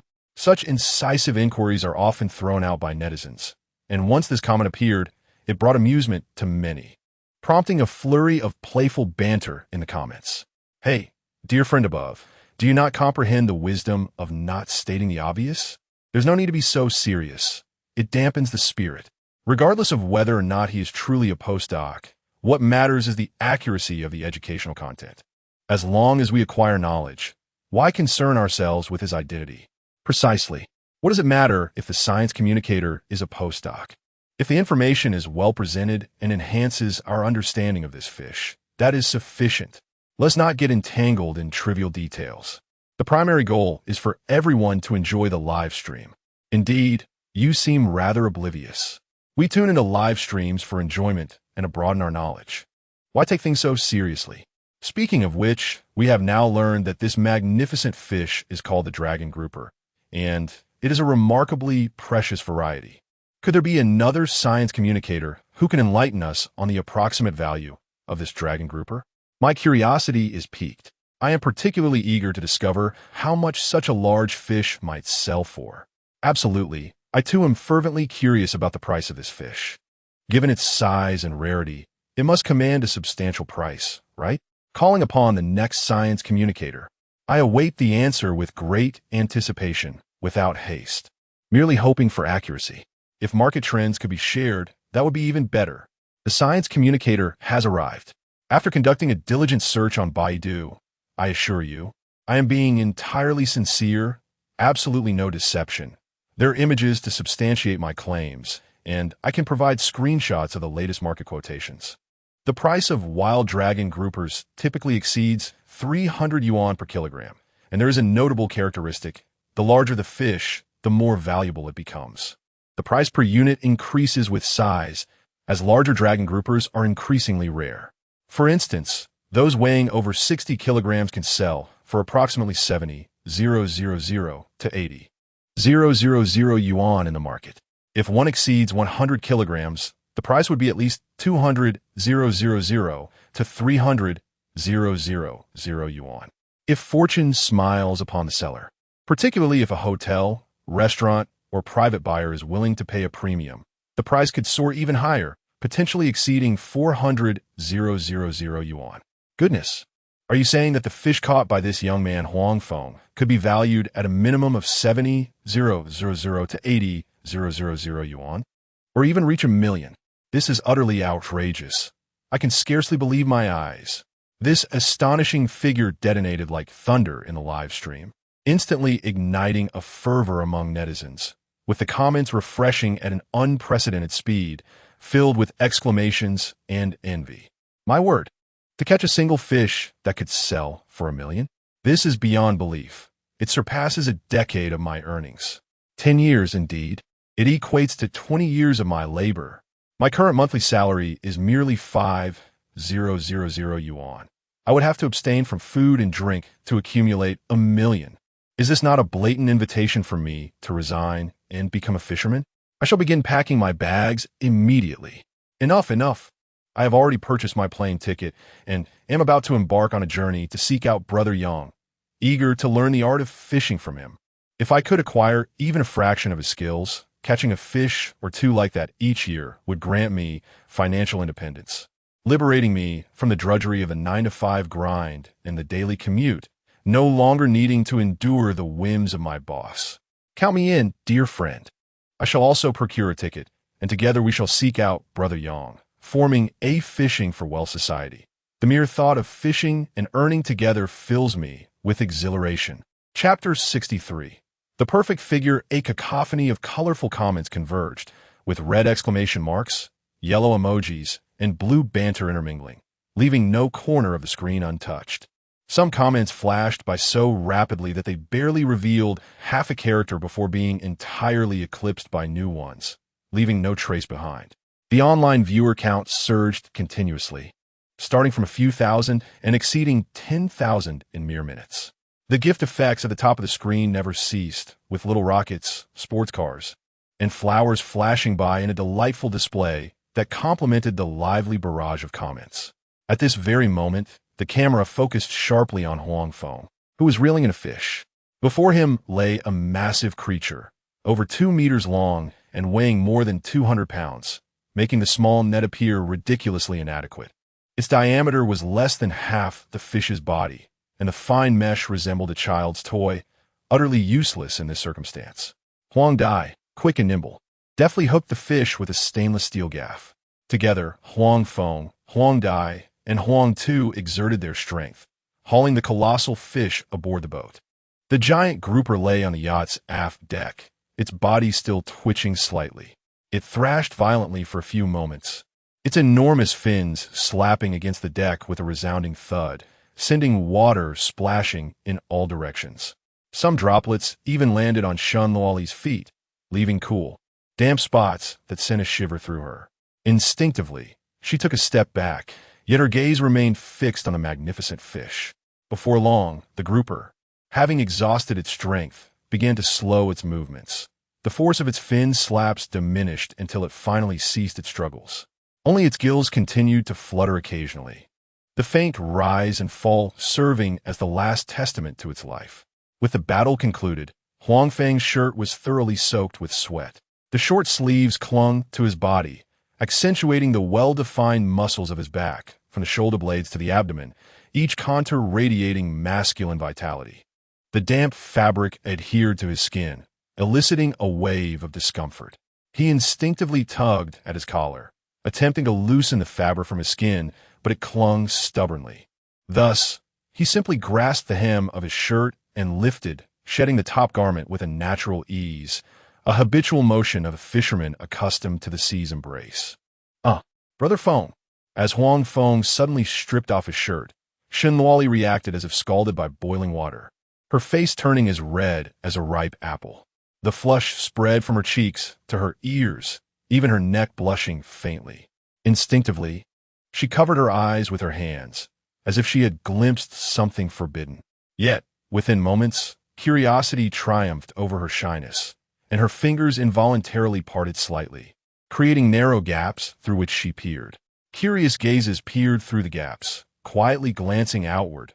Even the breath was softened, fearing that Huang Feng might detect their little antics. At this moment, Huang Feng's sculpted six-pack abs, exuding strength and vitality, lay bare and unadorned in the open air. Each contour of his abdominal muscles was sharply defined, the valleys between them distinctly visible, reminiscent of a meticulously crafted work of art, gently rising and falling with his breath, embodying a rhythm brimming with life. Not to mention the pair of robust and firm biceps, which became increasingly pronounced as he lifted his arm to wring out his clothes, the bulging muscles radiating explosive energy, a testament to his masculine vigor. Such a flawless physique was beyond Shun Luoli's control. Her heart raced abruptly, beating like a drum, loud enough for her to hear it distinctly. She could even feel her heart thumping against her ribcage as she stole glances at Huang Feng's near-perfect form. Her cheeks flushed deeper, and she could distinctly sense the heat radiating from her ears, as if small flames were gently igniting upon them, bringing forth a wave of warmth. Simultaneously, as Huang Feng shed his shirt, revealing his bare torso, The scene transmitted to the live streaming room ignited an uproar among the female viewers. Each one squealed with excitement. The barrage of comments surged to a peak, causing a brief stutter in the stream, the text on the screen becoming somewhat blurred, colors melding into a vibrant swirl. My goodness, what a divine physique this young man has. Those abs, that chest, simply breathtaking. I'm in love. I'm losing my mind. Wow, this body is just too incredible. I can barely stand after just one glance, my heart racing to 180 beats per minute. Enough already. After seeing this young man's physique, I've already secretly taken out the eggplant from my fridge. Is anyone upstairs hungry? Are you planning to stir-fry eggplants? What do you think? But seriously, this young man is not only handsome, but possesses such a fantastic body. If he were to become a trainee, he'd easily surpass the current heartthrobs. Absolutely. I declare that from this moment on, Huang Feng is my sole idol. Idol, do you have Douyin or Weibo? I want to follow you immediately and keep up with your updates, cheering for you daily. Wow, this physique. I need not say more. I've already taken dozens of screenshots, and when the night is quiet and I feel lonely, I can secretly pull out these photos to soothe my yearning heart. Just the thought brings me joy. Screenshots? I've already started licking the screen. This body is simply too captivating. I can never get enough. I'll set this screenshot as my phone wallpaper. I just sent this video to my best friend, and she has gone wild, sending dozens of voice messages on WeChat, each lasting 60 seconds, insisting I obtain this young man's contact information, or she'll cut ties with me. I'm in such a predicament. Is there anyone who wants to team up to encounter this young man at the beach? I am willing to wait by the seaside for him every day, even if it means getting sun-kissed. It's not just the female admirers.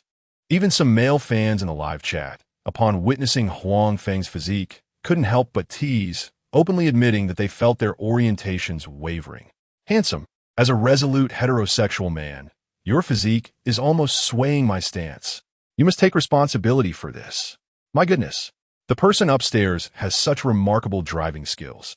It took me a full minute to comprehend the meaning, utterly astonishing. Undoubtedly a seasoned veteran. What does this mean? Is there a sage who can elucidate? As I am completely bewildered, I am still a child. Please do not expose me to such things.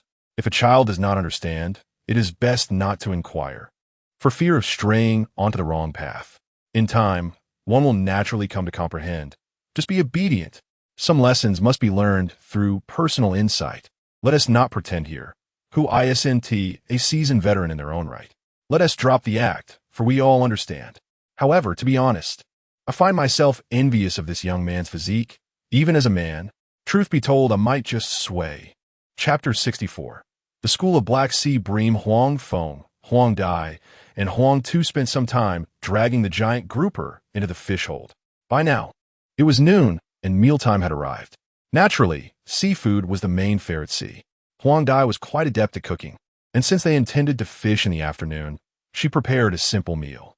After dining, Ding Hao and the others were eager to witness Huang Feng's fishing prowess. Thus, Huang Feng opted for the drop line.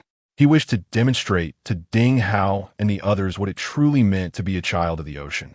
Where shall we drop the line, little madman? Vang bi inquirit. Upon hearing this, Huang Feng slowly withdrew his gaze from the distant horizon. He glanced at Huang Dai, a playful smirk gracing his lips, his tone laced with teasing. What is this? As the fishing prodigy of Peach Blossom Island, you seeking my counsel? In response to Huang Feng's jest, Huang Dai rolled her eyes in exasperation. Oh, come on, little madman, don't tease me. In your presence, my modest fishing skills feel utterly insignificant, like a minor sorcerer before a grand wizard. Your current expertise is simply unparalleled. No one in the village can compare. Huang Feng smiled gently at Huang Dai's flattery. All right. You steer the boat towards the open sea, following the current. When I spot the right location, I'll instruct you on where to drop the line, and you could be assured of a bountiful catch. As he spoke, his gaze inadvertently drifted towards the ocean's surface, where he perceived the vibrant life teeming beneath the azure waters. All right then, Huang Dai exclaimed, scampering back to the cockpit. She grasped the helm with both hands and expertly navigated the vessel toward the distant sea. After about 10 minutes, Huang Feng called out, Sister Dai, stop the boat. We'll drop the line right here. Upon hearing Huang Feng shout, Huang Dai immediately halted the boat. In no time, it came to a steady stop, gently swaying with the waves. Huang Dai hurried to the rear deck, glancing around with a hint of skepticism. "Little madman, are you sure there are fish here? I see nothing at all. The sixth sense of a child of the ocean. Do you not understand? I have a strong premonition that there are plenty of fish in this vicinity, ensuring a splendid harvest for us." Huang Feng replied with a confident smile, the curve of his lips radiating assurance. In truth, he had issued this preemptive reassurance to Huang Dai, deliberately attributing the discovery of the fish to his sixth sense. After all, he was acutely aware that his ability to commune with the sea was his greatest secret, one he could not reveal lest it invite peril. As for whether there were fish in this area, the answer was undoubtedly affirmative. Just moments ago, his consciousness had vividly perceived a vast school of fish lurking beneath the surface. They were a sizable group of black sea bream, their bodies a deep brown adorned with a subtle sheen, swimming in unison like a well-trained battalion. Moreover, they were substantial in size, clearly capable of fetching a good price in the market. The black sea bream is a highly valued variety among bream, renowned for its tender flesh and exquisite flavor. Whether steamed or braised, it is exceptionally delectable and enjoys immense popularity in the market. Wild black sea bream, particularly those of considerable size, are in particularly high demand. Its market price typically ranges from 100 to 200 yuan per pound, which is notably high among various marine fish. Just by catching a few dozen, each averaging 3 pounds, one could easily earn several tens of thousands of yuan. For ordinary fishermen, this constitutes a substantial income. As for why they are not pursuing grouper, having previously experimented with grouper, they naturally wish to diversify their catch this time. After all, even with a stroke of luck, it would be perplexing to rely solely on one type of fish. "Xiao Tu, come take the helm. I'll go set the hooks." Huang Dai's voice carried on the wind to Huang Tu's ears. Upon hearing this, Huang Tu immediately set aside his task and hurried towards the helm. He gripped the cold steering wheel firmly, his knuckles whitening slightly from tension as his gaze remained fixed on the undulating surface of the sea. The distant horizon where the sea met the sky occasionally saw a few seagulls gliding gracefully, yet he did not dare to blink, fearing that even the slightest lapse in attention might disrupt the subsequent hook-setting operation. When it comes to the proficiency and speed of setting hooks, Huang Dai would not claim to be first if Huang Feng were present. She pulled the iron basket to the aft deck, crouched down, and her fingers deftly wove through the lines. The previously somewhat chaotic lines quickly transformed into neat arrangements under her skilled hands, each hook maintaining an appropriate distance, adorned with fresh fish bait that exuded a subtle briny aroma. Her fingers, rough and calloused from years of handling fishing lines, executed each movement with precision as if rehearsed countless times. It seemed as though the process of setting hooks had become ingrained in her very being, a natural instinct. With everything prepared, Huang Dai straightened, habitually stretching her slightly sore back, and then looked up at Huang Feng. At that moment, Huang Feng was slightly hunched over, his hands casually resting on the railing of the boat. The sunlight illuminated his profile, accentuating a defined jawline, a sight that transcended mere handsomeness. Taking a deep breath, Huang Dai's voice pierced through the salty sea breeze as she called out to Huang Feng.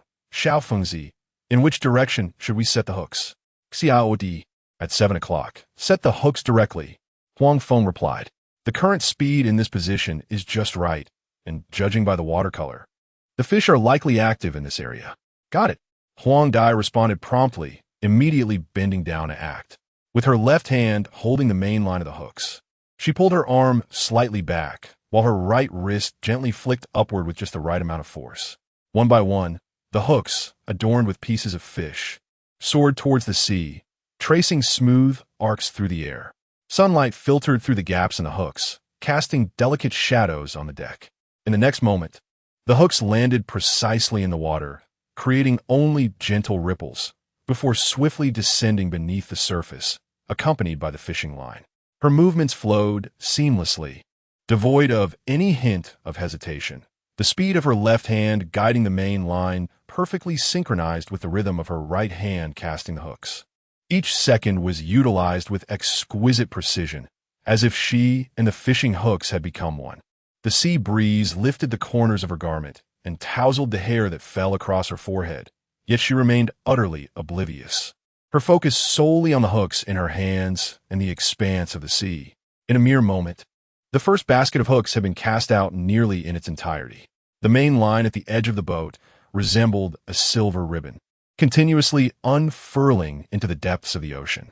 Time slipped away quietly amidst the unceasing actions of the yellow butterfly, while the sunlight upon the water grew increasingly intense, and the once cool sea breeze took on a touch of warmth.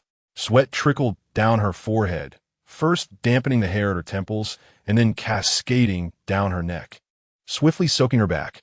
The fabric clung tightly to her skin, outlining the taut muscle contours honed by years of labor. Yet despite this, the speed of her hands showed no sign of waning. In fact, as she prepared to cast the second basket of hooks, she deliberately quickened her pace. The faster the hooks were cast, the more evenly they would be distributed in the water, thereby increasing the likelihood of enticing the fish to bite. Chapter 65. An uneasy feeling. Nearly half an hour had passed. As the last hook descended into the sea, baited and ready, Huang Dai exhaled a long sigh of relief, her chest rising and falling gently from the exertion.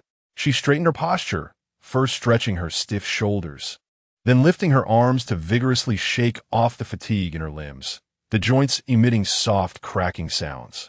Turning her gaze toward Huang Feng, who was still attentively observing the sea conditions, a playful smile danced upon her lips.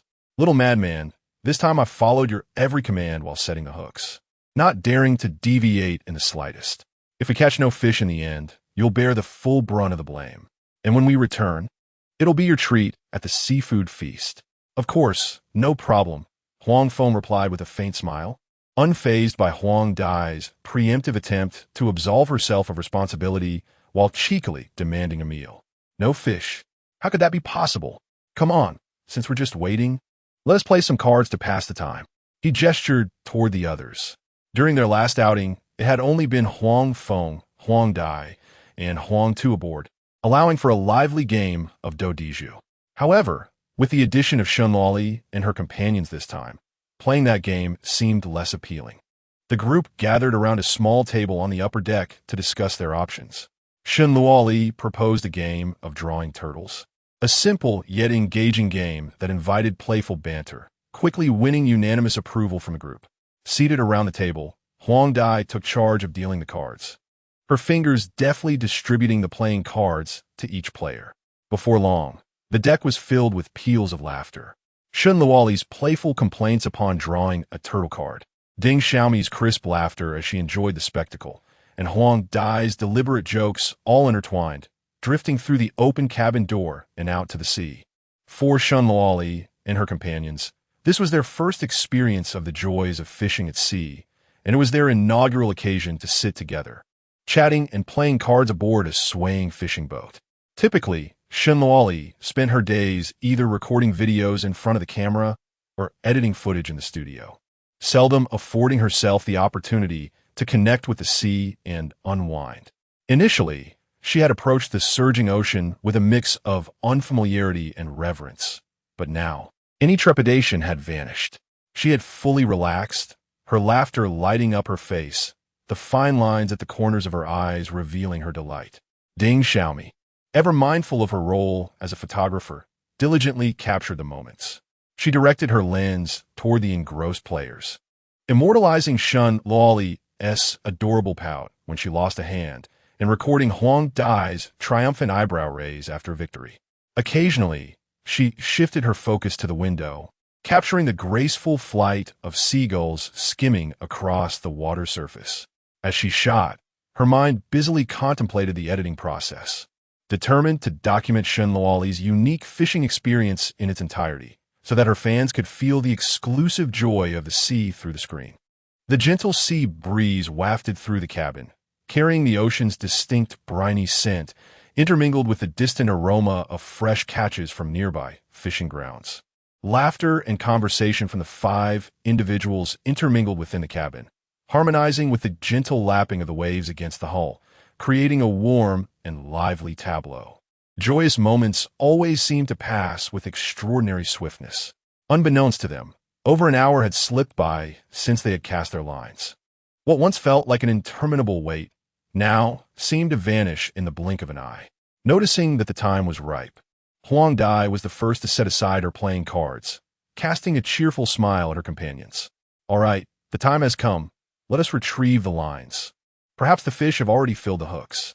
Rising swiftly, she made her way toward the cockpit. The engine roared back to life, emitting a deep rumble as Huang Dai adeptly maneuvered the fishing boat, steering towards the location where they had first set the traps. The vessel carved a delicate wake across the sea, with Huang Dai occasionally adjusting the speed, her gaze sweeping across the water surface. Before long, they arrived at their destination, and she gradually reduced the boat's speed until it was nearly at a standstill, before shutting off the engine. "Found it!" Huang Tu suddenly exclaimed, pointing towards the left front. The others followed his direction and spotted an orange-yellow buoy bobbing on the surface, swaying gently with the waves. It was the marker for the first set of lines, distinctly visible against the blue expanse.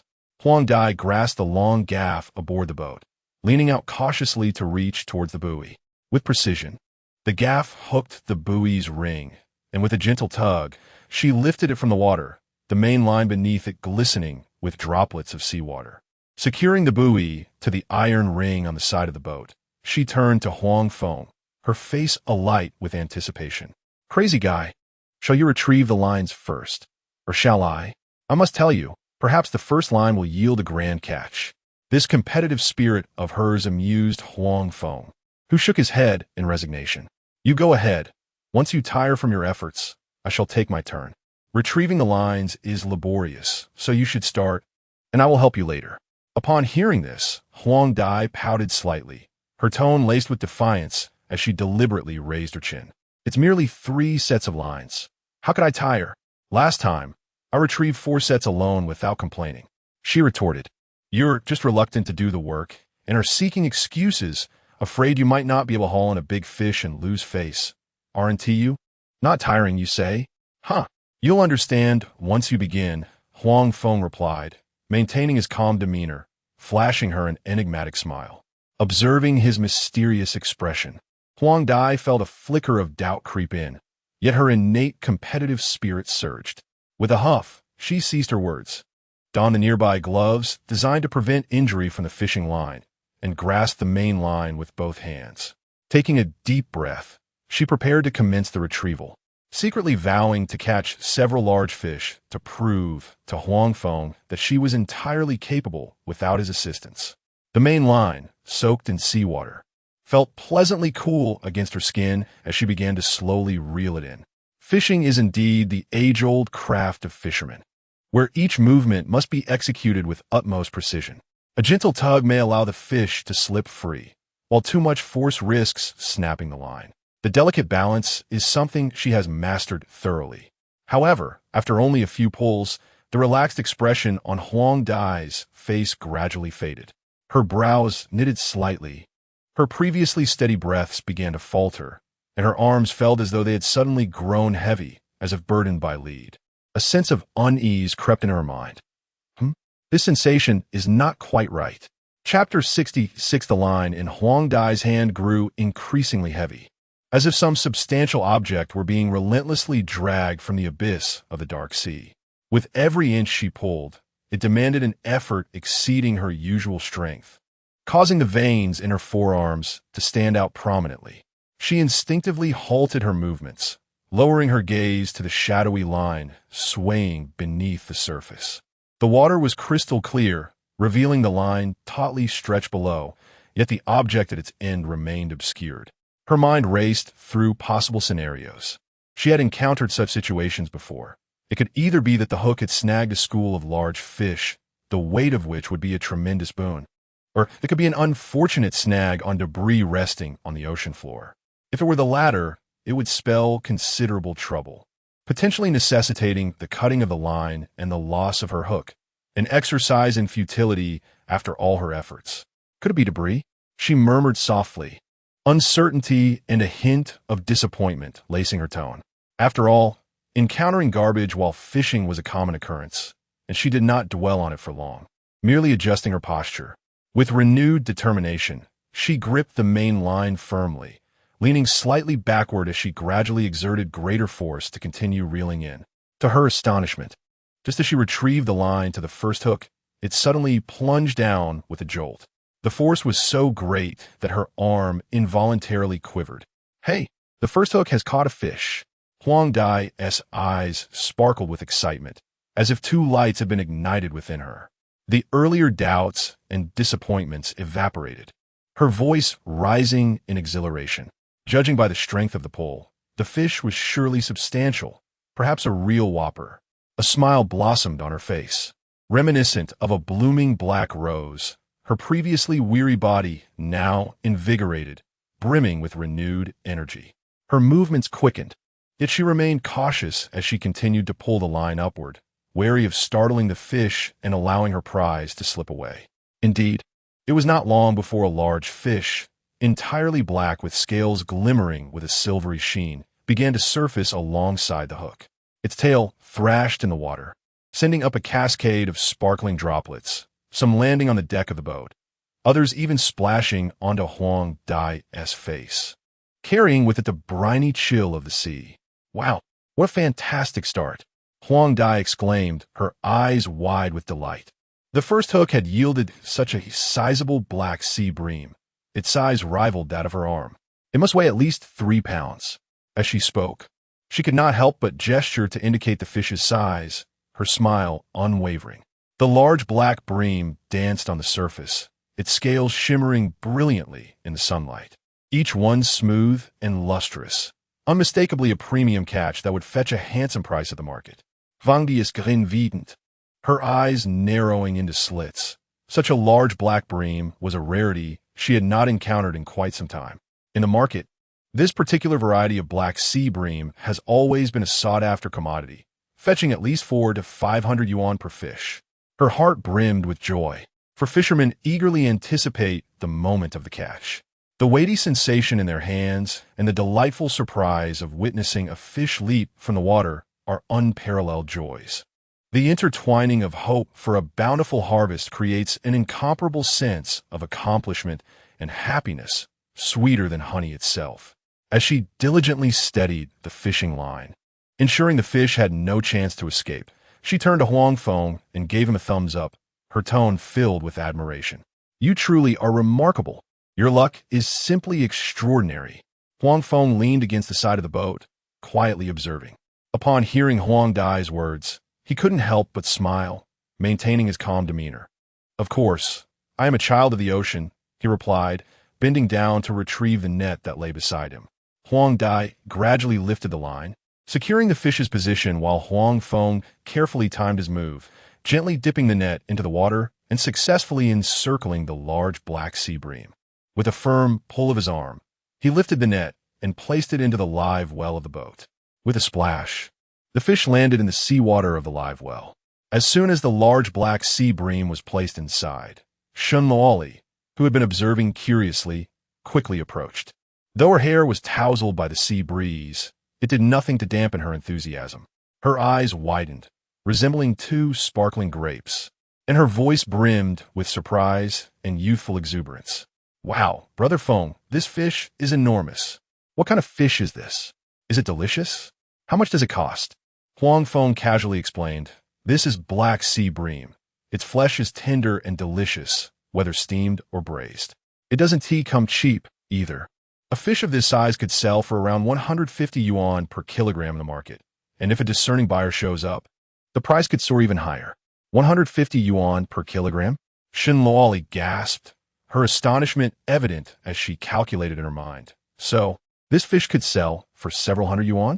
400 to 500? She was taken aback by the value of a single fish. "About 500 give or take, depending on market conditions," Huang Feng replied, smiling gently at Shin Luoli, his gaze warm as he patiently addressed her queries. "Wow, it can sell for over 500. I never realized being a fisherman was so lucrative," Shin Luoli exclaimed, her eyes filled with wonder. She had always thought that fishing was a laborious profession, unaware of the considerable earnings it could yield, which piqued her curiosity about the life of a fisherman. Huang Feng, hearing her, gently shook his head, his tone becoming more serious, wishing to convey the challenges faced by fishermen. Well, it's not that simple. If luck is on your side, like today, you can indeed catch fish and earn money. But if fortune frowns upon you, facing storms or finding few fish in the sea, you might not catch much at all throughout the day. Not only does one fail to earn any profit, but one also incurs expenses for fuel and bait. At times, even the maintenance costs of the boat are insufficient, ultimately resulting in a financial loss. He paused, casting his gaze towards the distant horizon, reflecting that due to the changes in the marine environment over the years, the fish population has dwindled, which is why seafood prices have soared, an illustration of the adage that rarity enhances value. Meanwhile, Huang Feng and Shun Luoli continued their conversation, transitioning from the cost of seafood to amusing anecdotes from the sea, their atmosphere light and cheerful. On the other side, Huang Dai could no longer contain her excitement and had begun to retrieve her second hook. Slowly and steadily, she pulled it upward, her eyes fixed intently on the water's surface, even moderating her breath, fearful of missing any subtle movements. Suddenly, the line in her hand plunged heavily once more. That familiar, weighty sensation filled her with joy, and a smile instantly graced her lips. Could it be that she had hooked another big fish? Chapter 67. 80%. The smile on Huang Dai's face grew increasingly radiant, akin to a blooming sunflower, her movements quickening yet remaining meticulous. Before long, a slightly smaller black sea bream was drawn from the depths, its tail thrashing energetically in the water, sending splashes that dampened Huang Dai's trousers and even her shoes. Yet, she seemed utterly unconcerned, her joy only amplifying. Ha! Another large black bream. Her eyes sparkled as she gazed at the fish in the water, as if she had stumbled upon a treasure. This was tangible wealth, and she anticipated a profit of 300 to 400 yuan. If this momentum continued, today would surely yield a significant windfall. She quickly turned to Huang Feng and called out, "Little madman, come help."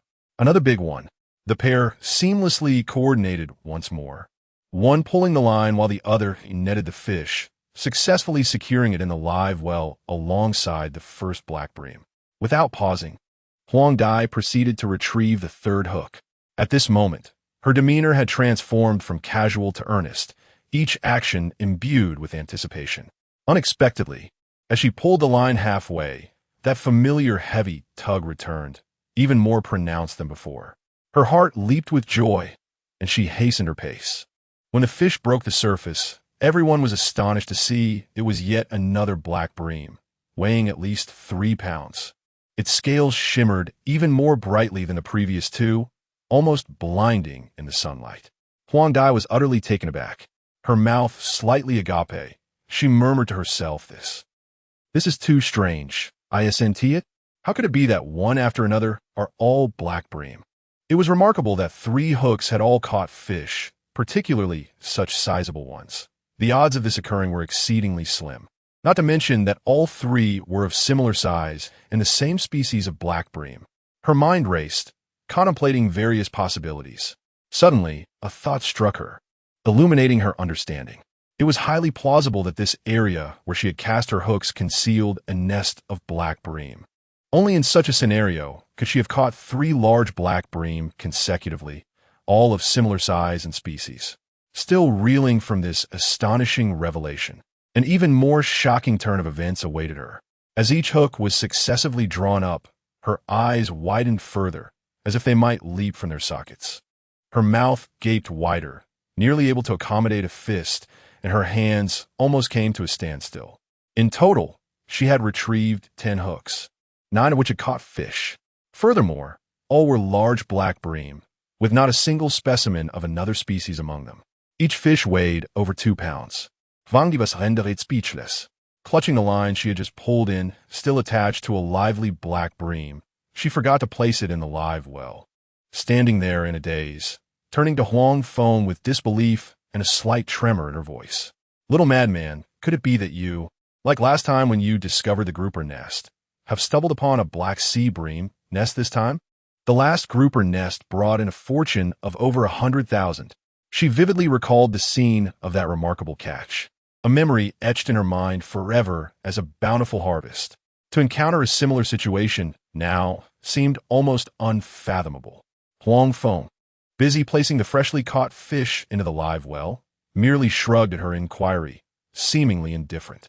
It stands to reason. The currents and temperature of these waters are indeed conducive to the survival of black sea bream. It is no surprise if there exists a fish nest. Well, Huang Dai, in a daze, nodded slightly, opening her mouth but at a loss for words.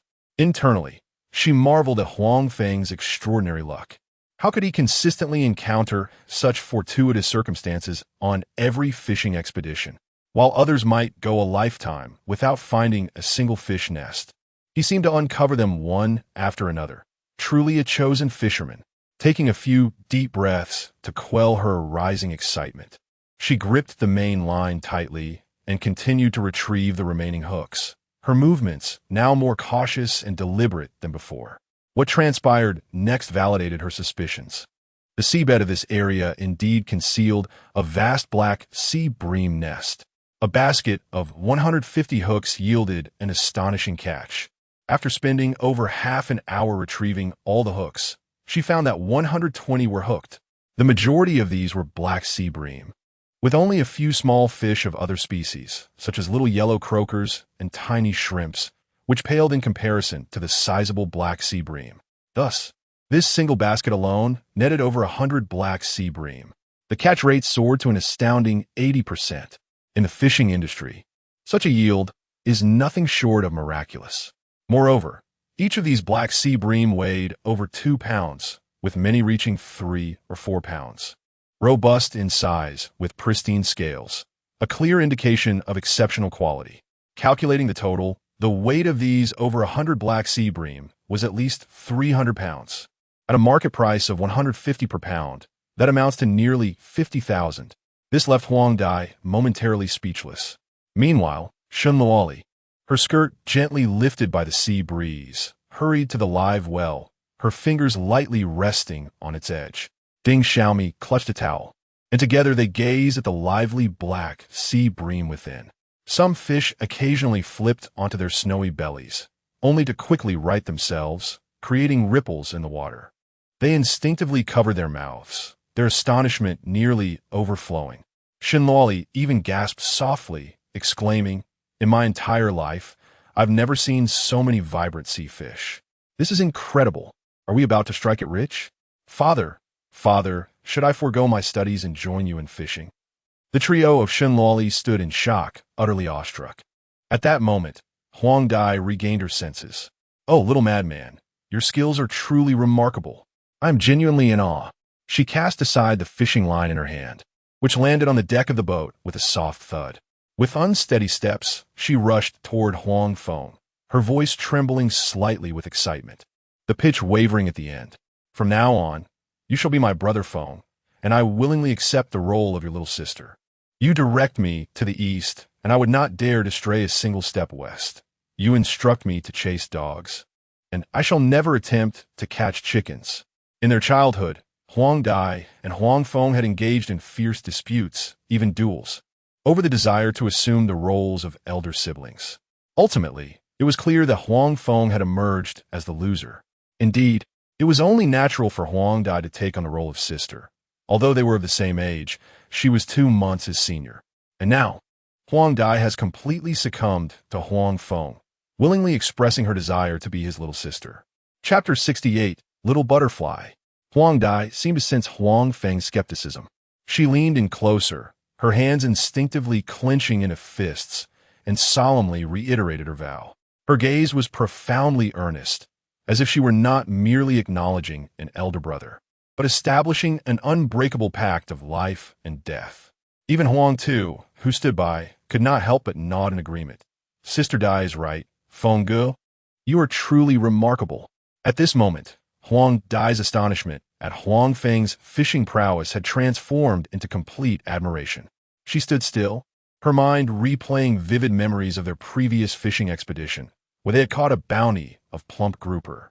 At that time, she had consoled herself, believing it to be mere luck, a fortuitous encounter with a school of fish. But what about now? Again, they had encountered a school, and in even greater numbers. She recalled the earlier incident, catching a dragon grouper weighing over 200 pounds, its scales shimmering with a rosy glow, which she had attributed to divine favor. Yet now, gazing at the live black sea bream, she could no longer dismiss her circumstances as mere chance. Could all this be attributed solely to luck? If so, had Huang Feng monopolized the legendary fortune of the European emperor? Such inexhaustible good fortune could not possibly exist. Thus, there was only one conclusion. It was sheer skill that explained all the marvels before her. Though she could not fathom the methods Huang Feng employed, she was acutely aware that he possessed an unparalleled mastery of fishing techniques. At that moment, Huang Dai suddenly recalled Huang Feng's earlier words. He had mentioned starting with nearshore fishing to amass some initial capital, and once sufficient funds were acquired, he would purchase a proper deep-sea fishing vessel to explore the vast oceans and seek out distant waters. In the future, with more money, he would establish his own fishery to cultivate high-quality seafood. At that time, Huang Dai had nearly spat out her beer in disbelief. Now, reflecting on it, she found her previous thoughts to be utterly ludicrous. Given Huang Feng's current display of fishing talent, not only was earning money from nearshore fishing feasible, but acquiring a deep-sea vessel and even starting a fishery was also entirely within reach. She finally understood why Huang Feng had forsaken his identity as a graduate from a prestigious university to return to the fishing village as a fisherman. It turned out that his fishing skills were so extraordinary, so lucrative. With such abilities, a single outing at sea could yield substantial rewards, far surpassing the monotony of a 9-to-5 job in the city. "Little butterfly," she exclaimed. "Oh, just speak plainly, why are you mixing things up? It sounds so awkward." Huang Feng instantly felt a chill run down his spine. "Now you see my prowess, right? Don't worry, stick with me, and you'll be feasting 3 times a day." Huang Feng gazed up at the sky. The sun was gradually setting, casting golden rays upon the sea. He turned to Huang Dai and said, "All right, enough of the banter. There are still 2 baskets of hooks left to collect. Will you gather them, or shall I?" Upon hearing this, Huang Dai immediately wiped the smile from her face, a hint of embarrassment creeping in as her previous excitement began to wane. She awkwardly remarked, "Ahem, it's your turn now, little madman. I need to take a break. My hands are numb." As she spoke, she lifted her arm and rubbed it, gently rotating her wrist a few times. In the past, she would boast about her incredible strength, claiming she could effortlessly lift dozens of pounds. Yet in this moment, her arm felt as if it had lost all its bones, utterly fatigued and achy. Even the simple act of raising it felt laborious. The fish were too large and too numerous. She had exhausted all her strength, her muscles beginning to ache, and her fingertips tingled with numbness. It was only then that Huang Dai truly comprehended that Huang Feng's remarks about the exhausting nature of collecting hooks were no jest. She glanced down at her palms, noting the red marks left by gripping the fishing line too tightly, inwardly grumbling, how could it not be tiring? This basket of hooks yielded over 100 sizable black sea bream, weighing at least 300 pounds in total. The fish struggled fiercely in the water, and each time she pulled one up, it felt like a battle. If she relaxed her grip even slightly, the fish could easily escape the hook. After such exertion, how could her hands not feel battered? Huang Feng, noticing Huang Dai's surrender, teased her with a mischievous grin. Faced with his playful jabs, Huang Dai could only acquiesce. She offered a sheepish smile, scratching her cheek, too embarrassed to retort. After all, she had boasted earlier, speaking too confidently, and now found herself devoid of strength. Unable even to retrieve the hooks, it felt like a slap in the face. The remainder of the time saw Huang Feng taking over the task of collecting the hooks. He grasped the fishing line, reeling it in meticulously. With each pull, he could distinctly feel the fish's resistance at his fingertips. The vitality of the ocean imbued him with the ability to discern the size of the fish. The remaining 2 baskets of hooks, unsurprisingly, entered a frenzy of catching fish. When the first fish was brought up, Huang Dai leaned in to assist in unhooking it, but soon retreated to observe Huang Feng at work. He moved with agility, one hand pulling the fishing line while the other deftly removed the hook with a tool, tossing the fish into the live well. The entire process flowed seamlessly, with hardly a moment wasted. The catch rate for these two baskets was comparable to the first, hovering around 80%. For every 10 hooks, 8 fish were caught. As all 450 hooks from the 3 baskets were finally collected, the setting sun had cast an orange hue across the sea. Huang Feng and his companions quickly counted the fish in the live well. A staggering 355 fish. Upon hearing this number, everyone on the boat was taken aback. Even the usually silent Huang, too, couldn't help but exclaim, "My goodness, 355 fish." Among these, 300 were Black Sea bream, none of which were small. The smallest weighed over 2 pounds, while the largest reached 4 to 5 pounds, totaling an impressive 7 to 800 pounds. Given the current market price for Black Sea bream, at least 150 yuan per pound, with premium specimens fetching up to 200. These fish could yield at least several tens of thousands of yuan. For fishermen accustomed to the coastal waters, this was an extraordinary fortune. In ordinary times, they would venture out to sea for an entire day, and earning over 1,000 yuan would be considered quite fortunate. Observing the more than 300 Black Sea bream, Huang Dai couldn't contain his joy, his smile stretching nearly to his ears. He kept exclaiming that they had struck it rich, truly struck it rich. Following the little madman proved to be a path to prosperity. Huang too was grinning foolishly, his eyes sparkling like they contained tiny stars. Meanwhile, Shun Luoli and her companions remained in a state of shock throughout the experience.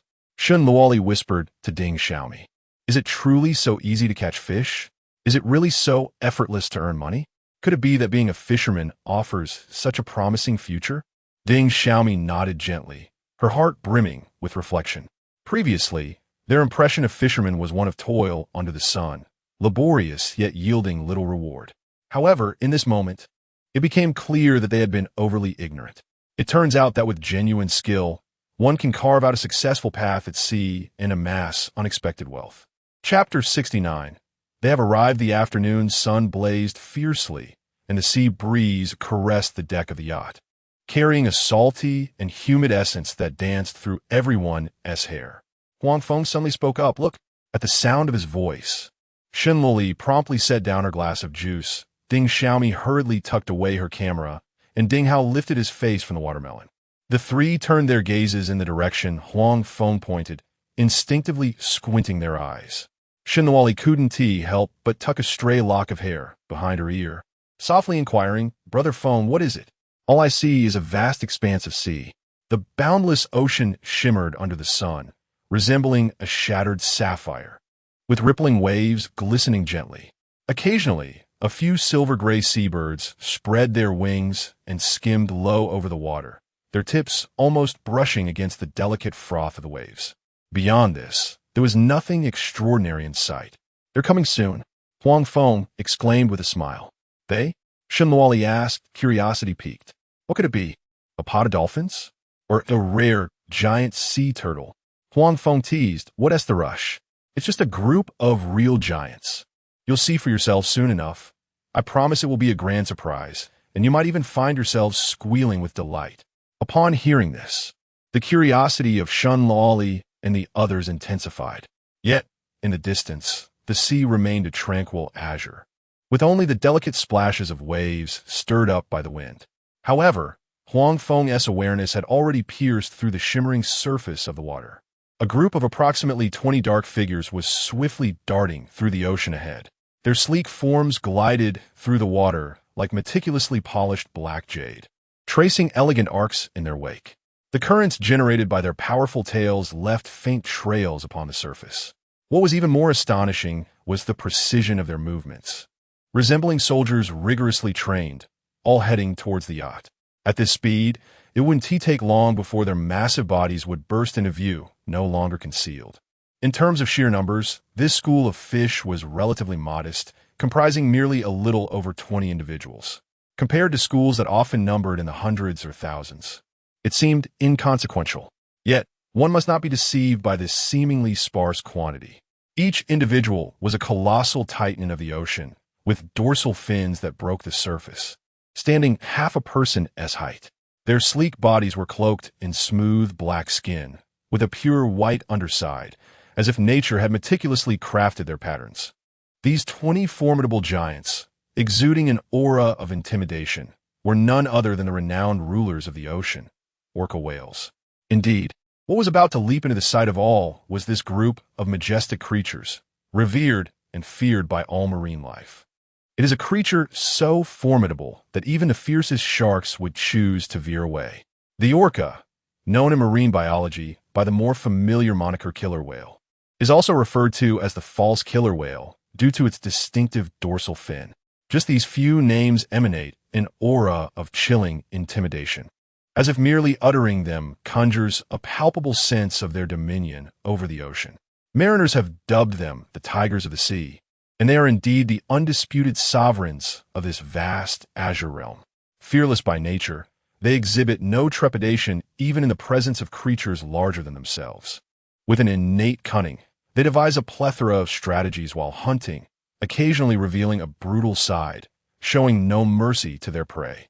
Their insatiable greed for food drives them to relentlessly pursue any target they detect. In the boundless ocean, they exist almost without restraint. Whether it be the diminutive sardine, the moderately sized seal, or even the considerably larger sea lion, few can evade their pursuit, making them the foremost adversaries of all marine life. Just how formidable are orcas in the sea? Perhaps describing their prowess in abstract terms is insufficient. A comparison with other well-known marine creatures provides clarity and elicits awe. When discussing ferocious beings of the ocean, the great white shark undoubtedly ranks among the top 3. In many minds, the great white shark epitomizes the apex predator of the marine food chain, boasting a body spanning several meters, cloaked in tough skin, and armed with razor-sharp teeth akin to polished daggers, capable of effortlessly tearing apart its prey. Coupled with a speed akin to an arrow in flight, it instills terror among numerous marine beings, including humans. Yet, who would have imagined that such an intimidating creature as the great white shark would appear as a powerless younger sibling in the presence of the orca? Upon an unexpected encounter in the ocean, the shark's instinctive reaction is not to engage, but to flee in sheer panic, thrashing its tail in a frantic escape, daring not to linger even a moment longer. For it knows all too well that should it falter in its flight, it would face the grim fate of being encircled and devoured by a pod of orcas. In truth, when measured against the great white shark, the orca's combat capabilities are not drastically superior. In a one-on-one confrontation, the shark might even have a chance. However, the great white shark harbors a fatal vulnerability, a weakness that the orca has expertly exploited. If the shark's body is forcibly flipped onto its back, it immediately succumbs to a state of temporary tonic immobility, akin to a fainting spell, rendering it utterly defenseless like a lamb awaiting slaughter. The astute orca has mastered this weakness with precision, acting as if it were a born tactician, fully aware of how to subdue its adversary with the simplest of maneuvers. Thus, whenever the paths of the great white shark and the orca cross in the ocean, the orca never engages in a direct confrontation with the shark. Instead, it swiftly maneuvers behind the great white shark, seizing the moment when the predator is caught off guard, and then with a powerful flick of its robust tail. That tail strikes like a formidable whip, imbued with the force of a thunderous tempest. With a single blow, it can overturn the massive great white shark. Once the shark is flipped onto its back, it is rendered utterly defenseless, floating rigidly upon the surface of the sea, at the mercy of the orca pod that encircles it, gradually devouring its flesh. It is precisely for this reason that orcas have earned the moniker of shark killers, becoming the only formidable adversary that the ferocious great white shark dares not confront, nor even approach. Chapter 70. The Ocean's Predator. There once existed a marine specialist who conducted an astonishing investigation into the distribution of orcas and great white sharks. The findings were remarkable. In regions frequented by orcas, whether in the shallow coral reefs or near the deep continental shelves, the presence of great white sharks was virtually non-existent. In certain locales, there were even reports of great white sharks migrating collectively upon the arrival of orcas. This data starkly illustrates the profound fear that great white sharks harbor towards orcas. Not only do the ferocious and formidable great white sharks find themselves outmatched by orcas, but even the ocean's colossal behemoth, the blue whale, the largest and most powerful creature in the sea, falls prey to orcas without a chance of retaliation. It is noteworthy that an adult blue whale can reach lengths exceeding 30 meters and weigh over 100 tons, equivalent to the combined mass of more than 20 adult elephants. Its strength is astonishing. A mere flick of its tail can generate towering waves several meters high. Despite the blue whale's immense size and power, which far surpass those of an orca, its weight alone could equate to that of numerous orcas combined. The two species differ vastly in combat capability, existing on entirely disparate levels of predation. Orcas are not only innately vicious and gluttonous, but they also possess rows of teeth that can exceed several inches in length. Each tooth is as sharp as a meticulously forged dagger, with a bite force that can reach thousands of pounds. Even the hard shell of a sea turtle or the thick skin of a seal can be effortlessly crushed between their jaws.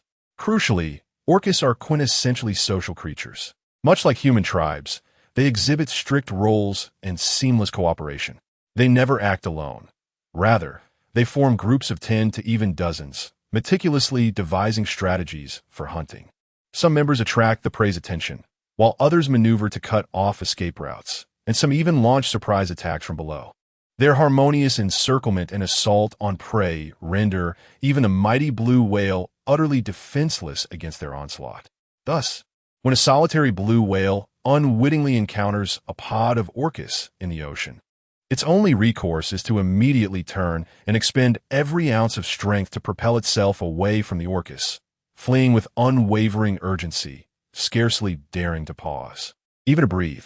Should it falter for a mere moment, or hesitate even slightly, the orcas would converge upon it with the ferocity of wolves scenting blood. The larger orcas would clamp onto the whale's fin, striving to impede its flight, while the more agile would encircle the blue whale, gnashing their teeth at its skin and attempting to ram its underbelly. Some would even leap onto the whale's back, using their weight to restrain its movements. Before long, the once mighty blue whale would succumb to the relentless assault of the orca pod, ultimately meeting a gruesome end as it is dismembered and consumed, leaving only a crimson sea and the low, resonant sounds of orcas feeding in their wake. The scene was imbued with the harshness of nature while exuding a breathtaking primal force. It is precisely due to the formidable prowess of the orca that it reigns supreme in the vast expanse of the ocean, unmatched by any adversary.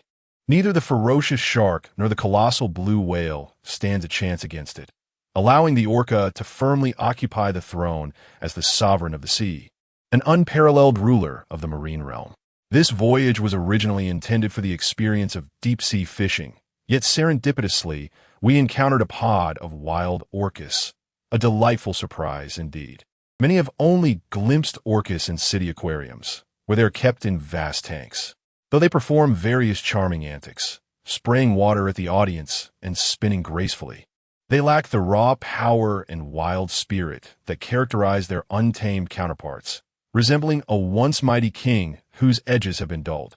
However, this time, amidst the boundless ocean, in the true habitat of the orcas, I witnessed these majestic marine sovereigns, brimming with primordial vitality.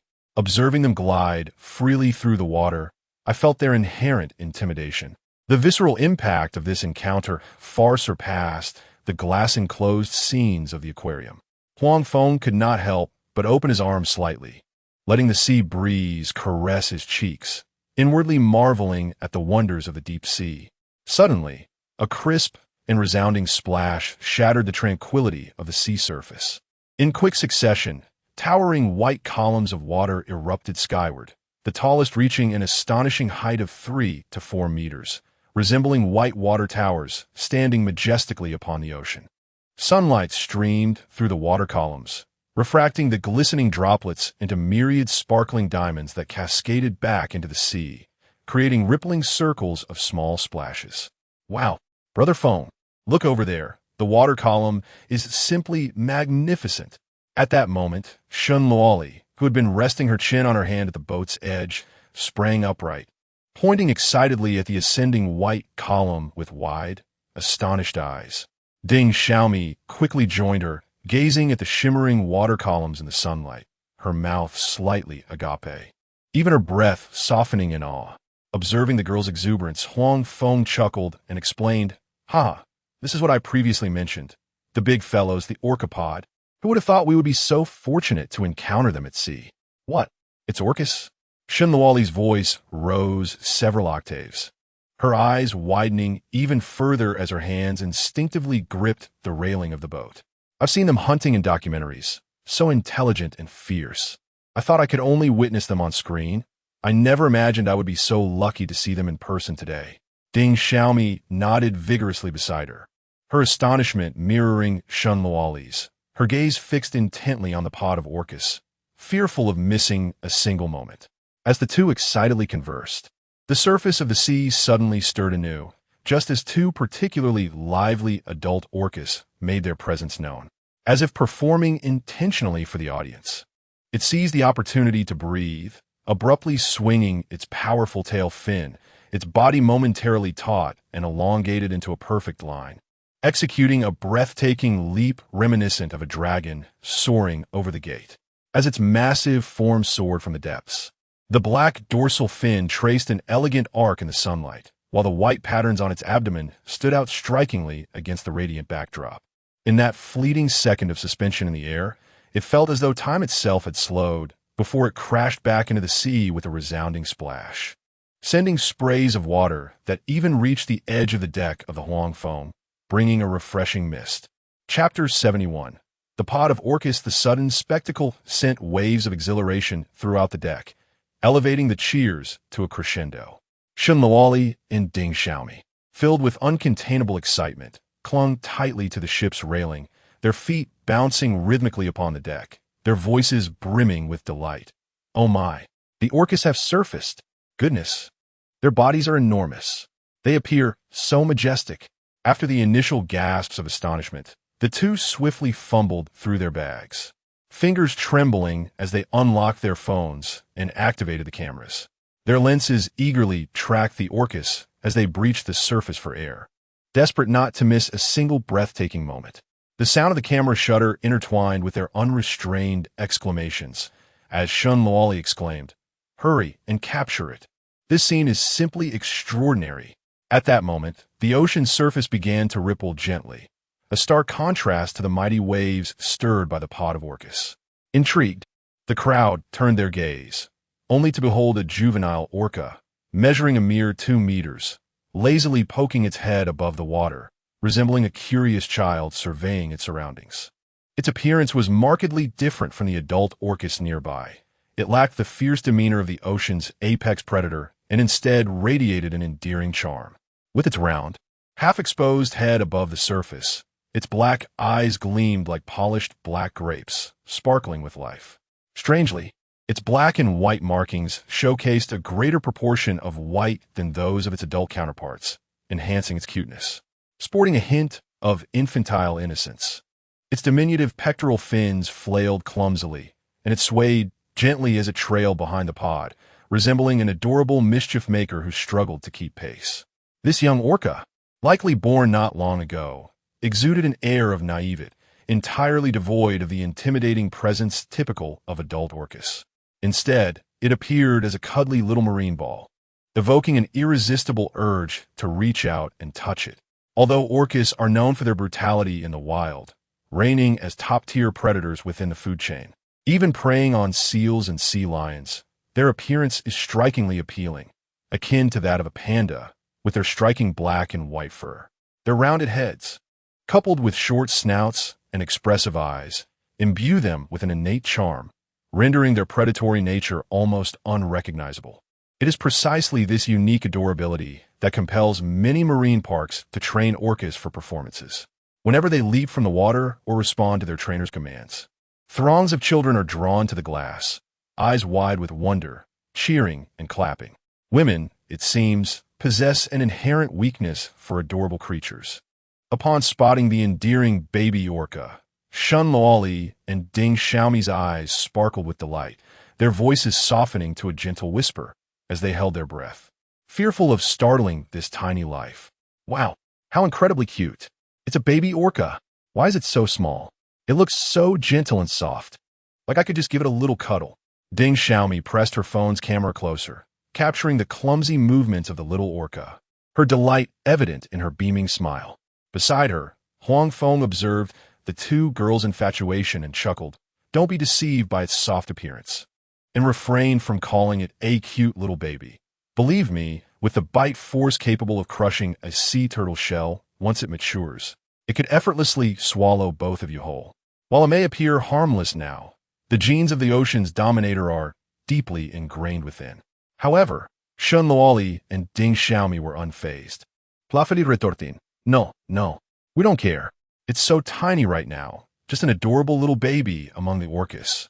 Look at it flapping its pectoral fins, resembling a lost little bundle searching for its mother. Utterly charming. As they spoke, their fingers danced across the phone screen, switching angles to capture the orca's round face and zooming in on its swishing tail, thoroughly engrossed in their task. Time slipped away amid the gasps and laughter of the onlookers. After a while, the pod of orcas gradually slowed their pace, their massive bodies slowly turning toward the horizon, their dark silhouettes diminishing until they vanished at the edge of the sea. Only then did Shen Luoli and Ding Xiaomi reluctantly withdraw their gaze, still clutching their phones tightly, their fingers repeatedly scrolling through the videos in their albums. They quietly debated which footage was the most captivating, interspersed with silly laughter at the close-ups of the little orca, their smiles unwavering. Xiaomi, Shen Luoli suddenly exclaimed, her eyes sparkling as she tugged at Ding Xiaomi's arm, her voice brimming with anticipation. I think we absolutely must share this on social media. Let everyone see the pod of orcas we encountered today, especially that adorably cute little orca calf. They'll be so envious, don't you think? Ding Xiaomi nodded vigorously, her face radiant with agreement, her tone growing increasingly enthusiastic. Absolutely, cousin. Such a rare sight should not go unshared. I want to compile a montage of the orca videos and set it to some beautiful music. We're bound to receive a plethora of likes. With shared glances, they burst into laughter, their eyes shimmering with excitement. Immediately, they sought out a cool corner, huddling together, focused on their task. At that moment, Huang Feng's voice rang out, Xiao Dai, time to log off. Upon hearing his call, Huang Dai jolted, her shoulders tensing as if infused with renewed vitality. Her previously dim eyes sparkled brightly, akin to a flame suddenly ignited, the weariness on her face receding like a tide. Almost instantaneously, she bounded to the door, hands gripping the frame, her urgency unmistakable. Crazy Xiao, can we finally log off? The inquiry was posed with an urgency that was palpable, each word imbued with a sense of desperation, as if any delay might provoke an abrupt change of heart from the interlocutor. By the railing of the deck, Huang Feng stood against the sea breeze, nodding slowly in affirmation. Indeed, it was time to cast the nets. You must have been yearning for this moment during our journey. Haven't you? Ha ha. Yet, it was precisely because you had been so reluctant to lower the nets. Huang Dai's impatience, however, was not without justification. The yacht had long since ventured beyond the coastal waters, distancing itself from the fleet of fishing boats. The surface of the sea occasionally rippled, indicating the movement of fish beneath the waves. Yet, despite being in such deep waters teeming with fish, Huang Feng remained resolute in his decision not to cast the nets. Huang Dai had been yearning for this moment for quite some time. Chapter 72. The net is finally cast at long last. The awaited command to cast the net arrived, and Huang Dai exhibited unparalleled enthusiasm. Let us head to the storage chamber below for the fishing net. Huang Feng and his companions descended the staircase. The storage chamber, though modest in size, was impeccably organized. Several wooden hooks were affixed to the walls, adorned with scissors, ropes, and other tools. In one corner lay a collection of fishing nets of various specifications. Some had ropes as thick as fingers, while others were slightly finer, showcasing a range of hues from deep gray to light brown. Adjacent to this, a metal rack housed dozens of pristine crab traps, their metallic surfaces gleaming with a cold luster, the clasps of their doors securely fastened. These have been meticulously prepared by the yacht manufacturer in advance. Bending down, Huang Feng casually examined a few fishing nets, his fingers gliding over the coarse ropes, feeling the texture and resilience as he gently tugged at the mesh. Before long, he selected a deep grain net, hefting it in his hand to gauge its weight, the net's heft resting upon his arm. A satisfied expression graced his face as he subtly shook his arm, seemingly content with the net's quality.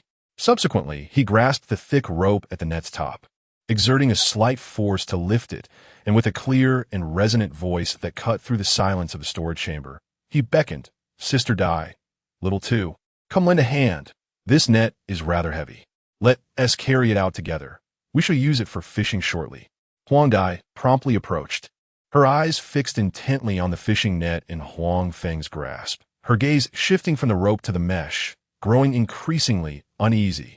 Her brows furrowed into a tight knot, and with an air of perplexity, she inquired, "Little madman, the mesh of this net is excessively large, don't you think?"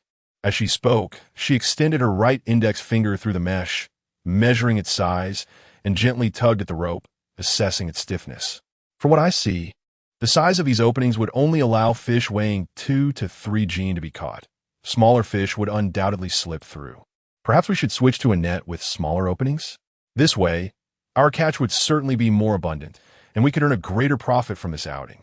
As she pointed to a nearby light brown net, its mesh visibly tighter and more densely packed, Huang Feng shifted his gaze from the net to Huang Dai's face, instantly shaking his head with resolute finality, leaving no room for negotiation. "No need. This is the net we shall use."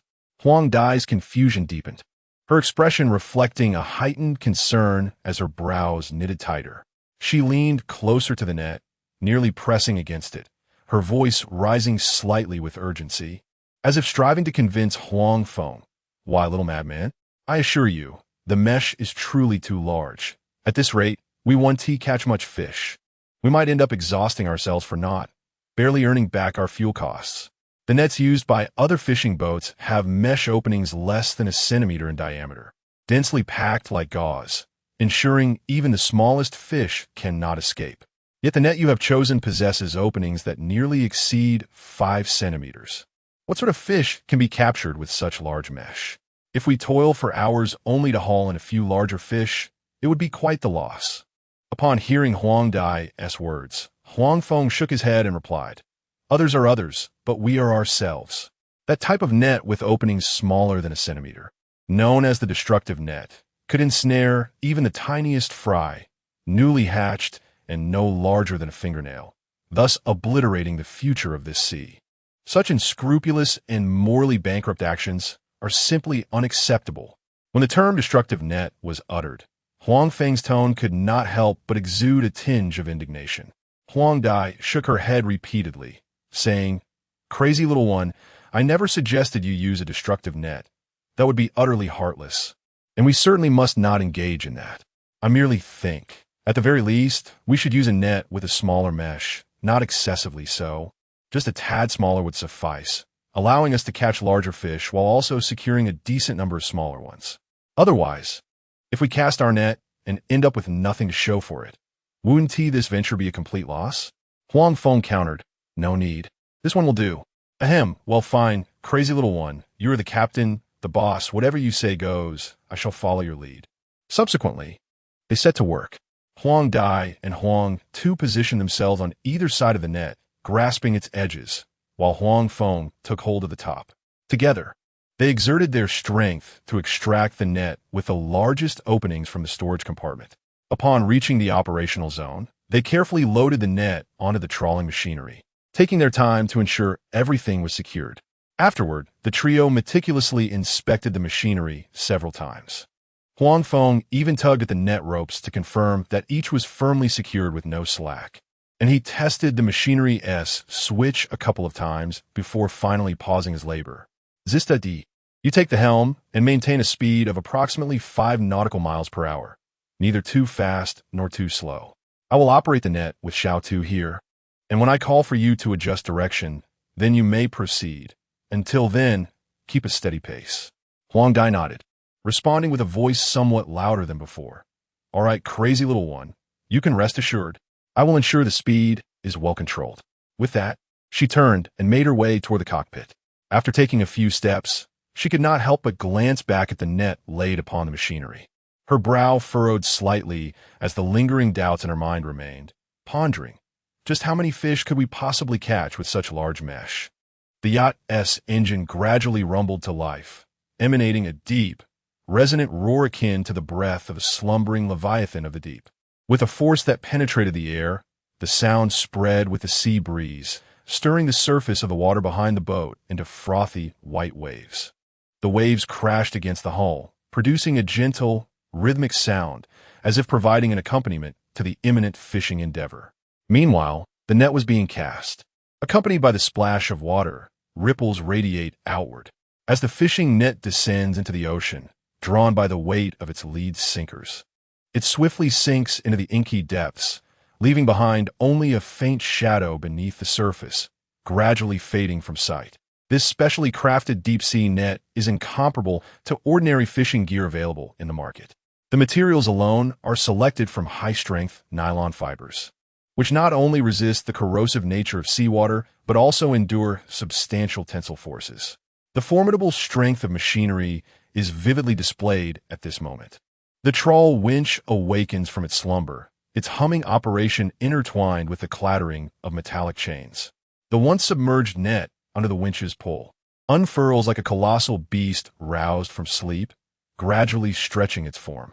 The netting spreads in the water, resembling a great black creature with its maw wide open, closely trailing behind the yacht. As the vessel advances, the net continues to extend laterally, encompassing the entire expanse of the fish-laden waters, leaving no opportunity for the larger fish to escape. Chapter 73.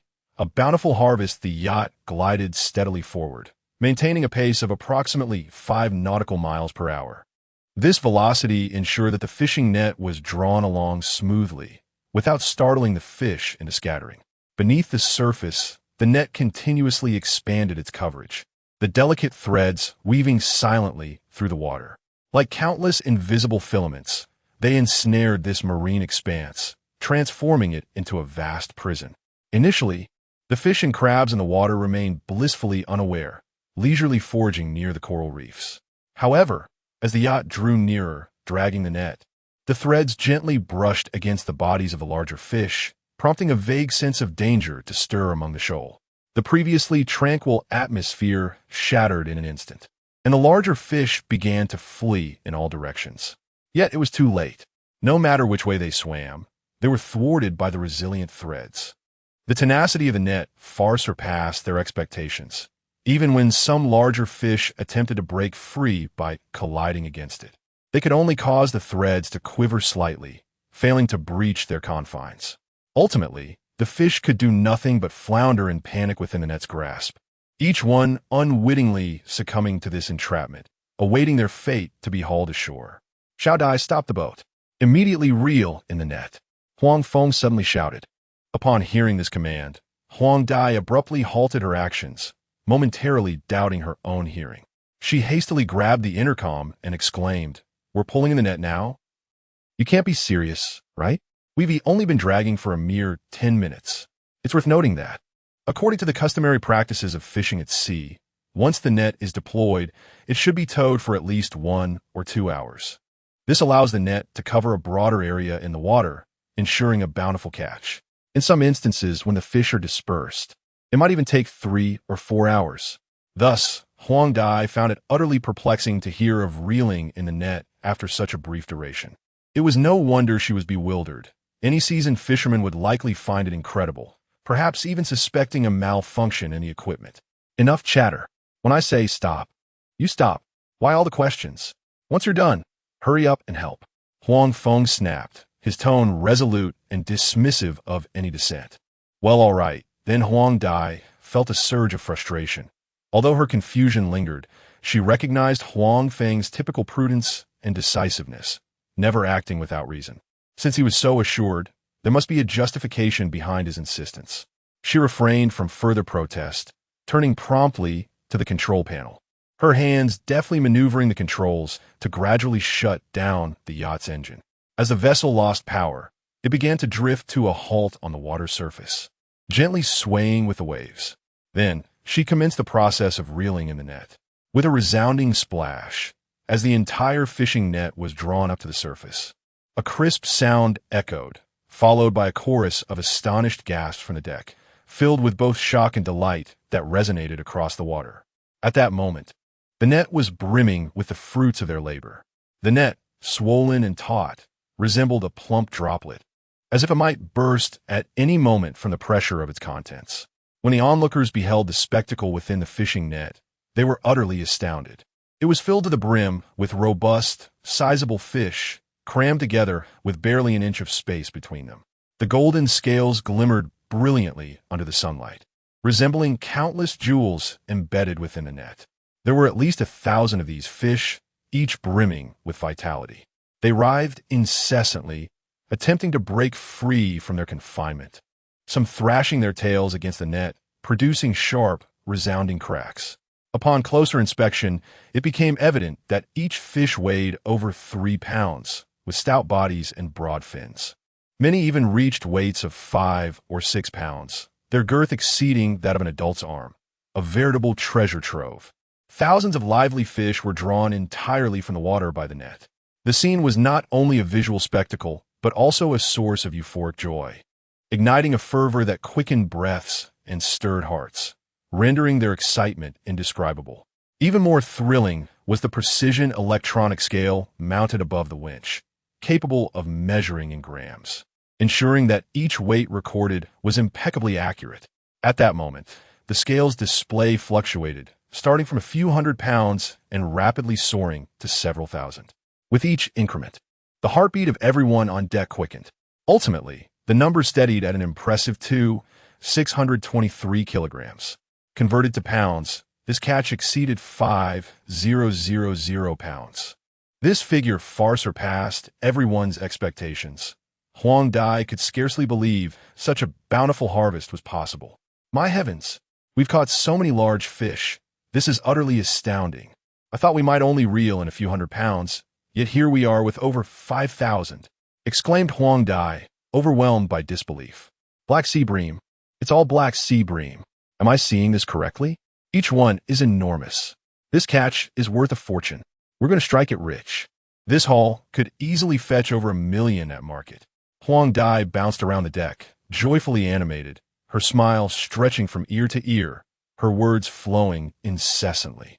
She pointed at the net, sharing her exhilaration with Shun Luoli and the others, exuberantly detailing the potential prices for the Black Sea bream. Then she dashed to Huang Feng, enthusiastically patting him on the shoulder, nearly wanting to twirl him around, her excitement palpable. You truly are remarkable. I doubted you before, and I was utterly wrong. Her fervor was akin to that of a lottery winner claiming a $5 million prize. It was no wonder that Huang Dai was so exhilarated. In merely a matter of minutes, with just a single cast of the net, over 5,000 pounds of black sea bream were captured. Such a remarkable speed and quantity of harvest is not only rare in this maritime region, but indeed across the entire nation, surpassing even the thrill of a bank heist. However, Huang Feng did not revel in this unexpected fortune. Instead, he promptly began to untangle the fishing net.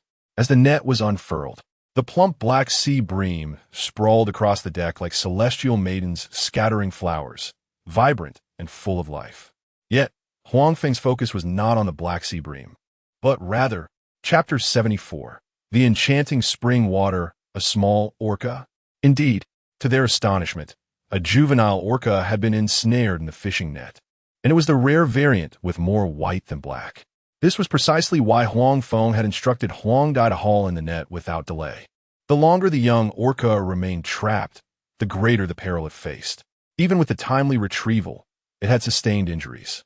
Injured? What to do? After a moment of contemplation, Huang Feng resolved to employ the spring water. Otherwise, even if the young orca were released back into the ocean, its survival would not be assured. He sought out a large barrel and, with Huang Dai and the others, managed to fill it with a generous amount of the spring water. He then applied half of it to the orca's body and administered the remainder to the juvenile. With a concerted effort, he and Huang Dai gently nudged the orca back into the sea. The efficacy of the spring water was nothing short of miraculous. Although Huang Feng had not personally experienced its effects and was unaware of its specifics, the young orca's vitality visibly surged. Its once drooping tail, which had required every ounce of strength to lift, now thrashed robustly against the water's surface, sending droplets flying. The coolness of the sea spray kissed Huang Feng's hand, a vivid proclamation of life's return. Even more astonishing was that the gruesome wounds inflicted by the coarse fishing line, which had marred its skin during its struggle, were now healing at an observable rate. The torn flesh appeared to be smoothed by invisible hands, gradually closing as the angry redness dissipated in mere seconds, leaving only faint impressions. If one did not look closely, it would be nearly imperceptible, as if those ghastly wounds had never marred its sleek skin. It was done. Huang Feng clenched his fist tightly within, ever vigilant in the ocean's depths. The power of the spring water was indeed extraordinary. Witnessing this transformation, the tension that had gripped Huang Feng's lips began to ease, and a joyous smile blossomed upon his face. Even more delightfully, after consuming the spring water, the young orca appeared to have unlocked a newfound intelligence, displaying remarkable agility and awareness. It seemed capable of discerning its savior. Thus, instead of fleeing like an ordinary wild creature, it instead playfully splashed Huang Feng, its body swaying like a puppy that had found its master. With a splash, Huang Feng leaped into the water. The orca erupted with excitement, circling around him in a playful manner. Each revolution carried a sense of affection, occasionally nudging Huang Feng's arm with its pectoral fin, as if seeking to express its gratitude. Moreover, it would often bring its round head close, gently rubbing against Huang Feng's arm and back, as if to say thank you. Huang Feng was utterly charmed by the orca's endearing antics, its demeanor akin to that of a clingy child. He couldn't help but chuckle, the sound of his deep laughter resonating gently across the surface of the sea. He could not resist extending his hand, gently pressing his palm against the cool, smooth forehead of the little orca, feeling the subtle vibrations beneath its skin. It was the rhythmic thumping of its heart, a testament to its joy. While tenderly caressing it, Huang Feng chuckled, "You little rascal, your cuteness is truly irresistible. Where's the imposing demeanor of a marine overlord? You're nothing but a ocean little clingy bug." Perhaps sensing the affection in Huang Feng's words or feeling the goodwill emanating from his palm, the little orca became even more spirited, its movements growing bolder. It swam around Huang Feng, engaging in a playful game of hide-and-seek. Occasionally, it would dive abruptly beneath the water, leaving only ripples in its wake. The next moment, it would leap out beside him, splashing a cascade of water. The sound of its landing on Huang Feng's shoulder dampened his hair, yet it immediately nudged its head against his cheek, as if to apologize. At times, it would rest its head gently against Huang Feng's leg, emitting soft whimpering sounds, resembling a mischievous child seeking forgiveness from its father. Its plump body rose and fell with each breath, exuding an endearing innocence that filled Huang Feng's heart with affection. In that instant, he was entirely melted by the little orca's charm. His smile softened, and a paternal tenderness unconsciously flickered in his eyes. Shaking his head in amusement, he wiped the droplets from his face with the back of his hand and murmured, "Oh my, I truly cannot bear it. I am barely in my 20s, yet I feel inexplicably like an old father. This little one is far too clingy. If this continues, I may never want to leave." Indeed, at that moment, Huang Feng experienced a peculiar illusion. The little orca, playfully seeking his affection, seemed to be a child he had lovingly nurtured for years. That sudden and profoundly genuine bond of intimacy flowed like delicate threads through the azure waters, tightly connecting man and whale. On the surface of the sea, Huang Feng half floated in the crystal-clear blue water, joyfully frolicking with the little orca, the sunlight elongating their reflections upon the shimmering waves, creating a scene of exquisite harmony and warmth. Meanwhile, everyone aboard the yacht, witnessing this enchanting tableau, stood frozen in place as if ensnared by a spell. Even their breaths instinctively quieted, their faces etched with shock and disbelief. Shenlali, one hand gripping the railing, the other covering her mouth, widened her delicate eyes. fixated on the activity below, fearful of an unforeseen mishap. Ding Xiaomi produced her phone, her finger hovering above the screen, momentarily forgetting to press the shutter, her mouth agape, unable to utter a single word. Huang Dai, Huang Tu, and Ding Hao leaned over the railing, their bodies inclined forward, their gazes filled with incredulity. Each face bore an expression of utter astonishment. What on earth is happening? The yellow butterfly was the first to be unable to contain her astonishment, letting out a soft exclamation, her voice tinged with a barely perceptible tremor. How could the little orca, which had been on the verge of succumbing just moments ago, appear so invigorated in merely a few minutes? It was indeed preposterous that it was now circling around the little madman with such exuberance. Meanwhile, Ding Xiaomi finally regained her senses, nodding repeatedly, her gaze still firmly fixed on the agile silhouette of the little orca. Indeed, even if we were to entertain the notion that it had feigned death to deceive us, only to regain its vitality upon returning to the ocean, who could elucidate why a wild orca would exhibit such endearing affection towards humans? It clung to us so closely. This simply defies the principles of zoology. Chapter 75, Orca. White tiger, isn't this utterly astonishing? Shun Luoli furrowed her beautifully shaped brows, her voice laced with confusion as she brushed away the tousled strands of hair whipped by the sea breeze.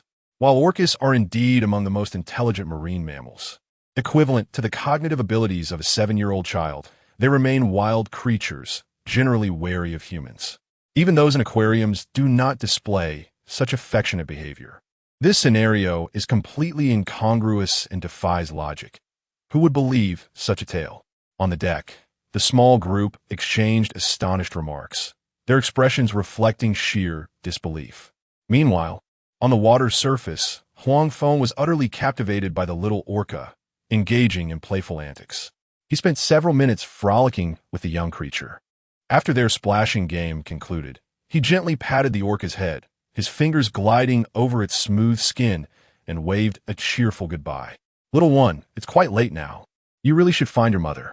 She must be searching for you," he said, before turning back towards the yacht. However, as he grasped the ladder and climbed onto the deck, he noticed that the little orca had not heeded his advice. Instead, it followed closely, swimming around the yacht, occasionally nudging the hull with its rounded head, as if knocking on a door or expressing a plaintive protest. Its demeanor was imbued with a sense of reluctance and sorrow. The orca's bright, dark eyes were raised, fixed intently on Huang Feng, brimming with affection and longing. The clarity of its gaze was as piercing as sunlight dancing upon the ocean's surface, impossible to overlook. This moment stirred something deep within Huang Feng, akin to a soft feather brushing against his heart, sending ripples of emotion coursing through him. He had never anticipated that after consuming the spirit water, this young orca would not only regain its precious life, but also develop such a profound bond with him. This was a pure, unreserved reliance, reminiscent of a child's trust and affection for a parent. As Huang Feng finally boarded the vessel, Shun Luoli, Huang Dai, and the others quickly surrounded him, their faces alight with eagerness and curiosity, each vying to unravel the mystery of what had just transpired. Huang Dai, with her characteristic exuberance, exclaimed, "Wow, you are incredible. You managed to tame a wild orca. This is the ruler of the ocean. How on earth did you accomplish this? Come on, spill the secret weapon you must have." At her words, Huang Feng couldn't help but chuckle, wiping the seawater from his face with a towel, shaking his head in mild resignation as he explained, "Tame? I possess no such ability. It simply knows that I saved it earlier. This is an expression of closeness, not taming." "Seriously? That isn't considered taming?" Huang Dai immediately pointed at the little orca still lingering near the yacht, her tone filled with incredulity, her voice rising in pitch. "Look at it. Reluctance to see you depart enveloped us, as we circled the vessel incessantly. I was momentarily rendered speechless on board, had I not witnessed it with my own eyes. Who would have believed such a tale?" Huang Feng followed the direction of his finger and beheld the small orca, persistently trailing the boat. With a resigned shrug, he smiled in response. Perhaps it possessed a spark of sentience, recognizing that I had just saved its life, thus drawing close to me. Orcas are renowned for their intelligence, discerning between the virtuous and the malevolent. It seems this creature is expressing gratitude. Huang Dai pondered this notion, nodding in agreement. Indeed, it was the only plausible explanation. The reputation of Orcas intellect, likened to that of a human child, was evidently justified, exhibiting a sense of gratitude that surpasses that of certain individuals. As Huang Dai spoke, Huang Feng found himself musing. Could it be that this young orca, enchanted by the mystical waters, has decided to cling to me? If it were to follow the yacht persistently, what could be done? Surely, I cannot truly bring it back to the shallow waters. Yet, a flicker of secret anticipation ignited within him. If possible, he would relish the idea of nurturing this clever and affectionate orca as a pet. After all, it is a celebrated marine sovereign, undeniably impressive and formidable. After a moment of contemplation, Huang Feng approached the yacht's rear ladder, standing in the water, and gently caressed the orca's head, exclaiming, "Since you wish to accompany me, so be it. I shall bestow upon you a name, with your abundant white markings. You shall be known as Baihu, the White Tiger." Having soothed Baihu, the trio of Huang Feng, Huang Dai, and Huang Tu commenced their labors. Thousands of black sea bream sprawled across the deck, creating a dark expanse of fish. This task fell to the three of them to transfer into the fish hold. Even the mere act of visualizing the scene in one's mind, with eyes closed, conjured a tangible sensation of fatigue that spread from fingertips to abdomen, accompanied by the bead of perspiration trickling from the forehead, transforming into a palpable weariness. Each fish weighed a substantial 3 to 4 pounds, the icy scales, slick with seawater freshly retrieved from the depths, bore a trace of the ocean's briny scent as they brushed against his palm. The recently unloaded fish still quivered, their tails occasionally flapping against the deck, as if resisting their fated relocation. In moving the fish, one must bend at the waist, exerting every ounce of strength to support their bellies, while remaining vigilant of the treacherous mixture of seawater and scales on the deck. One misstep could lead to a slip, and while losing a fish may be trivial, a fall could prove troublesome. Huang Tu, the youngest, initially surged forward with youthful vigor, but soon found himself gasping for breath, beads of sweat streaming down his temples into his collar. Huang Dai, possessing more experience, supported the fish by their sides with steady footing, though the veins in her arms were visibly pronounced. Meanwhile, Shun Luoli, Ding Hao, and Ding Xiaomi lounged on wicker chairs beneath the sunshade, sipping freshly brewed iced tea, their gazes fixed on the industrious trio. As Huang Tu wiped the sweat from his brow, he nearly dropped the fish onto the ground. Shun Luoli immediately rose to her feet, followed closely by Ding Hao and Ding Xiaomi. The three of them approached Huang Feng with quiet steps. "Brother Feng, let us lend a hand. It will expedite the process," Ding Hao remarked, playfully shaking his wrist. "Do not be deceived by my lack of experience. I shall master it with but a single attempt." Indeed, we too wish to partake in this endeavor," Shun Luoli and Ding Xiaomi chimed in unison. With that, they donned their gloves and commenced their task with the fish.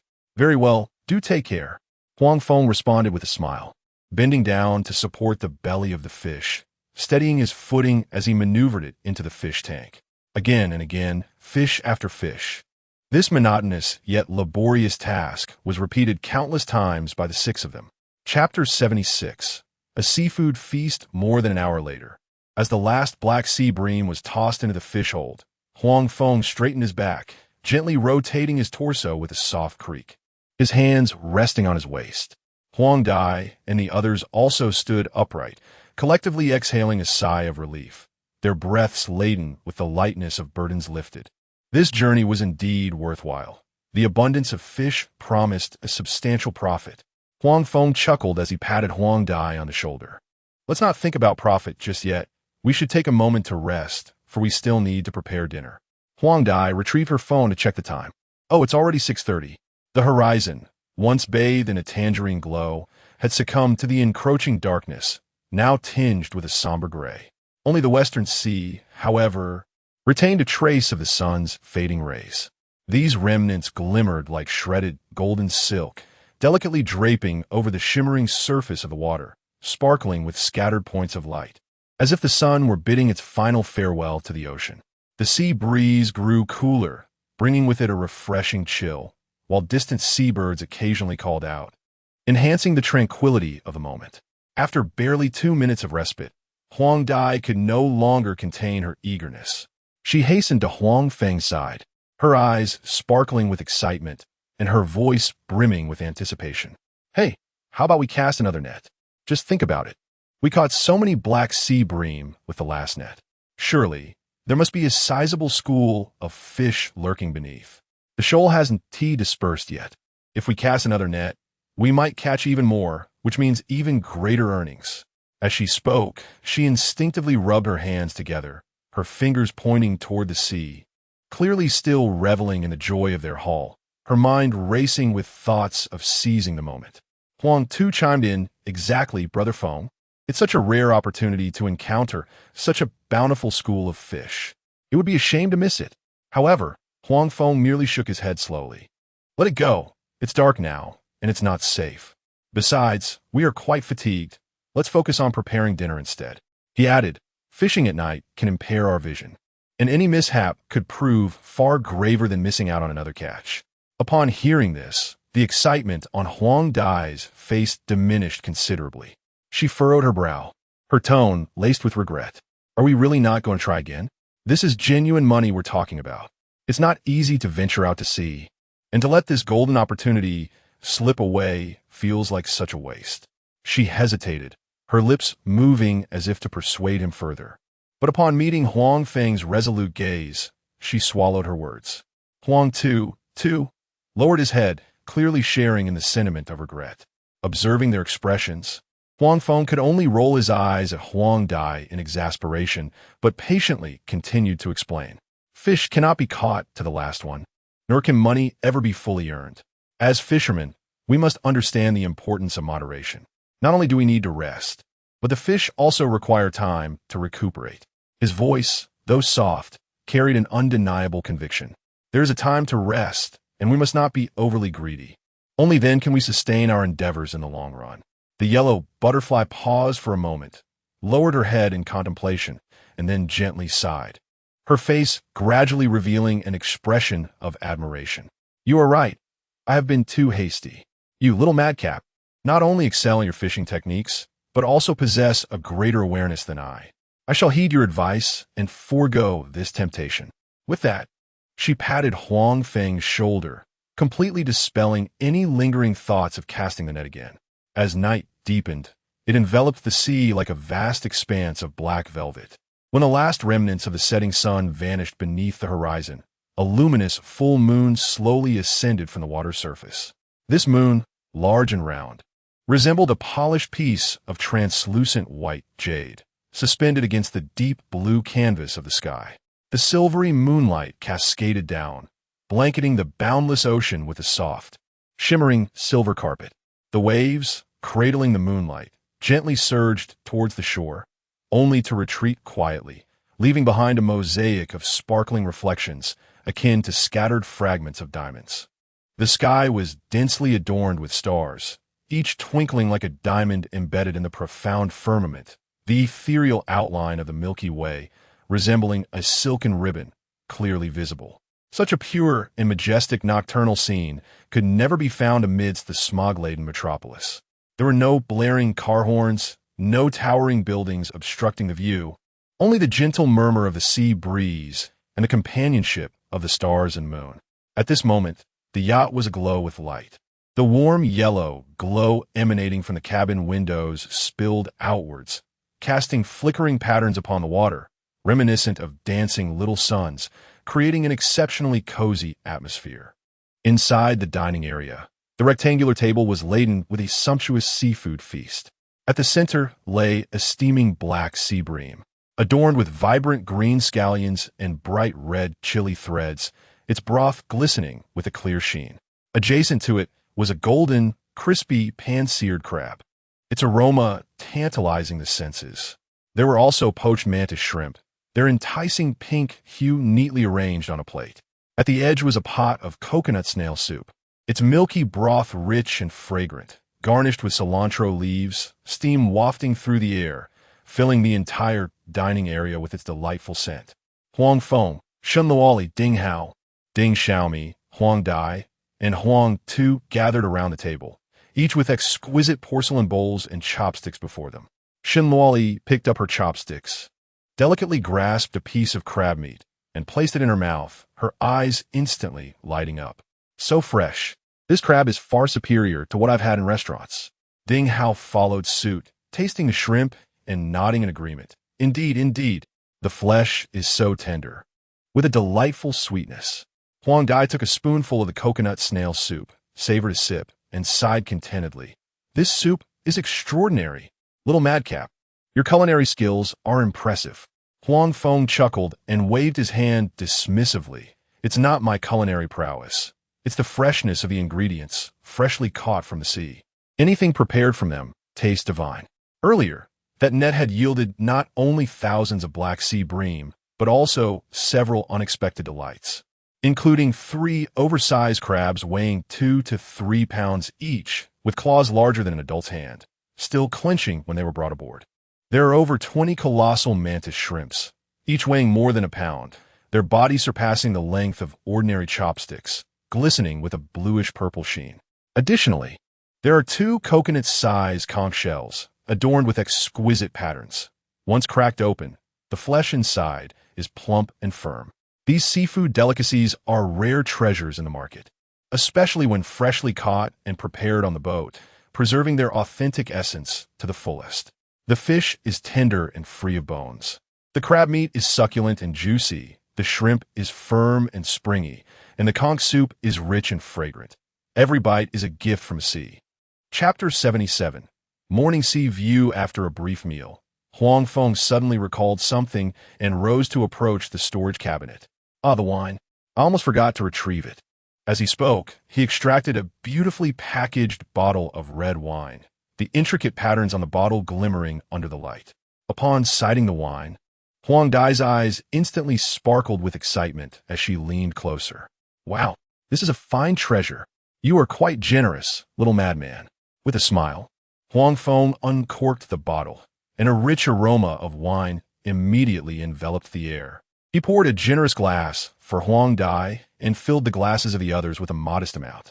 Everyone, do taste, but do take care not to overindulge. Huang Dai lifted her glass, brought it to her nose for a moment, and then downed it in one go. She closed her eyes to savor the flavor, exclaiming, "Absolutely splendid. This wine is smooth on the palate, with a lingering fruity finish. It's simply delightful."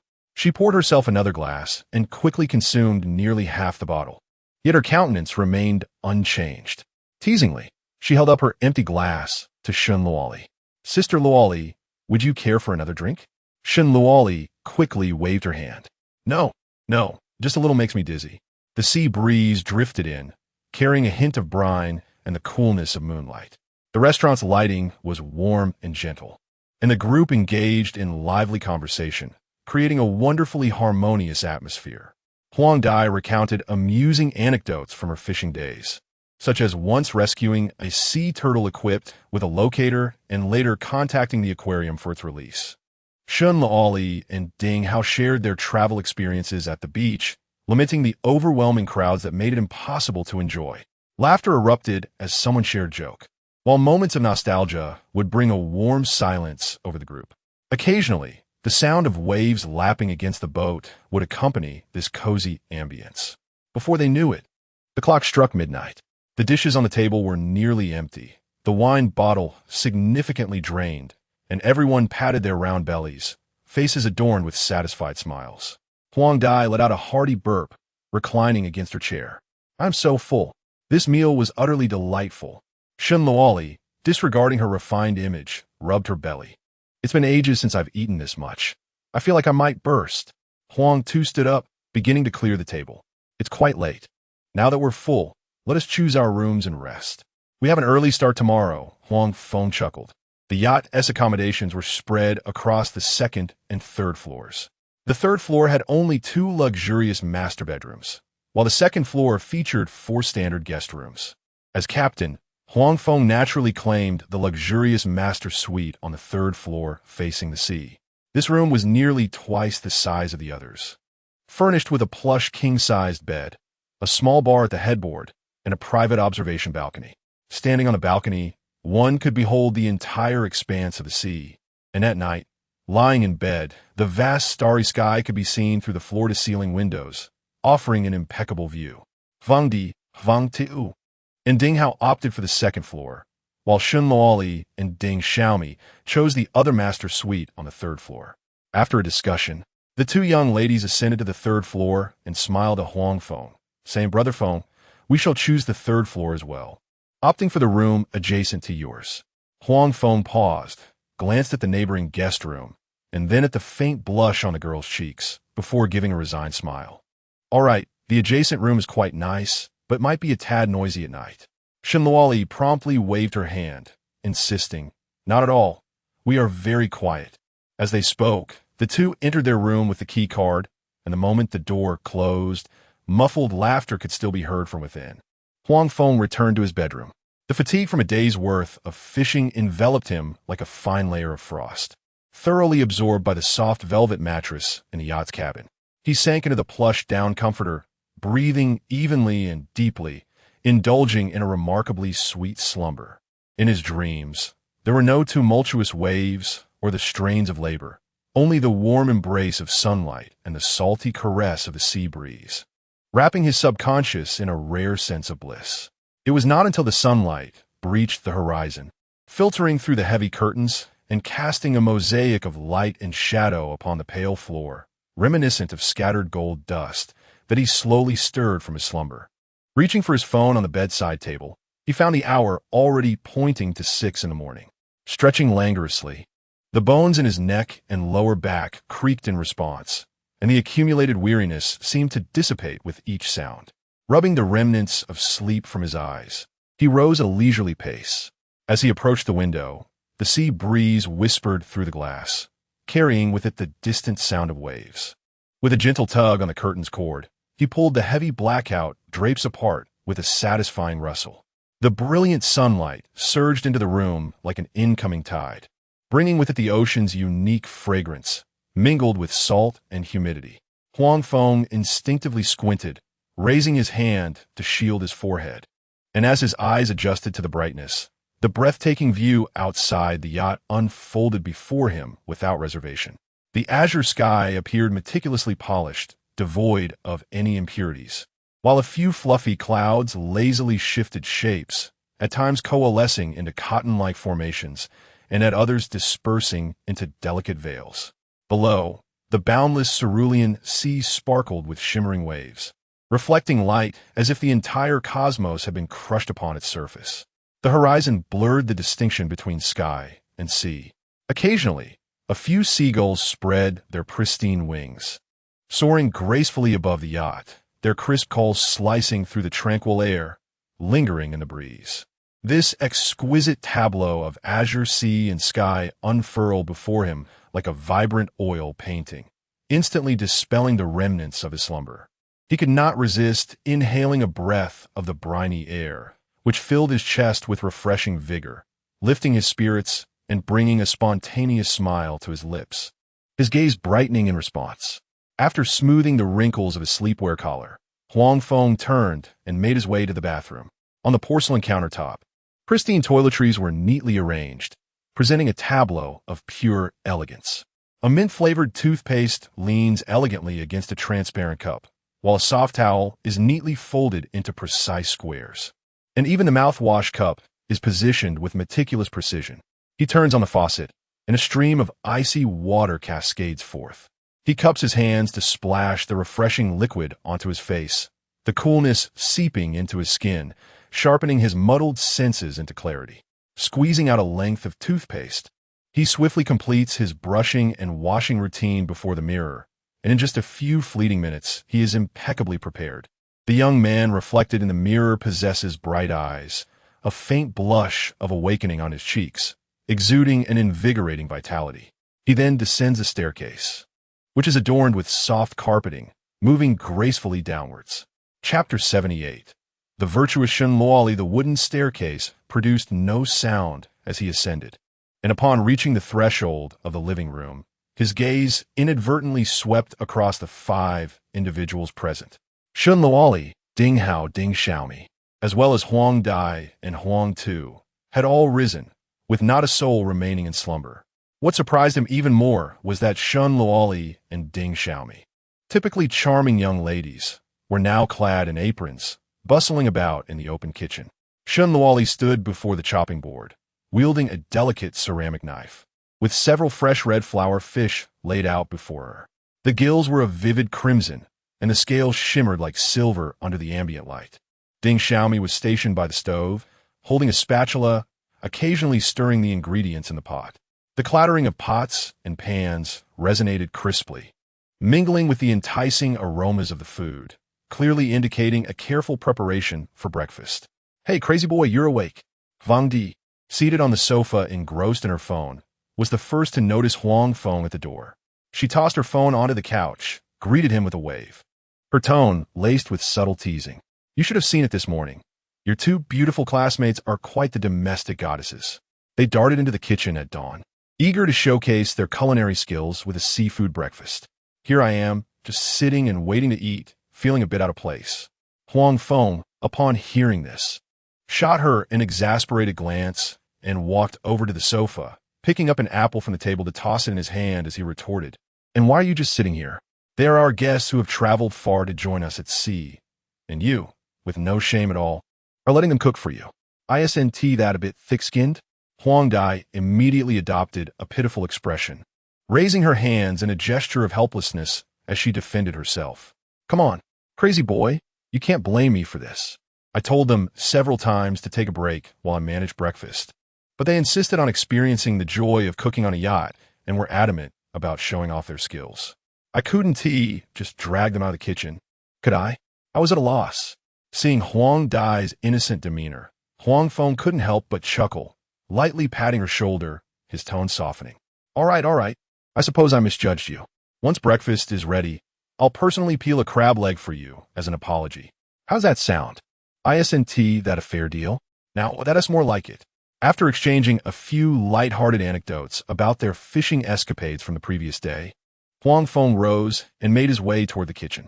Before he even reached the kitchen door, an alluring aroma wafted through the crack beneath the door.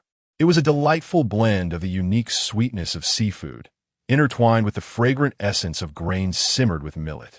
The 2 scents intertwined, instantly igniting his appetite, and his stomach audibly grumbled in response. He stepped lightly, peering into the kitchen.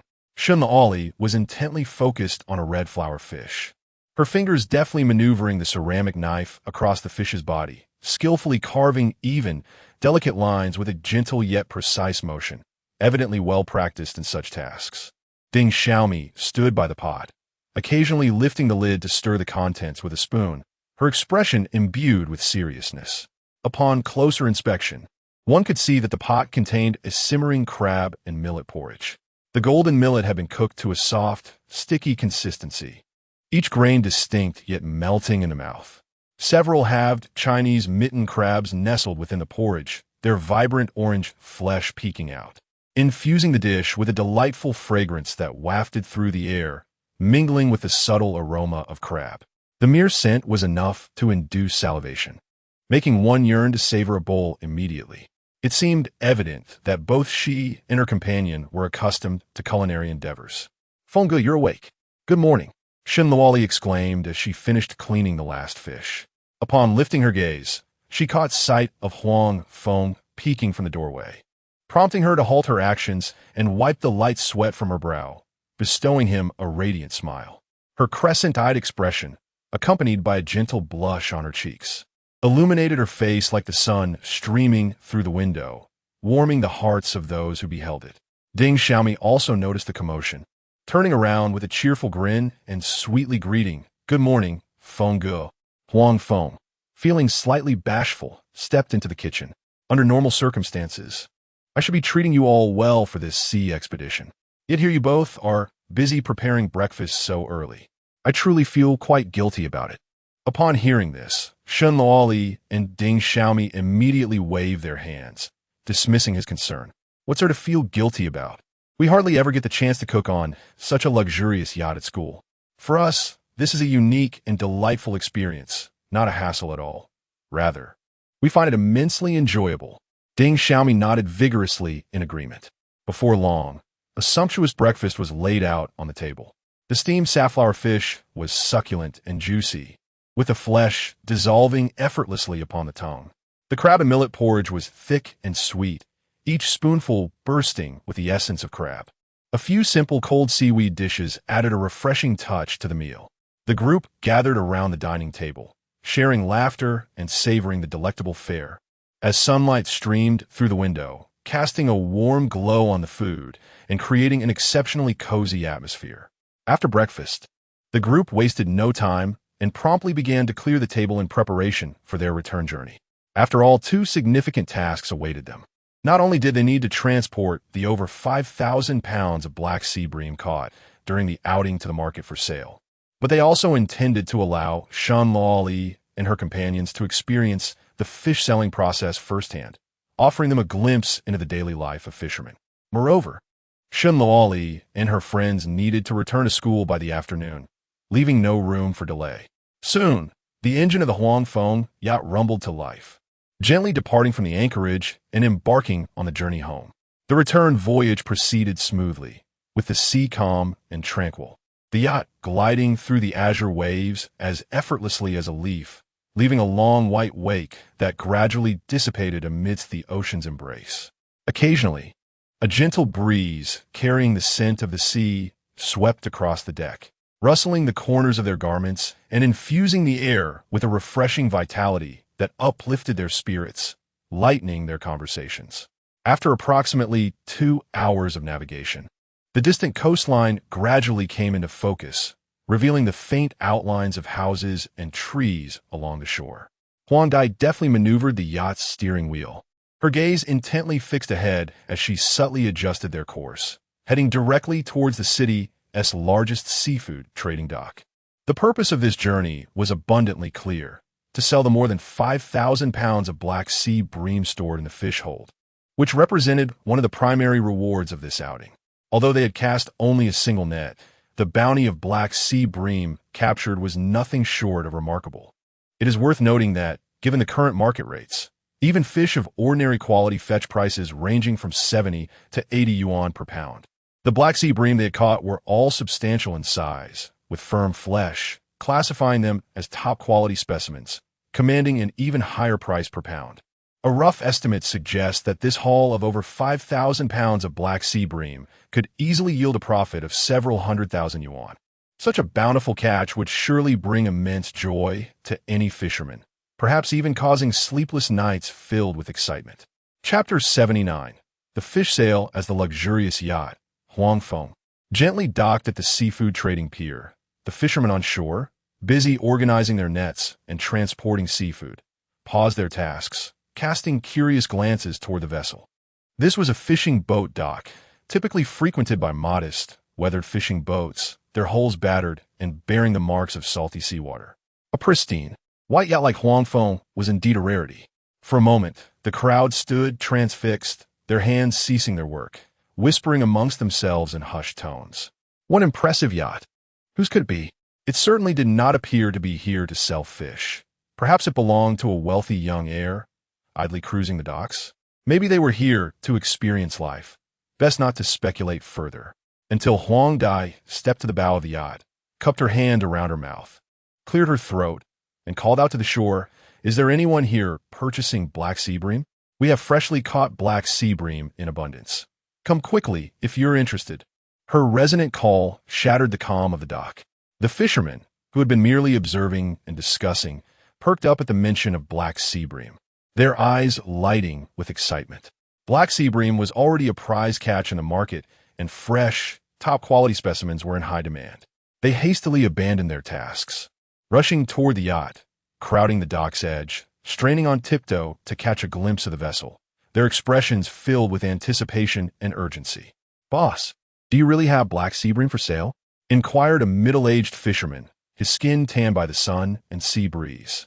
With years of experience at the dock, he skillfully maneuvered to the front, gazing up at Huang Dai on the yacht's deck, his tone laced with uncertainty. Selling fish from such an opulent yacht was beyond his comprehension. Looking down at him, Huang Dai nodded vigorously and replied in a booming voice, "Indeed. We have over 5,000 pounds of black sea bream on board, all freshly caught and very much alive. Bring a few more people to inspect the goods. If you can take it, we'll discuss the price without any delay." Upon hearing the figure of over 5,000 pounds, the fisherman's eyes widened in astonishment, his face reflecting sheer shock. "Over 5,000 pounds of black sea bream? Boss, you must be joking. That's an incredible catch." The surrounding fishermen erupted into excited chatter at the exchange. The previously somewhat crowded group became even more chaotic as they quickened their pace to gather around, clamoring with questions. "Boss, what is the quality of the black sea bream? Are they large? Are they alive? If the quality is good, we want in on this deal." Each individual's gaze was filled with eagerness, anxious not to miss out on this lucrative opportunity. Observing the eager and expectant expressions of the crowd, Huang Dai revealed a faint smile of satisfaction, placing her hands on her hips and waving dismissively. "Of course it's true. Would I deceive you?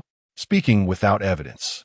She added, "If you don't believe me, you can board the ship right now and see for yourselves the exceptional quality of these fish." The fishmongers, unable to contain their excitement, hurriedly scampered up the gangplank of the yacht, eager to ascertain the condition of the black sea bream. "Good heavens! So many black sea bream!" one exclaimed. "These fish are enormous. Look at this one. It must weigh 7 or 8 pounds. Each one is more robust than the last, with hardly any scales missing. So fresh, truly a treasure. The flesh must be firm. It will be perfect for fish balls or braised dishes, guaranteed to sell well." Before the astonishment had faded, a slightly plump fishmonger with a round belly quickly stepped forward, raising his voice to Huang Dai, fearful that he might be outbid. "Boss, I'll offer 100 yuan per pound. I want all these black sea bream. Don't sell to anyone else. I can pay a deposit right now." "Old Zhang, have you lost your mind? 100 yuan per pound for such quality black sea bream? And you want them all? That's sheer greed." A tall fishmonger immediately pushed him aside, urgently addressing Huang Dai. "Boss, I'll offer 120 yuan per pound. That's 20 more than him. Sell them to me, and I'll transfer the payment immediately. No delays." "Old Wang, 120 is far too little. Such exquisite black sea bream can sell for at least 160 or 70 in the market. Your offer lacks sincerity." Another fishmonger, wearing a cap, squeezed in, raising his voice to Huang Dai. "Boss, I'll offer 130 yuan per pound. Furthermore, for fish over 5 pounds, I'll pay 200 per pound. What do you think? Selling to me is the best deal. I assure you there will be no price cuts." The deck erupted into a lively spectacle resembling a bustling market. The fishmongers exchanged words, each raising their bids, their voices growing louder. In fact, 2 fishmongers nearly came to blows over who had a higher price and was more deserving of the catch, only to be restrained by those around them to prevent further commotion. Such a scene was precisely what Huang Feng relished.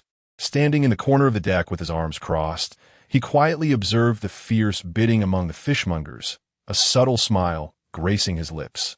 As the offers gradually stabilized and the increases became less significant, he finally stepped forward.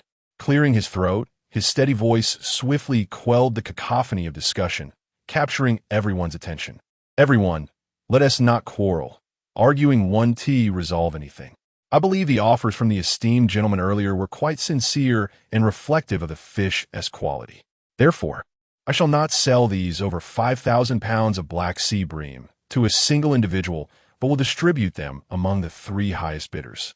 Let us settle the payment at the price we previously agreed upon and weigh the fish together to ensure fairness and transparency. What do you think?" Upon witnessing Huang Feng finally make a decision, the 3 fishmongers who had bid the highest immediately displayed expressions of delight, hastily nodding in agreement, anxious that he might change his mind at the last moment. "No problem, no problem. We shall heed the boss's instructions. Let us weigh them right away. I shall summon assistance forthwith. I have already prepared the funds with the finance department, and we can transfer the money as soon as the weighing is complete." Subsequently, the group efficiently divided their tasks, counting the black sea bream. Some were responsible for transporting the fish, others for recording the weights, and yet others for verifying the quantities. The entire process progressed in an orderly manner, devoid of any chaos. Ultimately, during the settlement, after meticulous verification, the total weight of the Black Sea bream caught in this net amounted to a staggering 5,363 pounds. Chapter 80, A Fish Worth One. 5 million. According to the finalized price, ordinary Black Sea bream is calculated at 150 yuan per pound, while fish exceeding 5 pounds are priced at 200 yuan per pound. The total amount reached an astonishing 98,600 yuan. In other words, during this voyage, Huang Feng and his companions cast only one net and managed to earn nearly 1 million.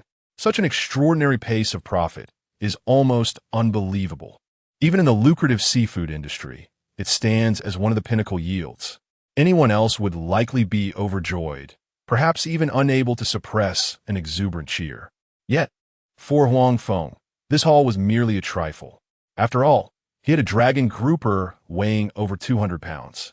Naturally, he intended to sell it to Xiao Yurong, having already notified her during the return journey. Not long after the Black Sea bream was sold, Xiao Yurong arrived, accompanied by a beauty who matched her allure.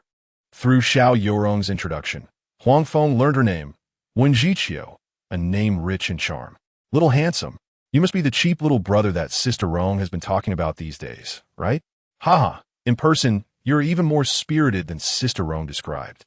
With such refined features and a composed demeanor, it's no wonder she is eager to recognize you as her god brother. Before she finished speaking, Wenjiqiu slightly leaned forward, graciously extending her hand. Her hand was so fair it seemed almost translucent, with nails neatly trimmed into soft curves, exuding a delicate pink hue. A slender pearl bracelet on her wrist gently swayed with her movements, reflecting fragmented light under the sun, enhancing her elegance. Let me formally introduce myself. I am Wenjiqiu, Sister Rong's childhood friend. Seeing this, Huang Feng responded with a gentle smile, his fingertips instinctively curling slightly. Accustomed to grasping fishing nets and paddling oars, he found himself at a loss as to how to place his hand in the presence of such delicacy. After a moment, he gently extended his hand to meet hers. Feeling only softness and refinement, her fingertips carried a coolness reminiscent of freshly chilled lemonade. Their touch lasted but 2 seconds before they instinctively withdrew, and as Huang Feng retracted his hand, a faint sensation lingered on his fingertips. Hello, Ms. Wan, I am Huang Feng. His tone carried a hint of politeness. His gaze inadvertently swept over Wenjiqiu's elegantly tailored champagne-colored dress, adorned with subtle patterns that suggested a high value, coupled with her graceful aura. It was evident she was no ordinary person.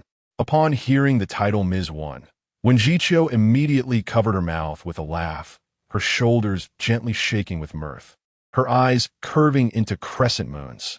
He, Brother Huang, that title feels rather distant. I am merely a leisurely soul, flitting like a cloud, spending my days either visiting galleries or sipping tea with friends, in stark contrast to Sister Rong, who is ensnared in meetings and reports daily. If you don't mind, just call me Sister Chiu. It sounds much more affectionate and saves us from feeling estranged. Huang Feng was momentarily taken aback by her candid and fervent tone. All right, Sister Chiu. Beside them, Xiao Yurong observed the rapid camaraderie blossoming between the two and teased them with a playful smile, gently patting Wenjiqiu's arm. Her voice tinged with mild dissatisfaction. What is this? Jiqiu, are you trying to snatch my little brother away? He is my god-brother, and you cannot just waltz in. Wenjiqiu chuckled. Oh, come now, Rongjie, that sounds rather presumptuous. Your brother is, after all, also my brother. We grew up together. When have we ever divided our belongings? Can this brother truly be claimed as exclusively yours? Xiao Yurong raised an eyebrow, deliberately undermining her, her gaze darting toward Huang Feng with a hint of jest. It seems you've taken a liking to this handsome little brother of mine, hoping to charm him into calling you sister, so you can sneak away some benefits. You just can't resist a good-looking lad, can you? Wenjiqiu not only did not shy away, but laughed even more heartily, her eyes twinkling with mirth, her voice noticeably brighter than before. Haha, you've seen right through me. All right, I admit it. To have such a dapper and composed young man as Huang Feng call me sister would indeed be an honor. Standing between them, Huang Feng felt increasingly flustered by their back-and-forth banter, as if a small flame was igniting within him. It was only then that he belatedly realized. The saying truly holds, birds of a feather flock together. The bond between Xiao Yurong and Wen Jiqiu, two distinguished and affluent women, was no mere coincidence. Both possessed exquisite beauty and graceful poise, with a penchant for humor and playful teasing that mirrored one another. All right, let us get down to business. Little brother Feng, where's your grouper? How much does it weigh? Huang Feng led them to the fish tank containing the still lively grouper, stating it weighs 323 pounds. Wow, what a massive fish! Exclaimed Wen Jiqiu. Xiao Yurong narrowed her eyes, her tone laced with a hint of playful inquiry. So little brother Feng, why don't you enlighten us on what price would be appropriate for this grouper? Huang Feng had already formed an expectation regarding the price. Yet he smiled and tossed the question back to her. That depends on how much you're willing to offer, Rongjia. Surely, you have a better grasp of the market than I do. I will defer to your expertise. Xiao Yurong noted his composure and cleverness in deftly redirecting the conversation back to her. Internally, she couldn't help but think that this young man was rather shrewd. She raised her gaze to Huang Feng, her expression turning serious, her tone becoming more earnest. Considering the size and freshness of this grouper, the highest price I can offer is 5 million. After a brief pause, fearing Huang Feng might perceive the offer as low, she added, I assure you, this price is absolutely in line with the current market conditions. You can inquire. The typical acquisition price ranges between 1 million to 2 million. The price I have offered surpasses the average acquisition rate in the market, ensuring that you will undoubtedly benefit from this arrangement. This gesture serves as a token of my gratitude for your willingness to consider me first. Upon delivering this statement, she leaned slightly forward, her enchanting eyes fixated intently on Huang Feng, reflecting a blend of anticipation, eager to discern his reaction, intertwined with a subtle scrutiny, as if evaluating whether he would acquiesce to this proposal. All eyes were upon Huang Feng, awaiting his ultimate decision. Chapter 81. When Jiqiu Huang Feng's psychological price hovered around 2 million.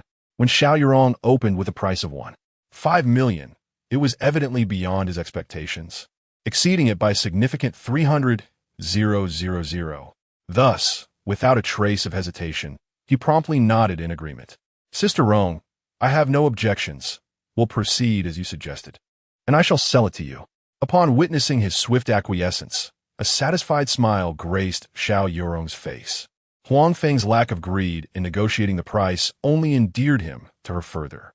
Had he been a different and scrupulous merchant, it was highly likely he would have attempted to raise the price. She harbored a deep disdain for such individuals, refusing to engage with them at all. Xiao Yurong was always decisive in her actions. Without delay, she produced paper and pen and wrote out a check for 5 million. With a swift motion, she tore the check from the booklet and, smiling, handed it to Huang Feng.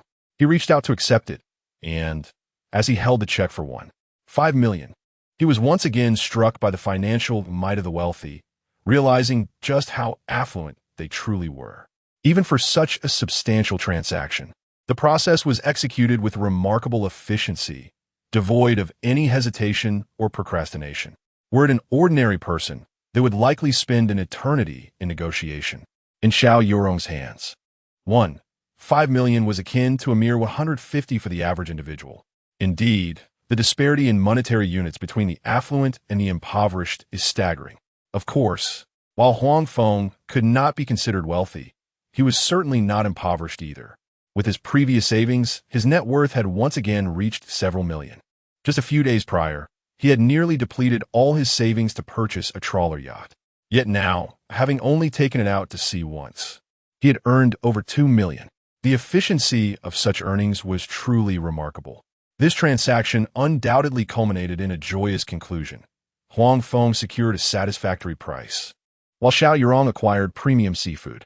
As they prepared to part ways, Wen Jiqiu turned back intentionally and waved at Huang Feng. The sunlight cascaded upon her hair, casting a gentle sheen, and her smile was captivating. Little Feng, let us plan to meet again next time. Until next time, Sister Rong, Sister Qiu, Huang Feng responded. smiling as he waved goodbye. As Xiao Yurong's car pulled away from the parking lot, when Jiqiu leaned against the passenger seat, adjusting the angle of her seat, she turned her head and smiled at the driving Xiao Yurong. Sister Rong, your chosen younger brother is indeed quite impressive. He possesses a grounded and steady character.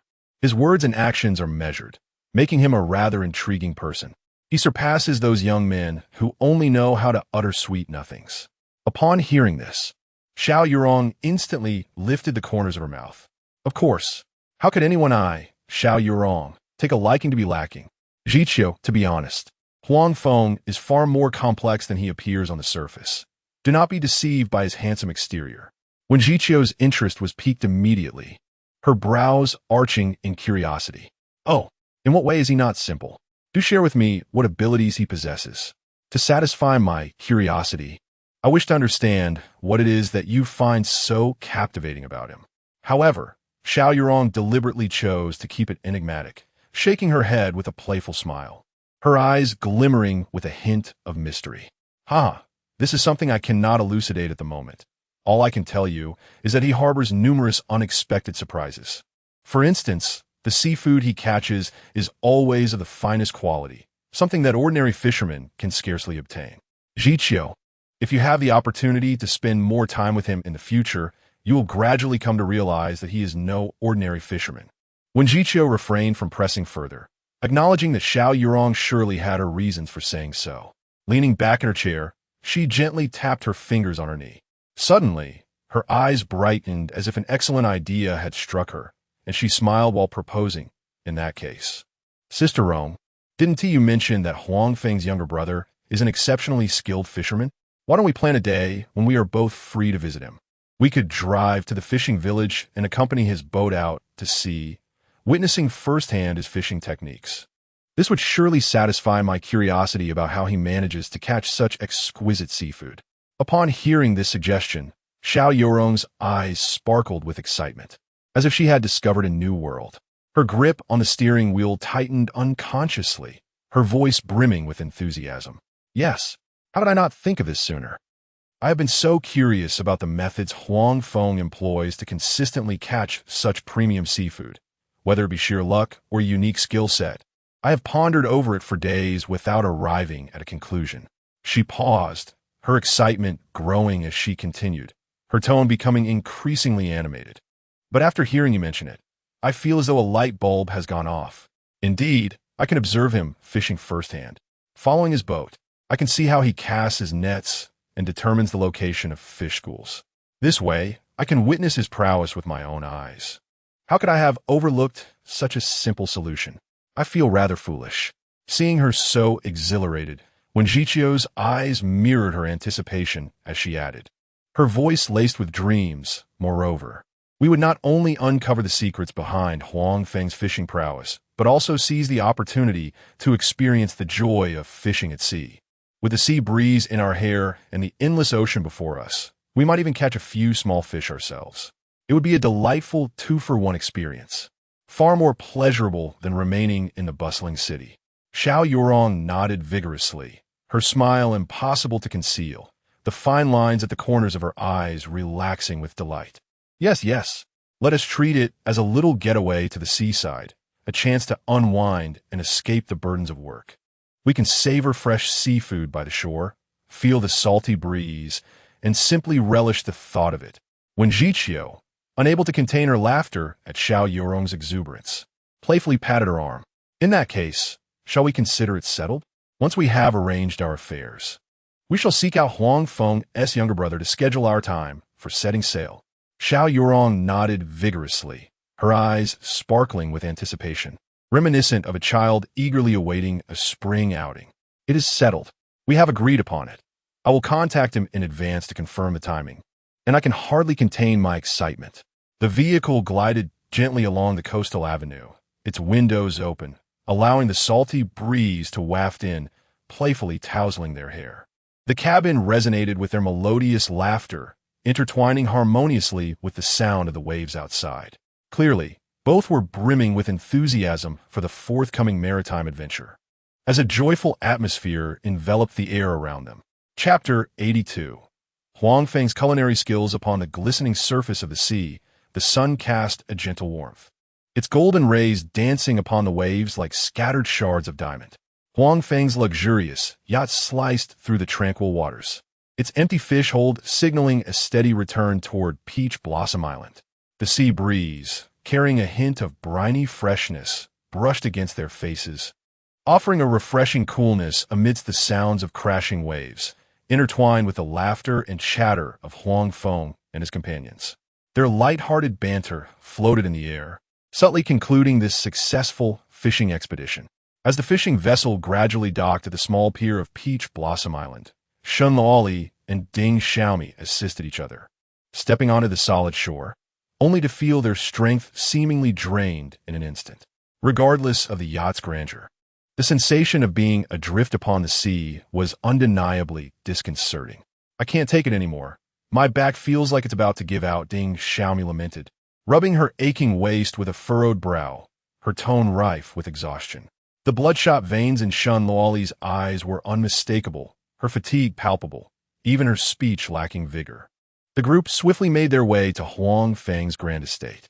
Under Huang Feng's arrangement, Shun Luoli and Ding Xiaomi retired to the guest room on the second floor to rest, while Ding Hao, eager to immerse himself in the charm of the fishing village, ventured out with Huang Feng. In the guest room on the second floor, the soft blankets exuded the warmth of sunlight. As soon as Shun Luoli and Ding Xiaomi touched the bed, fatigue enveloped them like a tidal wave, and soon, the sound of their rhythmic breathing filled the room, occasionally punctuated by faint murmurs of dreams, a clear indication of their utter exhaustion. Meanwhile, Huang Feng took a brief respite on the sofa in the living room for half an hour.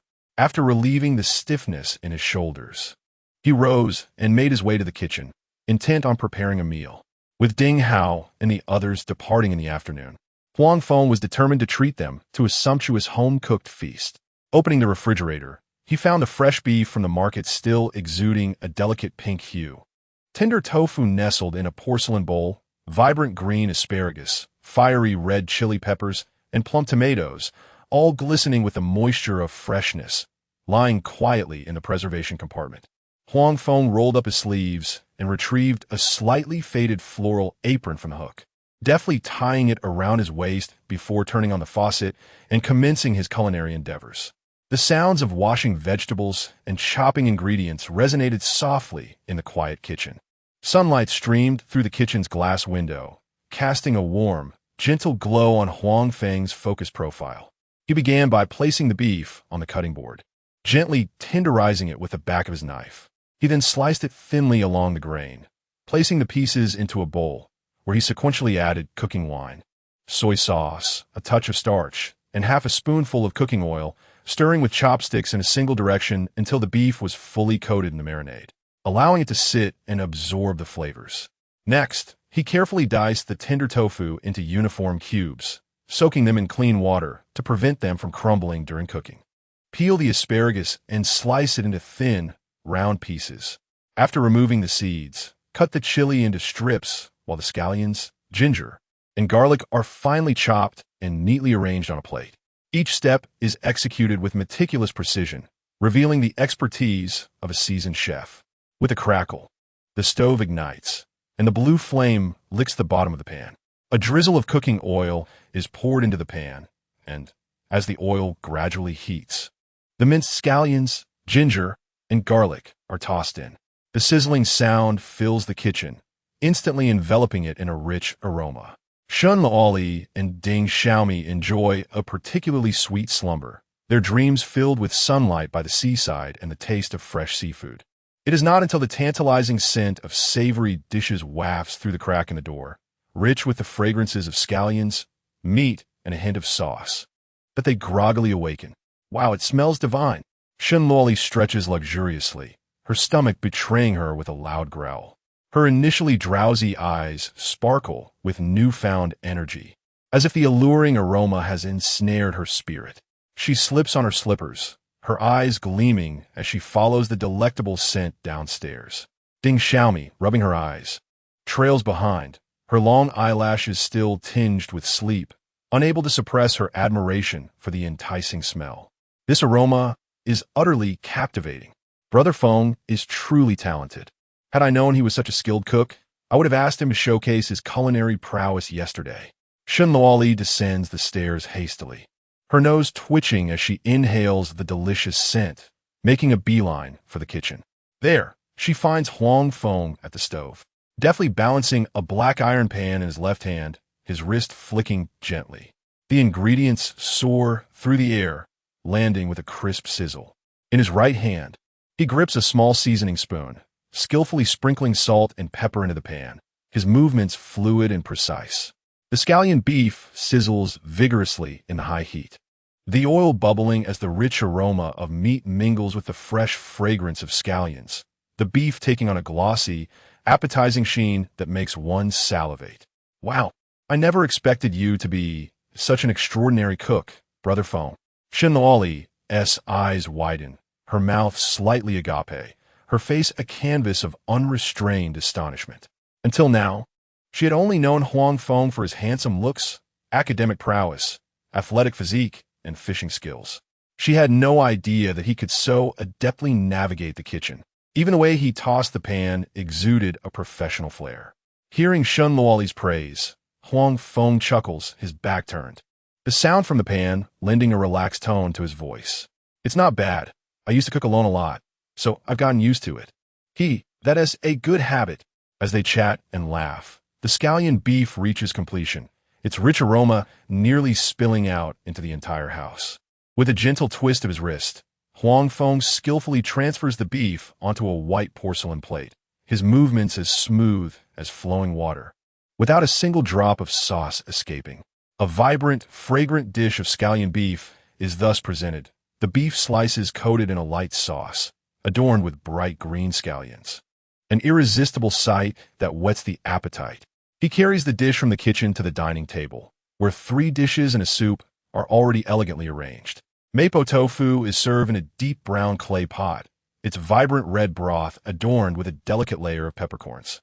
The tofu cubes, imbued with the spicy and savory essence of the sauce, quiver gently when lifted with chopsticks. The stir-fried meat with chilies is presented on a blue and white porcelain plate, the succulent slices of meat glistening with oil, while the bright red peppers impart just the right amount of heat. Their rich aroma wafting through the air before a bite is taken. The sautéed asparagus is a vivid green and refreshingly crisp, drizzled with a hint of sesame oil, offering a visual delight that promises to cleanse the palate. Accompanying this is a bowl of tomato and egg soup, its orange-red broth shimmering, sprinkled with delicate egg ribbons and scallions, the sweet and tangy fragrance beckoning one to indulge in a sip, together with the freshly prepared scallion beef. These 5 dishes occupy half the table, a sumptuous display that speaks volumes of their exquisite taste and aroma. Each dish presents an enticing visual appeal, with glossy hues and alluring scents that tantalize the senses, filling the air with a palpable sense of happiness. Chapter 83. Parting Shunluoli and Ding Xiaomi leaned against the dining table, their eyes glued to the lavish spread of delicacies before them, each unable to suppress a salivating gulp. Shunluoli could not help but give Huang Feng a thumbs up, her tone brimming with admiration, laced with a hint of jest. Brother Feng, you truly are a remarkable gentleman. Not only are you adept at fishing, bringing us out to sea to catch grand fish, but you also excel in the kitchen, crafting such exquisite dishes. Whoever becomes your girlfriend will undoubtedly savor delightful meals every day. How blissful that would be. As soon as Shunluoli's words fell, Ding Xiaomi's eyes suddenly sparkled with mischief, with a peculiar and sly gaze. She darted her eyes back and forth between Huang Feng and Shunluoli, as if she had uncovered an amusing secret.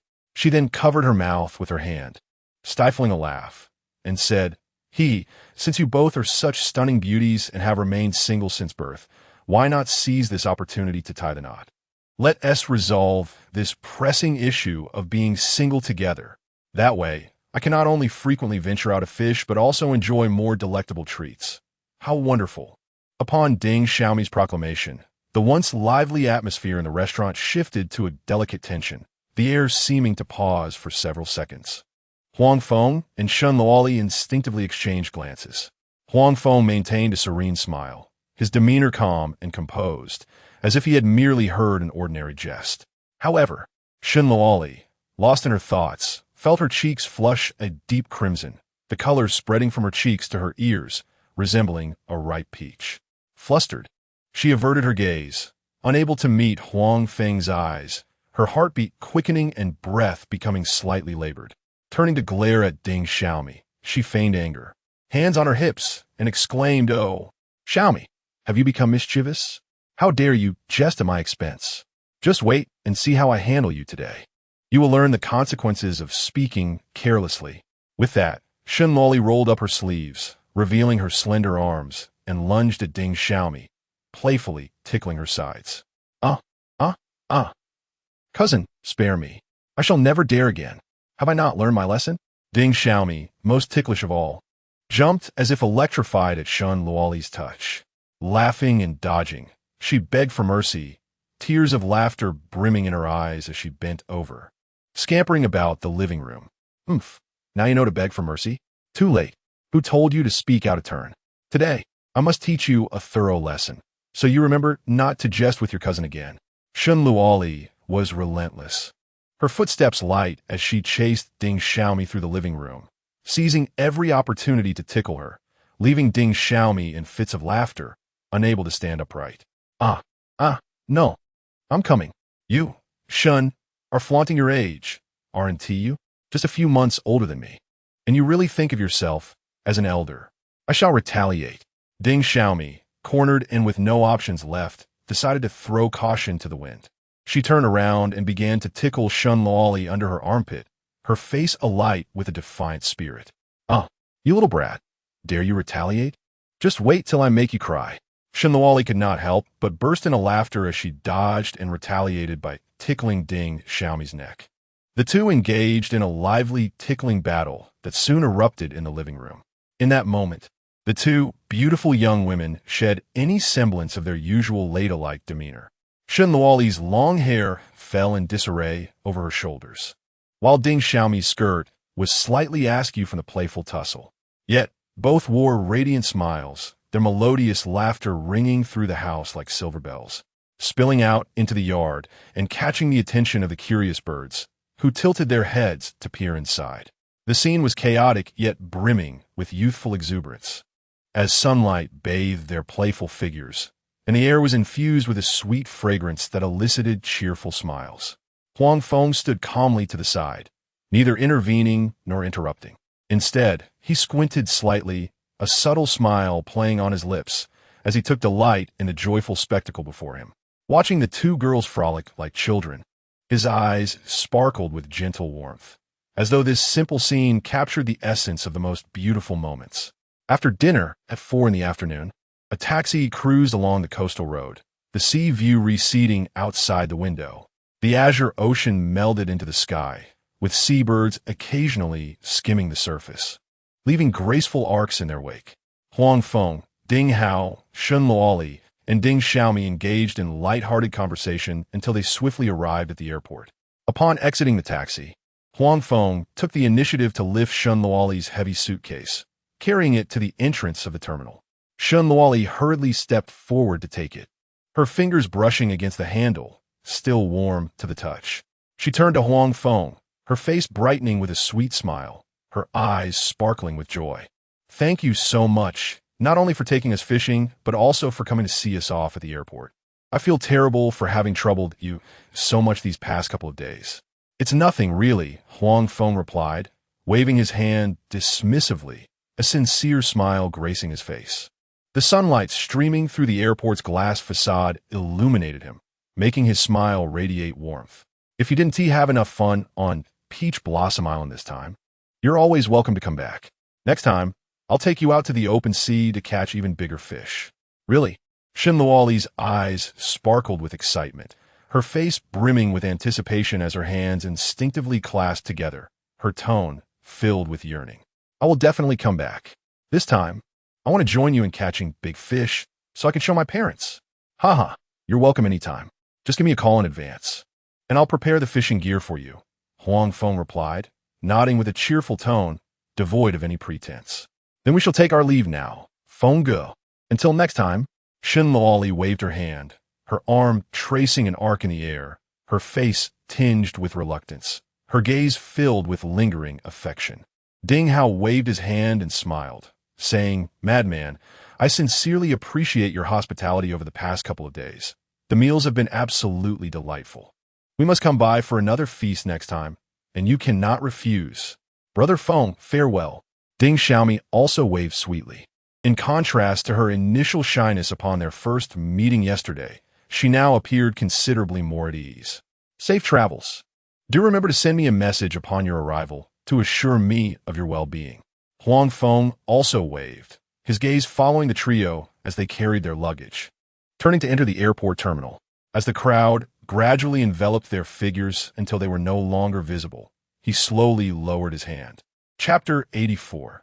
The Golden Fisherman. The following day, in the early morning, Huang Feng was awakened by a flurry of messages. Upon opening his phone, he was greeted with an exuberant notification.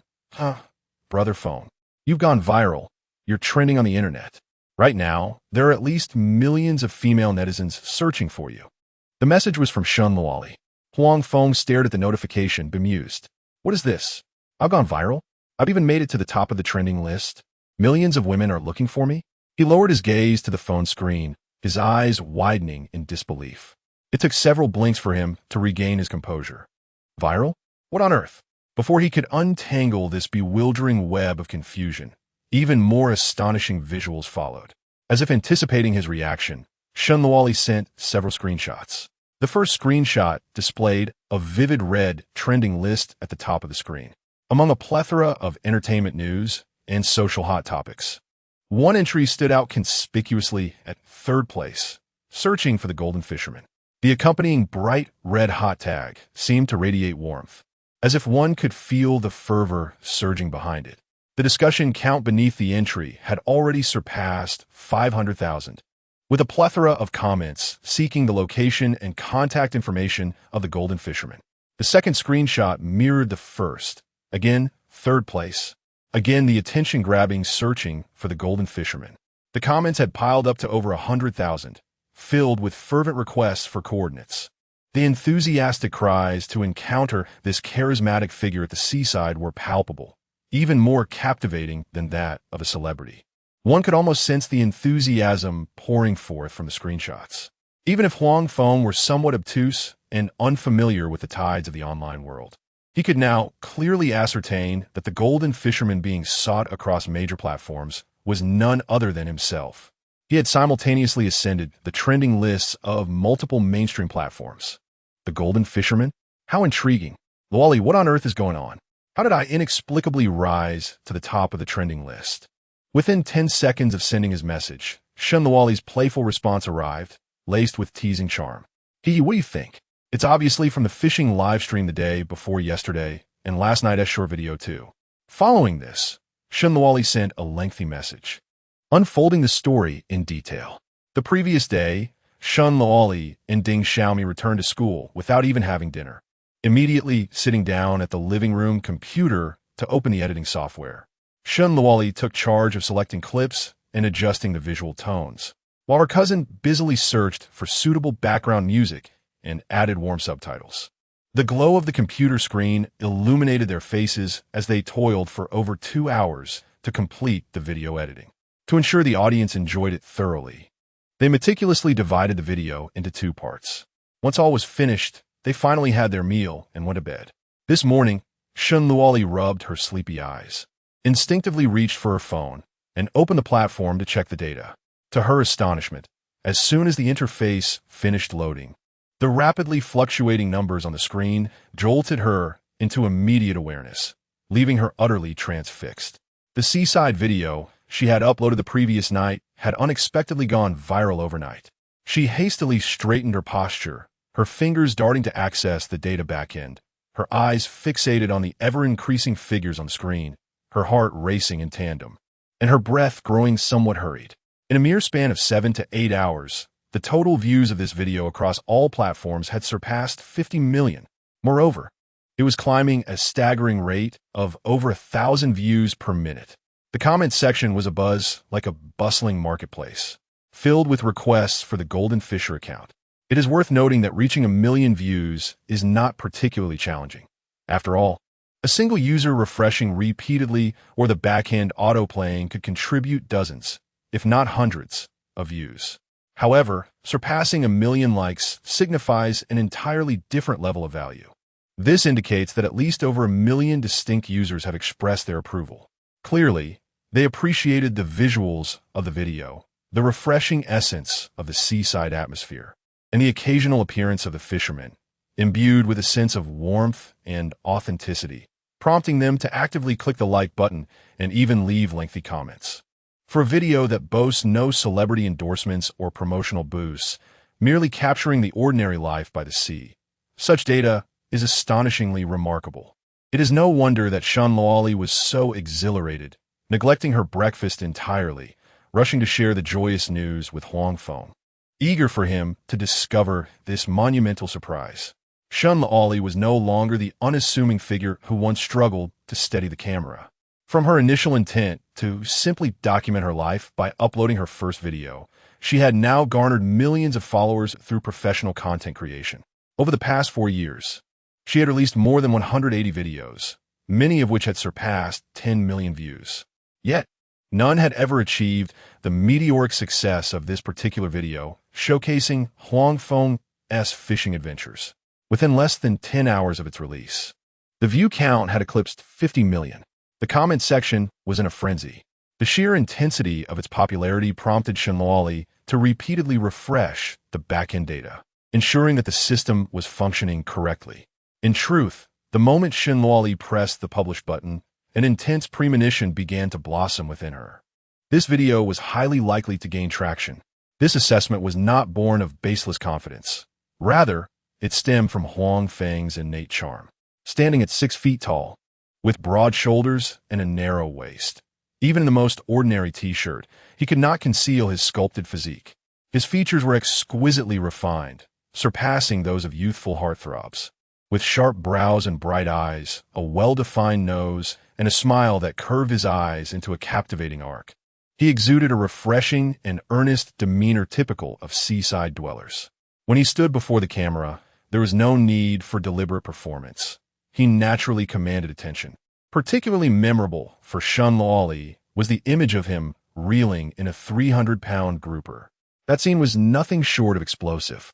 In Shan Luoli's view, with such undeniable highlights, the video's rise to fame was a foregone conclusion. She was even certain that the video would garner over 10 million views within a week. Yet, to her astonishment, in just one night, the views skyrocketed to 50 million. Such unprecedented fervor far exceeded Shan Luoli's expectations.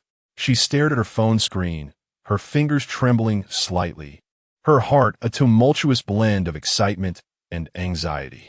This sudden surge of popularity was so overwhelming. Could there possibly be any issues arising from it?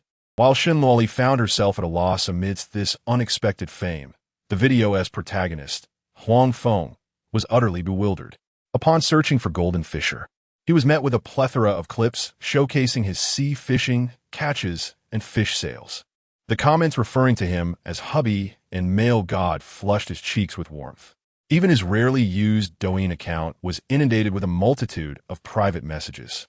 Given this, he decided to rename his Douyin account to Golden Fisher. Chapter 85. The Internet Sensation. How did one suddenly become an Internet sensation?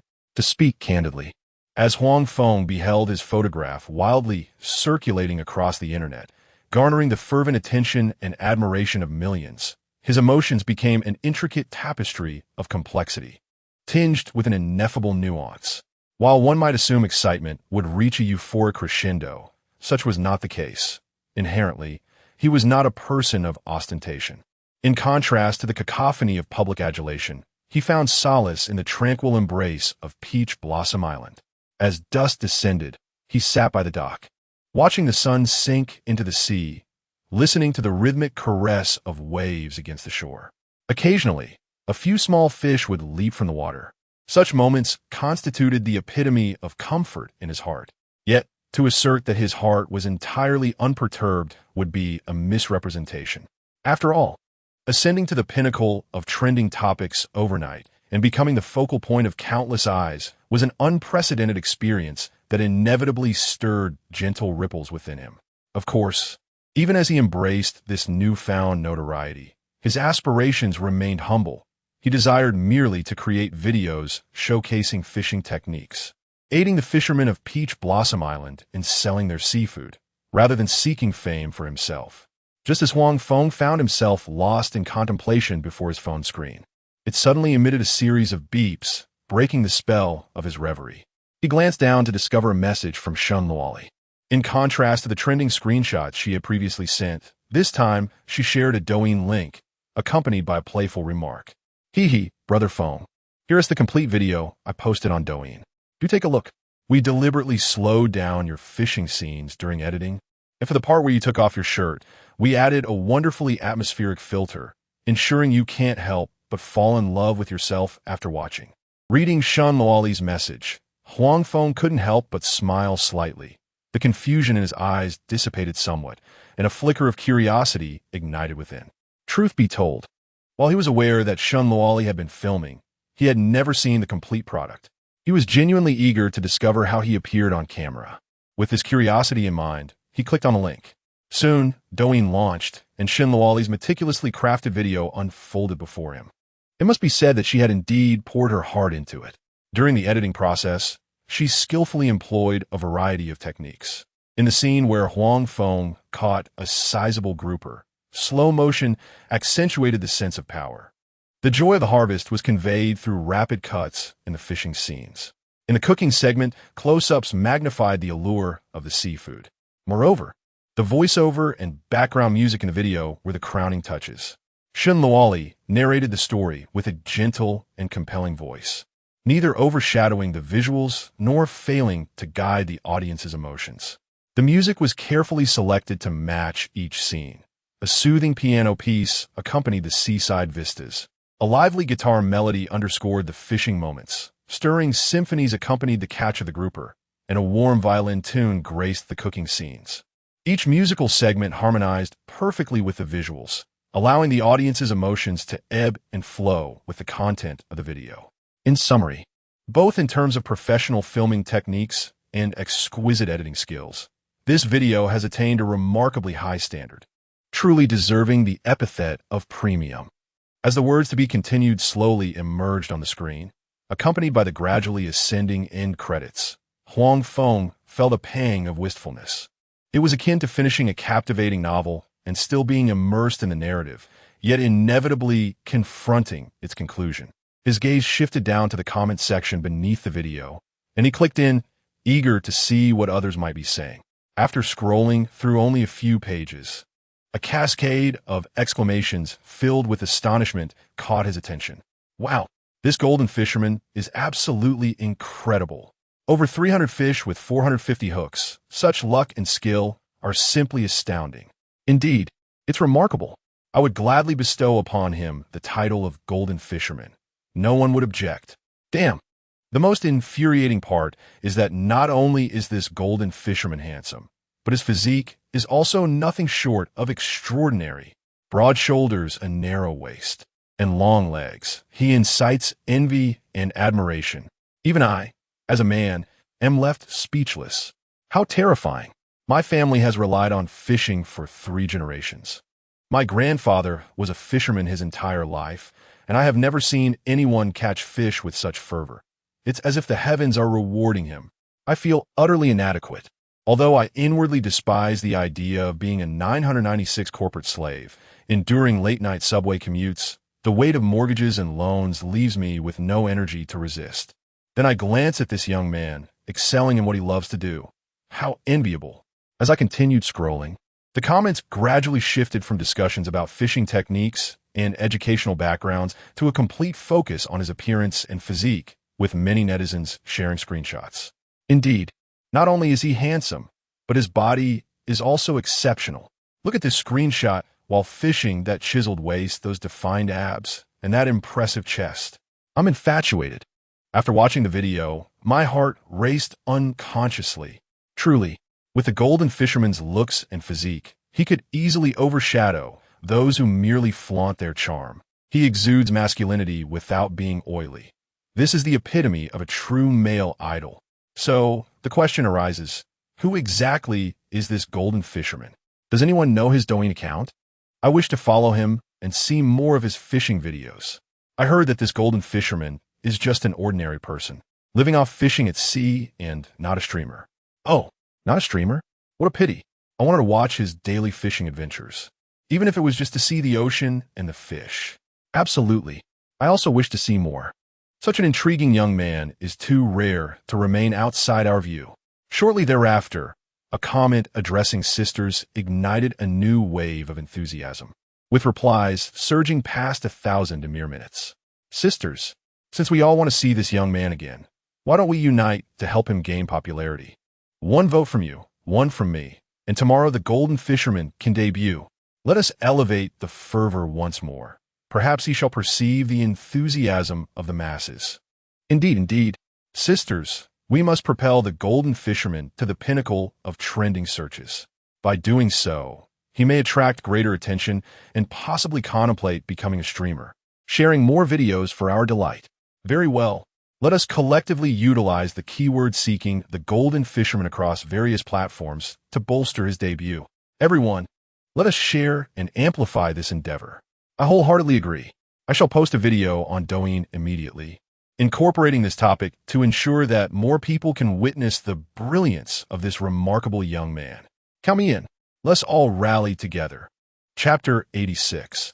The temptation of Shen Luoli. Huang Feng gazed, his initial surprise gradually transforming into a resigned smile. The warmth that had slightly flushed his cheeks began to dissipate, yet a profound sense of bemusement surged within him. He never anticipated that the fervor behind his trending status was fueled by an enthusiastic group of female netizens, who had spontaneously organized a campaign to boost his popularity, even coining the phrase golden fisher.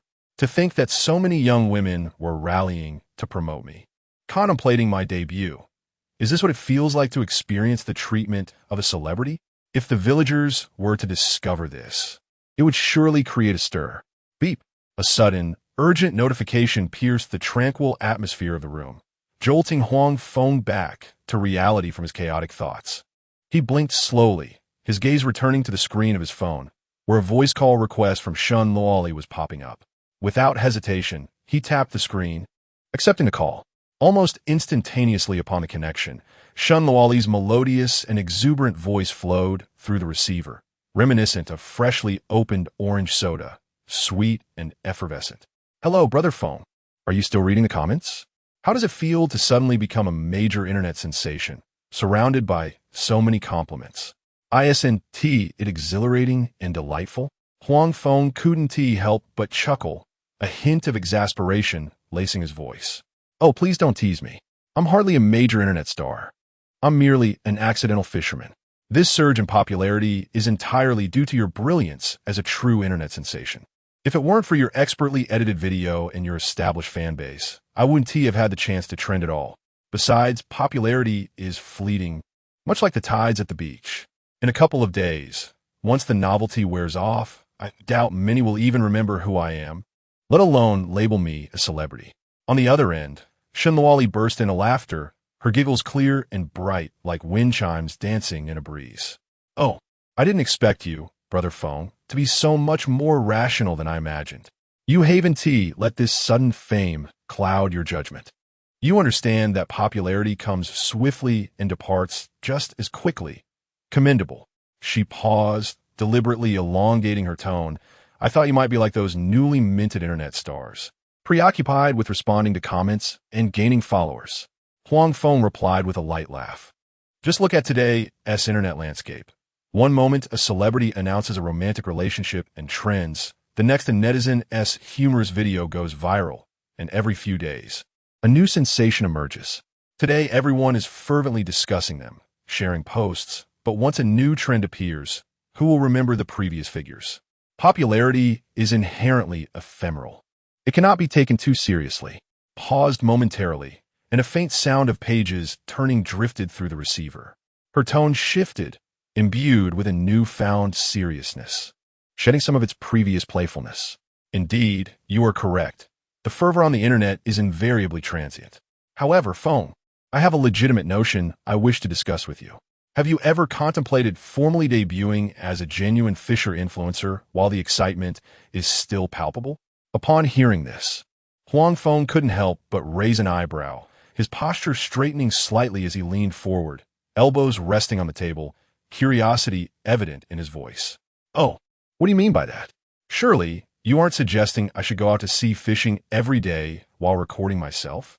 In an instant, Shen Luoli perked up, her voice involuntarily rising in pitch, laced with certainty and a hint of urgency. What I mean is, you could become a short video creator, focusing on producing content related to sea fishing.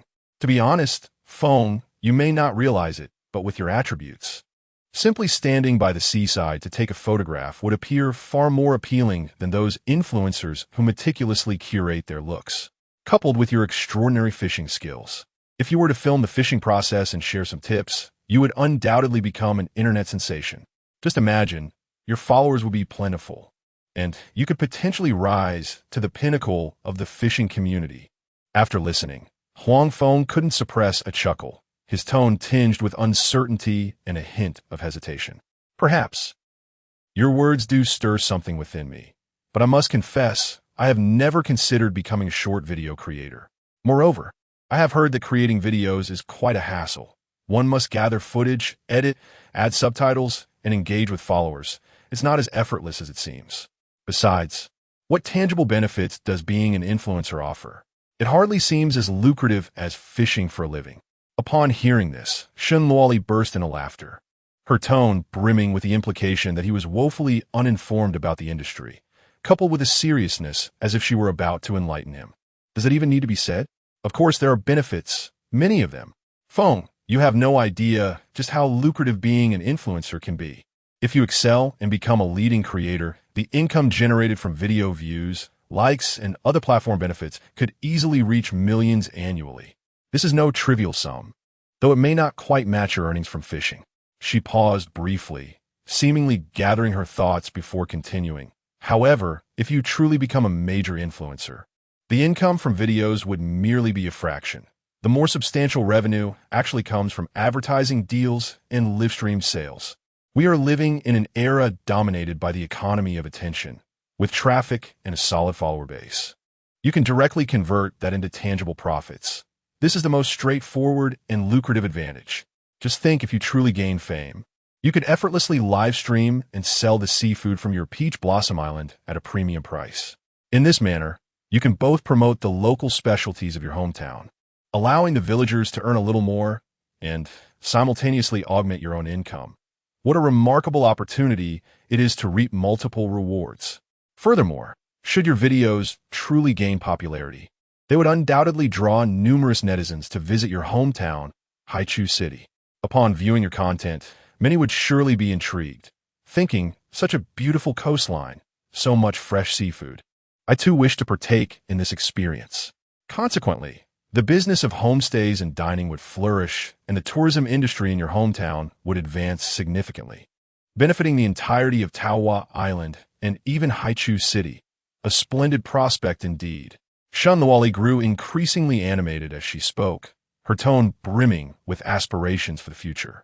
To be honest, Feng Ge, nearly all popular influencers nowadays are leveraging their online presence to monetize their influence. This has long been a norm within the industry and represents the predominant means of earning. To provide Huang Feng with a more tangible understanding of the influencer industry's potential, she cited a well-known example. The most quintessential case is Li Ziki. Surely you are familiar with her? A particular variant of snail noodle she launched sold millions of servings within mere months of its debut, resulting in an astounding product value reaching several billion. Just consider that figure, several billion. One astonishing concept. Such numbers are both daunting and enviable. However, Shen Luoli quickly recognized that her assertions might have been somewhat exaggerated. She promptly added, "Of course, I also understand that Li Ziki is an unparalleled top influencer, and her team, creativity, and luck are beyond the reach of ordinary individuals. There is no need for us to compare ourselves to her. After all, she represents the pinnacle of success. Yet, This adequately illustrates the immense potential and prowess of the influencer industry. If one finds the right direction and approaches it earnestly, achieving financial independence is indeed possible, while also uplifting those around you. In conclusion, Shenloli playfully teased, attempting to dispel Huang Feng's reservations. Moreover, becoming a prominent influencer not only allows one to earn substantial income, but also garners the admiration and affection of countless fans. Just look at those young ladies in your comment section, calling you brother. If you truly become a streamer, your fan base will only grow, and who knows? Some fans might even travel to the seaside just to see you. Hee Feng, with so many advantages laid before you, are you really not the least bit tempted? Chapter 87. Enlightenment. As Shun Luoli's words fell, a brief silence enveloped the room. Huang Feng, who had initially seemed rather indifferent, felt the smile at the corner of his lips dissipate like a gentle breeze sweeping away the remnants of a storm. He gradually sank into a profound silence. To be candid, the picturesque portrayal of the lucrative world of internet celebrities that Shun Luoli so passionately depicted was, in Huang Feng's eyes, hardly worth consideration. After all, he possessed the jade pendant, the spiritual spring, the fertile earth, and the consciousness of a sea god. The prospect of earning wealth was exceedingly simple for him. With just his fishing endeavors, he could effortlessly achieve financial freedom. Why would he need to mingle in the clamor of internet fame? In his perspective, the daily charade of feigned enthusiasm before camera, laboriously crafting witty anecdotes to capture attention, paled in comparison to the freedom of the ocean breeze and the tangible essence of the fish in the waves. However, a particular detail in Shun Luoli's discourse struck him like a small stone forcefully cast into the placid lake of his heart, sending ripples through his previously steadfast convictions. The thought ignited a spark of clarity within him, accompanied by a flicker of excitement. Indeed, if I could become a prominent internet celebrity, might I not harness that influence to contribute to the development of our Peach Blossom Island? I could even significantly promote the city of Hike. As this possibility dawned upon him, Huang Feng's eyes sparkled with newfound brilliance, as if starlight had descended into his gaze. The earlier silence was replaced by an uncontainable thrill. His mind brimmed with countless luminous ideas, colliding and giving birth to new inspirations. In truth, since his departure from the vibrant metropolis and his return to the familiar terrain of Peach Blossom Island, he had harbored a weighty aspiration, one that transcended mere personal gain and comfort. He envisioned, through his own efforts and the serendipity bestowed by the jade pendant, the gradual transformation of his hometown, a fishing island ensnared by the oppressive labels of backwardness and poverty, nestled between mountains and seas. He yearned for smoother roads on the island, for greater accessibility to health care for the elderly, for improved educational environments for the children, and for the rejuvenation of this increasingly desolate fishing island, breathing life and vitality back into its very essence. This desire stemmed partly from a deep-seated affection, ingrained in his very being. Growing up by the sea, Huang Feng harbored an unwavering love for this land. He recalled the old banyan tree at the village entrance, its robust trunk requiring the embrace of two adults.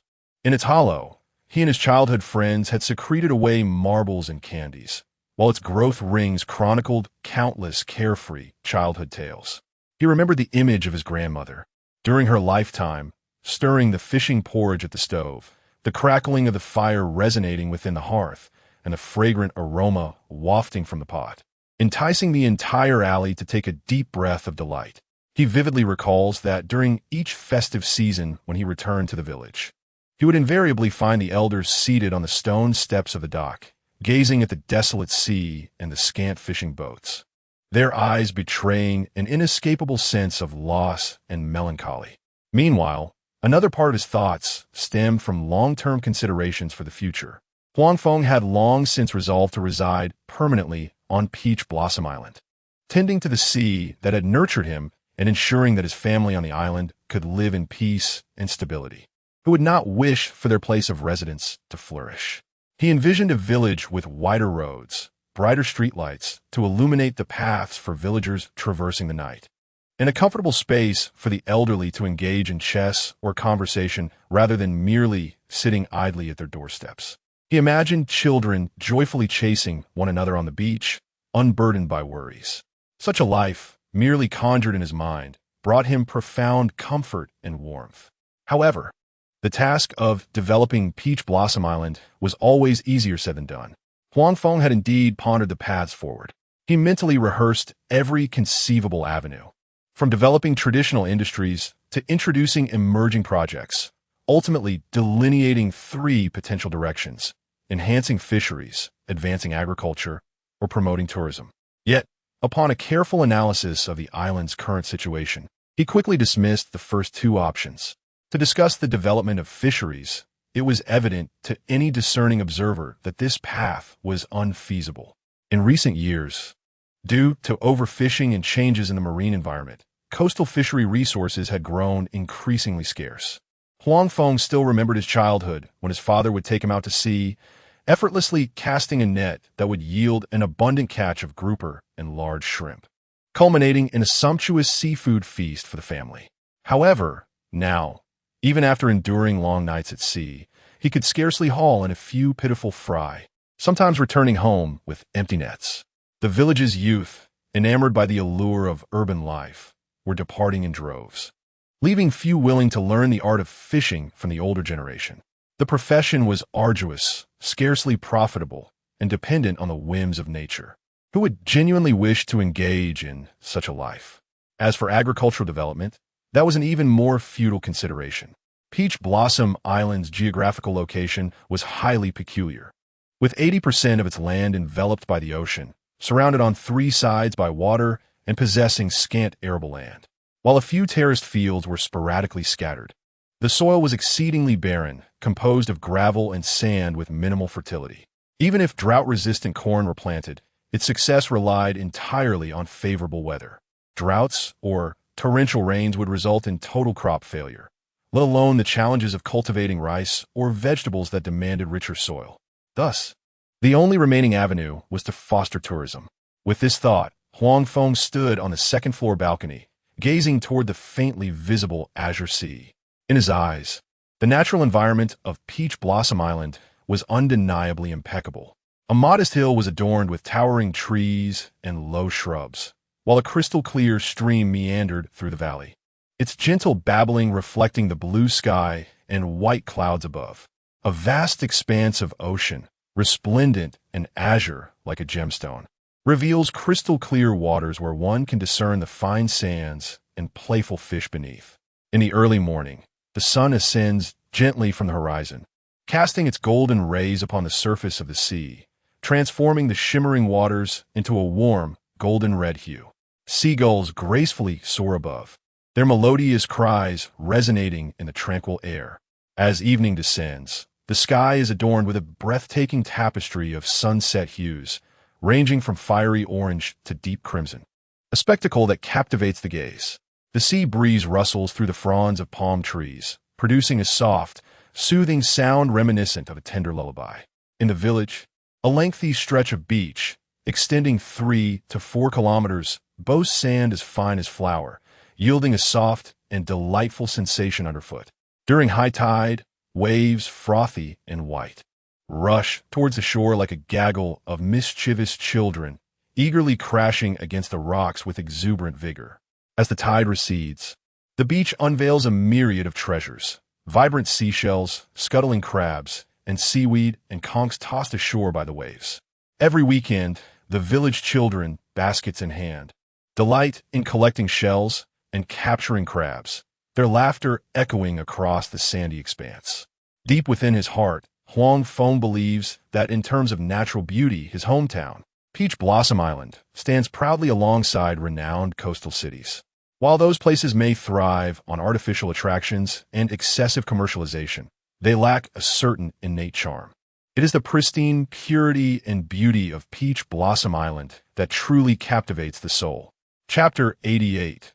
Travel plans. If one could meticulously plan and construct, it would be splendid to establish several clean and tidy trails in the mountains, allowing visitors to admire the breathtaking scenery along the way. transforming the village's dilapidated fishermen's houses into charming accommodations rich in local character would enable tourists to immerse themselves in the fishermen's way of life.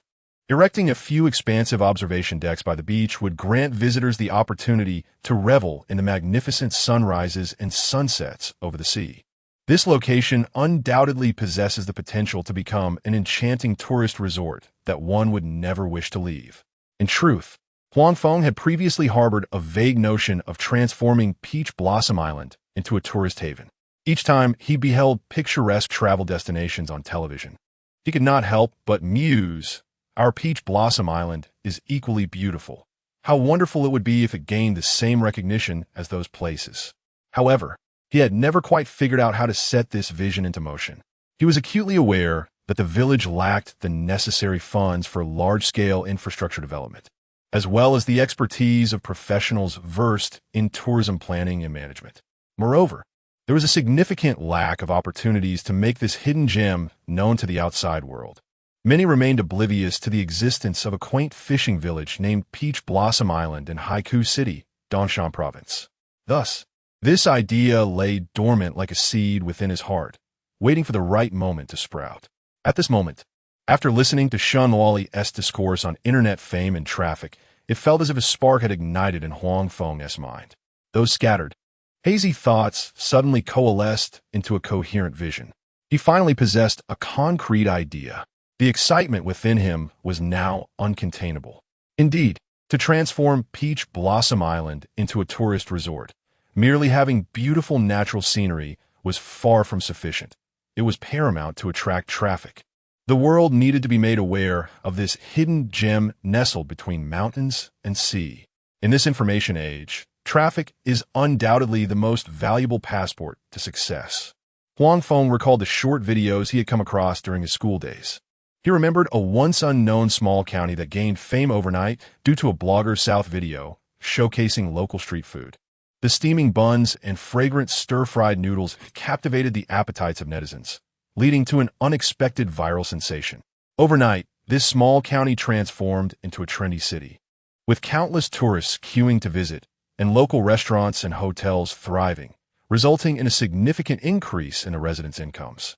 He also remembered an ancient village tucked away in the mountains, which became popular due to a photographer's video of the sunrise above a sea of clouds. The morning sunlight piercing through the clouds and illuminating the quaint rooftops created a scene reminiscent of a fairyland. Consequently, this village attracted a multitude of visitors, with every household opening up homestays and selling local specialties, leading to a flourishing life for the villagers. Every so-called internet-famous city or attraction first garnered attention through online traffic, subsequently drawing in throngs of eager visitors. Huang Feng increasingly found merit in his thoughts. While one might extol the breathtaking beauty of their hometown and its suitability for vacationing, if no one is aware of its existence, even if it were as enchanting as a paradise, who would venture there? As the village elders often say, no matter how fragrant the wine, it fears a deep alley. The allure of Peach Blossom Island is akin to a fine wine hidden in a secluded alley.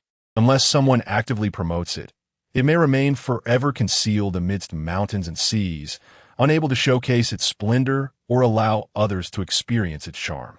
This line of reasoning underscored the significance of visibility.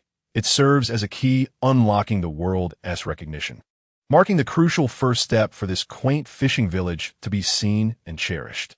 At that moment, gazing at the azure sea and verdant mountains in the distance, with the clouds drifting freely above, Huang Feng made a resolute decision. He would commence filming videos, capturing every picturesque aspect of the village. The first rays of sunlight on the morning sea, the vibrant hues of the evening sunset, the joyful laughter of children on the beach, and the focused demeanor of fishermen at work. He would also document the unique culinary delights of the fishing community, from freshly prepared seafood congee to the aromatic grilled squid, and the uniquely crafted fish balls, allowing netizens to savor the culinary charm of Peach Blossom Island from afar. He aimed to meticulously edit these materials into videos and share them online to attract attention. His goal was clear. First, to establish himself as a prominent influencer. amassing a substantial following and traffic. Subsequently, he would leverage this newfound visibility to gradually unveil the beauty of Peach Blossom Island to a wider audience, informing them of this enchanting locale nestled between mountains and seas. He desired to convey that this place boasts a cerulean ocean, pristine beaches, sincere villagers, and delectable seafood, a veritable utopia where one can shed fatigue and revel in a leisurely lifestyle. Once awareness of Peach Blossom Island was sparked, kindling curiosity and a desire to visit, he would then advance the village's development. He intended to collaborate with the village committee to devise a comprehensive development plan. He would strive to secure funding to repair village roads and homes, transforming dilapidated residences into charming accommodations steeped in fishing culture.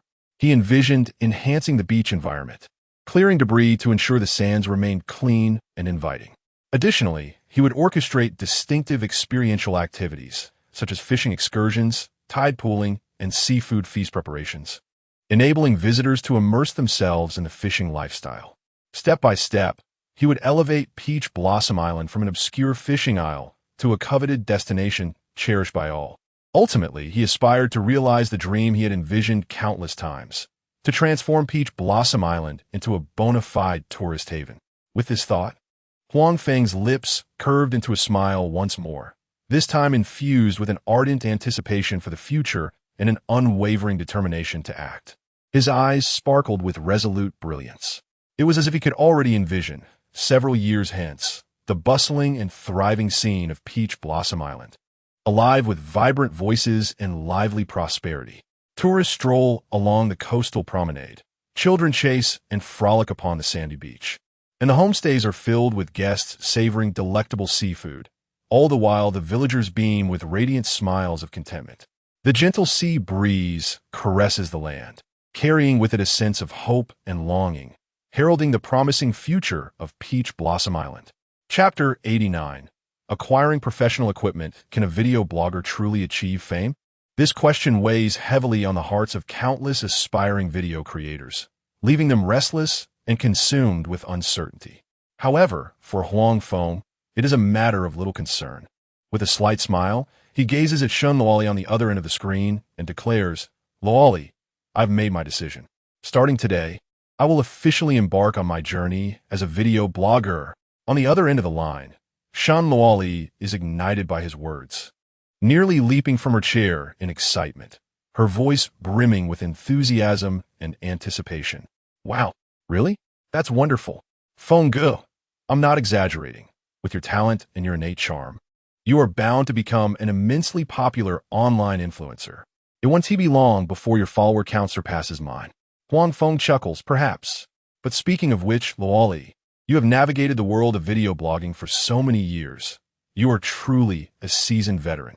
As a novice who has yet to even touch a camera, I will surely rely on your guidance." Shun Luoli eagerly waves her hand.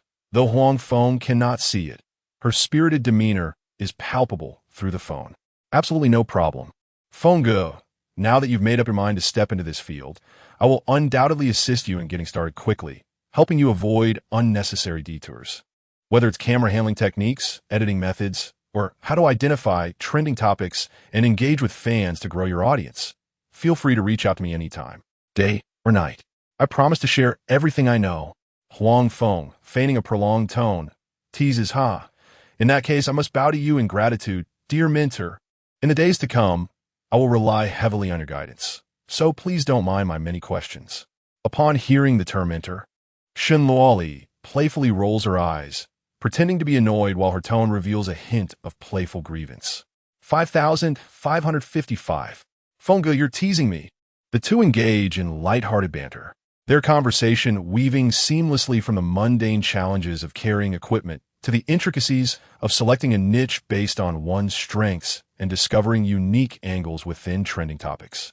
Before they know it, over an hour has flown by.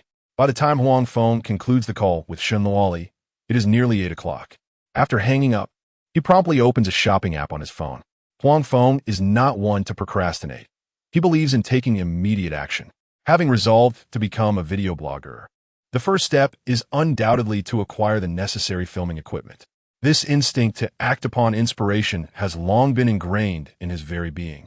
To create captivating and high-quality videos, professional filming equipment is undoubtedly essential. Thus, his foremost task at present is to embark on a substantial procurement of gear. Initially, Huang Feng believed that the parameters of filming equipment were exceedingly intricate, with a plethora of lenses, bodies, and accessories to choose from, which would undoubtedly consume a significant amount of time and possibly require extensive research. However, to his surprise, he finalized an entire set of filming equipment in less than an hour. The reason for this swift selection was not due to his profound knowledge of filming gear, but rather his willingness to invest generously. He firmly believes that professional matters should be entrusted to professional equipment. In his perspective, the adage "you get what you pay for" is never mere rhetoric. Rather than engaging in endless comparisons among the myriad of products, grappling with the so-called cost-effectiveness, and spending half a day seeking advice or querying customer service, he preferred to directly select reputable brands renowned in the industry with high specifications. Although the price may be slightly higher than that of ordinary products, it alleviates considerable subsequent troubles, eliminating the need for frequent equipment replacements and ensuring the quality of the footage captured. This calculation, by any measure, is advantageous. Consequently, when selecting his equipment, Huang Feng hardly compared prices among multiple vendors. As soon as he found products matching his requirements and noticed few negative reviews, he promptly added them to his shopping cart. He made the payment without a moment's hesitation, completely indifferent to the notion of cost-effectiveness. After all, for him, the phrase "money can be spent recklessly" has never been a jest. Any issue that can be resolved with money, in his eyes, does not pose a problem. Once all the equipment was paid for, Huang Feng glanced down at the total amount of his order. A striking figure emerged, over 100,000 yuan. He couldn't help but let out a soft sigh, his fingertip tapping the screen as he quietly remarked, "No wonder everyone says a DSLR can impoverish 3 generations. And photography can ruin a lifetime. It truly isn't an exaggeration." The entire set of equipment cost him over 100,000 yuan, with just one lens priced at what an average person earns in a month. This endeavor is indeed not something just anyone can afford. It appears that the initial investment required to become a video blogger far exceeds his initial expectations. Moving forward, he must diligently create content to justify the expense of this equipment. With the issue of filming gear resolved, a new dilemma soon presented itself to Huang Feng. Who would be responsible for filming the videos? Who could serve as his dedicated photographer? Sitting on the sofa, he unconsciously stroked his phone case, meticulously contemplating.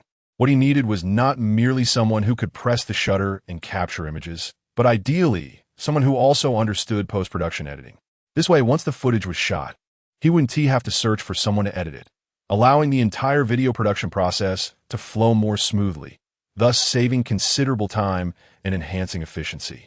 Huang Feng carefully reviewed the individuals he knew in his mind. From close friends and schoolmates to even distant relatives, he meticulously considered each individual, analyzing their availability and capabilities.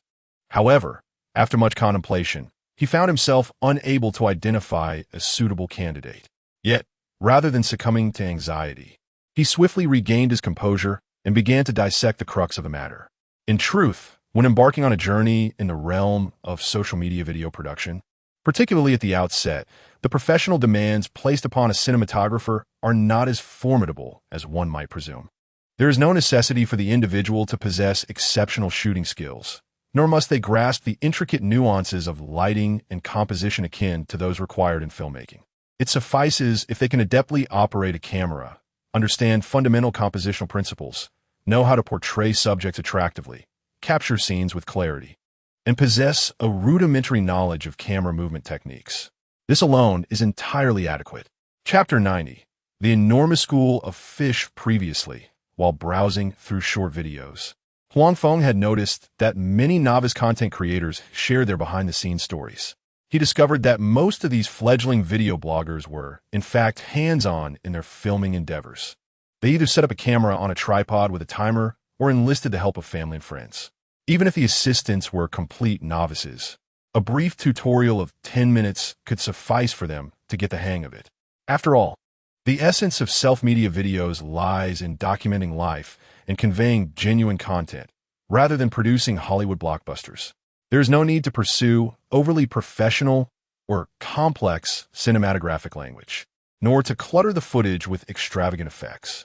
As long as the visuals are clear and stable, and the content is sufficiently authentic and moving to evoke a sense of sincerity in the audience, one can attract a community of like-minded fans. Many video creators with tens or even hundreds of millions of followers began their journeys by filming themselves or with the help of friends, gradually forming teams over time. With this realization, Huang Feng felt a surge of inspiration. If he struggled to find suitable collaborators, he could simply take matters into his own hands and film himself in the early stages. He had always been a quick learner, whether it was driving or cooking. He had mastered these skills after watching tutorials just a few times. Filming would certainly not be a challenge for him. Once he amassed a larger following and established a stable content direction, he could gradually seek out the right individuals and hire professional photographers to assist him. As for the more intricate issue of video editing, he quickly devised a solution. He could temporarily enlist Shun Luoli's help.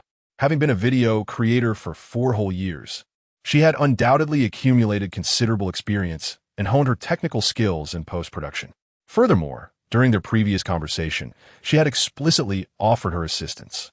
Not only would enlisting her help alleviate concerns about the editing quality, but it would also provide an opportunity for him to learn editing techniques alongside her. With this thought, Huang Feng's lips curled into a smile, and he felt a renewed sense of genuine anticipation for his forthcoming journey as a video creator. At 8:30 in the morning, the engine of Huang Feng's yacht roared to life, deep and powerful.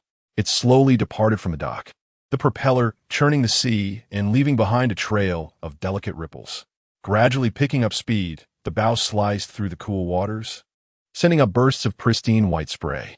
These frothy cascades lingered momentarily in the air before swiftly returning to the surface, splattering fine droplets that sparkled in the faint morning light on the deck. The yacht surged forth, cleaving through the waves towards the vast expanse of deep azure sea. A long white wake trailed behind, resembling silver lines drawn across the water, stretching farther into the distance. Before setting sail, Huang Dai had ensured that the yacht was fully fueled and the freezer stocked with ice. This time, Huang Feng was determined to make a significant impact. After 2 hours of navigation, the trawling yacht had finally ventured far from the continental shelf.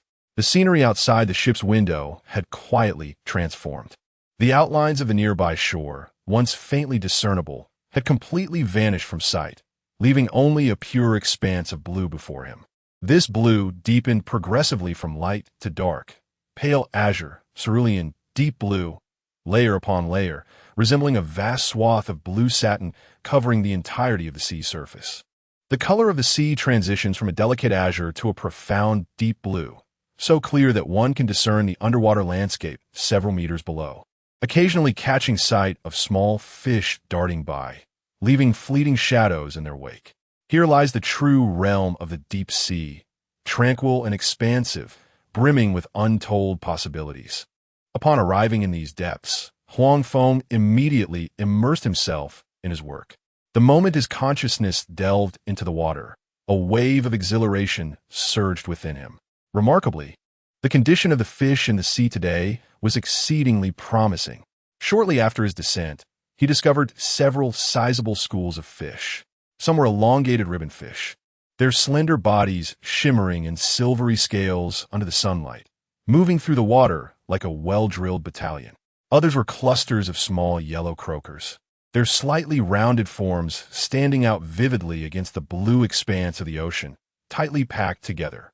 Yet, despite the promising abundance, he refrained from immediately ordering the nets to be cast.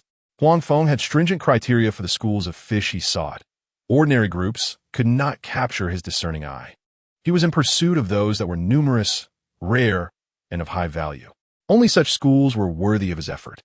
However, encountering a school that perfectly matched his criteria was akin to searching for a needle in a haystack, requiring both luck and the patience to wait. The yacht continued its voyage through the deep sea, golden sunlight cascading upon the surface, sparkling like a layer of crushed gold. As the waves undulated, this shimmering gold danced, dazzling to behold. Time slipped away moment by moment, and Huang Dai began to grow restless. "Little lunatic, when will we cast the nets?" "Patience, let's search a bit longer," Huang Feng replied, pouring the spring water from his bucket into the mouth of the white tiger. This little creature truly relished the spring water.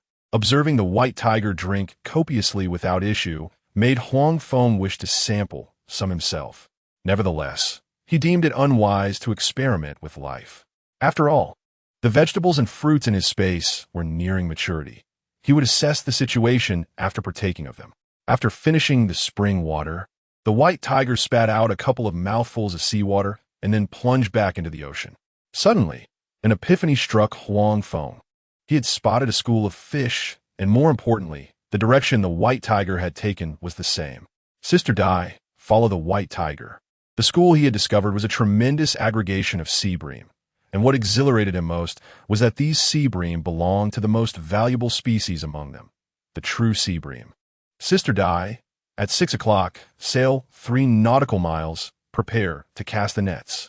Soon, with a resounding splash, the massive trawl net descended slowly from the stern of the boat. As the net unfurled, it aligned perfectly with the current, accurately covering the trajectory of the true sea bream school, quietly sealing off their escape route. Given that true sea bream typically do not grow large, with most mature specimens weighing between 1 to 5 pounds, Huang Feng had specifically chosen a medium-sized fishing net for this occasion. The mesh size of this fishing net has been meticulously calculated, with a diameter precisely allowing juvenile fish weighing less than 1 pound to pass through effortlessly, while mature fish exceeding 1 pound are ensnared securely. This method ensures a steady capture of the prized Red Sea bream, safeguarding both the quality and weight of the catch. Simultaneously, it permits juvenile fish weighing under 1 pound to escape through the mesh, granting them the opportunity to grow, thus achieving sustainable fishing without jeopardizing the delicate balance of the marine ecosystem. This principle has been steadfastly upheld by Huang Feng, a seasoned fisherman. The schools of Red Sea bream continue to swim along their customary routes, blissfully unaware of the impending danger lurking beneath the surface. As they glide gracefully through the waters, they soon find themselves encircled by the fishing net, each fish moving within, oblivious to the fact that they have become ensnared in a trap. Chapter 91, 16 million. As the trawling net continued to drag through the shoal of fish, the quantity of red sea bream within the net increased significantly, causing the net's weight to gradually submerge, and the vessel itself appeared to tilt slightly under the strain of the hull. The trawl moved through the ocean for over an hour before Huang Feng commanded, "Stop the boat. Haul in the net." The net retrieval equipment immediately sprang into action as the massive ropes tightened slowly under the motor's influence, emitting a low, buzzing hum. Inch by inch, the net, brimming with red sea bream, was drawn from the depths of the sea. As the net ascended, water dripped continuously from a mesh, creating a series of small puddles on the deck. When the net finally broke free from the water's surface, a bountiful catch of red sea bream was dramatically revealed before all eyes. The fish shimmered brilliantly in the sunlight, reflecting dazzling rays. As they leapt and struggled within the confines of the net, producing a cacophony of splashes that echoed loudly, creating an utterly breathtaking scene. Wow! Huang Dai was the first to rush to the stern of the boat. Upon catching sight of the catch within the net, he couldn't help but exclaim an expletive, his eyes widening in disbelief. "My goodness, so many red sea bream. Little madman, we're going to strike it rich. This voyage has truly made us a fortune." Huang Feng's gaze, however, transcended the exuberant Huang Dai, landing on the display of the weighing scale. Weight, 232 kilograms. Over 20,000 pounds? Upon witnessing this astounding figure, even the typically composed Huang Feng, who seldom displayed emotion, could not suppress the sudden dilation of his pupils, inhaling sharply. The salty breeze from the sea accompanied the gasp, jolting him into a heightened state of awareness. Could it really weigh this much? At this rate, we are truly on the verge of wealth, he murmured to himself, his voice soft yet unmistakably tinged with a tremor that could not be concealed. Anyone faced with such a bounty would find it challenging to maintain absolute composure. This was not merely a haul of dozens or hundreds of pounds. It was a veritable treasure trove. The digits on the scale stood out starkly, akin to a thunderclap that struck the hearts of the three men. Huang Feng stared at the numbers, momentarily lost in thought, his mind racing to convert the weight. 1 kilogram equals 2 pounds, thus 232 kilograms translates to 464 pounds. This single haul had yielded over 20,000 pounds of red sea bream. What was even more exhilarating was the size of the fish. The smallest were the size of an adult's palm, and most were likely over 2 pounds each. According to the current market conditions in Sergio, red sea bream weighing less than 2 pounds could fetch over 400 per pound. Those exceeding 2 pounds, with firmer flesh and superior flavor, could command more than 800 per pound. With these calculations, over 20,000 pounds of red sea bream, even at 800 per pound, would be valued at no less than 16 million. It was merely a cast of the net. It consumed the better part of the day, yielding a catch valued at over 16 million. Such a rapid accumulation of wealth transcended the imagination of ordinary individuals. Bordering on the surreal, Huang Feng turned his head to exchange a glance with Huang Dai, and in their eyes, they both beheld the same incredulity. Absurdity. It was simply too outrageous. Having spent years in the fishing industry, Huang Dai had only witnessed the largest single haul amount to a mere hundreds of thousands.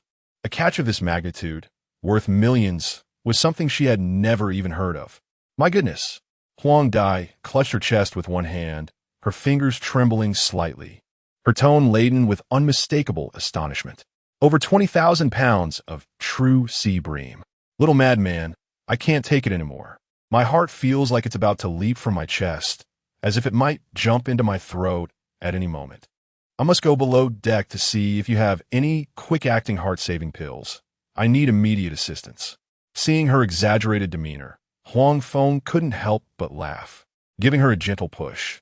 Stop the theatrics and come help. With so many fish, there's no time for laziness. All right then. Togatea, Huang Feng, Huang Di, and Huang Tu immediately immersed themselves in the bustling task of sorting. Their roles were clearly defined, and they worked in perfect harmony. Huang Tu and Huang Dai crouched on the deck, 2 large plastic baskets before them. Their nimble fingers danced among the fish, meticulously sorting and selecting. The smaller, less vigorous fish were placed into the left basket, while the larger, intact, and still wriggling fish were deposited into the right basket. These were prize goods that commanded a high price and required special care. Huang Feng busied himself transporting the fish into the hold. The scale of the task was undeniably immense. Although the three were robust young men, accustomed to physical labor aboard the vessel, they had honed their strength over time. Huang Feng could lift a 100-pound fishing net with one hand, and Huang Dai could carry multiple cases of bottled water in one go. However, confronted with over 20,000 pounds of fish, they soon found themselves drenched in sweat. The perspiration trickled down their cheeks, pooling on the deck in small patches. Their shirts, soaked through, clung tightly to their skin, outlining their muscular forms. Their arms ached to the point of near immobility, each bend and rise accompanied by the pain of fatigue, as if countless tiny needles were pricking them. Yet despite this, none of them uttered a word of weariness. Their hands never ceased their labor, for they understood that each fish represented a tangible gain, a promise of future sustenance. After a relentless 4 hours, they finally gathered all the true sea bream. When Huang Feng shut the heavy hatch with a click and locked it, the trio collapsed onto the deck, gasping for breath. The exertion of moving the fish had indeed been exhausting, especially during the final few trips, when every push of the cart felt exceptionally burdensome, as if their feet were weighed down with lead, their knees trembling slightly. Yet, the thought of the staggering value of these fish, amounting to 16 million, kept their spirits buoyant. Contemplating my modest aspirations, the fatigue enveloping me dissipated as if swept away by a refreshing sea breeze. In its place surged an inexhaustible vigor, compelling me to hasten my actions.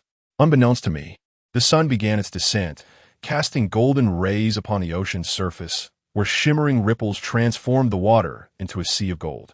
Occasionally, a few seagulls soared overhead, emitting their raucous calls, infusing this tranquil expanse with a touch of life.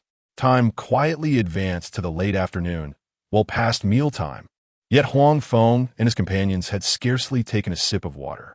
Such is the life of a fisherman, toiling upon the sea, reliant on the tides and time. Once engrossed in their work, meals and rest must be postponed. Punctuality becomes a luxury. At times, in pursuit of a bountiful catch, they might labor for hours on end without respite. In comparison to the safety of their haul and the prospect of earning a bit more, transient hunger and weariness pale into insignificance. Chapter 92. The clever white tiger Huang Feng retrieved the pre-prepared bread, ham sausage, and bottled water from the refrigerator. These were essential provisions for embarking on the sea, durable and capable of staving off hunger. He distributed the bread and ham sausage to Huang Dai and Huang Tu, while he unscrewed the cap of the bottled water and gulped down nearly half of it. The cool liquid coursed down his throat, alleviating the discomfort of dryness. The bread had become hard and cold, requiring a bit of effort to bite into, and the ham sausage was merely of ordinary chicken flavor, lacking any distinctive taste. Yet, at that moment, the three found it particularly delightful. Perhaps due to the exhaustion from their labors, even the simplest of foods had transformed into a delectable feast. As Huang Dai ate, she turned to Huang Tu and remarked, "You lucky fellow. At just 18, you get to accompany this little madman. If you work diligently, you shall not be shortchanged in the future." Huang Tu smiled shyly, nodding vigorously, his mouth stuffed with bread, rendering him speechless. After they finished their meal, Huang Dai wiped the crumbs from the corners of her mouth, brushed her hands on her trousers, and rubbed them together, her face still reflecting the remnants of excitement. She leaned toward Huang Feng, seating herself on the deck beside him, her voice brimming with anticipation as she inquired, Little madman, look, if we cast another net, we could make a fortune, over 10 million. Or, shall we return now and sell these genuine sea bream? The sooner we sell, the sooner we receive our money, and our hearts will be at ease." The mere thought of selling the sea bream for a staggering 16 million sent a thrill coursing through Huang Dai, causing her to tremble with excitement. Although this immense sum was not hers, participating in such a miraculous harvest and witnessing the spectacle of pulling in over 10 million was enough to keep her exhilarated for days, even igniting her desire to boast about it. To think of a single haul yielding 16 million in catch. For fishermen who spend their lives adrift at sea, reliant on nature's whims, this was an unprecedented bounty, akin to a divine reward from the Dragon King. Fishermen never competed over the size of their vessels or the quality of their equipment, but rather over who could catch the most valuable fish. This event would furnish her with tales to share for years to come, allowing her to hold her head high and shine with pride wherever she went. However, upon hearing Huang Dai's suggestion to return, Huang Feng merely smiled and shook his head. "There's no rush. Now that we are here, we cannot simply cast one net and leave, can we? Earning more is never a bad thing. Wouldn't you agree?" Huang Dai's eyes widened in astonishment, akin to brass bells, her face expressing disbelief as she responded, "Goodness, you are quite greedy, aren't you? This is genuine sea bream worth 16 million. Are you not satisfied even now? If we return, we could already be rolling in riches. What if we venture deeper into the sea and encounter storms, or fail to find the fish? Wouldn't that make our efforts in vain?" Clearly, she struggled to comprehend Huang Feng's decision. In her perspective, knowing when to withdraw is the most prudent choice. Huang Feng merely smiled faintly, refraining from a direct rebuttal. Instead, he posed a question: why settle for less? Our journey to the sea is not an easy endeavor. Since we are here, we must fill the fish hold to the brim. Otherwise, our trip would be in vain. As for the waves, rest assured, I checked the weather forecast yesterday, and the next 3 days promise clear skies, devoid of storms. His tone was calm, yet imbued with a persuasive conviction. Huang Dai understood that Huang Feng's decision was immutable. "Very well, I concede. You are truly remarkable, little madman. This stamina, this spirit. Had it been anyone else, they would have long since called for a return. Only you could remain so spirited." Upon hearing this, Huang Feng chuckled and playfully scolded her, the smile at the corners of his lips deepening. He gently nudged Huang Dai's arm, his fingertips brushing against her firm muscles. Enough of this bravado. Stop rambling and go rest. Gather your strength so we can venture deeper into the sea and strive to haul in another bountiful catch. The following day, at dawn, the trio quickly washed up and prepared themselves before stepping back onto the deck. Huang Dai approached the helm, deftly grasping the steering wheel of the trawler. With a twist of her wrist, the yacht slowly changed course, heading towards the deeper, more expansive waters. The vessel sliced through the tranquil sea surface, leaving a long, white wake that gradually dissipated and merged with the ocean. Sunlight danced upon the shimmering waves, resembling a scattering of gold dust from the heavens, dazzling and captivating enough to make one squint. As they sailed, time slipped away amidst the gentle undulations of the waves. And before they knew it, over 2 hours had elapsed. During this interval, Huang Feng had not encountered an opportune moment to drop the nets. Standing on the deck with a pair of binoculars, he feigned meticulous observation. In truth, his mind was immersed in the depths of the ocean. However, the schools of fish he encountered were either too small, yielding meager returns, or comprised of low-value species, which would not fetch a respectable price. Falling far short of his expectations, Huang Feng remained unperturbed, well aware that haste would yield no rewards. The ocean is vast and unbounded, harboring countless mysteries. To encounter a school of fish that is both rare and lucrative, while also substantial in size, is no easy feat. Patience and focus are the hallmarks of a successful fishing expedition. Amidst this seemingly monotonous voyage, the most delightful presence was the little beluga whale, by who? That persistently trailed behind their vessel. This spirited creature was akin to a child with boundless energy. It would suddenly leap from the water, its snow-white belly glistening in the sunlight. As it arched gracefully through the air, the splash upon its descent sent droplets soaring high, refreshing the deck. Moments later, it would plunge back into the depths, leaving only faint ripples on the surface before vanishing, as if playing a game of hide and seek with the crew. Occasionally, one might glimpse scattered schools of small fish in the distance, and it would eagerly dart forward to frolic among them, skillfully weaving through the shoals. After a time of playful exertion, it would float upon the water's surface, its head slightly elevated, joyfully spouting jets of water. These arcs of water, refracted in the sunlight, produced delicate rainbows, a sight that brought immense delight. Huang Feng, observing from the deck, could not suppress his laughter.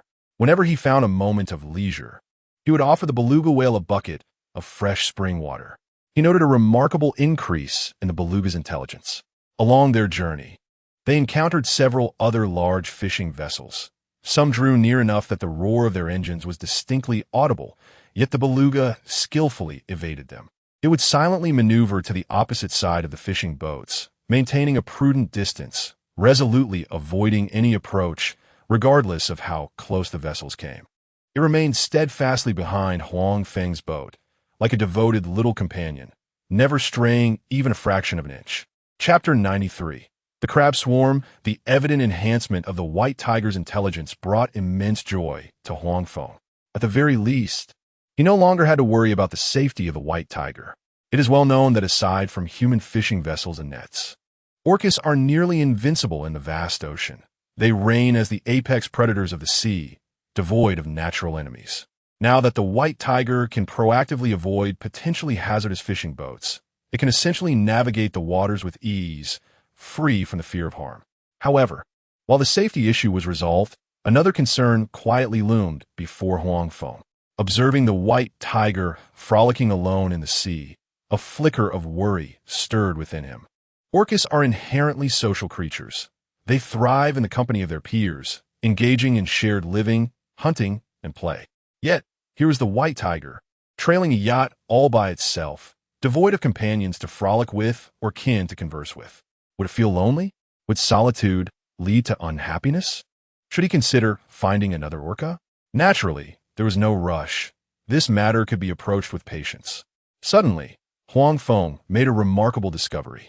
This time, he realized he had not encountered a school of fish, but rather a dense, seemingly endless swarm of crabs. Indeed, it was a swarm of crabs, specifically the prized Chinese mitten crabs.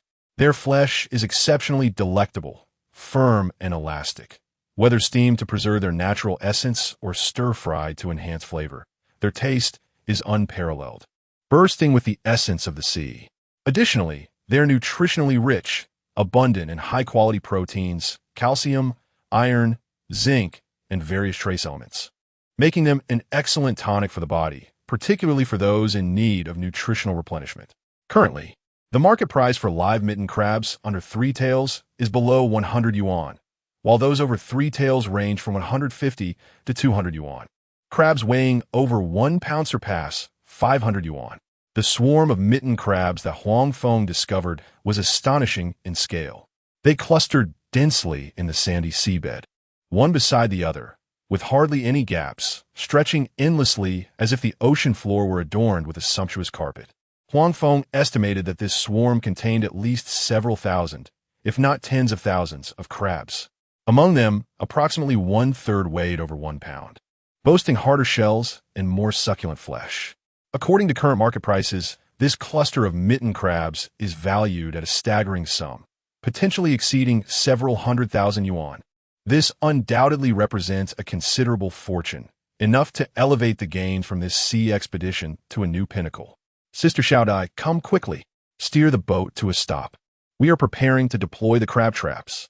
His voice resonated across the water surface, and even the gently undulating waves seemed to join in the merriment, quickening their rhythm against the hull as if celebrating the impending bounty. Inside the cockpit, Huang Dai grasped the controls, her focus unwavering as she gazed intently at the expanse of the sea ahead. Upon hearing Huang Feng's command, she did not hesitate for a moment. It is well known that since she began fishing with Huang Feng, his judgments had never led her astray. Thus, in this moment, Huang Dai acted without a shred of doubt. All right, stopping now. The response of Huang Dai exuded a sense of decisiveness. Before her words had fully dissipated, she adeptly seized the yacht's control stick, gradually easing the throttle. The engine's roar softened, transforming into a gentle hum, as the vessel's speed diminished, ultimately coming to a serene halt upon the ocean surface. At this juncture, Huang Dai had fully acknowledged Huang Feng's fishing prowess. Initially, she harbored some doubts and hesitated to share her own experiences. Yet, the bountiful harvest brought forth by his precise judgments had long dispelled those uncertainties. Now, whenever Huang Feng issued a command, she complied without question, placing unwavering trust in his discernment. As soon as the boat came to a stop, Huang Feng turned and made his way toward the storage compartment below deck. Huang Dai and Huang Tu promptly followed, anxious not to waste a moment. Upon opening the storage compartment door, a subtle scent of seawater mingled with the fragrance of wooden tools wafted toward them, a distinctive aroma born from years of engaging with the ocean. The interior was clearly visible. Several deep blue fishing nets were neatly stacked, their edges meticulously arranged, a testament to diligent maintenance. In one corner lay a stack of crab traps, their metallic frames glimmering under the overhead lights, the mesh on the traps both dense and robust. These crab traps had been a complimentary set provided by the dealer when they purchased the yacht. Huang Dai crouched down, her fingers brushing against the trap's framework, unable to suppress her admiration. These traps are quite sturdy. It seems the dealer did not deceive us. Huang Feng nodded with a smile, beginning to count the crab traps meticulously 1, 2, 3, until he reached the end, totaling a remarkable 100. Each group of crab traps was securely linked by a nylon main line, thick as a wrist, its material evidently durable. Along each main line, 50 traps were evenly distributed, maintaining a consistent spacing. A closer inspection revealed that the structure of these crab traps bore a striking resemblance to the hook lines they had previously used. On either side of the main line, thinner auxiliary lines were tied, their ends firmly attached to the live hooks of the traps, which featured inwardly slanted openings. This design was both stable and orderly, evidently the result of careful consideration. Huang Feng pointed to the traps and explained, "This structure allows for convenient deployment. There's no need to lower them individually. Retrieval is even easier by simply activating the yacht's hoist and gently pulling the main line. All the traps can be lifted from the water in one go, saving considerable effort." Huang Dai and Huang Tu nodded in agreement, increasingly impressed by the thoughtful design of the traps. However, despite their seemingly modest size, the traps were surprisingly heavy. Huang Feng attempted to lift one and immediately felt the weight in his arm. He pointed to the bottom of the trap. Each one is equipped with a lead weight, ensuring that the traps sink steadily to the ocean floor without being swept away by the currents. Considering this, the combined weight of the 100 traps amounted to several thousand pounds. The trio of Huang Feng, Huang Dai, and Huang Tu promptly began the task of transporting them. Before long, beads of perspiration began to form on their foreheads, trickling down their cheeks and dripping onto the deck, where they were quickly dried by the sea breeze. After nearly half an hour of bustling to and fro, they finally managed to relocate all the crab traps onto the deck, arranging them neatly along the edge, resembling a battalion of soldiers awaiting orders. However, bringing them onto the deck did not imply that they could simply be cast into the sea. Huang Tu wiped the sweat from his brow and asked with a hint of confusion, "Brother Feng, can we place the traps down now?" Huang Feng, with a smile, shook his head and patiently elucidated, "Not yet. Even if we are aware of the crab's location, without sufficiently fresh bait to entice them, these astute blue crabs will never willingly enter the traps. Having spent a considerable amount of time on the seafloor, they are highly vigilant. We must stimulate their appetite with bait. Therefore, before we lower the traps, there remains a crucial step. We must fill each trap with fresh bait. The bait used to lure the crabs is quite similar to that employed when setting hooks. It consists of the freshest sea fish, chopped into small pieces. The strong odor of the fish is incredibly alluring to crabs who have spent their lives on the ocean floor, ensuring that this bait will undoubtedly attract them." Fortuitously, while catching snapper yesterday, the fishing net also inadvertently ensnared a significant number of smaller fish. These smaller fish, though lacking the size and tenderness of snapper and possessing little economic value, serve as perfect bait. This approach not only avoids waste, but also achieves an exceptional enticing effect, epitomizing the principle of making the most of available resources. Chapter 94. Sipping beer and savoring seafood in the ensuing hours, the trio became completely engrossed in their tasks. Huang Dai, wielding a sharp knife, crouched beside a wooden board, deftly slicing fish into uniformly sized pieces. The rhythmic sound of chopping resonated on the deck, mingling with the pungent scent of fish that permeated the air. Meanwhile, Huang Feng and Huang Tu busied themselves distributing bait. Each crab trap was equipped with a specialized metallic bait box, perforated with numerous small holes that allowed the enticing aroma to escape while preventing the bait from being washed away by the sea. He carefully placed the fish chunks in the boxes, then positioned the bait-filled containers in their designated spots inside the crab traps, ensuring that the bait remained secure against the currents while still being easily detectable by the crabs. By the time all 100 crab traps were filled with bait, the sun hung high in the sky. Huang Feng wiped the sweat from his brow, rising to stretch his stiff shoulders. "Xiao Dai, please start the hoist. Xiao Tu, come and help me with the main line. We are ready to deploy the traps." Both responded in unison, their voices brimming with enthusiasm. Huang Dai swiftly made her way to the hoisting operation station beside the cockpit. She gently pressed the controls, checking all functions of the hoist, and upon confirming everything was in order, signaled an OK to Huang Feng. Huang Tu hurried to Huang Feng's side, gripping one section of the main line firmly, collaborating with Huang Feng to slowly lower the line towards the sea. The hoist's motor gradually began to hum, emitting a deep, resonant sound as the main line, guided by the mechanical arm, descended steadily towards the ocean floor. The crab traps sank one by one, creating delicate splashes on the surface, akin to pearls falling into a jade dish. The two worked in perfect harmony, with Huang Dai attentively monitoring the descent speed of the main line, occasionally adjusting the angle of the mechanical arm. Huang Feng and Huang Tu steadied the main line at the edge of the deck, their eyes fixed on the water's surface, ready to reposition at the slightest indication of a snag. After 2 arduous hours of work, the 2 sets of 100 crab traps were finally deployed successfully to the seabed, precisely where the clusters of blue crabs congregated.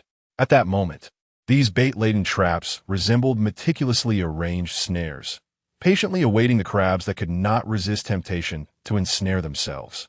With all preparations complete, tranquility returned to the deck, leaving behind the three weary yet hopeful figures. Huang Feng spoke slowly. The crab traps need to remain on the seabed for half a day. Let us prepare a meal. Huang Dai and Huang Tu nodded, their hearts filled with anticipation, eager to discover how many crabs would be lured into the traps and what their haul would be. Leaning against the ship's railing, Huang Dai rubbed her sore arms, having spent the better part of the day moving traps and preparing bait, leaving her limbs somewhat stiff. Yet, her face could not conceal her excitement, her eyes sparkling as she turned to Huang Feng, curiously asking, Xiao Feng, what prompted you to decide on placing the crab traps here? Gazing intently at the sea, a playful inquiry emerged. Do you possess some secret? Huang Feng replied, with a gentle smile, do you think this is akin to mastering martial arts? There are no secrets. It is simply my sixth sense. Ah, the sixth sense again? Huang Dai chuckled, her face lighting up with excitement. Your sixth sense is truly unparalleled. I have no doubt tomorrow will yield a bountiful catch. Her enthusiasm swelled, as if she could already envision the scene of tomorrow's net brimming with crabs. At this moment, Huang Dai's admiration for Huang Feng bordered on blind reverence. All right, enough chatter. Let us prepare the meal. The trio quickly fell into a rhythm of collaboration. Huang Feng took charge of the crabs, meticulously scrubbing the shells of the small ones caught the previous day to rid them of mud and sand. Huang Tu busied himself cleaning the shellfish, submerging scallops and clams in fresh water, allowing them to expel any grit. Once finished with her anchoring duties, Huang Dai joined in the culinary preparations. The kitchen soon buzzed with activity, the sounds of washing vegetables, sizzling pans, and crackling flames intertwining harmoniously. Before long, an enticing aroma wafted from the kitchen. The fragrant scent of steamed crabs, the garlicky allure of scallops with vermicelli, and the savory crispness of pan-fried fish filled the air. A simple yet exquisite seafood feast was swiftly laid out on the deck. The three gathered around a small table at the center of the deck, which was laden with steaming seafood and accompanied by several chilled bottles of beer. They savored the cool sea breeze as they indulged in the delectable feast, the succulent meat dissolving in their mouths, each bite brimming with the essence of the ocean. A sip of icy beer followed, the refreshing sensation gliding down their throats, instantly banishing any weariness. As Huang Tu relished a crab, he mumbled, "This is so delicious. These crabs are far fresher than any I've had at home. Nothing compares to just caught seafood." Huang Feng and Huang Dai couldn't help but chuckle at his delight. After satisfying their appetites, Huang Dai patted her round belly and let out a satisfied burp. Suddenly, her eyes sparkled with inspiration as she rubbed her hands together and proposed, "Little madman, little two, with nothing pressing to do and the sea breeze so pleasant, shall we play a game of landlord? It will be a splendid way to pass the time and liven things up." "Sounds good," Huang Feng responded with a grin. "A little game would be perfect for relaxation." Huang Tu, equally enthusiastic, sprang to his feet and swiftly retrieved a